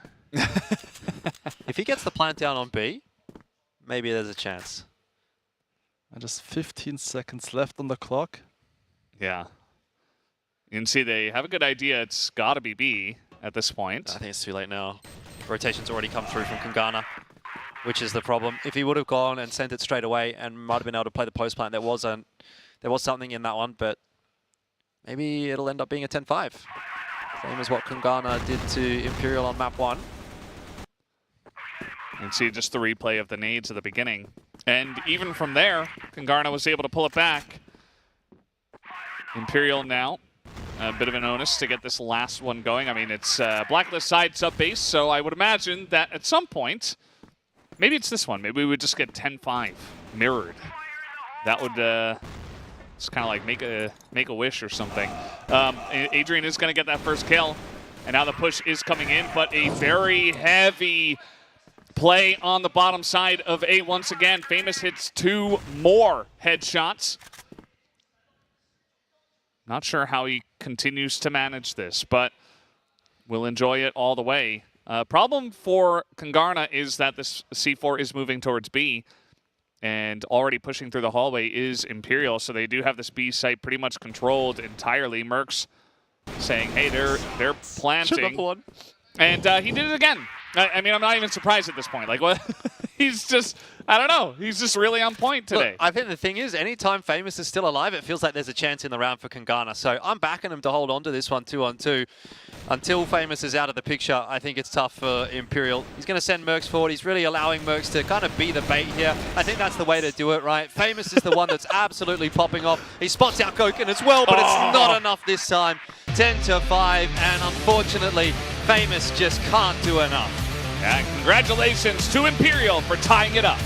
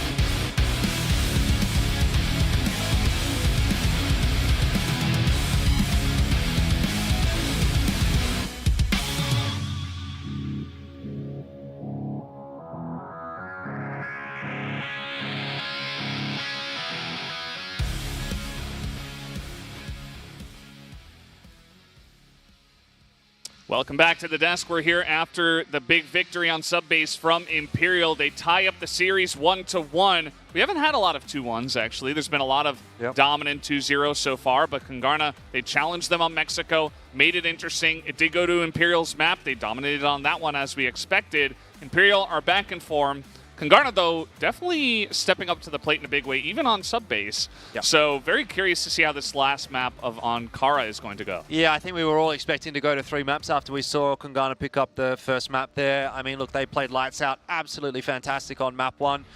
And they did okay, I thought, on sub base. Like, it wasn't as if they just got completely wiped out of the server. But then again, you have to say, if it were not for Famous really having another as an individual, he might have been the most impressive individual to set foot on this event so far. 2 just back-to-back, absolutely nutty maps. I don't know. We'll have to wait and see if he can bring that for 3 maps in a row. But look, without him, I don't know, would that second map have been quite as close as it was, even in the context of a 10-5 not being a super close scoreline? I need to see more from Kungarna, and I need to see it here on Ankara. Yeah, I totally agree. I feel kind of bad for Famous. Getting 21 kills, and the scoreline is 5-10. You can tell like lots of things went wrong in favor of Imperial, in favor of Kungarna. And like Kais was stepping up as well, getting 16 kills, I guess. Yeah. But like a 2 versus 5 is just not enough. If you want to win against Imperial, you need at least 3 to 4 players stepping up to the plate. So yeah, for next map, I expect more from Mercs as well as Brando. I mean, luckily, the case the IGL is still more difficult to get many frags. But if they want to have a shot on Ankara, they need Merc stepping up to the plate as well as Brando, like he did on Mexico, right? Mm. Yeah, they absolutely do. I think that they have it within the team, and now it's kind of going to be a neutral map. I think that Imperial's really strong on this map still as well, but it doesn't feel like a Mexico or a Kungarna are like, oh, we are much more comfortable on this, and same with sub-base for Imperial. This could be potentially an even one. Maybe we go to like extra rounds or something like that if Kungarna continue to play the way they are, if some of those extra guys do step up to the plate. And you've made it this far. Doesn't really feel the same as the LCK victory. We keep referencing this because that was the first one right on day 1, Series 1, Map 1, where they were able to make a big upset victory. From there, it was like 10-1 and 10-2 or something on the other maps. That's not really the feel here, though, because Kungarna are putting on a good show and are actually challenging them, even in a pretty dire spot. Yeah, it definitely feels like a pretty competitive prospect going into Ankara, and I'll hold my reservations back and see what we get from that one. Again, look, standout, Famous 2.1 KD, but just not enough from the rest of the lads, and a bit more across the board from Imperial is what sets them up for success. And we'll say it wasn't really off the back of Gurken, though. ADRF this time the one that gets the MVP. Yeah, I mean, at the end of the day, 0.9 headshot per kills, that's just disgusting. You never see those numbers, really. Yeah. And I think if he keeps it up, and they start earlier, like the Blacklist side was a little bit iffy, I would say, on sub-base for Kungarna. They were only able to get, I think, 3 rounds on that one before the half, so you need a good start here on Ankara, and we'll have to see how they do. But guys, we are going to take a quick break before we do get into set number 3. We will be right back.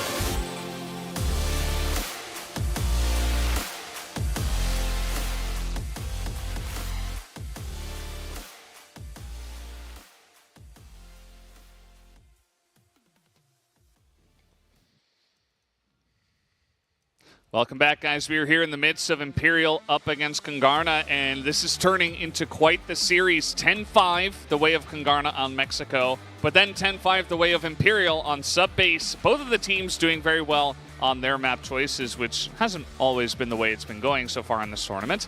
But this one making sense. These two teams seemingly evenly matched, especially with the way that some of the players on Kungarna are playing and with Imperial waking up after Mexico. So now we move on to Ankara for the third map.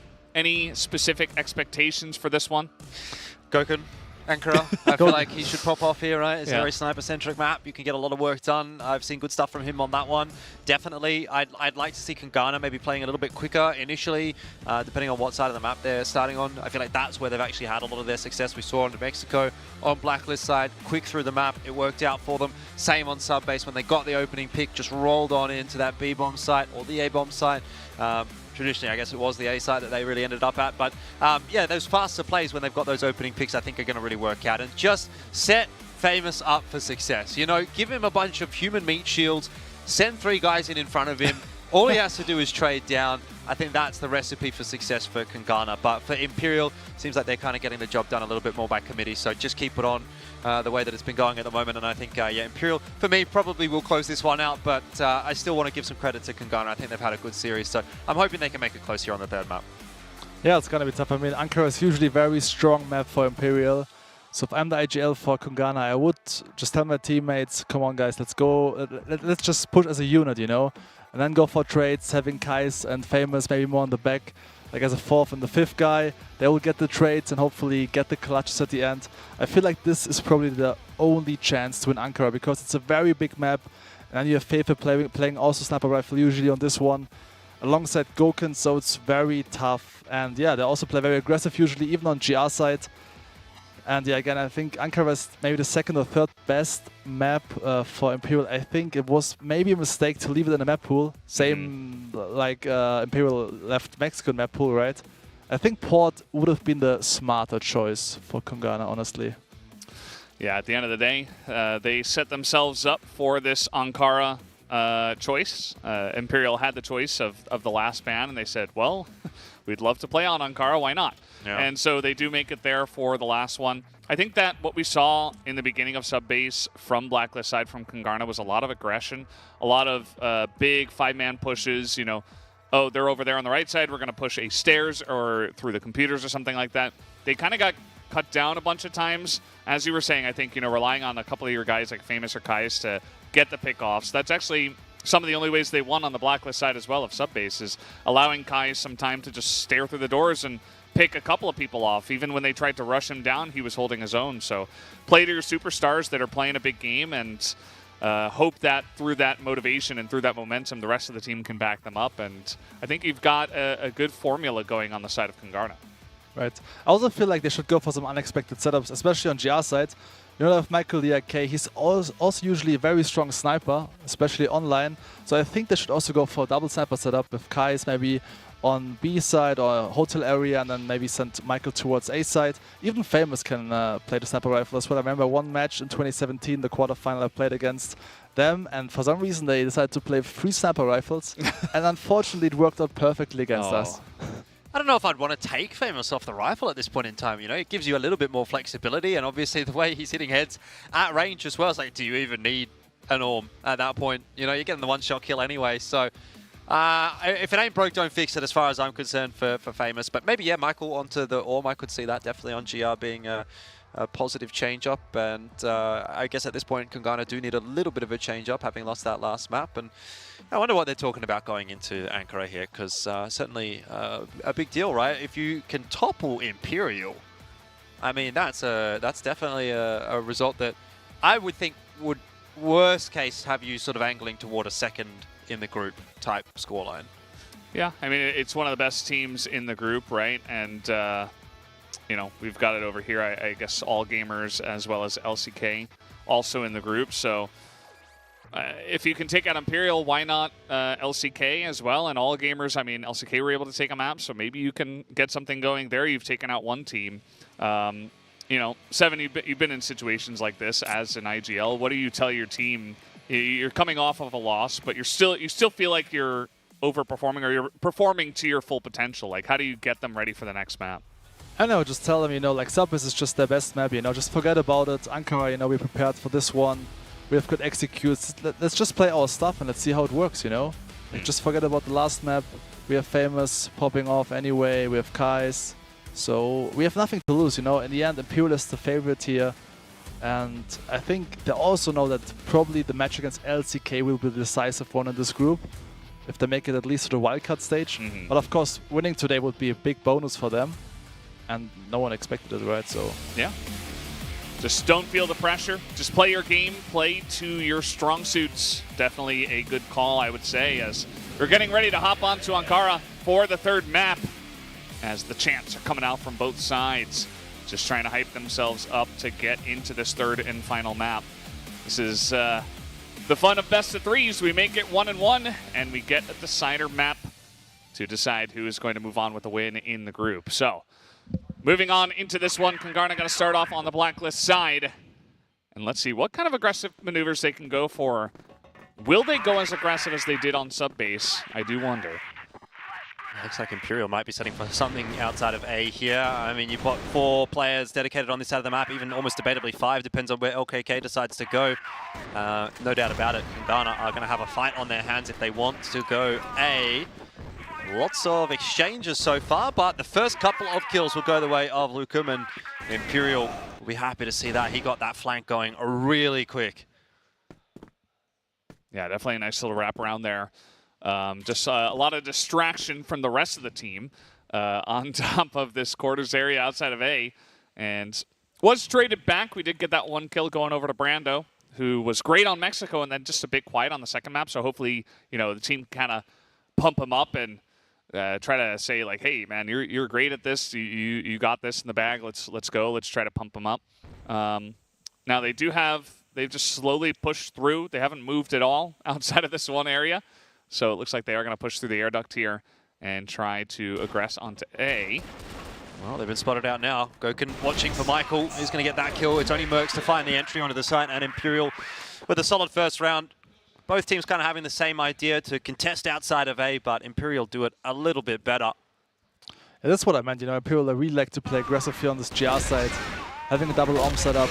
This time not even FIFA sniping, it's Rio Zhao, so they have many gifted sniper rifles on the squad, which helps a lot if you play Ankara, also Compound. On these kind of maps you can play 2 sniper rifles, sometimes even 3 sniper rifles.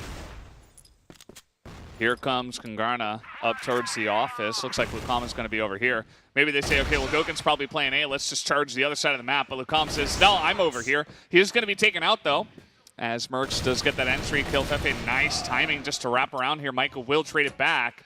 3-on-3, and we got some action in mid as well. The central passage might be seeing Brando and Rizal butting heads here. It's not an angle that's super easy to clear, that pit.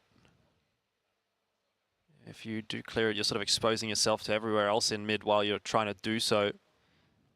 So it might almost even be better if Brando just doesn't push his way forward here for Kungarna and they default their way back over to A. But he is going to go forward. As long as he doesn't expose himself to pit, though, this is not too bad, but he has now been spotted. I was thinking maybe he's going to go into the tunnel, but instead just regresses through mid, and ADRF with a Sharpie as well. Wallbang headshot onto Kais, and Michael can't get it done. Starting to fire up again on the Imperial side. Some impressive shots here from ADRF getting the wallbang, as well as Lucam with the drop shot onto Famous in this long B area. So the momentum is definitely on the side of Imperial. Yeah, I mean, they've come out to play here in the first couple of rounds. It's been kind of wonky ones where, you know, you get a lot of action from the GR side pushing out, and that last one where everybody was kind of spread out along the map. Now, Goken had an amazing end to round 1, and he's going to get that snipe off early in round 3. Imperial already in control of this round, of this map, and this round after that pickoff. Yeah, it's been a tough start for Kungarna. Every single round they started a player or 2 down. First round it was 2, second round and third round it's been 1 player down. So you're basically playing 4v5 the entire map so far. Does make it difficult on the caller to say anything with confidence, and they're going to push their way toward A again, but there's 3 players already over on this side of the map. They need the entries, they'll get them. Mercs. Wow. That is a bit more like it, but still you've got to get Ryu Zhao, who's playing behind the box, and he's just popping off. He's been helped out by ADRF, and even despite a nice moment from Mercs, Kungarna cannot break open the site. Yeah, good entries here from Mercs on A side, even though they lost to Strong. I still feel like they should avoid Gokun on this A side. Because Gokun loves to play from A connector, even sniping aggressive from alleyway or A main. And I feel like it's much easier against Imperial to push towards B side. I mean, Faith and Gokun, probably the best 2 players from Imperial, both playing on A. Yeah. So it might be easier to push towards B side. And you can see, though, that the second they don't put any pressure on A, Fefe's like coming back to spawn. He's getting so much information that it just allows the rest of the team, allows them to know that, okay, we just got to be ready for a push underneath. Nothing in front yard just yet. And ADRF is just waiting for this. Yeah, I like it. Imperial did push out through the smoke on A main, and they get the info. They've got the early rotate across, and they've got the numbers here on the B bomb site. They are reading Kungarna like a book, and sure, you can get a couple of kills here on the entry, but at the end of the day, you've got a massive numbers advantage for Imperial. And it ends up being a 2-on-1. C4 dropped. Brando with a tough ask ahead to try to prevent the 4-0 lead for Imperial on map 3. Yeah, definitely a bit of a problem if everything gets stopped early on. You just lose so much confidence in that situation. Brando may have just seen him in backed away. He's like, okay, actually, never mind. I'm going to go the other way. Well, he's got time. Yeah, he does have a lot of time. He does not have the C4. So he's got to choose one way or the other. He's going to come face-to-face with Gokun at some point. And there it is. Gokun just going to hit the shot. As you would expect, 4-0 going the way of Imperial, which, to be honest, I didn't quite expect after the first couple of maps. Yeah, I really thought that Kungarna was going to come out the gates hard and strong here on the Blacklist side, and I think that was kind of the intention with the first round play toward the A side. It's just that Imperial read into that, and it was a straight up massive push in through mid that undid them. 1-for-1. Gokun kills Brando, Kais kills Gokun. It's a good trade. Yeah, 4v4 should open the map up a little bit for Kungarna to try to exploit some holes.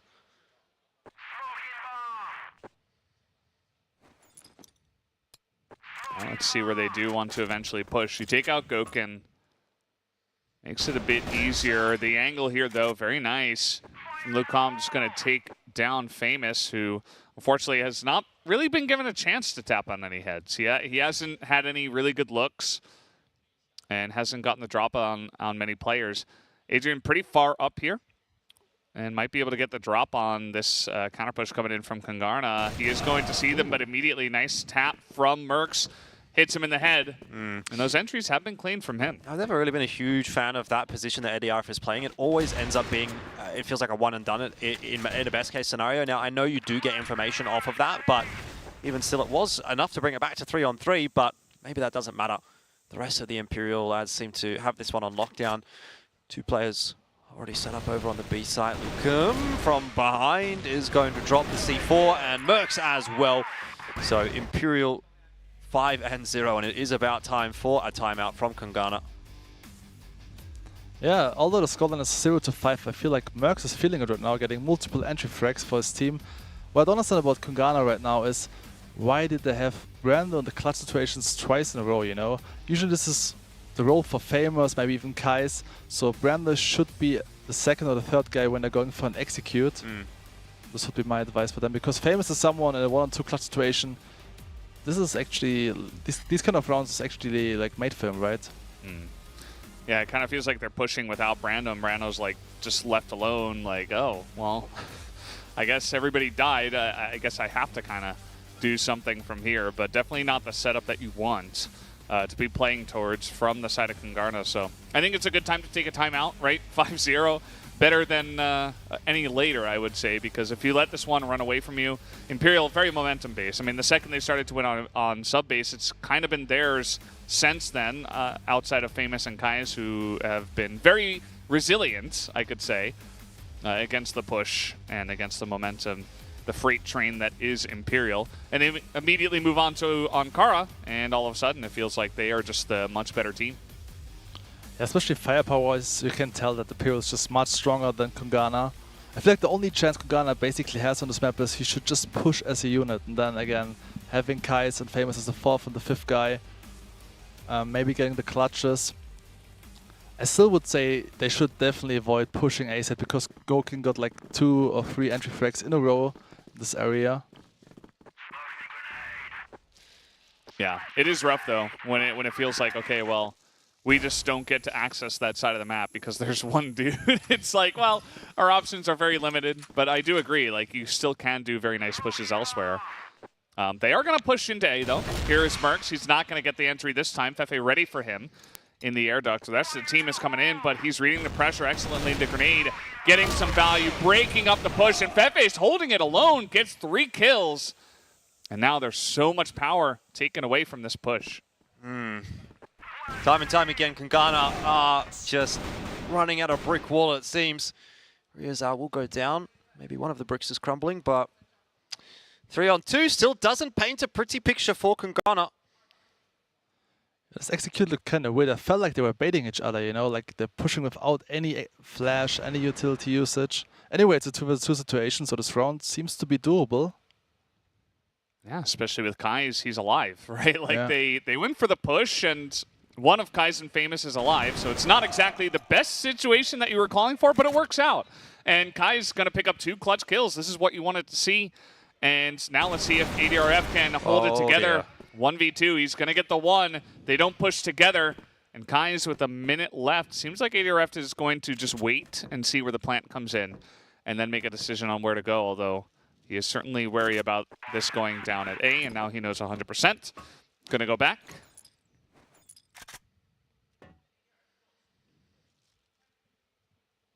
Well, ADRF, is he going to be expecting that peek from Kais? Yes, he is. And another nail in the coffin for Kungarna. Oh, he's even going to let him know what he thinks. A bit of a shake of the head there. You can see his arm. He's still doing it. Yeah. Oh, man. I felt like the time was perfect for Kais, but for some reason he can't connect the shot onto ADRF. Now Scotland is 6-0 in favor of Imperial. Yeah. You can see he's not very pleased with the way that one turned out with himself. I mean, he was the one who kind of pulled it together in this one. Even missing that shot, but still hitting the one-tap headshot with a Colt. I mean, that's what you need out of the guys that are alive at the end. And I think Kais has kind of decided to become the anchor for the team.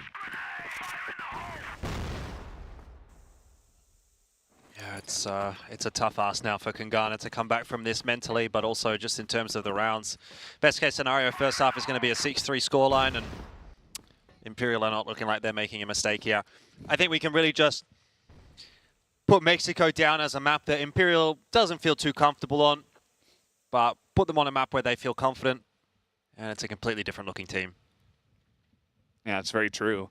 I would imagine that all gamers are just going to be very happy with the fact that Imperial showed that they're not strong on Mexico and that Imperial are just going to ban Mexico from here on out, which means that now, you know, you essentially get the permaban from Imperial on that map. Obviously, I'm speaking for them. Maybe they just say, oh, that was a fluke. You know, we're meant on this map, and that's why we left it up. But we'll have to see how those pick bans do play out in the future in that group. Yeah, I agree. I feel like today was the last time we're going to see Imperial playing Mexico. I feel like the bigger the map, the more comfortable they feel because the aim is just insane. Yeah.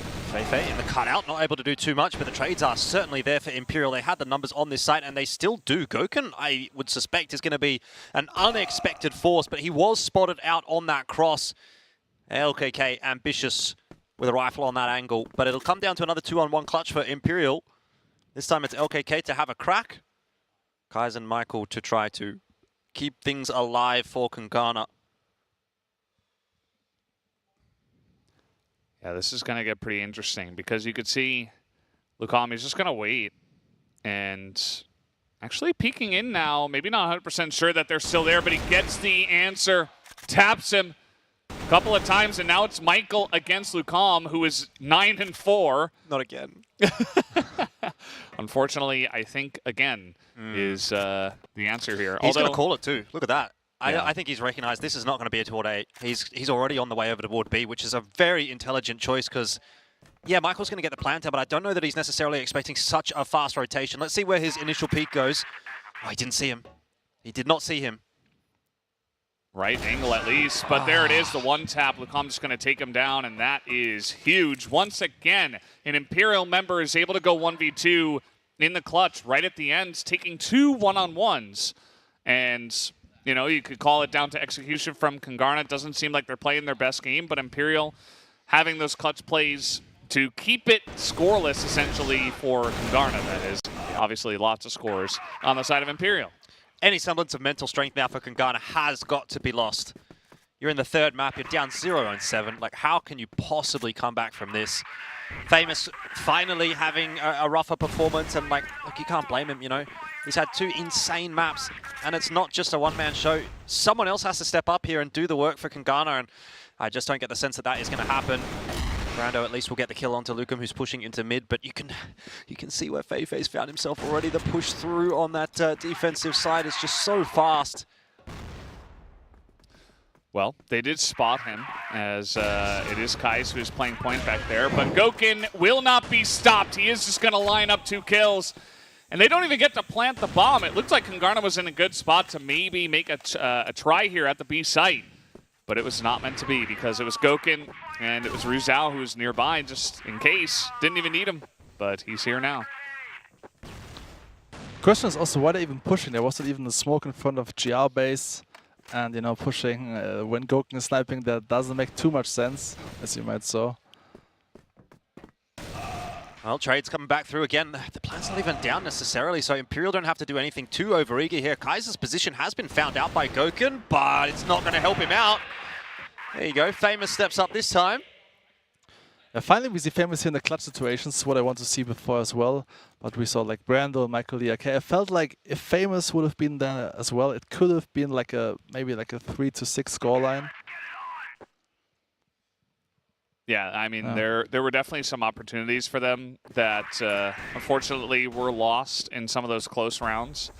But, you know, if you're going to start, it's better to start now than to let it go 10-0, although they do push through smoke. Adrian there once again, and a snipe comes through from Kais, able to just line it up. Famous is going to go down pretty early, though, as, you know, he's the first one pushing through afterwards. So he's not really listening to the advice, Evan. He's kind of getting in there, looking for the 1v1 plays and trying to go for the picks, but it's just not going his way.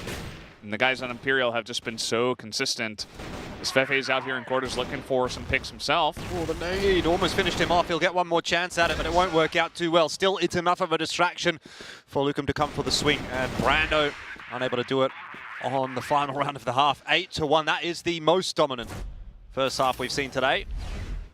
Yeah, especially Lucum stepping up to the play with multiple clean headshots. Especially his clean headshot against Michael on this B-side area was pretty insane.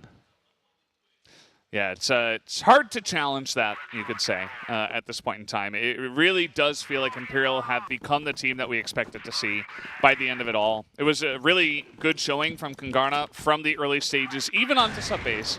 But I think the story and the script may finish off the way we expected it here by the end of it. Imperial just unstoppable when it does come, especially to a couple of their really strong maps, just putting 2 and 2 together. So now looking even stronger here on Ankara. Let's see if Kungarna can pick up any more rounds after the half. Looking quite tentative to make any plays at the early stages of the round, Kungarna, but maybe now pushing in through the vent could work out. I think Gokin has maybe spotted the jiggle peek there from Mercs, or either way, he's definitely keeping an eye on that angle. Nothing going to be coming from main. Doesn't really need to worry about that for the moment. But I do feel like Kungarna is going to try to make a push here in the vent. The double setup. Famous and Mercs. Now that they've heard that shot as well, surely they're incentivized. Timing at this point, if Kungarna were to go now, would actually favor them. They get a lot of information. They'll be able to rotate an extra player back over to B. I feel like they should go for an info play now, not waiting too long here in this alleyway. So they'll realize that A side is completely open, that no player from Imperial is waiting there. Yeah, they're just kind of sitting back on their hind heels, and they might just get bulldozed here with just not enough members to defend this push. The flash is good. Kai's in position, back with Michael trying to hold this one off. They've done a little bit of damage, but it is Gokin to get the snipe through the window, and it is full control of B given on over. Michael holds his own against the aggression and buying some time, but Gokin still just holding point, staring through the window, getting multiple kills, as Fefe's going to get this plant down now. And position totally in favor of Imperial. It is only Michael left available, and he's sitting in smoke against 4 members of Imperial. Well, at the end of the day, I think all we can say is nice try, Kungarna. Like, it was a nice try. They did really well on map 1. It was a nice try.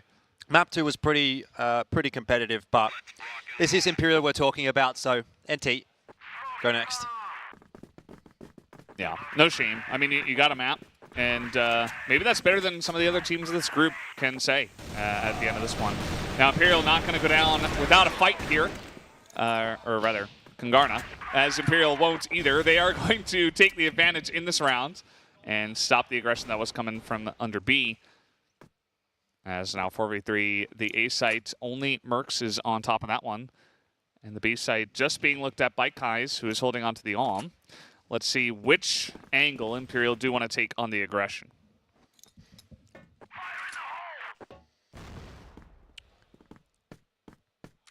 Nothing yet, but definitely trending toward the B site with the position of the C4, though I think they'll give a bit of time here to ADRF to maybe just explore over on the A side and see if there's anything happening there. In the meanwhile, though, that is going to incentivize Kungarna to go for a bit of a push, which is, again, what you need to be doing when you're at a numbers disadvantage. And it will net them a kill, so that's good news. Though, if ADRF has been able to communicate quickly to his team there, he'll say there's 2 players on the other side of the map. Just go into B right now.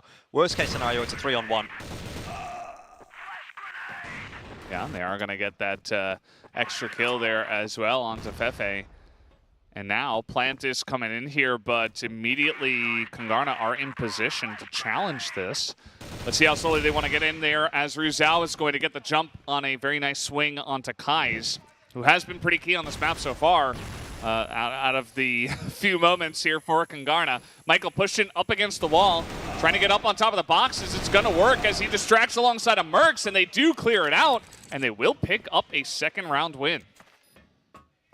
The dream's alive, boys! Yeah, good retake from Kungarna. I feel like the play from Kais was key here, working up towards A connector, spotting ADF, and he instantly knew, okay, this should have been an A fake. Then they went for the fast rotation towards GR base. So well played by Kais here, but it might be too late. Maybe. Yeah, maybe. A wise philosopher once said it might be too late. And I think that just seals the deal, doesn't it? Ryuzao should never get away with 2. But he has. Yeah. It was a nice swing, too. I like, you know, you're not in a great spot. You're trying to double swing a corner. The timing wasn't the greatest, but the idea, I think, was okay. As Famous trying to tap on some heads here. He is going to pick up 1. And Kais gets a kill himself as well. Kungarna, resilient. They will not go out just yet. Oh, Ryuzao does drop, so again, there's another good chance here, but Mercs walks right into the crosshair from Gokin. He doesn't even need to move at all. C4's in a forward position, actually. If Gokin gets 1 more, this is probably round over, and look at that flick. He's just so sharp with the Colt. I almost feel like he's better with the Colt than he is with the AWM, as crazy as it is to say, but I just see so many kills of his coming from that pistol. Yeah. It's weird because some of the best snipers are... you say that about some of the best snipers, right? Which is, we say that because they're so good at using the AWM, but it ends up those are the best guys at the pistol usage as well most of the time. Kai's here. Speaking of which, AWM user trying to stop a push. He was in a pretty good spot, but now he's trying to wrap around, actually, which, if he goes fast enough, might have been able to catch them off guard. But now with the bomb planted, they could look to cover many of the different angles here, as he is just running in with the Colt. He's just trying to take him out. And it is not going to work out for him. Nice try. 10-2 at the end of it all. Imperial will pick up the win.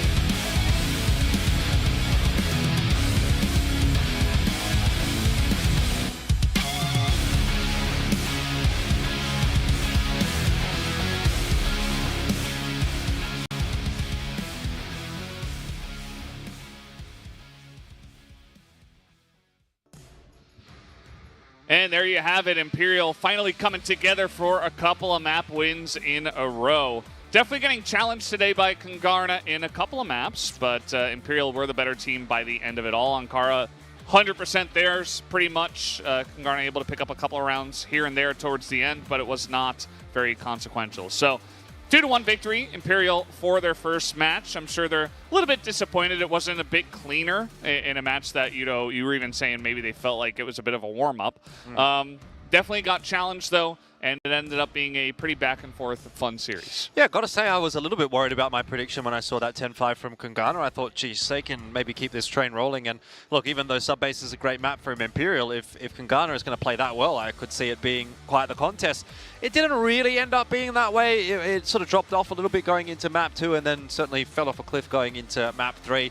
That's always the problem with being an underdog. Like, you can very readily expect one really good map from an underdog, but the problem is beating a better team on a best-of-3 series is never going to be easy. And once again, we have to go back and have that conversation that we did between LCK and All Gamers, where we say, if that was a best-of-1, this group is now blown wide open. But the fact that it's not a best-of-1, let's be real, the better team wins. 13-12 on that map for LCK against All Gamers, and then it was a 10-2 and a 10-3. And I mean, the same sort of scenario here. 10-5 for Kungarna. You think, great, that's fantastic. They're dominating, but then 10-5, 10-2, and it ends up being like, all right, well, look, a bit of a speed bump on map 1, but end of the day, Imperial, you can tell we're just clearly the better team. And I have to say credit, of course, to Kungarna for pushing him that far. It's always nice to see, but end of the day, no doubt about it, Imperial deserves to pick up the dub.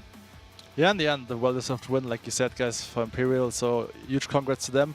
But overall, it's left to give credits to Famous, right? I think this was by far maybe the most convincing performance from one single player here, especially on Subbase and also in Mexico, right? Yeah. Popping off, getting more than 20 kills. So this guy is still feeling it. Yeah, game MVP maybe. And the consistency from Kais as well. I mean, even when they were losing at the end of Ankara, he's like still there. Didn't have the best record, but then he started to like pick up some clutch kills towards the end of some rounds, gave his team a chance in some of those rounds. Didn't end up working out, but very consistent performance from him.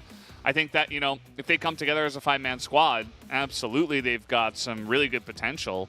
And I'm glad that they got that one map to show that, hey, they're a contender. They have the ability to do this. Now, the other team in their group, LCK, also picked up one map off of All Gamers. So pretty similar spot, and it might just end up being, the head-to-head between Kungarna and LCK by the end of the group. But we'll have to wait and see how it does eventually form out by the end of the group stage.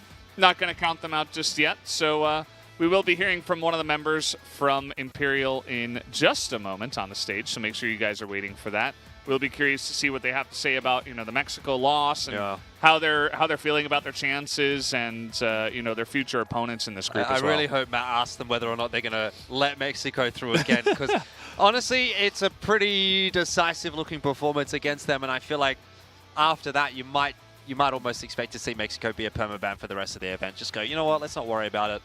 It's not our map, and focus on the rest. But we'll see what Matt gets up to in terms of those questions.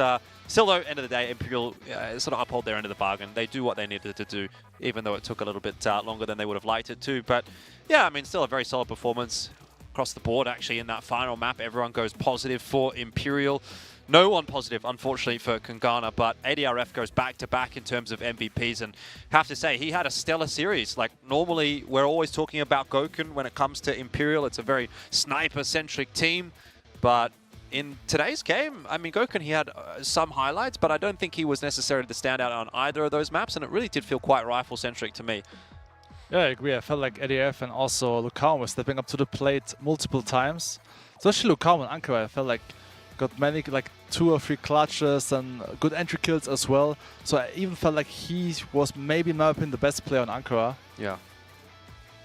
Yeah, absolutely. So definitely a well-deserved victory going the way of Imperial. I'm excited to see now All Gamers versus Kungarna and then LCK versus Imperial, because now you have a couple of these teams that were considered the underdogs, and maybe they can challenge these other big teams in the group. It's going to be pretty interesting. And then, of course, the very entertaining games of, Imperial, All Gamers, and then potentially the wild card decider between LCK and Kungarna. But yeah, I'm not even sure who I would favor between those. I think at this point, maybe All Gamers are number 1. Yeah. Even though they had kind of that weak first map, I would still favor them against Imperial based on what I've seen, even in this year as well. So. Yeah, I would say so as well. Yeah, I agree. I mean, All Gamers, they still look a little bit stronger than Imperial, I feel like.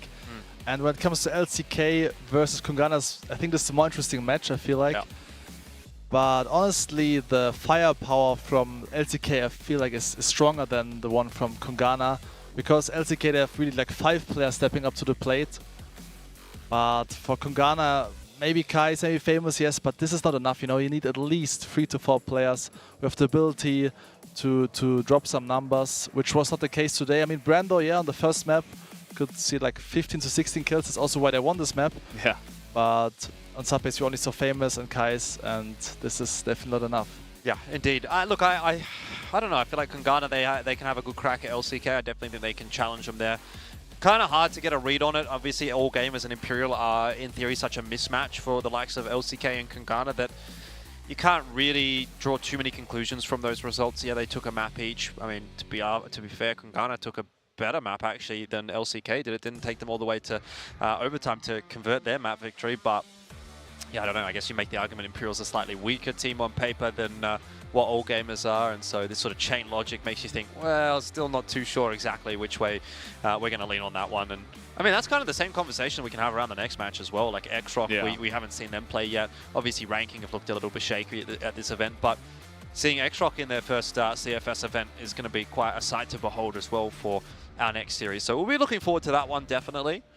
Yeah, absolutely. I always love day 2s. I said this before, but you get to see every team by the end of a day 2 of a group stage, and we're going to get to see XROCK. They're the last team that's left available that we haven't seen. Ranking Esports will be chomping at the bit, trying to come back and prove themselves as a strong team. But to be honest, the Vietnamese region hasn't been looking that strong, even their brother team going down a little bit earlier on. So will be interesting as well to see how deep is the Chinese pool of teams, right? Like can we go like 3rd seed or even 4th seed? Like, how would they do at this tournament? Always very curious to see how deep the talent pool does go in that region.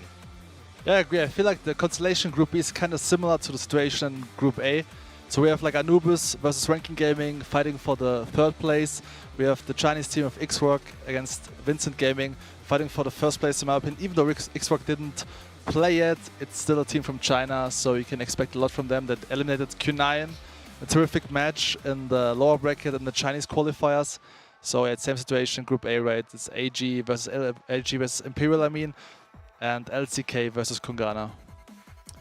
Yeah, and then Group C has Baisha. Oh. Yeah. No further comment needed. All right, that's it. We'll move on from that one. No, the other teams also, 3BL, I think they got to bounce back big time. It's a rough one to play Baisha in your first match. Not much you can do about that, but will be interesting to see how that group plays out as well. Yeah, Pacific Macta and Kara House, definitely a conversation there as well. I mean, Pacific Macta, really looking forward to seeing what they're going to be able to do tomorrow, but I guess that's a conversation for another day. Yeah, absolutely. Well, guys, we do have the interview on the way right now, so let's throw it over to the stage with Matt Andrews to break it down.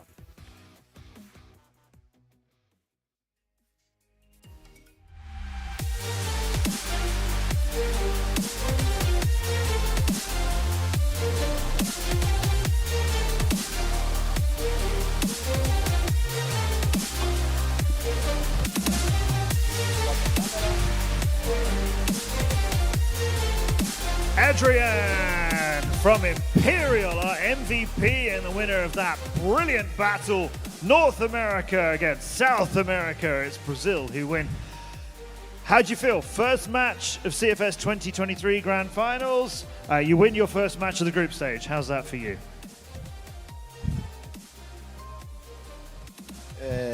Estou muito feliz. A gente treinou muito para esse campeonato. Acabamos perdendo o primeiro mapa, que a gente resolveu testar, mas depois a gente conseguiu ficar mais atento e conseguiu vencer a partida. I feel very happy and very excited, and during the match we tried a lot of things. So after winning this competition, we feel this is very hard-won success. Hard-won success, yeah. And you tried a lot of things, so let's go back. North America, South America, you start in Central America, in Mexico. Big one-sided match. Everybody surprised by Kungarna doing so well there. What happened in Mexico? É um mapa que a gente no Brasil vetava bastante, mas uma hora a gente tem que jogar. Mas nunca mais, fica tranquilo, brasileiros, que a gente nunca mais vai jogar esse mapa.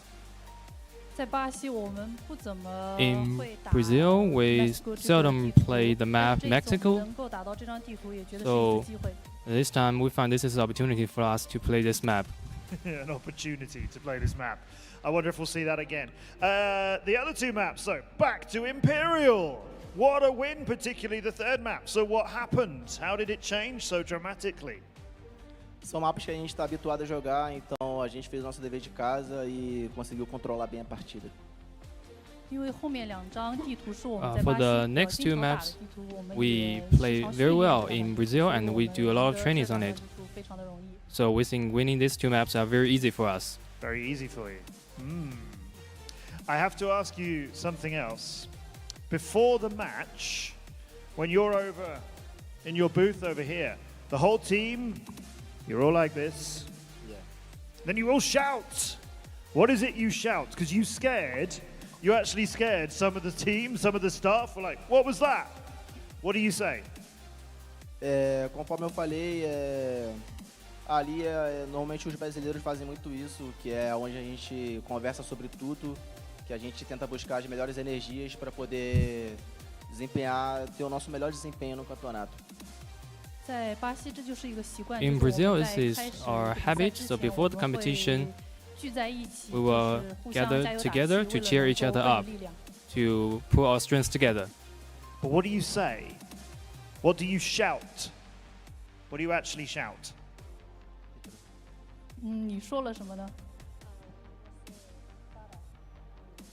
So what do you actually say?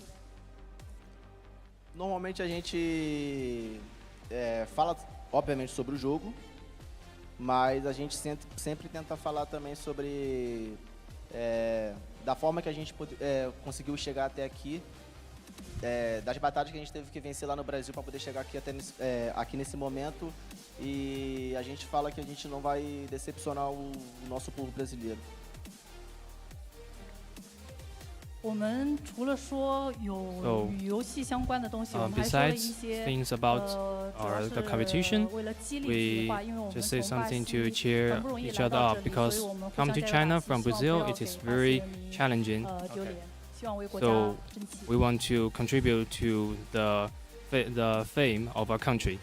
You are indeed contributing to the fame of your country. Congratulations, Adrian. Imperial, #1 seed at the CFPL, doing what they do. Obrigado, Adrian. Obrigado. Obrigado, galera. Don't go anywhere. Our fourth match of today is coming up next. We have one more Chinese team we haven't met yet. XROCK's ESPORTS Club, the 3rd seed from the CFPL. Can they get a win in their first game like the other Chinese teams? We'll find out next.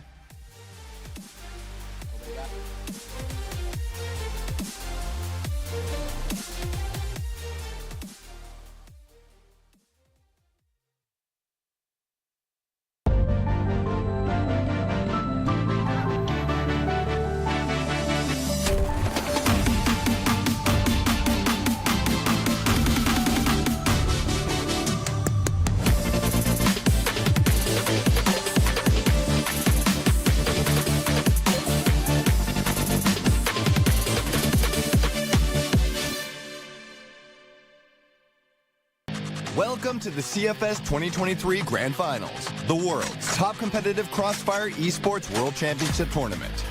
The year of 2023 marks the 10th anniversary of CFS. CFS 2023 Grand Finals is returning with further developed rules and schedule, providing new challenges to all participating players. Now, let's take a closer look at the format. In this year, we have teams from 6 regions: Brazil, China, EU MENA, North America, Philippines, the Vietnam. The tournament consists of 4 stages: group stage, wildcard stage, knockout stage, and lastly, the playoffs. The group stage will be played under the single round robin format in a BO3, where 12 teams will be divided into 3 groups of 4 through the group stage draw. The top 2 teams from each group will directly advance to the knockout stage, while the 3rd place from each group will enter the wildcard stage. The last place teams from each group will be eliminated from the tournament. The group stage standings rule will prioritize the teams' higher match wins. If teams' match wins end up in a tie, such as teams' set differential points, will be secondly prioritized. If still tied, the round differential points will be thirdly prioritized, and attack points will be checked.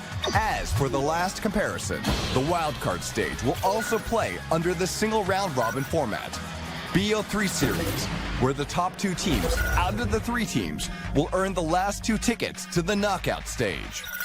The 8 teams of the knockout stage will compete under the single elimination format in a BO5 series, where the brackets will be determined through the teams' overall standings from the group stage.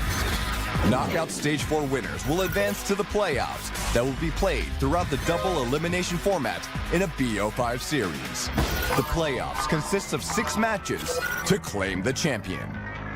The total prize money of the CFS 2023 Grand Finals is set to $1,420,000 US, and the world champion will take home $500,000 US.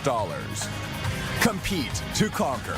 CFS 2023 Grand Finals is awaiting its warriors. Let's witness how this epic tournament will roll out.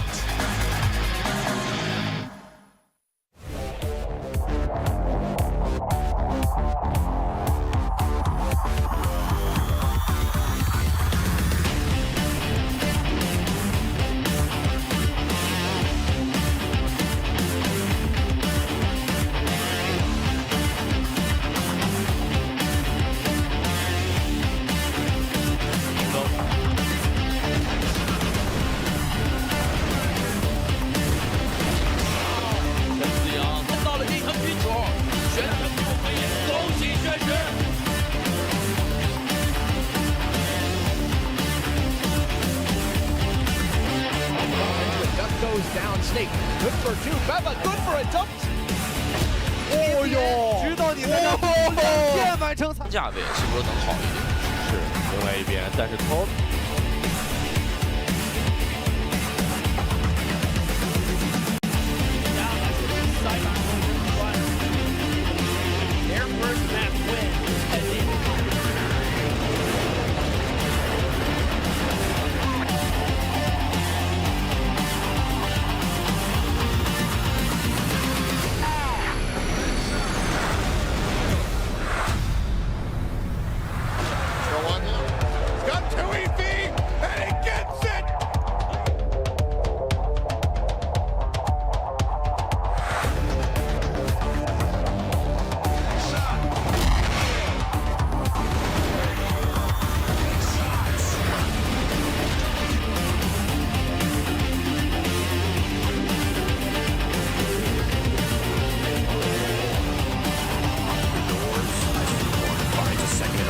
A third through the door, finds a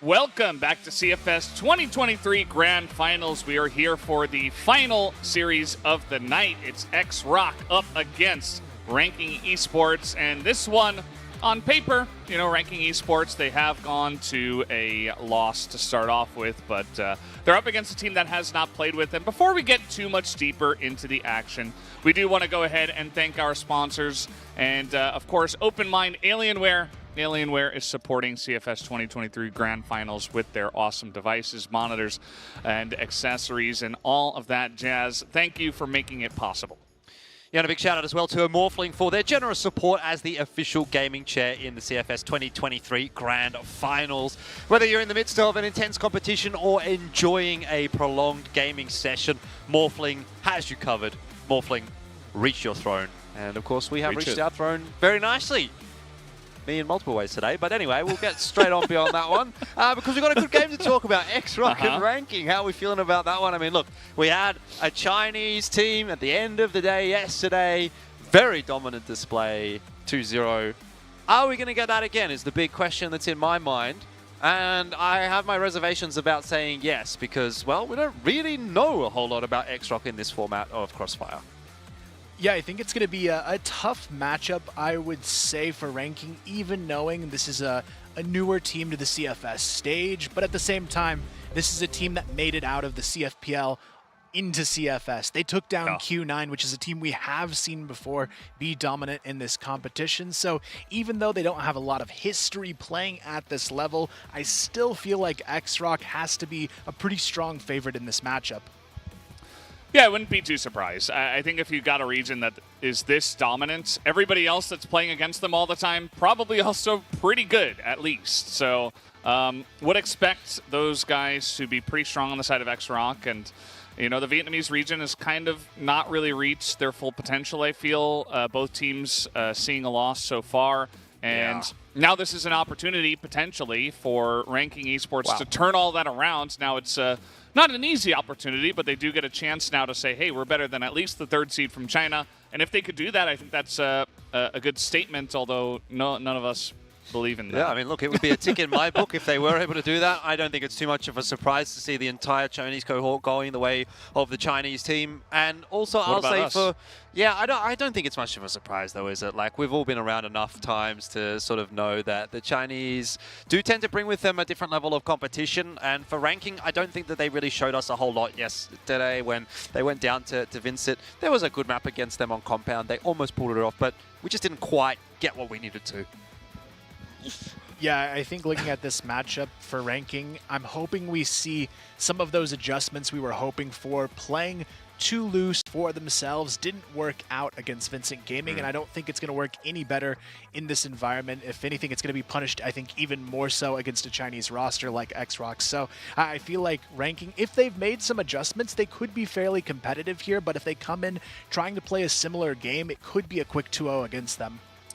Yeah, I wouldn't be surprised. It does mean also that XROCK, they got to watch it all, and they say, well, that wasn't great. Yeah. But we should be very confident coming into this one if you're speaking from XROCK's point of view. And, you're playing against teams. You mentioned Q9. You mentioned any other Chinese team, the two that are here as well. And if you think that this team could somehow hang with those guys, you'd have to imagine that they should be pretty strong in their own right. So all of that is all good and well. I think they still have to prove it, and Ranking Esports is still a strong team, even though they haven't really shown it just yet. So we will just have to wait and see when that does happen. But guys, let's go to the stage and introduce our teams.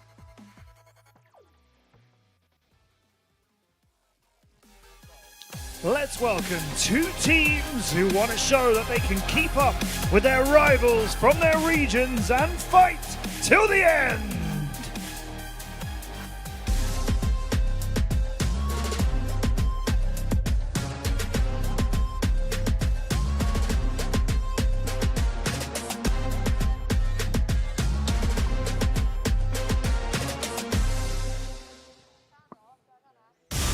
First, we welcome Vietnam's Ranking Esports, who had a battle with VINCIT Gaming yesterday and really need a win today.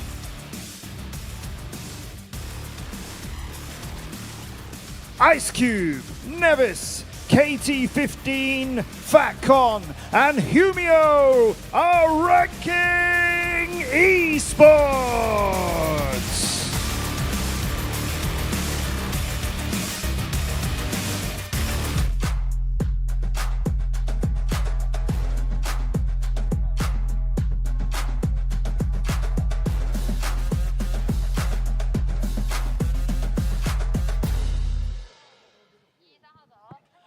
Now coming to our stage, it's XROCK Esports Club, the third seed of China's CFPL, ready for their first match.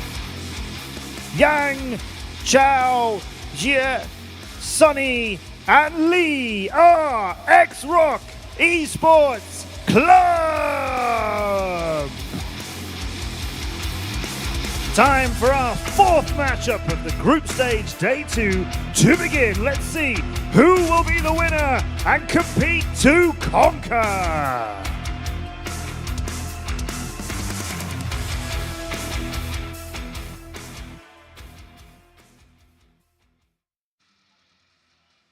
Thank you, Matt Andrews, for that wonderful introduction to both of these teams. Shout out to both XROCK and Ranking Esports for the lovely show on the stage as well, giving us all a bow and a smile.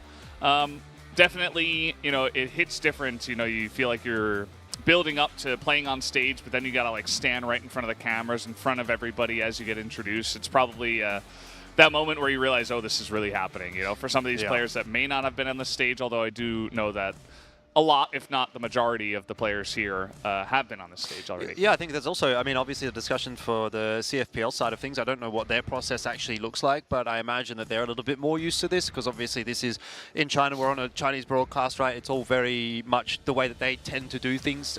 So I think if I had to make a guess, they're probably used to doing this in their regular season matches or at least during their season finals, whereas maybe for a team like Ranking, it might not happen as often. They certainly aren't going to be playing on LAN quite as much as what a team like XROCK will be. But yeah, you're right. It's a bigger occasion, and that's something that for some teams is a good thing. You know, they rise to the occasion and they perform to an even higher level, but for others, they crumble under that pressure. And actually for me, I do kind of get the sense that Ranking maybe falls into the latter just a little bit based on that game yesterday. I felt like there was a lot of instances where they let the situation get ahead of them. It became really chaotic, especially in the late round. 20 seconds left on the clock. They had like a 4v2 lead, something like that. And then they just fumbled, and hopefully that's something that they've been able to fix today, because look, they didn't get away with it yesterday against VINCIT, and I can almost guarantee you that they will not be getting away with it today either against XROCK. I just think that's going to be too much of a task. So Ranking have to be on point, and it's not as if they don't have the individuals. We talked about that even on day one, and man, these guys are really sharp. They're really sharp, but sometimes it just doesn't really come together as a unit, which is disappointing, because I think there's definitely a high limit there for this Ranking roster, but they just don't seem to hit it. Yeah, I feel like for Ranking to win this, they almost need like a boost in the IGL department. It feels like they play in a way that's just too individualistic, and it just gets picked apart by pretty much any team in that second or first tier in this event. So I think going into it, maybe if they're more focused on the team strategies necessarily than their shots, I think this could actually be a pretty good time for them. And it's something I think as a whole the Vietnamese region needs a little bit more of, because their loose playstyle may work regionally quite well to knock out the other teams, but every time we've seen them in recent history at an event like this, they're kind of getting torn apart. Yeah, no doubt that after yesterday, and even after Carlisle played earlier today, they can, as a region, kind of come together and discuss like what's going on. You know, we're good. We know we're good. We're confident. We're good teams. Why aren't we winning? And hopefully they kind of hit on some of those points that we're talking about, or probably stuff that they know that within their comms maybe they're having some issues, or perhaps some of the strategy calling, the IGLing isn't quite there. Because, again, we know they can reach that point to compete, to conquer. But, yeah, will they do it is really the question. Definitely a pretty tough opponent ahead of them in XROCK, but definitely an unknown. In terms of, you know, this is what happens when we do get into international competition sometimes, where it's like you got the third seed from this region and the second team from this region, and they don't often face off against each other, or ever. Especially at an event like this where you are actually inviting even more teams than what you would traditionally. Like for something like the Invitational, we had 8 teams there. So you kind of, you got the best team or 2 from each region. Like there was 2 Brazilian teams, there was 2 Chinese teams, but we'd seen those teams quite a bit. And then there was like Pacific Macta and, GV Esports. Like we've seen those guys around a bunch. And, the couple of teams from Vietnam as well that had a bit of experience. But at this event, you're opening up the borders a little bit. There's a few more teams that are going to come through, and not only that, but also you get the 3rd seed through from China as well, so an extra addition, and yeah, there's just a lot more opportunities to even qualify to this event, so opens things up a little bit, which is always fun to see, because we do like to sort of see those newer teams and newer players especially coming through, which I've been actually really impressed with at this event in comparison to some of the previous Crossfire Stars events that I've casted out, because I felt like in a lot of cases you do tend to recycle talent a fair bit in this game. Maybe not so much within the Chinese region, like All Gamers and Baisha were definitely not 5 years ago the top 2 teams in the world, but they are now. But some of the other regions, it felt like you'd just be getting the same guys back again and again and again and again. But I've actually seen, a couple of individuals that have really impressed me. We've talked about a couple of the guys there for Anubis earlier today, and obviously Kungarna, they have a new individual coming through in there as well. And some of these roster changes for the Vietnamese teams as well is kind of cool to see. So I think that's one thing that's kind of like really important when you're talking about the health of an esport or even just of a game, is to kind of see fresh talent like slowly flowing through, and you don't always want to see the same old names day in, day out dominating the competition. Like eventually they need to get pushed out and the next generation has to come through, and you get that, that cycle that kind of keeps the game healthy, and it's kind of good to see that coming through a little bit here for Crossfire Stars this year in 2023. Yeah, definitely. I've loved a lot of the young talent we've seen develop throughout the years, especially coming in with like your first CFS and playing as well as some of these guys are. I mean, talk about Dezane, Slayer, these 100%. Guys, there wasn't a whole lot of expectation other than their online performance. And for some players in the past, we've seen them come in, they have that high expectation, and they kind of just fumble the bag pretty hard here. But I'm hoping they can continue that consistency forward in this level of competition, because we need a lot more of that. And I think over time that could develop into what ultimately can lead to another region kind of coming to the forefront and maybe even contesting a Chinese roster here. And, we've already seen some of these top teams have some struggles. I mean, look at the group with All Gamers and Imperial. Even though they did win their matches, they still both lost a map apiece in that group.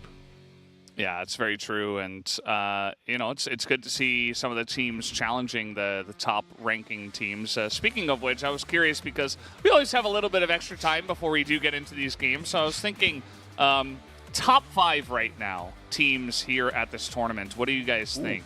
Yeah, I like power ranking. I always love that. New start.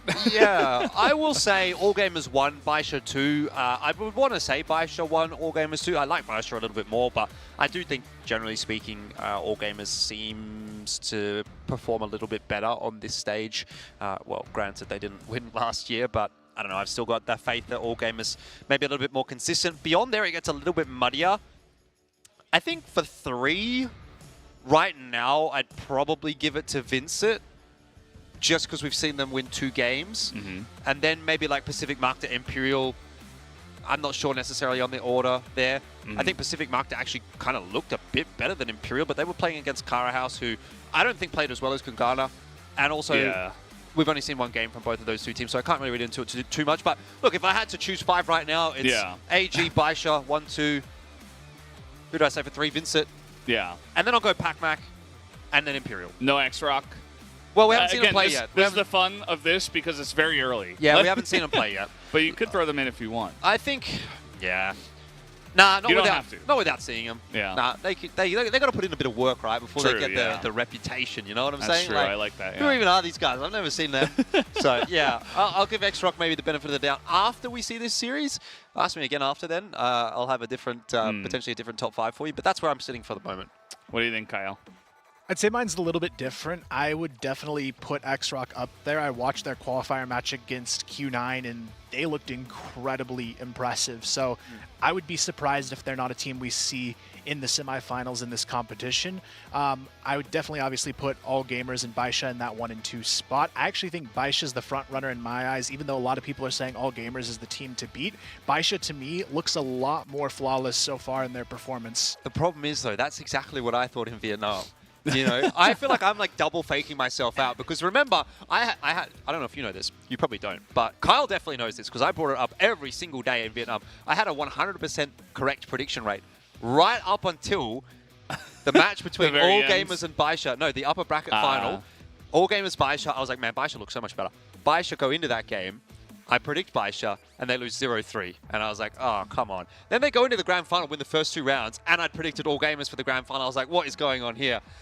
Anyway, it was All Gamers that won the final. So I only got one prediction wrong the whole time, but that's what I'm saying. I think it wasn't Baisha's perfect. Like, that's what everybody will remember. You gotta see them against the better teams before you really lock it in. Yeah, well, we do have the map ban pick, so we can talk a little bit more about that later. Let's talk about the maps here. We do have Eagle Eye banned away by ranking. So that is going to be an early Eagle Eye ban off the board.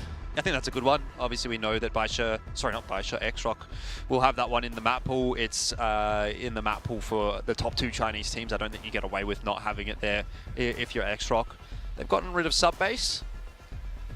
And see whether we go towards like maybe something like Ankara and Compound again, which was what Ranking did play yesterday. Ranking chose Ankara yesterday. Do you choose that against a Chinese team, though? I mean, that is a quintessential map in the Chinese region, so that would be a bold prediction. Yeah, I would say probably not here. Black Widow, definitely a strong choice from them. I was thinking maybe that, or even a Mexico here, just because it was left on the table, could be a good choice for ranking. XROCK, though, I would say maybe they bring out the Ankara on their side anyways. I don't think that's a bad call. Maybe even a Compound, having a chance to have watched that match previously as well, could be another strong map for them to bring out in this series.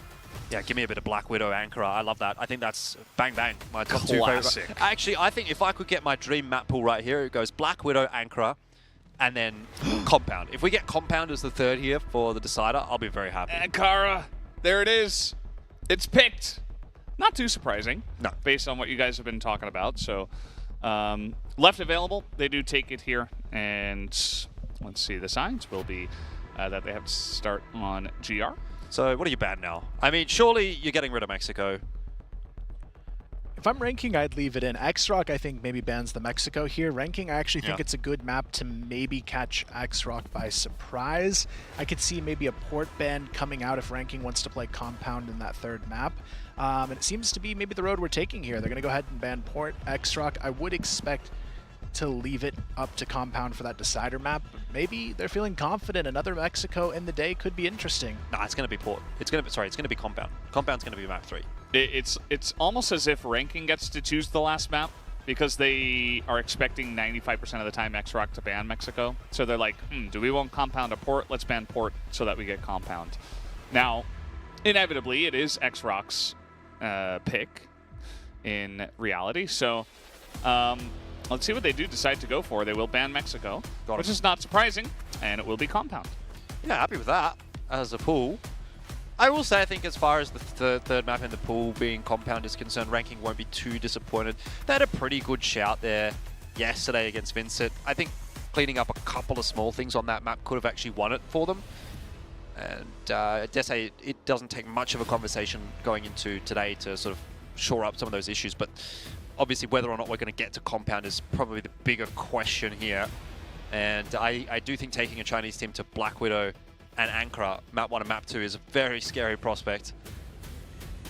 Yeah, it really is. It's going to be a tough one to overcome, but, you know, maybe they've got some first-round jitters here. It is the first game for XROCK. Meanwhile, you know, you have some experience in this event already from Ranking. That could be enough to make them maybe feel a little bit more comfortable. You combine that with them being in several CFS events before, whereas the CFPL, it is a different set of rules, different weapons they use, and I don't know how much time they've maybe had to make that transition over to this version where they do have some different gunplay to get used to, but that can also be another factor, whereas, you know, All Gamers and Baisha, they're in this environment consistently enough that rule swap doesn't really impact them quite as greatly.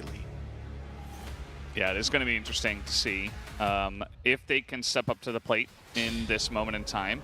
Ranking having a little bit of time. You know, they had a full day to watch and to be here and then to play their match and then to go immediately into taking a nice rest, and then you've got another game on the way.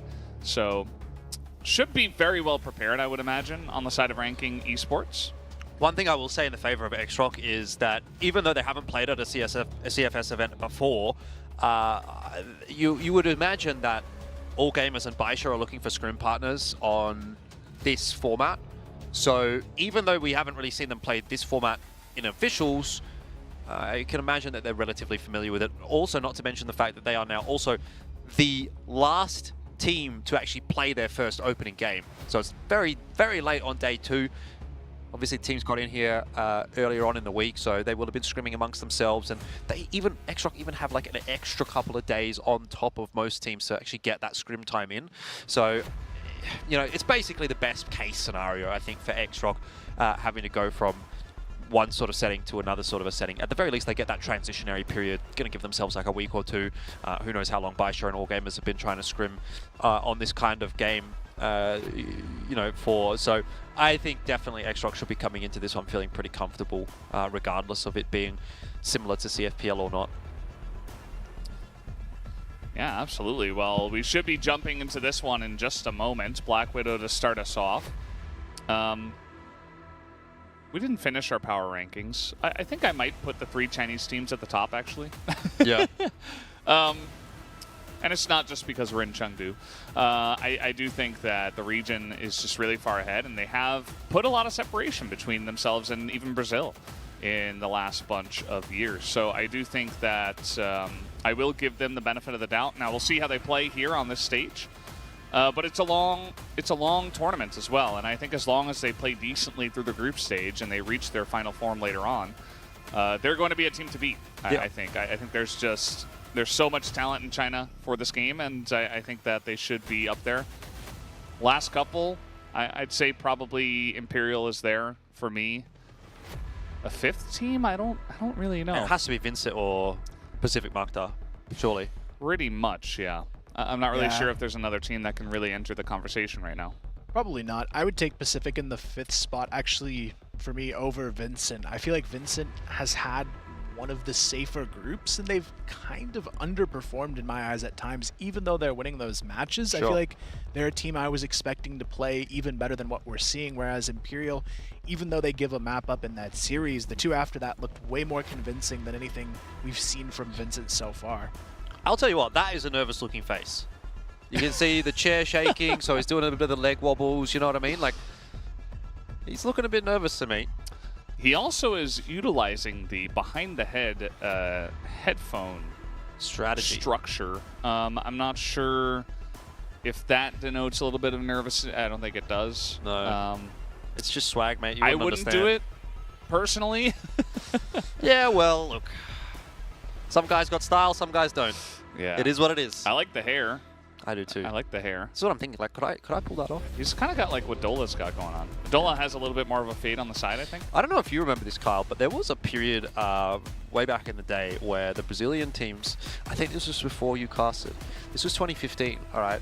And it was actually the casters. So we were, just to set the stage, I think because we've got a bit of time here, there was 6 caster desks at this event. There was English A stream, English B stream, Chinese A, Chinese B, and then Portuguese A, Portuguese B. So there were 6 caster desks and like obviously heaps of casters. And all of the Brazilian casters, like the guys doing the Portuguese broadcast, came with blue hair, like, but not like bright blue. It was like a faded blue. It was kind of like this, but if it was like a sort of a slaty kind of a blue. And we were like, how have they managed that? Anyway, turns out they had this product. It was just a powder that you put in your hair, and like you sort of just like push it in, and it turns your hair blue. And it was like all the rage back then in 2015. And yeah. they gave us some. We tried it. It was pretty cool. I actually remember trying that product. See, there you go. It's totally unrelated, but I think it was around that time. Full circle. Somebody had it, and I was like, huh. That's cool. Yeah, like I like had my hair green for a night. And then you can just wash it out. Yeah, that's dumb. It's pretty nice. Now I don't know how well it does with sweat if you're like really getting into your morphling chair and your Alienware mouse is getting a little sweaty, right? I don't know how it deals with that, but yeah, it's pretty cool. Conversation for another day, maybe. Yeah, perhaps. For now, we do have Black Widow on the way. We're going to take a look at some of the stats here from these maps. First off, Black Widow. Yeah, for Black Widow, I think I'm surprised we haven't seen it picked a little bit more aggressively. It used to be every single series you would see Black Widow, especially the Chinese teams. It used to be their #1 pick by far, but it seems more and more lately teams are kind of looking at Ankara as that favorite map, I would say, overall, but looks like we are ready to hop into the action. Looks like it. Game start is on the screen, and we are getting ready to move into the first map of this match. We are going to be hopping onto Black Widow between XROCK and Ranking Esports. Let's hop on to this map right now. Well, as is customary, the Chinese squad going to give themselves a bit of a hype cheer. Certainly a little bit more noise coming from their side of the stage than what we got from Ranking. But is that going to help them in the server? That's the big question mark. And now we'll get the answer to all our questions. How good really is XROCK? Third best. In China, but also how about third best in the world? Yeah. I mean, you can take that. I mean, oftentimes that goes hand in hand, so Sure. It is going to be an aggressive first round, though, towards the B bomb side. We do have Sunny kind of poking around here, gets a great headshot onto Humio, and now you can see just a lot of poking around from XROCK. It doesn't seem like there's a ton of presence, though, on the A bomb site. Look at this fake. The rest of XROCK has complete control of A now, and Ranking, they have no idea. It's a huge over-rotation from Ranking, isn't it? I think that's nerves getting to you, no doubt. Fundamentals should say at least you leave one player kind of playing retake on A in a worst-case scenario, and seeing Jia even get another kill on the way out there is going to be an even further detriment to Ranking. It's going to slow down their rotation. They're going to be wondering how there's still players behind us, and they're not even really in a position to retake the site before the C4 has like half just timed itself out. KT-15 quick up into the site, though. We'll be able to catch Lee off guard, and Chow goes down as well. So now it's just on to Yang, who doubles down, and I guess we're starting to get our answer. XROCK are here to play. Pretty impressive stuff. I can't believe that Sunny was just in there alone against 4 people. He's just like bouncing back and forth between the windows, gets a kill, and it just totally fooled them. He had somebody following up, I think it was Jia, behind him afterwards. But yeah, just a very nice strategy to start off with. Humio is going to get in there and pick off a kill. That's a good start here for Ranking in the second round. That's another pick-off headshot through the window. Well, Ranking trying to give as good as they're getting at the moment, and they have been able to do so. And that's kind of what I'm saying. Like, I don't think these Ranking players, like pound for pound, can't actually challenge XROCK in the aim duels. Give them a 1v1 aim duel, and I think Ranking's just as likely to win it as XROCK is. But XROCK just play the game a little bit smarter than Ranking does, and you can even take that previous round as evidence of it. They completely bamboozled Ranking. In this situation, though, Ranking has a bit of a stronger advantage on the round. We'll see if they can close it out this time around. Fotcon here trying to put some presence on this mid-double door position. He's going to run into trouble, gets one before going down. They've got to recover this bomb quickly before the collapse comes in, but it's going to be a little bit too late. Humio gets it done, and Ranking quickly bring this one to a tie. Yeah, nice job there. Just a couple of early pickoffs just from the GR side, sending out a couple of feelers and looking for those early frags before any action really gets going. Just got them into a really beneficial spot there in the beginning of round 2. You can see XROCK were trying to stick together with 3 of the remaining members, but it wasn't quite enough. Trying to go for a risky push through the double doors. And so now it's all tied up 1-1. XROCK will be stopped. We aren't going to see the flood of rounds coming in just yet. Yeah, good long control established for Ranking. Lets them put a little bit more presence toward middle, given that they're not getting any info. And Nevis almost even looks like he wants to kind of take it a step further than nade around the corner. Obviously not going to land, but he's still kind of peeking and making sure there's no one from XROCK. But in the meanwhile, XROCK are not being slow to work through the map themselves. They've already got Jia up toward the bridge. And a couple more members standing outside the double doors. Nice setup here on the execution. Toward this A bomb site, a lot of utility being thrown, but Humio holds on to the mid double doors, gets himself a double before going down to Sunny, but still the numbers remain equal. It's going to come down to this fight in mid, but Chow gets the better of it. And now they've got the numbers advantage to work with as the C4 goes down on the A bomb site. It's all about this retake here from KT15 and Fotcon. Yeah, Fotcon's position has been spotted.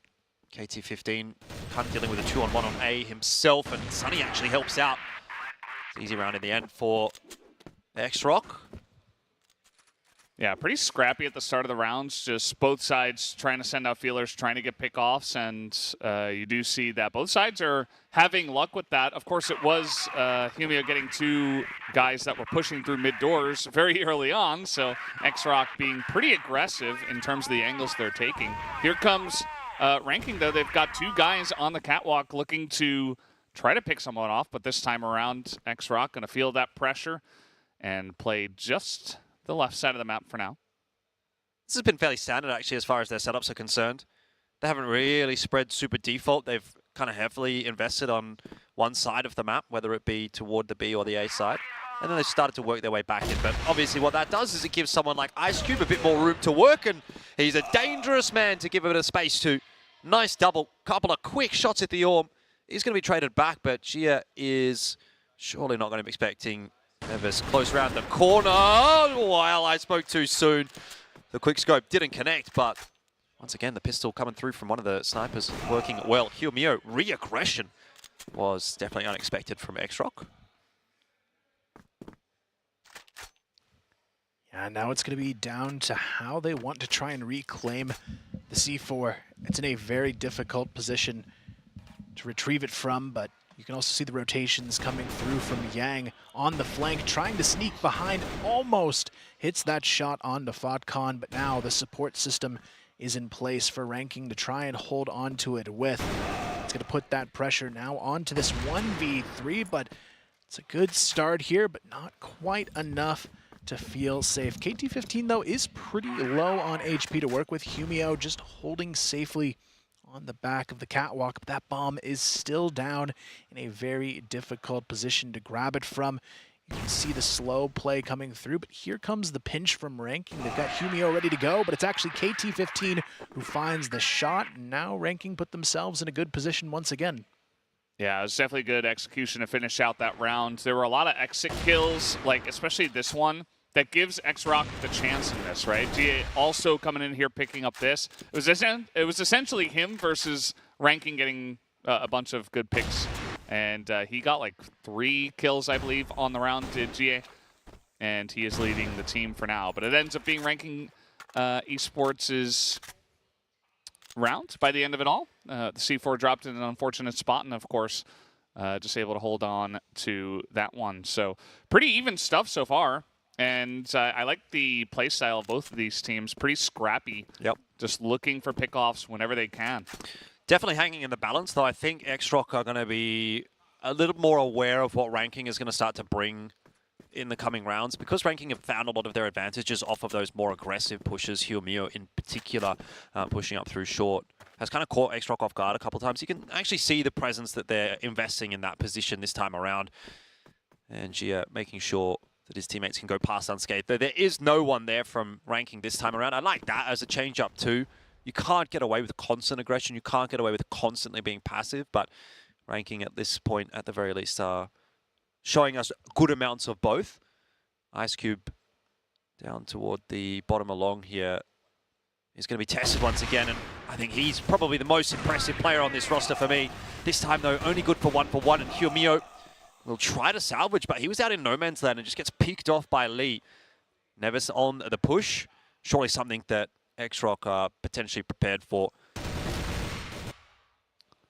Yeah, they're in great shape here. A bit of an awkward fight, but it still goes the way of XROCK as well as they make this one a 4-on-1 Fotcon. He's got no chance. Sunny takes him down.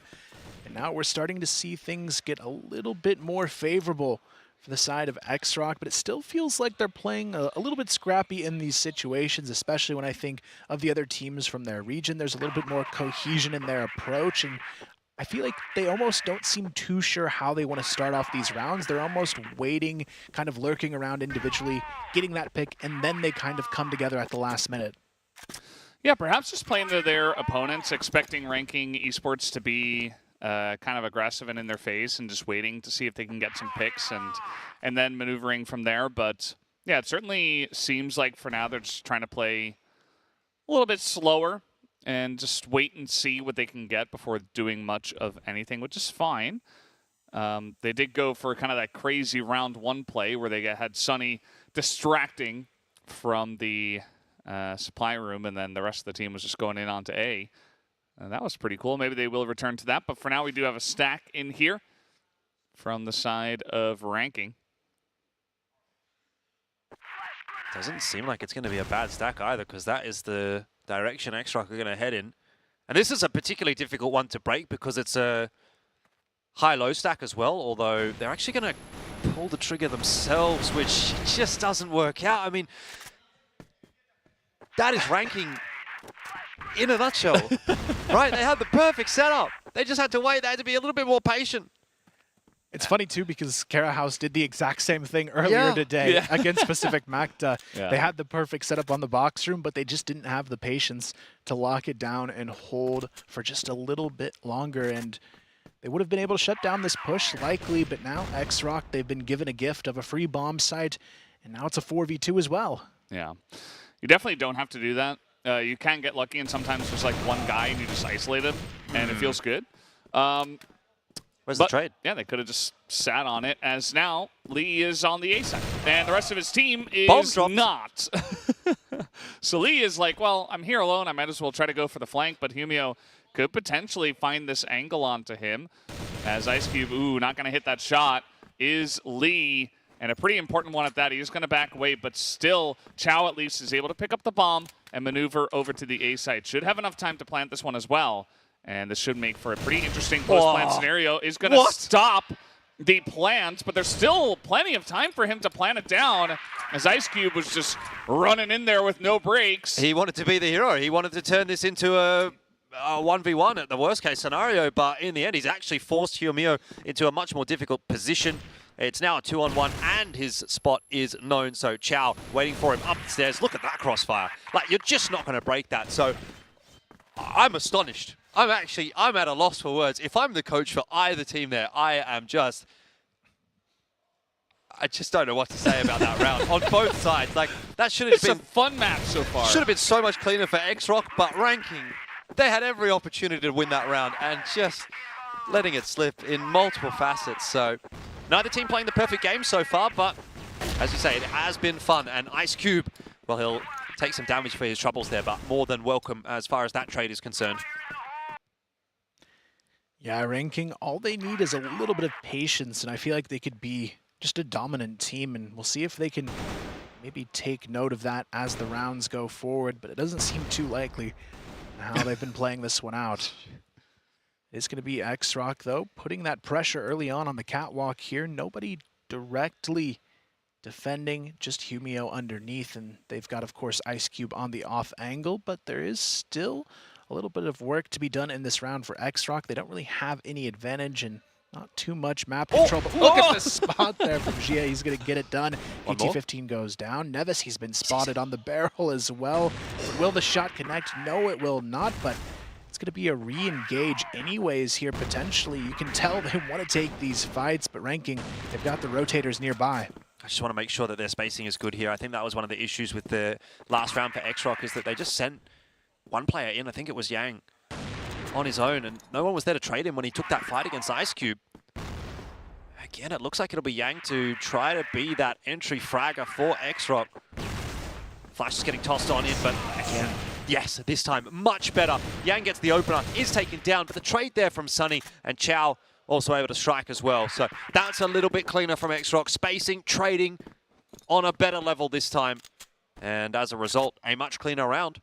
5-2. It was looking pretty tight at the start of this map. And all of a sudden, it's blown out. XROCK are looking dominant now. Yeah, you get a sense that they're starting to be pretty much in a place of comfort moving forward on this one, and it could be enough to where they can just run away with it. But a lot of it comes down to ranking. They have the shots to go toe-to-toe here, but strategically, they're just getting outclassed every single time, and they've got to find a way to adapt to that. I hope they have a coach or something in their ear telling them, you guys just need to play a little bit more composed, a little bit more patiently, and this is a much closer game on their hands. Yep. In reality, though, as you were saying before, I think you kind of your honest take was correct, where it's like, well, at this point, if it hasn't changed, I'm not sure if it will, because this is kind of just what ranking esports is, and sometimes it works, but other times I think consistent teams like XROCK are going to get the better of you, and so far it has been mostly in their favor. A couple of close rounds that they did lose. Man, the fact that IceCube almost gets away with 2 kills there is very illegal. He should have gotten traded every day of the week, but Gia is doing what IceCube could not. He goes for the drop shot as well. Lands it with the pistol. That is just a stylish round from Gia. And that's a round over as well. XROCK are picking the pace up, definitely. 6-2. Could be a 7-2 half. Needed a little bit of time to warm up into this game, but as soon as they did, it was not looking good for ranking. At the very least, it is a blacklist-sided map, so maybe ranking can do something when they switch sides here to pull it to a little bit closer of a matchup, but so far hasn't looked too solid for them. We do see a push coming out of A long, though. It's not going to be expected by XROCK. It is going to be a nice one-for-one trade. I'm actually surprised that ranking didn't get a little bit more value out of that fight, but here comes KT15 as well from B long. It's just a full spawn pinch coming in from ranking, and now XROCK, they've got to find a way to adapt. Yeah, and they had the guy in mid, IceCube, to kind of hold it all together so you're not just leaving the middle open. So a pretty unique strategy that we do not see too often from the GR side. You don't have to do this on this map, but trying to throw a spanner in the works, it kind of works. But at the same time, now you've got A left to just Nevis, who has 8 health. And the entire team of XROCK is barreling down. Now they haven't, well, now they found him. And that's going to be the end of him. Poor old Nevis. I mean, that's an angle that's never not going to get cleared out. Nice shot, though, from Fatcons. And I wonder if there's still a chance here for ranking to grab themselves the 3rd into the round. IceCube, always a bit of a sharpie, goes for the no-scope. This time won't work out. Fatcon loses his life, and the trade is in for XROCK. 7-2. Look, it's not quite the 8-1 half that we saw from Imperial there on the backside of Ankara, but it's just about, that was solid from XROCK for sure. And I think that is starting to silence any of the questions that we had about this 3rd-seeded Chinese team. Yeah, I mean, it looked close in the first 4 rounds. You had a nice back and forth, that 2-2 start, but as soon as XROCK got comfortable on this map, it's been all but over, it seems. And starting it off in the half, it is going to be Chow who gets the pick onto Nevis. Quickly traded, though, by KT15 to keep this one in an even 4-on-4. But this is where ranking has a lot of trouble on the BL side. There's so much hesitation when they have to do something as a team that they just kind of get picked apart. Ranking have used a lot of their util to take long control, though. And I like this from XROCK. In response, going to take some map control of their own. It's just pure fundamentals in a tactical shooter. Yeah, I mean, we see this from both of the other Chinese teams as well. It's something that they're really good at as a region, is understanding, you know, the flow of the play. It's going to take them a little while. They're not just going to barrel down A long, so you have a little bit of time to at least, if they're not rotating, to take some of the map. And now GA is going to get that pick, and he saw the push coming in, so that's all the information they need at this point. It is going to be a plant here eventually from the side of ranking, you'd have to imagine. But look at this. Now Sunny is able to get the wrap very quickly and on good timing. And IceCube is there to watch it. So good job from him to understand that this flank could be coming in. I was going to say, that was a really important fight on long. If it goes the way of XROCK, it's definitely still a winnable round. But where's the bomb? Why? Why is the bomb in mid? They have the A side. I don't understand this. B. What? Oh my God, he almost clutched it out. I am about to start pulling my hair out. Oh man, they're just going B. Why? Why are they going B? Explain. I'm just trolling. Explain. So many questionable decisions. They had A. I want to know who the IGL is on ranking for sure. He definitely needs a talking to of some sort to get this one figured out. Thankfully, though, they at least grabbed that round, but They're still very sloppy in the process. A missed shot, though, gives Humio the opportunity, but the follow-up is still there from GA to get it done, and now they've got a nice advantage to move forward with on the round. And again, Ranking, they try to go for this map control, but it just doesn't work out. Sunny finds a nice double kill here. Yang finds a 4th on the round, and now Ranking all in the hands of Ice Cube for this one. It's not going to matter. XROCK take it quickly. It's almost like XROCK, they saw the last round and they're like, oh, we can disrespect these guys. She is just charging them down with an arm. The two of them are getting into water. Ranking try to retake it. It just looks a bit flimsy. And Ranking are a really good team. That's why they're here at the Grand Finals. But XROCK just on another level right now, 8-3. Gia hidden behind that smoke. Gonna toss a bit of util out on his own, but the real offensive is up through short. Xiao only good for none, actually. It's Sunny to get one. And Ranking have thrown in a similar round to maybe what XROCK gave to them. Yang connects his shot with the Orm. Double Orm set up for XROCK. Faster play from Ranking should work out against that kind of a setup, but let's see what Gia can do. He's been solid so far. Drops the C4. That's the big important kill. Gia gets another one. He'll fall. He'll fall. Ice Cube can still clutch this one out for Ranking. And it is Yang. He's going B. He's going to mid. Don't you worry about it. Oh, he's going A. Okay. He's going A. Yang's actually been given the time for the rotation, though, because of that rotation, and he's gone back to the AK, which is his favored weapon. Now he's not sure, though, because no plant has gone down, so he's kind of starting to second-guess himself and thinking it's going to go back toward B.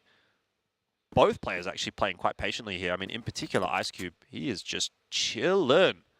Pardon the pun. It's a good flank here on long, though, from Yang. I don't actually think Ice Cube is going to be aware of this one. Way.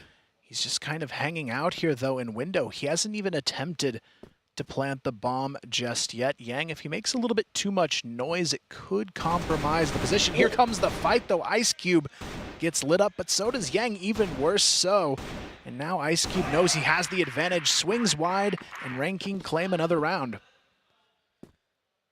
Yeah, I mean, it gives them a shot. That was a pretty nice response from Ranking to just kind of pull the trigger, get very aggressive, run it down mid, and try to, you know, barrel into Catwalk. They got a couple of picks even through the mid doors, and trying to just bowl over XROCK, and it works out well for them. That is their strategy. Doesn't require a lot of strategy as well if you can just kind of run at them and win the firefight, so that's definitely their strength at this point.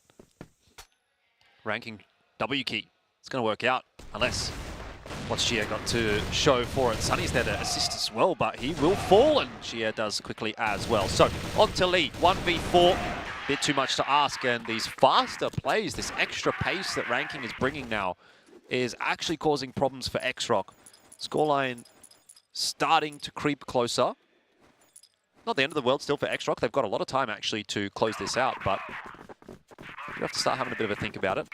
Maybe it's tack timeout if they lose another round. Might not be a bad call here if things start to get stacked against them, but here comes the push onto the B-bomb site. This time, it's going to be Lee and Yang holding the line for the moment, but Nevis still getting the better of that situation for Ranking. And now Fotcon as well on the lurk, able to take down Sunny. They've got full control of the B-bomb site, and the lurk from Fotcon kind of presents a really difficult pinch here now that these two remaining XROCK players have to deal with. You can see they're both aware of it, but they don't know where he is exactly. Fotcon playing it nicely. He knows he has all the time in the world, essentially, because they have to push in a B. He's going to get the drop on it. Well, GA able to turn around and pop him down. Yes. Not a lot of time, though. He's got to go 2v2. The two of them are in here in the room on top of the boxes. And they got to flash, and they got to push this right now. And he's not able to get the kill, and GA's got to go 1v1. Can he get the shot? He's just playing the window, and there's just not enough time. At least he got the pride of winning the 1v2, I suppose. But that is a win in the round, more importantly, to Ranking Esports. So when do we get to see a tack timeout here from XROCK? Are they feeling the pressure yet? Maybe not. Doesn't seem like there's going to be a tack timeout from them. I mean, if they know how things go with Ranking, 8 rounds isn't a worry with the Ranking here. True. They always seem to get to that 8 somehow, and then things start to go south. So We'll see if they can find a way through this time around. XROCK, though, they still have a nice lead to work with. They are starting to look a little bit shaky against this more aggressive playstyle coming out of ranking, which they are slowing down a little bit in this round here. Humio going for that boost on long, not going to find anything from it. There's really no aggressive forward players on the A-bomb site this time for XROCK.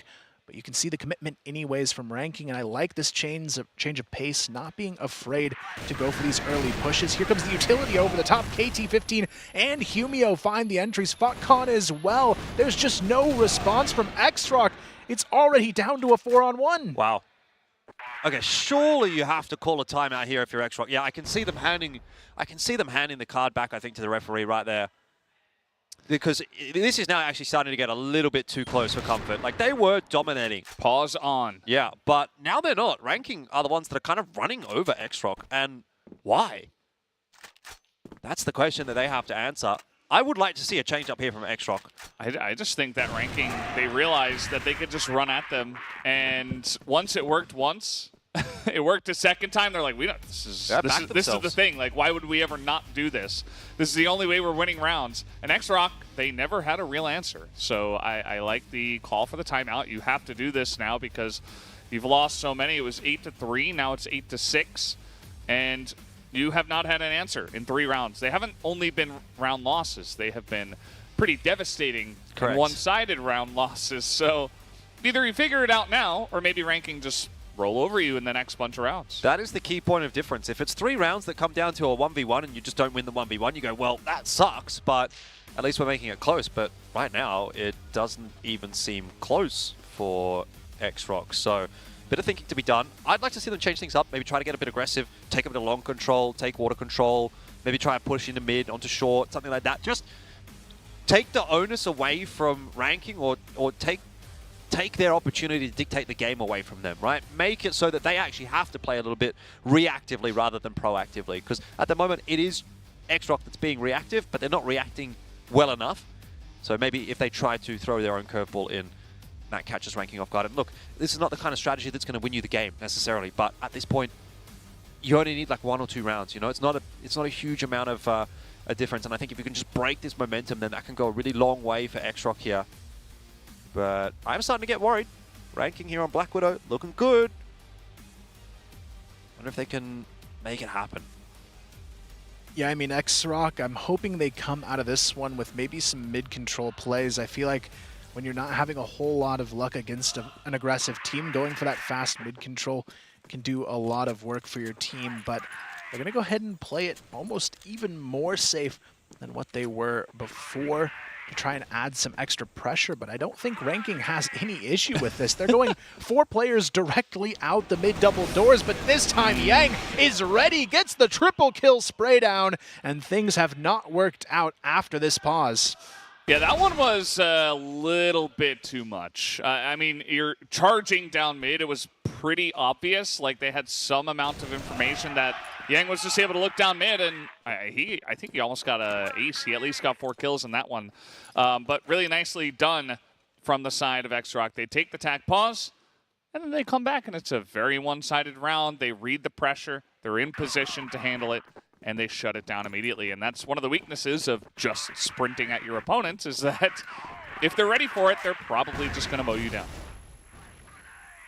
Yeah, now it's going to come down to that final round for XROCK. Can they handle the pressure of closing this one out, or will they allow ranking to somehow swing this one into an overtime situation? They're going to be playing a pretty similar passive setup, but this time ranking, they're not just running in face first.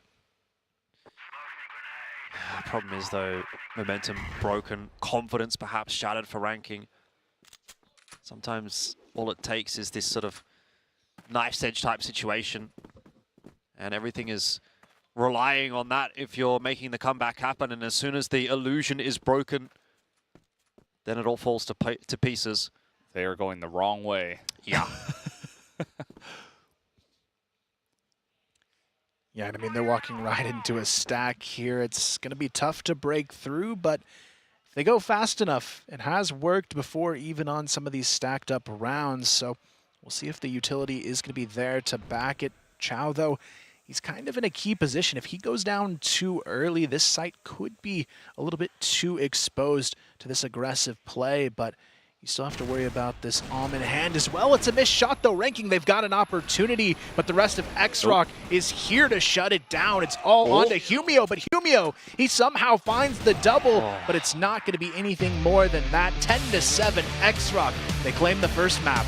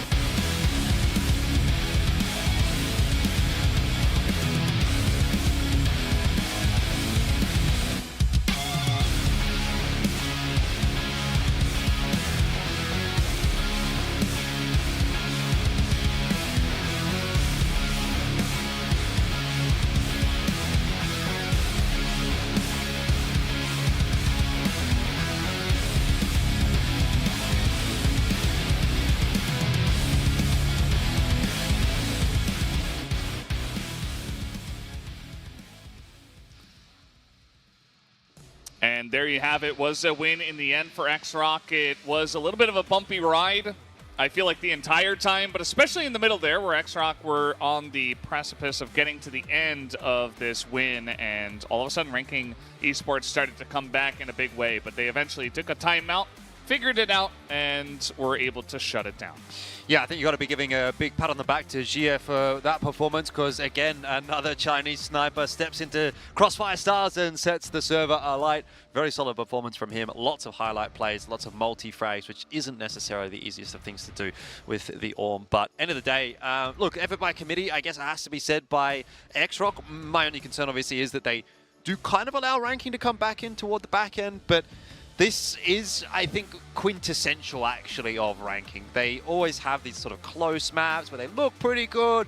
The individuals are popping off, and it works for like 3 or 4 rounds. And you're like, man, this team is sick.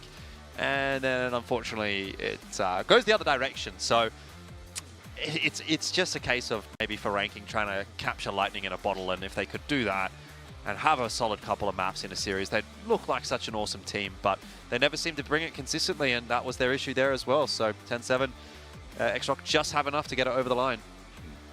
Yeah, and I don't think it's going to get too much better for them. I mean, they still had some solid execution there. The fast-paced gameplay actually worked out a bit better than I would have expected, but now I think XROCK is pretty aware that might be their go-to strategy going into this map too. So I'm expecting to have a lot of counterplay coming into this one from XROCK in map number 2 to shut that down a little bit earlier on.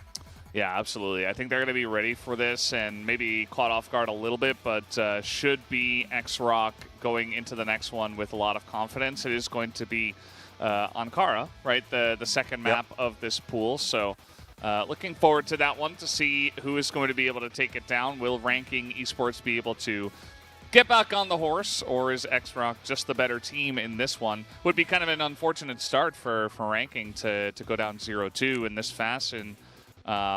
Especially if this one gets a little bit closer. It would actually be a very dire position if they were to go down 0-2, because not only would it be 0-2, I mean, at this point you'd be looking at 2 0-2 matches as well, which puts your for and against pretty much in the toilet. And the team that they would have to play against, Anubis, we saw some pretty good stuff from them, so I could see that one being a tough game for Ranking to win, and you're really then at that point really just basically relying on beating Anubis and hopefully taking that 3rd place spot into one of the wildcard matches. But thinking about how hard it would be to make it out of the wildcard stage as well, I wouldn't want to be in that position if I was Ranking. But unfortunately, it does seem like they're kind of doomed to head in that direction, because XROCK is looking like the real deal. Yeah, they had a couple of maybe wishy-washy rounds in the middle stages there, and they did allow Ranking to make it a bit closer than they ought to have. Like, that could have, let's be real, quite easily been like a 10-3, 10-4 type of scoreline, and then it's a bit of a different discussion. But at least ranking showing some pride to bring it back to 10-7. But still, again, I mean, we haven't seen a map win from them in this event so far, so it doesn't matter how good they look in a couple of these individual rounds. If they can't get a win on the board, then it doesn't matter. Yeah, I feel like XROCK now the biggest thing they have to work through is just handling their GR side a little bit better in map number 2. I'm hoping they've seen signs of the kind of errors they made, because when I look at the other Chinese teams, they're very dominant on their GR side of these maps. In XROCK, I was a little underwhelmed in what they were doing in that second half, and I feel like if they even went against a team like Imperial, they might have struggled a little bit in that environment, because if you can't handle the aggression of a ranking, I mean, Imperial's even more aggressive. Yeah, maybe that's just the little extra piece that perhaps XROCK is missing that makes them the 3rd seed from China. You know, they are from a really strong region. They're obviously a very strong team, but perhaps they're missing just a little bit of that extra. Now, it is kind of just our first impression here in this first map. Maybe it's a little bit of jitters. Maybe they just got overconfident and they said, 8-3, took our foot off the gas pedal. It's, you know, we're probably going to win this anyway. And then they got kind of shocked. But regardless of what it is, I think that they do have it within themselves to pull it back. As you can see, as you mentioned, Elfish, GA was definitely the big guy on the server this time. Yeah, I mean, Sunny had a good little cameo in there, a couple of important rounds coming through from him, but no doubt about it, it is going to have to be Jia who is the MVP. 2.09 KD is pretty hard to go past, and see if he can do the same on Ankara, because, again, another map where the sniper can do a lot of work. So I think we're going to keep our eyes on him going into map 2. Yeah, I think he was probably the most impressive component of this team so far. If they can keep unlocking this player's potential, I feel like there's just a real big impact he can bring to the table. I actually think so far he's impressed me more than even Du did for All Gamers in their matches. I don't think he's to Xiao levels necessarily yet, but I can definitely see why he's in the mix there. You can see the same flashes, those kinds of rounds that we're used to seeing from Xiao, those quick peeks, the quick flicks, the quick scopes, very sort of fast AWPer, which is quite exciting to see. So see how he goes in map 2. Yeah, absolutely. And speaking of map 2, guys, we'll be back after a quick break to go on to Ankara for that map 2. We'll be right back.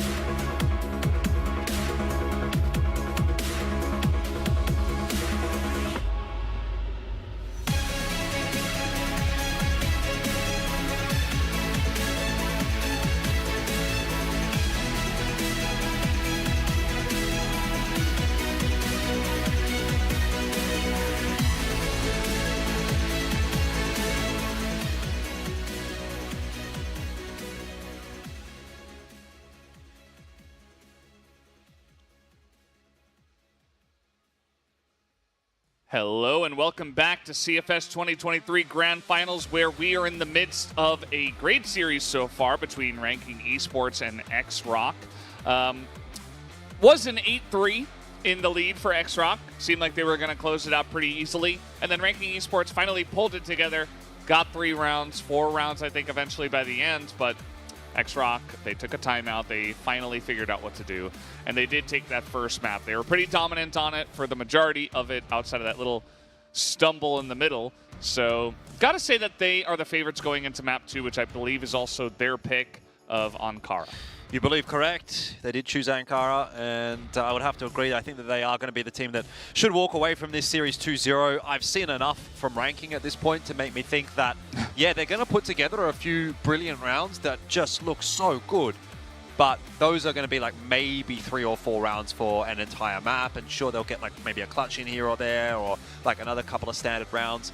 But it's not really going to come together enough for them to actually put a map on the board, particularly against these like stronger teams. Now, if they play against a bit of a weaker team, like maybe, like if I think about that match, they might play against Anubis either tomorrow or the following day.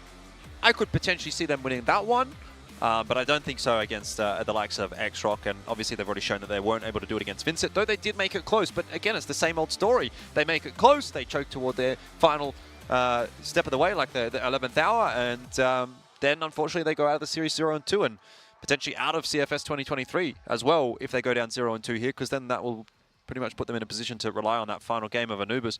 But obviously we'll see whether or not that happens. Ankara, ready and waiting for us in a minute here, is a pretty important one for Ranking. Yeah, very important map for them. It could ultimately decide their tournament life at this point, considering they need a map win at some point to even contend for that wild card position. And if they could maybe find one here against XROCK, maybe that gets them a better chance of getting that wild card slot to go their way if they can tackle Anubis as well. But we'll see how it plays out. Yeah, the game is starting up right now as we speak, so potential last stand here for Ranking Esports, or will XROCK be able to put a stop to any of that? They move on to their map pick of Ankara. And let's see how it goes as we do hop onto it right now. Opening going to be a bit of a heavy utility stack towards A long, getting prepared from Ranking. Maybe they're going to go back to that aggressive approach, but this time XROCK, they are fully prepared with the double OM setup on A long and Ranking. They just had no response here. It's already 3 players down and out. Fotcon and Nevis, they want nothing to do with this now. I was really ready to make some silly noises there if those shots kept connecting, but they didn't. We were ready. We were trying our best, but well, what a way to start the map for XROCK. You're straight back into it, I guess, if you're Ranking here. Yeah. Yeah, and that is just that is the face of resignation, isn't it? He's like, well, here we go again. Yeah, it's definitely a way to set the tone. You come out, you smack them real early, and you say, okay, we are going to be the guys in control of this map, and they might just do it again. I mean, this is not too uncommon, especially on this map, but the manner in which they did it was pretty striking, I could say. And Ranking are going to just hole up here outside of quarters and just wait potentially for somebody to go for a peek. But it's not happening. They take a more passive angle. He's not quite going to hit the shot this time. And GA will have to back away for now. Again, a lot of presence towards A long here for Ranking. This time, not quite as aggressive on the XROCK side of things, but there hasn't been too many connections. Almost an early pick there for Ranking, actually. Both players going to back off of that one. Now Ranking, they've got some solid mid-control to work with. I'm interested to see if they're going to push all the way through here, though, because there is a nice little trap setup from XROCK towards this B-bomb site. Gia just trying to watch through that smoke to see if he can pick anything up happening in mid. As of yet, no progression from Ranking. Bit of a slower affair, this one. 5 players still alive with 1:15 left on the clock. Sunny's going to go hunting for some information. And his timing will be critical here. If he gets it wrong and goes a little too early, that could end up being a freebie for Ranking. But they might actually head in his direction, and to see whether he can double down here or even just get one. If he even just gets one, from this position, it is going to be problems for ranking. Won't happen though, as KT15 takes his head off, and now it's on to Lee, who's got to cover multiple angles and try to buy time for that rotate. But then again, ranking have other ideas, and they're going to go back toward A, so difficult team to play against this squad from Vietnam. Maybe the right call, though. There's no one actually on the A bomb site here for XROCK. 30 seconds on the clock, and you still have Humio here as well, who can quickly play the role of the backstab. Nevis gets 2 before going down. They've got a 4v2 to work with. Lee and Yang now have to try and find a way to pick up the pieces as this bomb gets planted on the A bomb site, but they still have Humio to deal with here, and now it's all on to Yang, who is somehow still alive and kicking here in the GR spawn. Finds himself another kill, surely not in the clutch. Ice Cube, he's got the angle to hold on here, but Yang, he's gonna go for the wide swing, misses the shots though. Ice Cube going to be very thankful he was able to hang on there.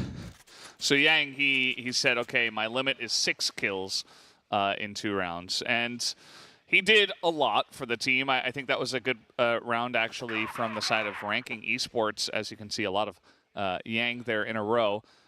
And, yeah, ranking did a pretty good job just to play with the hearts and the minds of XROCK to just continue rotating and get onto A pretty much for free. And then have Humio on the flank. That's like the good version of what we've seen them do a couple times so far.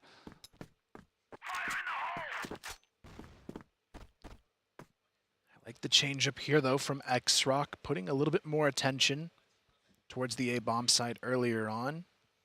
It's only going to be 1 player left, though, but I mean, Yang on his own, not necessarily the worst decision here. He knows how to frag out and find those early picks for his team. Ranking, on the other hand, still favoring this mid-control earlier on and kind of just slowly easing into position, trying to call out these players as they go. But this 4-player B stack, I'm not sure if it's going to be expected. No, I dare say you wouldn't be expecting 4 players on the B side at this point in the game. Are they even going to end up over toward B, or is ranking going to default back toward A? Shot is fired off there by Gia, and now you can see the transition going in the direction of A. Yang just getting a little bit too greedy for his own good to get some util across there. And that's the A site cracked open, so XROCK, tough ask now for the retake. 5-on-4, but it's brought back to at least 4-on-4, courtesy of Chow. Yeah, but bomb planted here, it's really the onus onto XROCK to try to get in quickly. And with a lot of members still available on both sides, it could get pretty dirty here as Sunny is going to get that pick off on the back side. Or actually just straight through the front door. They are going to look to move in right now as the flashes come out, but Humio is able to hold it down. This entry from Chow is good. He picks up 2, and they isolate the last guy, and they have enough time to get the defuse. Plenty of time, in fact, actually. That was a super clean retake from XROCK. Ranking will be disappointed to lose that round. They had the 5-on-4 advantage, they had the site, and they had the plant so quickly as well. But XROCK just once again showing their prowess. Yeah, I really like what they're doing here, especially on these retakes. But Chow in this round, beautiful triple kill to make sure they could get it done. But ranking, again, it seems like, especially in post-plant situations, they're just not sure how to set up off of each other properly. There's not a whole lot of trade potential in some of these angles that they're playing, and they almost allow their opponents to win these retakes even when they don't have the numbers against them. Are we sure his name is Chow, or is it meant to be Chad? Because that was pretty Chad. He just walks in off. And he's dropping heads. Yeah. It's all good. Ranking can run it back. See if they can make something happen over toward the B side. This time it's very much going to be a commitment toward B if they're going to go through the tunnels. That nade, perfectly timed. Yeah, might even delay this push a little bit as they consider their options, but it's definitely coming through. Humio, very nice entry kill. Lee in position as the flash comes over, and then he goes for the peek. It's perfectly executed as they come in from 3 different angles, and they shut this down with flying colors. Fakan, the only one left available. He is going to pick up 2 kills. Can he get any more? He's got a lot on his shoulders if he wants to push into the 2 of them. That should probably peak him at the same time. Some time here, but can he get the C4 and potentially clutch the round? Well, the problem is going to be force in the direction of that C4, and obviously XROCK knows that, so they're just going to set up and actually get behind him as well. And what a beautiful round that was from XROCK. I love that you highlighted the flash as well, because it was perfect. There was like 4 players that were just caught blind, and perfect timing on the swing as well. So XROCK, fundamentals definitely in play for them. Ranking at the moment unable to deal with it. 3-1 scoreline. Starting to head in the same direction as what we saw in the early stages of Black Widow. Yeah, now going back to their opening strategy here of putting a lot of that pressure towards A, just leaving FotCon on the lurk as usual, this time in mid to try and make it happen. Yang holding on to the lower A bomb side here, playing for the vent peak. He might actually go for the full commit here if he doesn't sense the push coming through just yet. But Lee gonna go down in mid. And again, FotCon, he's finding these openings in mid to work with, but now they have to find a way to capitalize. He's already found a second as well. And finally, the shutdown comes through. Yang still holding on to the vent. Going to be good for one. Chow comes in as well to drop the bomb carrier. Humio is low, but somehow they're both still alive in this situation. Maybe not for long. Sunny already finds one. Make it a double kill to get it done. You don't even have to get that aggressive on the swings, but I really like how the second they know they're going to check the vent, somebody's on top, peeking down on them and getting an extra kill and trading it back. Like the timing on when they're actually looking for the shots. It's not just random. It's not just, okay, we're going to outplay this guy. It's very calculated on the side of XROCK, and I feel like they've really reached and hit their stride here on the second map. 100%. They're looking very well coordinated and even quite threatening in numbers disadvantage situations, so that's got to be scary for Ranking. Yang's going to go and push forward as well. Love that from him. Lots of info being gathered here for XROCK, and a pick as well. If it doesn't go from bad to worse for Ranking, then I don't even know what to call this.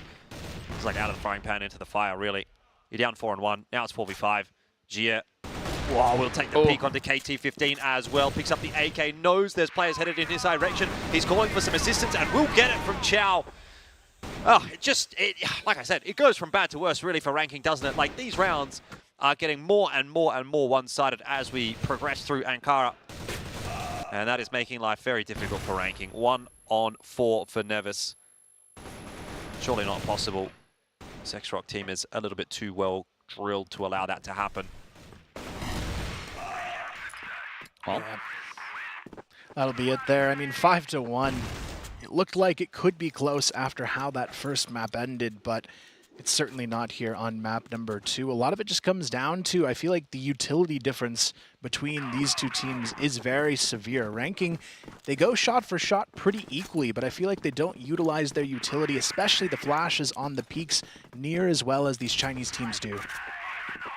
It's a big part of the game. You got to be able to do that pretty well. FotCon is going to take out Sunny. And I do have to mention that pretty much everybody on the side of XROCK is holding their weight as well. Yeah. You know, Chow's had big moments. Sunny's had big moments. Yang has had a lot of moments early on, especially. And it's just been a team effort here as GA. Now he's got an AK in the enemy spawn. Like, what? Well, he's going to be taken down, but still causing a bit of panic for Ranking for a moment there. And I think you guys are right when you're talking about, you know, Ranking just not quite doing it as well fundamentally as what XROCK are. Like, end of the day, everyone at this level is going to be able to shoot players in the head. Perfect example, FotCon there. But where the difference is going to be made is that teamwork, that strategy, the flashes, the util usage. And generally speaking, that's where the Chinese teams go one better. Yang not going to be able to clutch this one out. So, second round on the board for Ranking, but not really much of a cause for celebration just yet. Yeah, we'll see what they can do to bring it back. Even 4 rounds here, though, doesn't seem like it's going to be enough on the half. Just knowing on the GR side, it has been a bit of a struggle for Ranking to get things going their way. But XROCK, on the other hand, they can't afford to get overconfident and start making mistakes here. But I really like their play style here. It almost seems like they bait into counter flashes really well a lot of the time on this GR side of the map, and I'd love to see more of that. It works really well, especially on this B bomb side. But it is going to be Ranking, this time not going in aggressively, going for the fake, but The problem here is after the fake, they kind of turtle up, and now they have pretty much no map presence to work with, and they don't seem too sure where they want to go next. Yeah, that's where the leadership has to kick in. They need a good plan afterwards. Can't just be random. Speaking of plans, Lee runs into 5 people. Maybe didn't expect them all to be there and looking down mid. As Humio picks up 2 kills on that play. It wasn't just Lee at the end of it, I suppose, but that definitely helps ranking, just to have the enemy just run straight at them. And they're just sitting here as well, and the guys on XROCK are one by one peeking into them. Yeah, a bit of a miscellaneous peek there from Yang. I get the idea. Again, you're down on numbers. You want to try to go for info. You want to make a play and bring it back to like maybe a 4-on-3, which feels a little bit more winnable, but that one definitely ill-fated, ill-timed. Still got a bunch of members of ranking watching mid. So his push doesn't work out, which leaves Mr. Chow and G with a lot of work to do. Ranking have been very patient about it, though. Yeah, it's strange. Yeah, abnormal.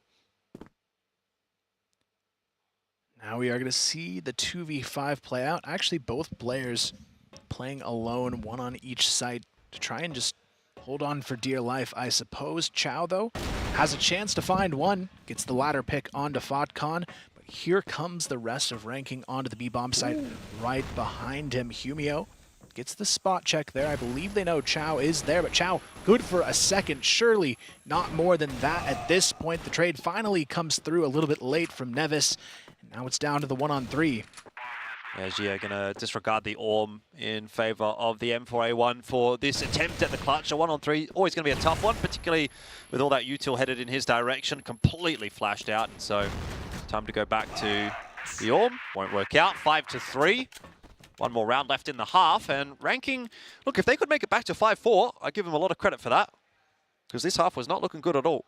Yeah, absolutely. I mean, they got that one round that was pretty clean. Then this one happened. This one, definitely a bit of a confusing one. XROCK trying to retake Central Passageway, and there were just 5 members of ranking looking straight at them. So one by one, the dominoes fell. And then all of a sudden, you know, XROCK tried their best with 2 guys, but it's not enough. And ranking are able to pretty simply stroll on to a second round win. So 5-1 was dire. 5-3 is pretty good at this point in time for ranking to potentially make a comeback. Yeah, the downside here still being this is a blacklist-sided map, so even 4 rounds might not be enough to guarantee them a lot of success in that second half, but XROCK, they could still find another here if they find a way to get a little bit more assertive, I think, in how they control this mid side of the map. They're giving ranking a lot of forward room to work with and almost allowing them to get too much decision in their favor on how they want to execute rather than having a little bit more forward presence on this map to work with. But again, it is a 4-man stack on the B-bomb site, so maybe that helps them if this push comes through. But you can see ranking, they're doing a good job of grabbing that information, and now they could potentially double back here into the A connector. They head up to the top there for ranking. Shia just chilling behind the box. See if he takes a look. I mean, look at this position. There's no way you expect him here. It's all a case of timing. He's like, oh, okay, they're all here, actually. He got the 1 kill, and he kept peeking, which I think is kind of the mistake there. Should have probably bought some time for his team to get over on time. Now they are kind of in position, but smokes are up. Bomb is not down as they charge onto the top of A here. XROCK will take it over. They take down Fotcon, and Nevis got a nice angle up the stairs, but it's just not going to be enough as they just sweep them on top of that one. Thought it was the drop shot coming through with the pistol, but it wasn't. Someone else got the kill with the rifle. Yeah, interesting from Gia to continue taking the peek. I almost wanted him to maybe get the info, wait a little bit, and see if maybe there was an angle to get to after having his teammates just sort of start to rotate across as well and then giving away his position. But, I mean, he wanted to go for glory, and I suppose if you back yourself, which he certainly should be at this point, he's been playing very well tonight, and he's going to go for it. So, fair enough, but didn't quite work out. Still, XROCK won the round, and they're going to go very quick toward A, which is pretty standard in the first round of the half. Humio trying to defend will have no contest there at all for him, and it comes down to the trades. Nevis under pressure, also going to be brought down. And that's the A site broken open for XROCK. Yeah, and now it's going to be a really tough retake. You can see here Fotcon trying to work his way on the long flank, but they've already got a couple players posted and ready to go here for this flank opportunity as well. It's going to be on to KT15 and Ice Cube to really break through here, but there's just a wall of players waiting for them on that GR spawn wall. Ice Cube, he's still alive here, but that wall of smoke makes it almost impossible to get back in. Yeah, it's going to be a rough one, no doubt. Some spam up there from Fotcon, but nice angle taken from Sunny. Just aggressively trying to peek him, and he gets the jump. And now Fotcon, definitely a big ask for him to try to charge into A by himself. So that's just 7-3. And the Blacklist side looking very strong here so far for XROCK. They get that first round. And maybe they just run away with this one unless we see a big resurgence like we saw from ranking last time. But different sides, different map, different situation. It's already 1-0. The pressure is on. And XROCK, you can feel that they can taste it. They can taste this 2-0. Yeah, ranking's going to have to do again what they were able to do on Black Widow and bring this one back a little bit closer and then potentially even go one better. But don't know if they're going to be given that opportunity. Jia is hitting everything with the orb in this game, and Lee and Chow are also striking in this round. Oh, absolute decisiveness from XROCK as they charge their way through mid. And they even win fights on the other side of the map as well. Like Chow's holding outside of A, getting kills over there as well. So it's just losses in every single skirmish for ranking, and that, of course, is not a way to put around together. Yeah, Humio, it's a 1 versus 5, and Chow is just out here playing with him at this point. It's going to be another round here for XROCK, 2 away from taking this match in a 2-0 sweep for their CFS debut as a team. So definitely looking a lot better, I would say, though, on the second map. I wasn't so sure how this was going to play out, especially after they had a lot of struggles in crossing that finish line on Black Widow, but this is definitely an XROCK that I think is looking a lot more competitive when we talk about, you know, their potential amongst those top 4 teams. Yeah, certainly. Let's see how this one is going to end up. 8-3. We were in this situation before as Lee. Wow. GG. Bad luck, Lee. Yeah, unfortunate. That was the holy hand grenade. Landed on his head and it was just like, see ya, mate. We'll just have to see what happens from here. But yeah, pushing out here is ranking. They do get that extra kill onto Chow. Follow up here onto Yang. Can they pick him off? The answer is no. They do get Sunny. But yeah, just charging him down after that initial one and looking for the extra. Yang left alone. Pretty done deal from there, 8-4. Yeah, I guess you just disregard that one, honestly, as XROCK. It's not a huge deal in the grand scheme of things. They've still got a lot of rounds to play with here. Sometimes things don't go your way, but the start of a very long road ahead for ranking.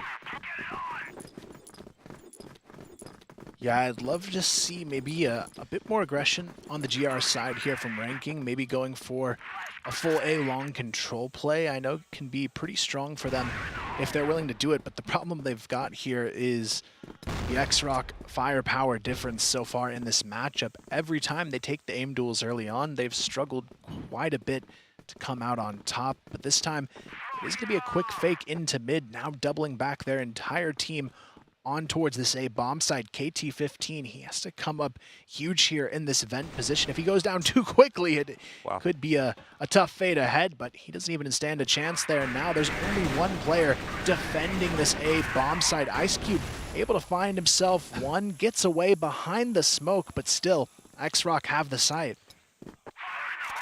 Yeah, it's pretty straightforward from there. Also, Ice Cube gonna get caught back as Jia just trying to get ahead of this rotation that's coming in. And you see Chow is also right there to try to defend him. And kind of unfortunate timing, but yeah, Jia is still getting so much value. He's essentially 1v4 this time. He's going to get a third. Can he pick up a fourth? No. No. Don't go for the 1v1 there. Why That's do they exactly have to do why. this? You don't go for the 1v1. There's no need to peek. XROCK, it was their round. It was their round all over. And then they just gave him like 3 1v1s. And like I said, these ranking guys, they're sharp as nails. They're going to hit the shots when they get given them. Oh well. XROCK, back to square one. Run it back. 8-5 scoreline's not too bad. Don't worry about it, lads. That's what you got to be saying in the server. But if you're on the casting desk, you get to go, ah! Anyway. Yeah, very unfortunate round there, but at the same time, it gives Ranking at least a fighting chance to maybe pull themselves back into this map. We saw them, though, on the last one have a few rounds. They strung together with some big plays, but doesn't seem like it's going to happen this time around. It is going to be a nice 2-for-1 in favor of XROCK outside the A-bomb side, but look at this. Ice Cube and KT15, they're locking it down, but Sunny, they still have to deal with him. He's got 1 HP finally taken down there, but Ice Cube and KT15, they get it done. Ranking finds another. Yeah, great pinch from Ranking. You could kind of see it coming together, couldn't you? There was a couple playing in that A connector. They were ready to go. This is the clutch from Hyomio. Look at the 1v1s that he gets there. He gets 3 1v1s in a row. And they have the bomb planted. And that is not good for XROCK.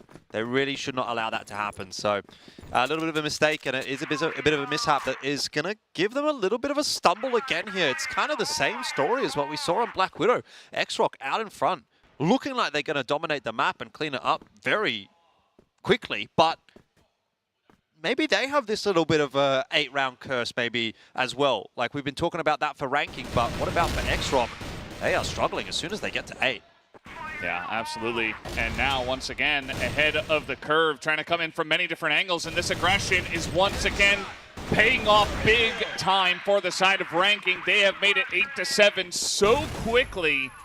Started out as 1 round, and you're like, all right, that's whatever. Second round comes in, it's pretty devastating. And now, all of a sudden, they are off to the races. It's the ripple effect or the butterfly effect, whatever you want to call it, right? That one little moment that is the catalyst for something greater. And that 1 round for Ranking is exactly what it was. Those few 1v1s that XROCK kind of give up to Hyomio. They're getting a bit of ahead of themselves. They're thinking this game is already over. And then things like this start to happen. And you're wondering, hang on a minute. Is there another map alive in this series, potentially? Because Ranking are certainly gunning for it. It is possible, but it wouldn't surprise me to see attack pause come out if XROCK goes down in this round. They've already lost 4 in a row. A 5th would be kind of absurd at this point, considering how well they looked up until that point. Yeah. Ranking, though, the rotations are starting to come towards this A bomb site. They were expecting a B fake into an A hit, but we can see here, XROCK, they're slowly grouping back up in spawn here. Could potentially actually go for the B execution later on in this round, but they don't have full utility to work with now, and Ice Cube and Fotcons are still kind of ready in action over there. Timing was definitely on offer there, though, for XROCK. When they were in mid, there was only 1 player toward the B side of the map. Everyone else had gone over toward A. I thought they were faking A with that smoke, but they didn't end up going to B. If they would have just busted out through mid into B, take a 3-on-1 or something like that, they surely get in. Now, though, job's going to be a little bit more difficult, especially given Chow has dropped as well. So someone from XROCK's going to have to step up in a big way if they're to make this one work. Util will be tossed in the direction of Ranking, but 5-on-3 for the take. Not an easy task for XROCK, and they're even going to try and gamble the plant early. Don't necessarily mind that. It'll force the pace from Ranking, but Lee somehow still alive. How does he get away with 2 there? I don't know. Won't matter, though. And 8 apiece is the scoreline. Ranking esports are not going down without a fight. Yeah, this is 5 in a row now.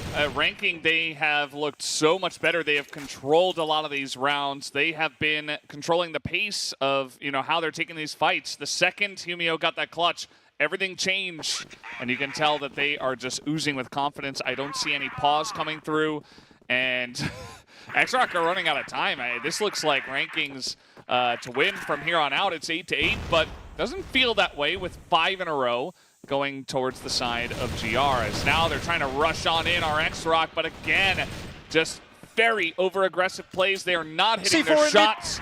The C4 is, okay, it's going to be picked up, and Lee is just getting in there, reloading while flashed in the spawn.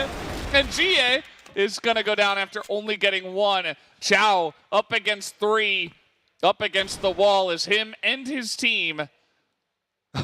I don't see this happening. I'm sorry, but XROCK have lost the plot in that round. I mean, look, they were forced into an awkward spot, sure. A little bit of a pump into mid from Ranking, but the C4 sending it solo all the way into the Global Risk spawn. I mean, that's unrecoverable. And I wonder if the map's now unrecoverable for them because ranking, they've hit another level. Then again, pressure's back on now for ranking, right? So do they crumble under that? Do they just give up this one round to XROCK and then boom, we're back into the OT and XROCK's like, all right, we were supposed to win this map. Don't squander this opportunity if you're ranking esports. Yeah, I really hope they can finally bring a map to a close here. They've had so many close calls, but XROCK, they are not ready to give this one up without a fight. They want this to go all the way into overtime so they can reclaim the second map of the series. But right now, we do see ranking still trying to grab that info in mid. They've got 2 players sitting outside of the A connector trying to find that counter pick to answer back, but positionally, it's just such a hard map to cover when you're a man down. The rotations on this map are very, very slow. Yeah, they definitely are. I like that XROCK. They're not jumping out of their, out of their boots to get into a site just yet. They're playing with the clock a little bit. They get the pick, and they're just waiting to see. They need to get some kind of information, but they want to make sure nobody's peeking first and that they can deny information potentially this way, and then group up and look for a solid execution onto one of the sites. Now, ranking have just, turtled up 2 guys on each site and hope that they can get some kind of big defense, some big play from their members, because the rotations, as you mentioned, it's going to take a while to get over and support. Yeah, 2-2 split is a rough one in this position. Obviously, it's a 5-on-2 for the take, and XROCK you'd think should be good enough to trade that down effectively. And, maybe worst case scenario, it'll be like a 2-2 post plan, which would favor them, but even then it's actually going to look a little better than that. Nevis goes down as well, so 5-on-2 post plan. XROCK, they are not going to make a mistake in this round, and I dare say we're headed towards the OT. Chow cleans up one more rotator in mid, and Huomio, he was the catalyst for the success of ranking. Started this big comeback with the huge 1-on-3 clutch, but hey, a 1-on-5 is a different task, and so XROCK will secure the overtime. It's just such a difficult position. It seems every time ranking, they're just right in front of the finish line, and then they just fall over and can't make it happen. But I really want to see these guys close out a map at some point. They fall over, but they don't fall over the finish line. That's the unfortunate thing, isn't it? Like they fall backwards. They're so close, but yeah, like their knees give out and they just fall backwards or something. Like they're playing QWOP. Not QWOP. Oh, man. Well, this is very interesting. You can see on the faces of XROCK that they were not pleased, but at least they made it to overtime. Yeah. They stumbled across the finish line, I suppose, although nobody has really gotten across any kind of line at this point. Definitely, unfortunate for them that they gave over 6 rounds in a row, but at least they get a second chance to end it with this one. They don't have to wait until a third map to get a little funky with it towards the end. And so let's see where it goes from here. Ranking esports back onto the blacklist side. And this, I feel like, has been the better side for them. Let's see what they can get going. Although I guess not on this map. Yeah, I was going to say not quite so much on this one, but I do like the approach here from ranking, going for that A connector pressure as a team, but there is a 3-player stack ready to go from XROCK to try and hold this off. And if they go through here, it's actually pushing through the smoke screen, which can be kind of a big risk in this type of situation that I don't think they should really take here. But KT15, he's eyeballing this challenge. Yang, is he going to be ready? Not really. He goes down without much of a fight. So does Chow here. Sunny has to try and make something happen before this bomb goes down, but that utility forces him out of position, and ranking, they've done a great job of grabbing this control. Yeah, I'm a bit surprised by that, actually, because I thought XROCK was making a good push out on the B side of the map and getting info that there was nothing happening over there, but they even rotated the extra player off of A into mid, which obviously didn't help, although the entries hit by ranking were clean enough that you have to wonder whether it would have made a difference anyway. After the retake attempt, and it has not started well for XROCK. Sunny Jia going down, Yang in the 1-on-5, and he's got no time really to work with here anyway. But first round of the OT does go the way of ranking. They would be wondering, why couldn't we just get that done in the previous round? Yeah, a little bit of regret, I suppose, but at least they're here in the first place. They make it to the OT. They take the first round. And you got to like their chances. They took 6 in a row, and now they've got 7 out of the last 8. And they should be looking with that kind of play. If they can continue with this on the Blacklist side, I wouldn't consider them the underdogs at all in this one. Let's see how far they can take it, as Lee's got a very cheeky spot here in the corner. Kind of reading the pressure, not sure how, but expecting it as a grenade kill is going to be the first one. KT-15 to go down. Ice Cube does trade it back onto Sunny, and now they will just abandon ship after Nevis takes a little bit of extra damage. Ice Cube as well getting, well, actually, Falcon is the one that got tagged up there by GA. And so that will be advantage to XROCK. Yeah, a lot of back and forth here, but again, XROCK putting way more attention onto this B side of the map. They've got no defenders now on the A bomb site, so even though it's a 3-on-4 ranking, they could kind of just waltz in here, plant this bomb, and set up for the post plant, where they have been pretty good on this A side of the map. Meanwhile, XROCK, they're trying to push out for information. They're starting to rotate, but it does seem a little bit too slow. Worst case scenario, though, it'll be a 4-on-3 retake for XROCK, so they're probably backing themselves in that respect. Yeah, cleared out the B site. They know definitely that it is going to be the A play that they're going to have to go for. So 3 in through from main. They've got a lot of utility here as well. Some frags over the top, potential to retake this. 3 through the front, 1. GA trying to come in through the fence angle. That shot is going to be huge from Chow. They are running out of time, though. They got to get in. Chow picks up 2. Can he get 3? No, he can't, but they get the info, and they clean him up on the follow-up swing. And XROCK, they barely get across the line. It is good enough for another round win to tie it up again.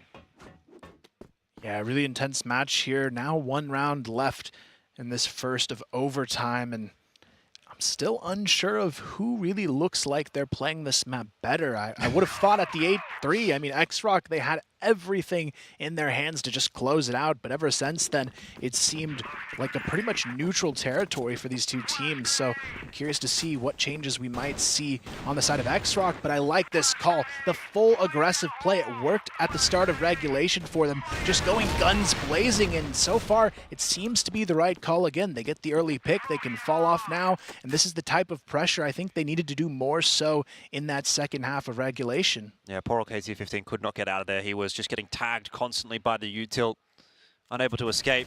Might be the same fate for Gia, though. Gives up his life for free. So straight away, we're back to 4-on-4. Bit of info going over there for Lee. However, mid-control certainly has been established for ranking, and Sunny needs to be careful about his positioning as well. Yeah, I'd say XROCK have to be careful about just essentially just checking into mid. Without really knowing where they are. They could have assumed that they were there, but Gia just kind of hopping through. Oh. But yeah, they do get that pick off, and now big push under B. Lee at least able to trade 1 as ranking the remnants of their squad trying to push in. Chow, he's able to get that big flick to actually defend himself just barely. You can see that shot hitting the side of the head to take down Nevis. And now it's Humio, 1v2, and he will go down. Chow will defend his honor and the B site. I was wondering were we going to see Humio get another 1-on-3, but not the case this time, and XROCK after the first half of OT will have the advantage. What a sick nade. Yeah, ranking, it's a tough position to be in. They've got to win 3 in a row if they want to take it. If they win 2, then they're at the risk of the golden round here. If it is a golden round, they would remain on these same sides to close it out. So XROCK, I feel like they do have the advantage being on the blacklist side in this position. It's usually where most teams would want to be if they had to pick a side on this map, and it has looked pretty good for them so far in this overtime. I would love to see a little bit more step up from Fotcon. It felt like in regulation he was a very valuable player for ranking, but now that the pressure is on, he hasn't been quite as present as someone like Humio has been in this matchup. Really consistent throughout on his end, but this is where ranking has to show they can perform under the pressure and close out a map. Otherwise, XROCK, they're going to put up a 2-0. Yeah, it's a very interesting 4-1 split, isn't it? We'll get to see what Ice Cube can do in this round. He is the sole defender on B.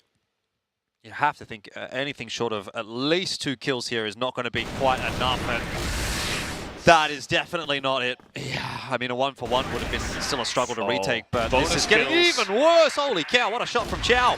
And Gia cuts off one more of the rotate as well. Without a doubt, it is going to be XROCK onto map and series point after this round, because that was a demolition. Yeah, I mean, the one guy left alone, and they kind of get unlucky with the push coming in quick. They didn't have enough information, and of course it's Ankara, so getting there on time is rough. But then the 2 bonus kills, it's like, okay, well, this is just going to be really rough. GA holds the angle in mid, and it is just clean execution to get them across the line. And on match point, now here on Ankara, XROCK, they finally wake up again. It took a little nap, you know, it's been a little bit of a long day. That's okay. But at the end of the day, it still does look like, not 100% sure, but it does look like they are the stronger team. Seems to be. 12 to 10. So we'll see what ranking have got for us, and it's a nice shot to start things off for Ice Cube. So 4-on-5 to negotiate for XROCK if they want to win it in this round. And very little map control established. Nothing really that isn't initially given to them anyway as the attackers. Yeah, they're playing almost a little bit too safe and unsure of themselves in this round. I'm not a fan of how they're starting it off. Not really trying to go for any sort of map control. You can see they're almost trying to rely too much on this on pick to make it happen, but ranking, they're playing very patient. Aside from Ice Cube, who's kind of trying to hunt down another one in mid, almost goes down in that fight. He's got to be a little bit careful not to give up the advantage they've created for themselves in this round. You can see now XROCK starting to group up for this A attack, but Lee, he's the one trying to stall them out and kind of spoil the party here. He takes down Ice Cube. This is going to force an over-rotation now from ranking of 2 other players who could have helped defend this A bomb site, but now the rest of XROCK has to decide when to make the move. And now they're moving away from A. They're trying to group up here in mid, it looks like.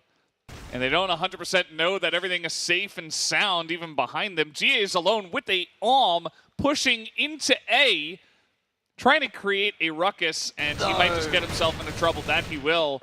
And there's nobody else. You see the spray. They expect more, but there's nobody else. This push is coming in a bit slowly from the side of XROCK, but it is good enough. They get the kill onto Nevis, and they will get this plant onto B. Yeah, just kind of trying to toy with those rotations of ranking, and it has luckily worked out for XROCK. I feel like that's a very high-risk, high-reward type style, but they do get their reward, and that is going to be a bomb plant down on the B bomb site.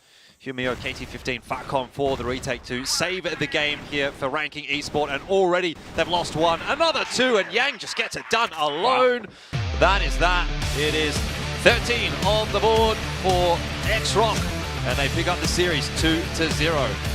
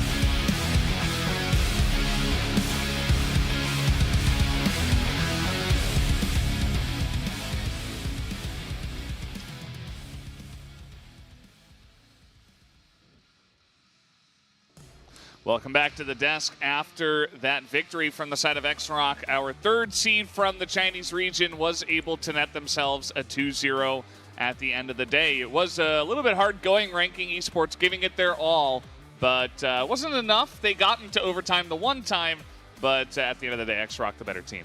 Yep, has to be said. I mean, look, I actually sort of, even after that, kind of have some reservations around what we've gotten from XROCK there. They do look like a good team when things are going well for them, but has to have some question marks raised about their ability to close out maps. I mean, certainly on Black Widow, they were able to do it at least in regulation time, but you even saw those same issues kind of cropping up on that map as well. And then obviously Ankara, 13-10, they allowed it to go through to the OT, and yeah, just crazy stuff. Not able to close these games out super cleanly, but look, job done in the end, 2-0. I guess you can't complain too much, but I still want to see a little bit more from XROCK for sure. Yeah, I mean, I think the same could be said with Ranking, though. I mean, they've had so many opportunities to win a map this year even, but they always fall short crossing that final round off. It felt like they had that perfect streak in regulation, and then they were just going to take it, but then out of the nowhere, it's that final round. It comes back to bite them, and then in overtime, they just can't hold their own in that high-stakes situation. And at some point, I want to see Ranking pull it off. I feel like they have to overcome that to get to the next level.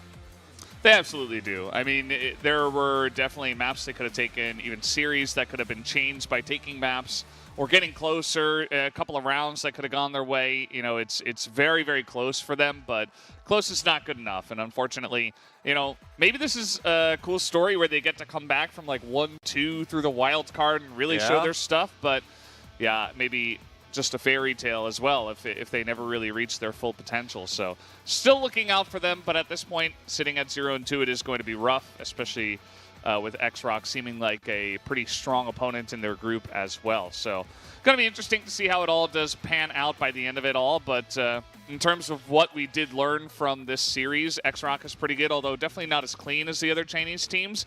Partially, probably part of the reason why they are the 3rd seed. And Ranking, they have the potential, but not quite reaching it. So we'll have to see how it does pan out for tomorrow as well. Yeah, I think to a degree expectations were met. We certainly expected XROCK to maybe not quite be up there with AG and Baisha in terms of their ability to like 100% these sorts of rounds, and that was very much true. And also our expectation was that Ranking were going to struggle in this game, and they very much did. So as you say, yeah, maybe the best case scenario now for Ranking is to go 1-2 and make their way in through the wildcard scenario. And if they can, if they can start getting some confidence, they can start, you know, having some cohesion building over the course of this event, then I definitely think they can be a threat. There's no doubt about it. But, you know, do they have a coach that they can fall back on over the evening that is going to, you know, whip them into shape? Obviously, it didn't happen from day 1 to day 2. So at this point, can you believe that it'll happen between day 2 and I believe day 4 will be when we get to see them play again next. I don't think they have a game tomorrow, which might stand them in a good position actually, because look, I think they've got a bit to fix, and I do hope they can come back on day 4 and look really quite a solid outfit against Anubis. But yeah, I mean, not much really changed, I thought, from day 1 to day 2. And yeah, again, are they going to get that from the next day? Well, remains to be seen, but at least they've got a bit of extra time to play with. Yeah, I feel like going forward, XROCK, though, they're in a good position if they can work on some of their smaller issues. I mean, when we look at the match data, I'm sure it could have been a little bit stronger performance-wise for them compared to what it ended up being. I mean, only a 1.33 on Chao, the #1 player, who probably will take home the MVP in this one.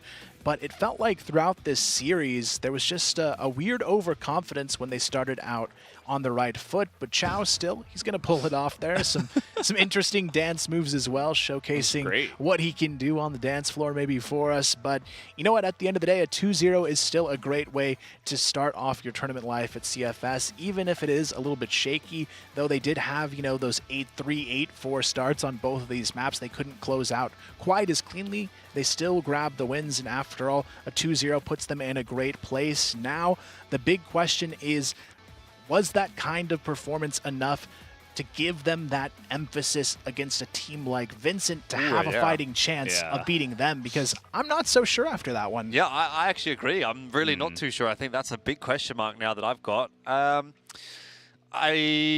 hope there's another level that XROCK can hit. If they play the way that they did for like the first 3 quarters of both those maps, then I'm going to go, yeah, they'll probably beat VINCIT. But still seems a bit wishy-washy at this point in time. So hard to call. Yeah. I think that's going to be an exciting one when we get to watch it. They definitely like to have their fun. I don't know if that's a problem and maybe they like kind of lose focus, it's really hard. It's pretty much conjecture for me to really think about that. I do think that for sure, based on what we know and what we saw, it is hard to put them in like top 3 of the power rankings now. So I'm glad we got to see them. I would say at least one of VINCIT or Imperial are ahead of them at this point. But again, we'll have to wait and see. We are going to eventually get VINCIT versus XROCK. I'm not sure if that's tomorrow or the next day. And that one is going to be pretty interesting just to give us a good look at exactly how strong those teams are. So guys, we do have the interview ready on stage. We are going to head over there right now. So stay tuned and watch it.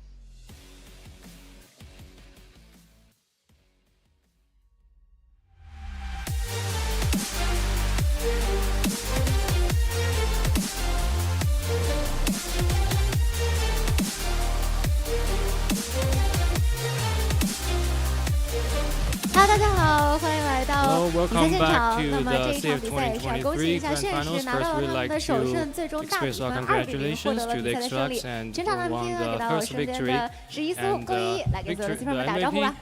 大家好，我是XROCK的勾一。也是简单的来采访一下啊，今天算是我们 XROCK 在 CFS 的首战，所以感觉如何呢？ competition in the CFS. Kind of feelings do you have?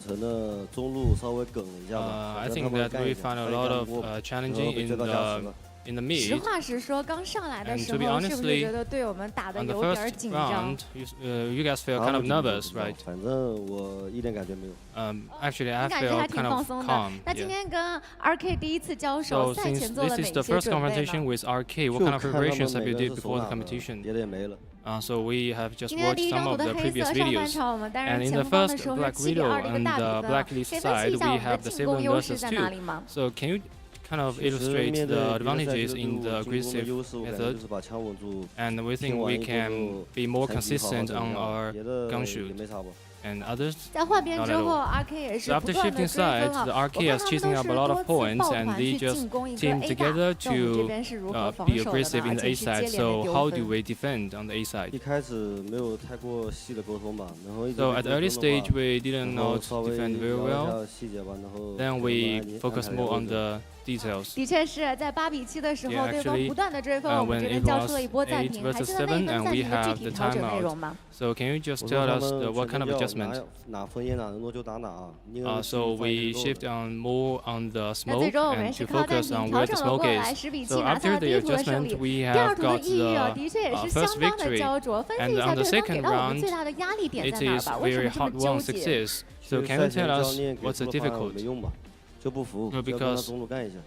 we think that we must take the very aggressive approach 听 on 到 the 了 mid 嘉实 side. 有做到什么调整吗？有没有给队友鼓鼓劲儿？ So did you cheer each other up? 服了，趴酒吧去了，他中拉了就得 Yeah, some of them think they can do better. So 所以觉得今 they'll 天 try 的 their 这个 best. 首战啊，表 So 现 since 的 this 怎么 is 样？ the 给自己 first 如 match, 果满 can 分是 you 100 rate 分的 yourself 话，打个 out 多 of 少分？ 100状态 of 还 your 行吧， performance? 但指挥的时候梗了点嘛。 So I 指挥 think 这 performance is 块 good, but as 负分 for the order and the 好的，也 team 是期待你 cooperation, I 们能 think 够 there's a 在 lot 之 to 后的 improve. 小组赛的比 So 赛 I 当 hope 中会 that 有 all 更 of 好的 us 表 can 现，期待你 focus 们。 on 好， the 感谢，也 team 再次恭 performance 喜 and XROCK 是拿 focus 到了 more 本 on the 场 group 比赛 stage. 的胜利。 And 那下面 finally, 我 I 们 would 把 like 时 to 间交给 send 前方的评论席。 the congratulations, and then I'll give the floor back to the caster.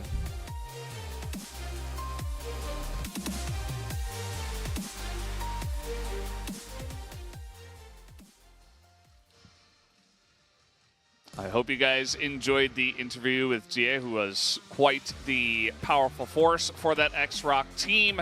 Definitely going to be interesting to see how far they can go in this tournament. Definitely very talented, very strong from the Chinese region, but will they be able to challenge some of these big teams, you know, like the other teams in from China, or, you know, some of these other guys like VINCIT? I can't wait to watch that match. I don't think so. I mean, not based on what I've seen from them just then.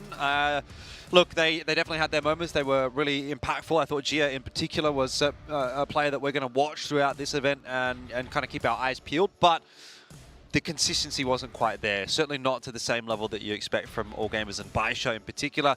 Granted, I mean, again, All Gamers, they did drop a map to LCK earlier on in this event. And you'd have to say, well, technically, XROCK have had a cleaner series than what All Gamers did. But I think the way that All Gamers went about the reverse sweep kind of reiterated just how strong they are as a team. Whereas for XROCK, this was actually 2 maps that were really quite close, and both of them kind of felt like they might actually get pushed over the line. The only Chinese team really that has actually had such a clean win in their first game was actually Baisha at this point in time. So, you know, I kind of agree with what Kyle said earlier on today, that maybe Baisha is looking like the best team at this event at the moment, but I fell into that trap once in Vietnam. I don't know whether or not I'm going to fall into that same trap once again. It's okay, you can fall into it again. It's I fine. want to. I really want to. I really do, because I like Baisha. I think they're number 1 too. I think they're a fun team to watch. I love the individuals that they've got. I think Xiao's the best sniper. I think Nine's just an absolute cooked unit, and he does whatever he wants. He's fun to watch. So I don't know, man, but it is all gamers. When they get to playoffs, they're a bit of a different beast. But yeah, XROCK haven't convinced me yet. Yeah, I'd have to say the same. I feel like right now, in my mind, they're kind of like maybe a number 5, number 6 team if I had to put them somewhere currently. I feel like the Brazilian teams could probably best them at the moment. Maybe a 50-50 against someone like a Pacific Macta. Yeah. But I think this could also just be some first game jitters. If you look at those start of games, I mean, if they close those 8-rounders out, it would have been, you know, probably a 10-3, 10-4 match on our hands versus what we ended up with. Yeah, I mean, this is part of the reason why I like to bring up power rankings early. It's so that we can be wrong. Like, that's part of the fun, because it's so early, and we've only seen, like, 1 match from everybody, basically, that we don't have a lot of information. But thankfully, we do have a lot more days of Crossfire on the way. The CFS 2023 Grand Finals will continue tomorrow. Same time, same place. Hope to see you then, as always. But for now, have a good night.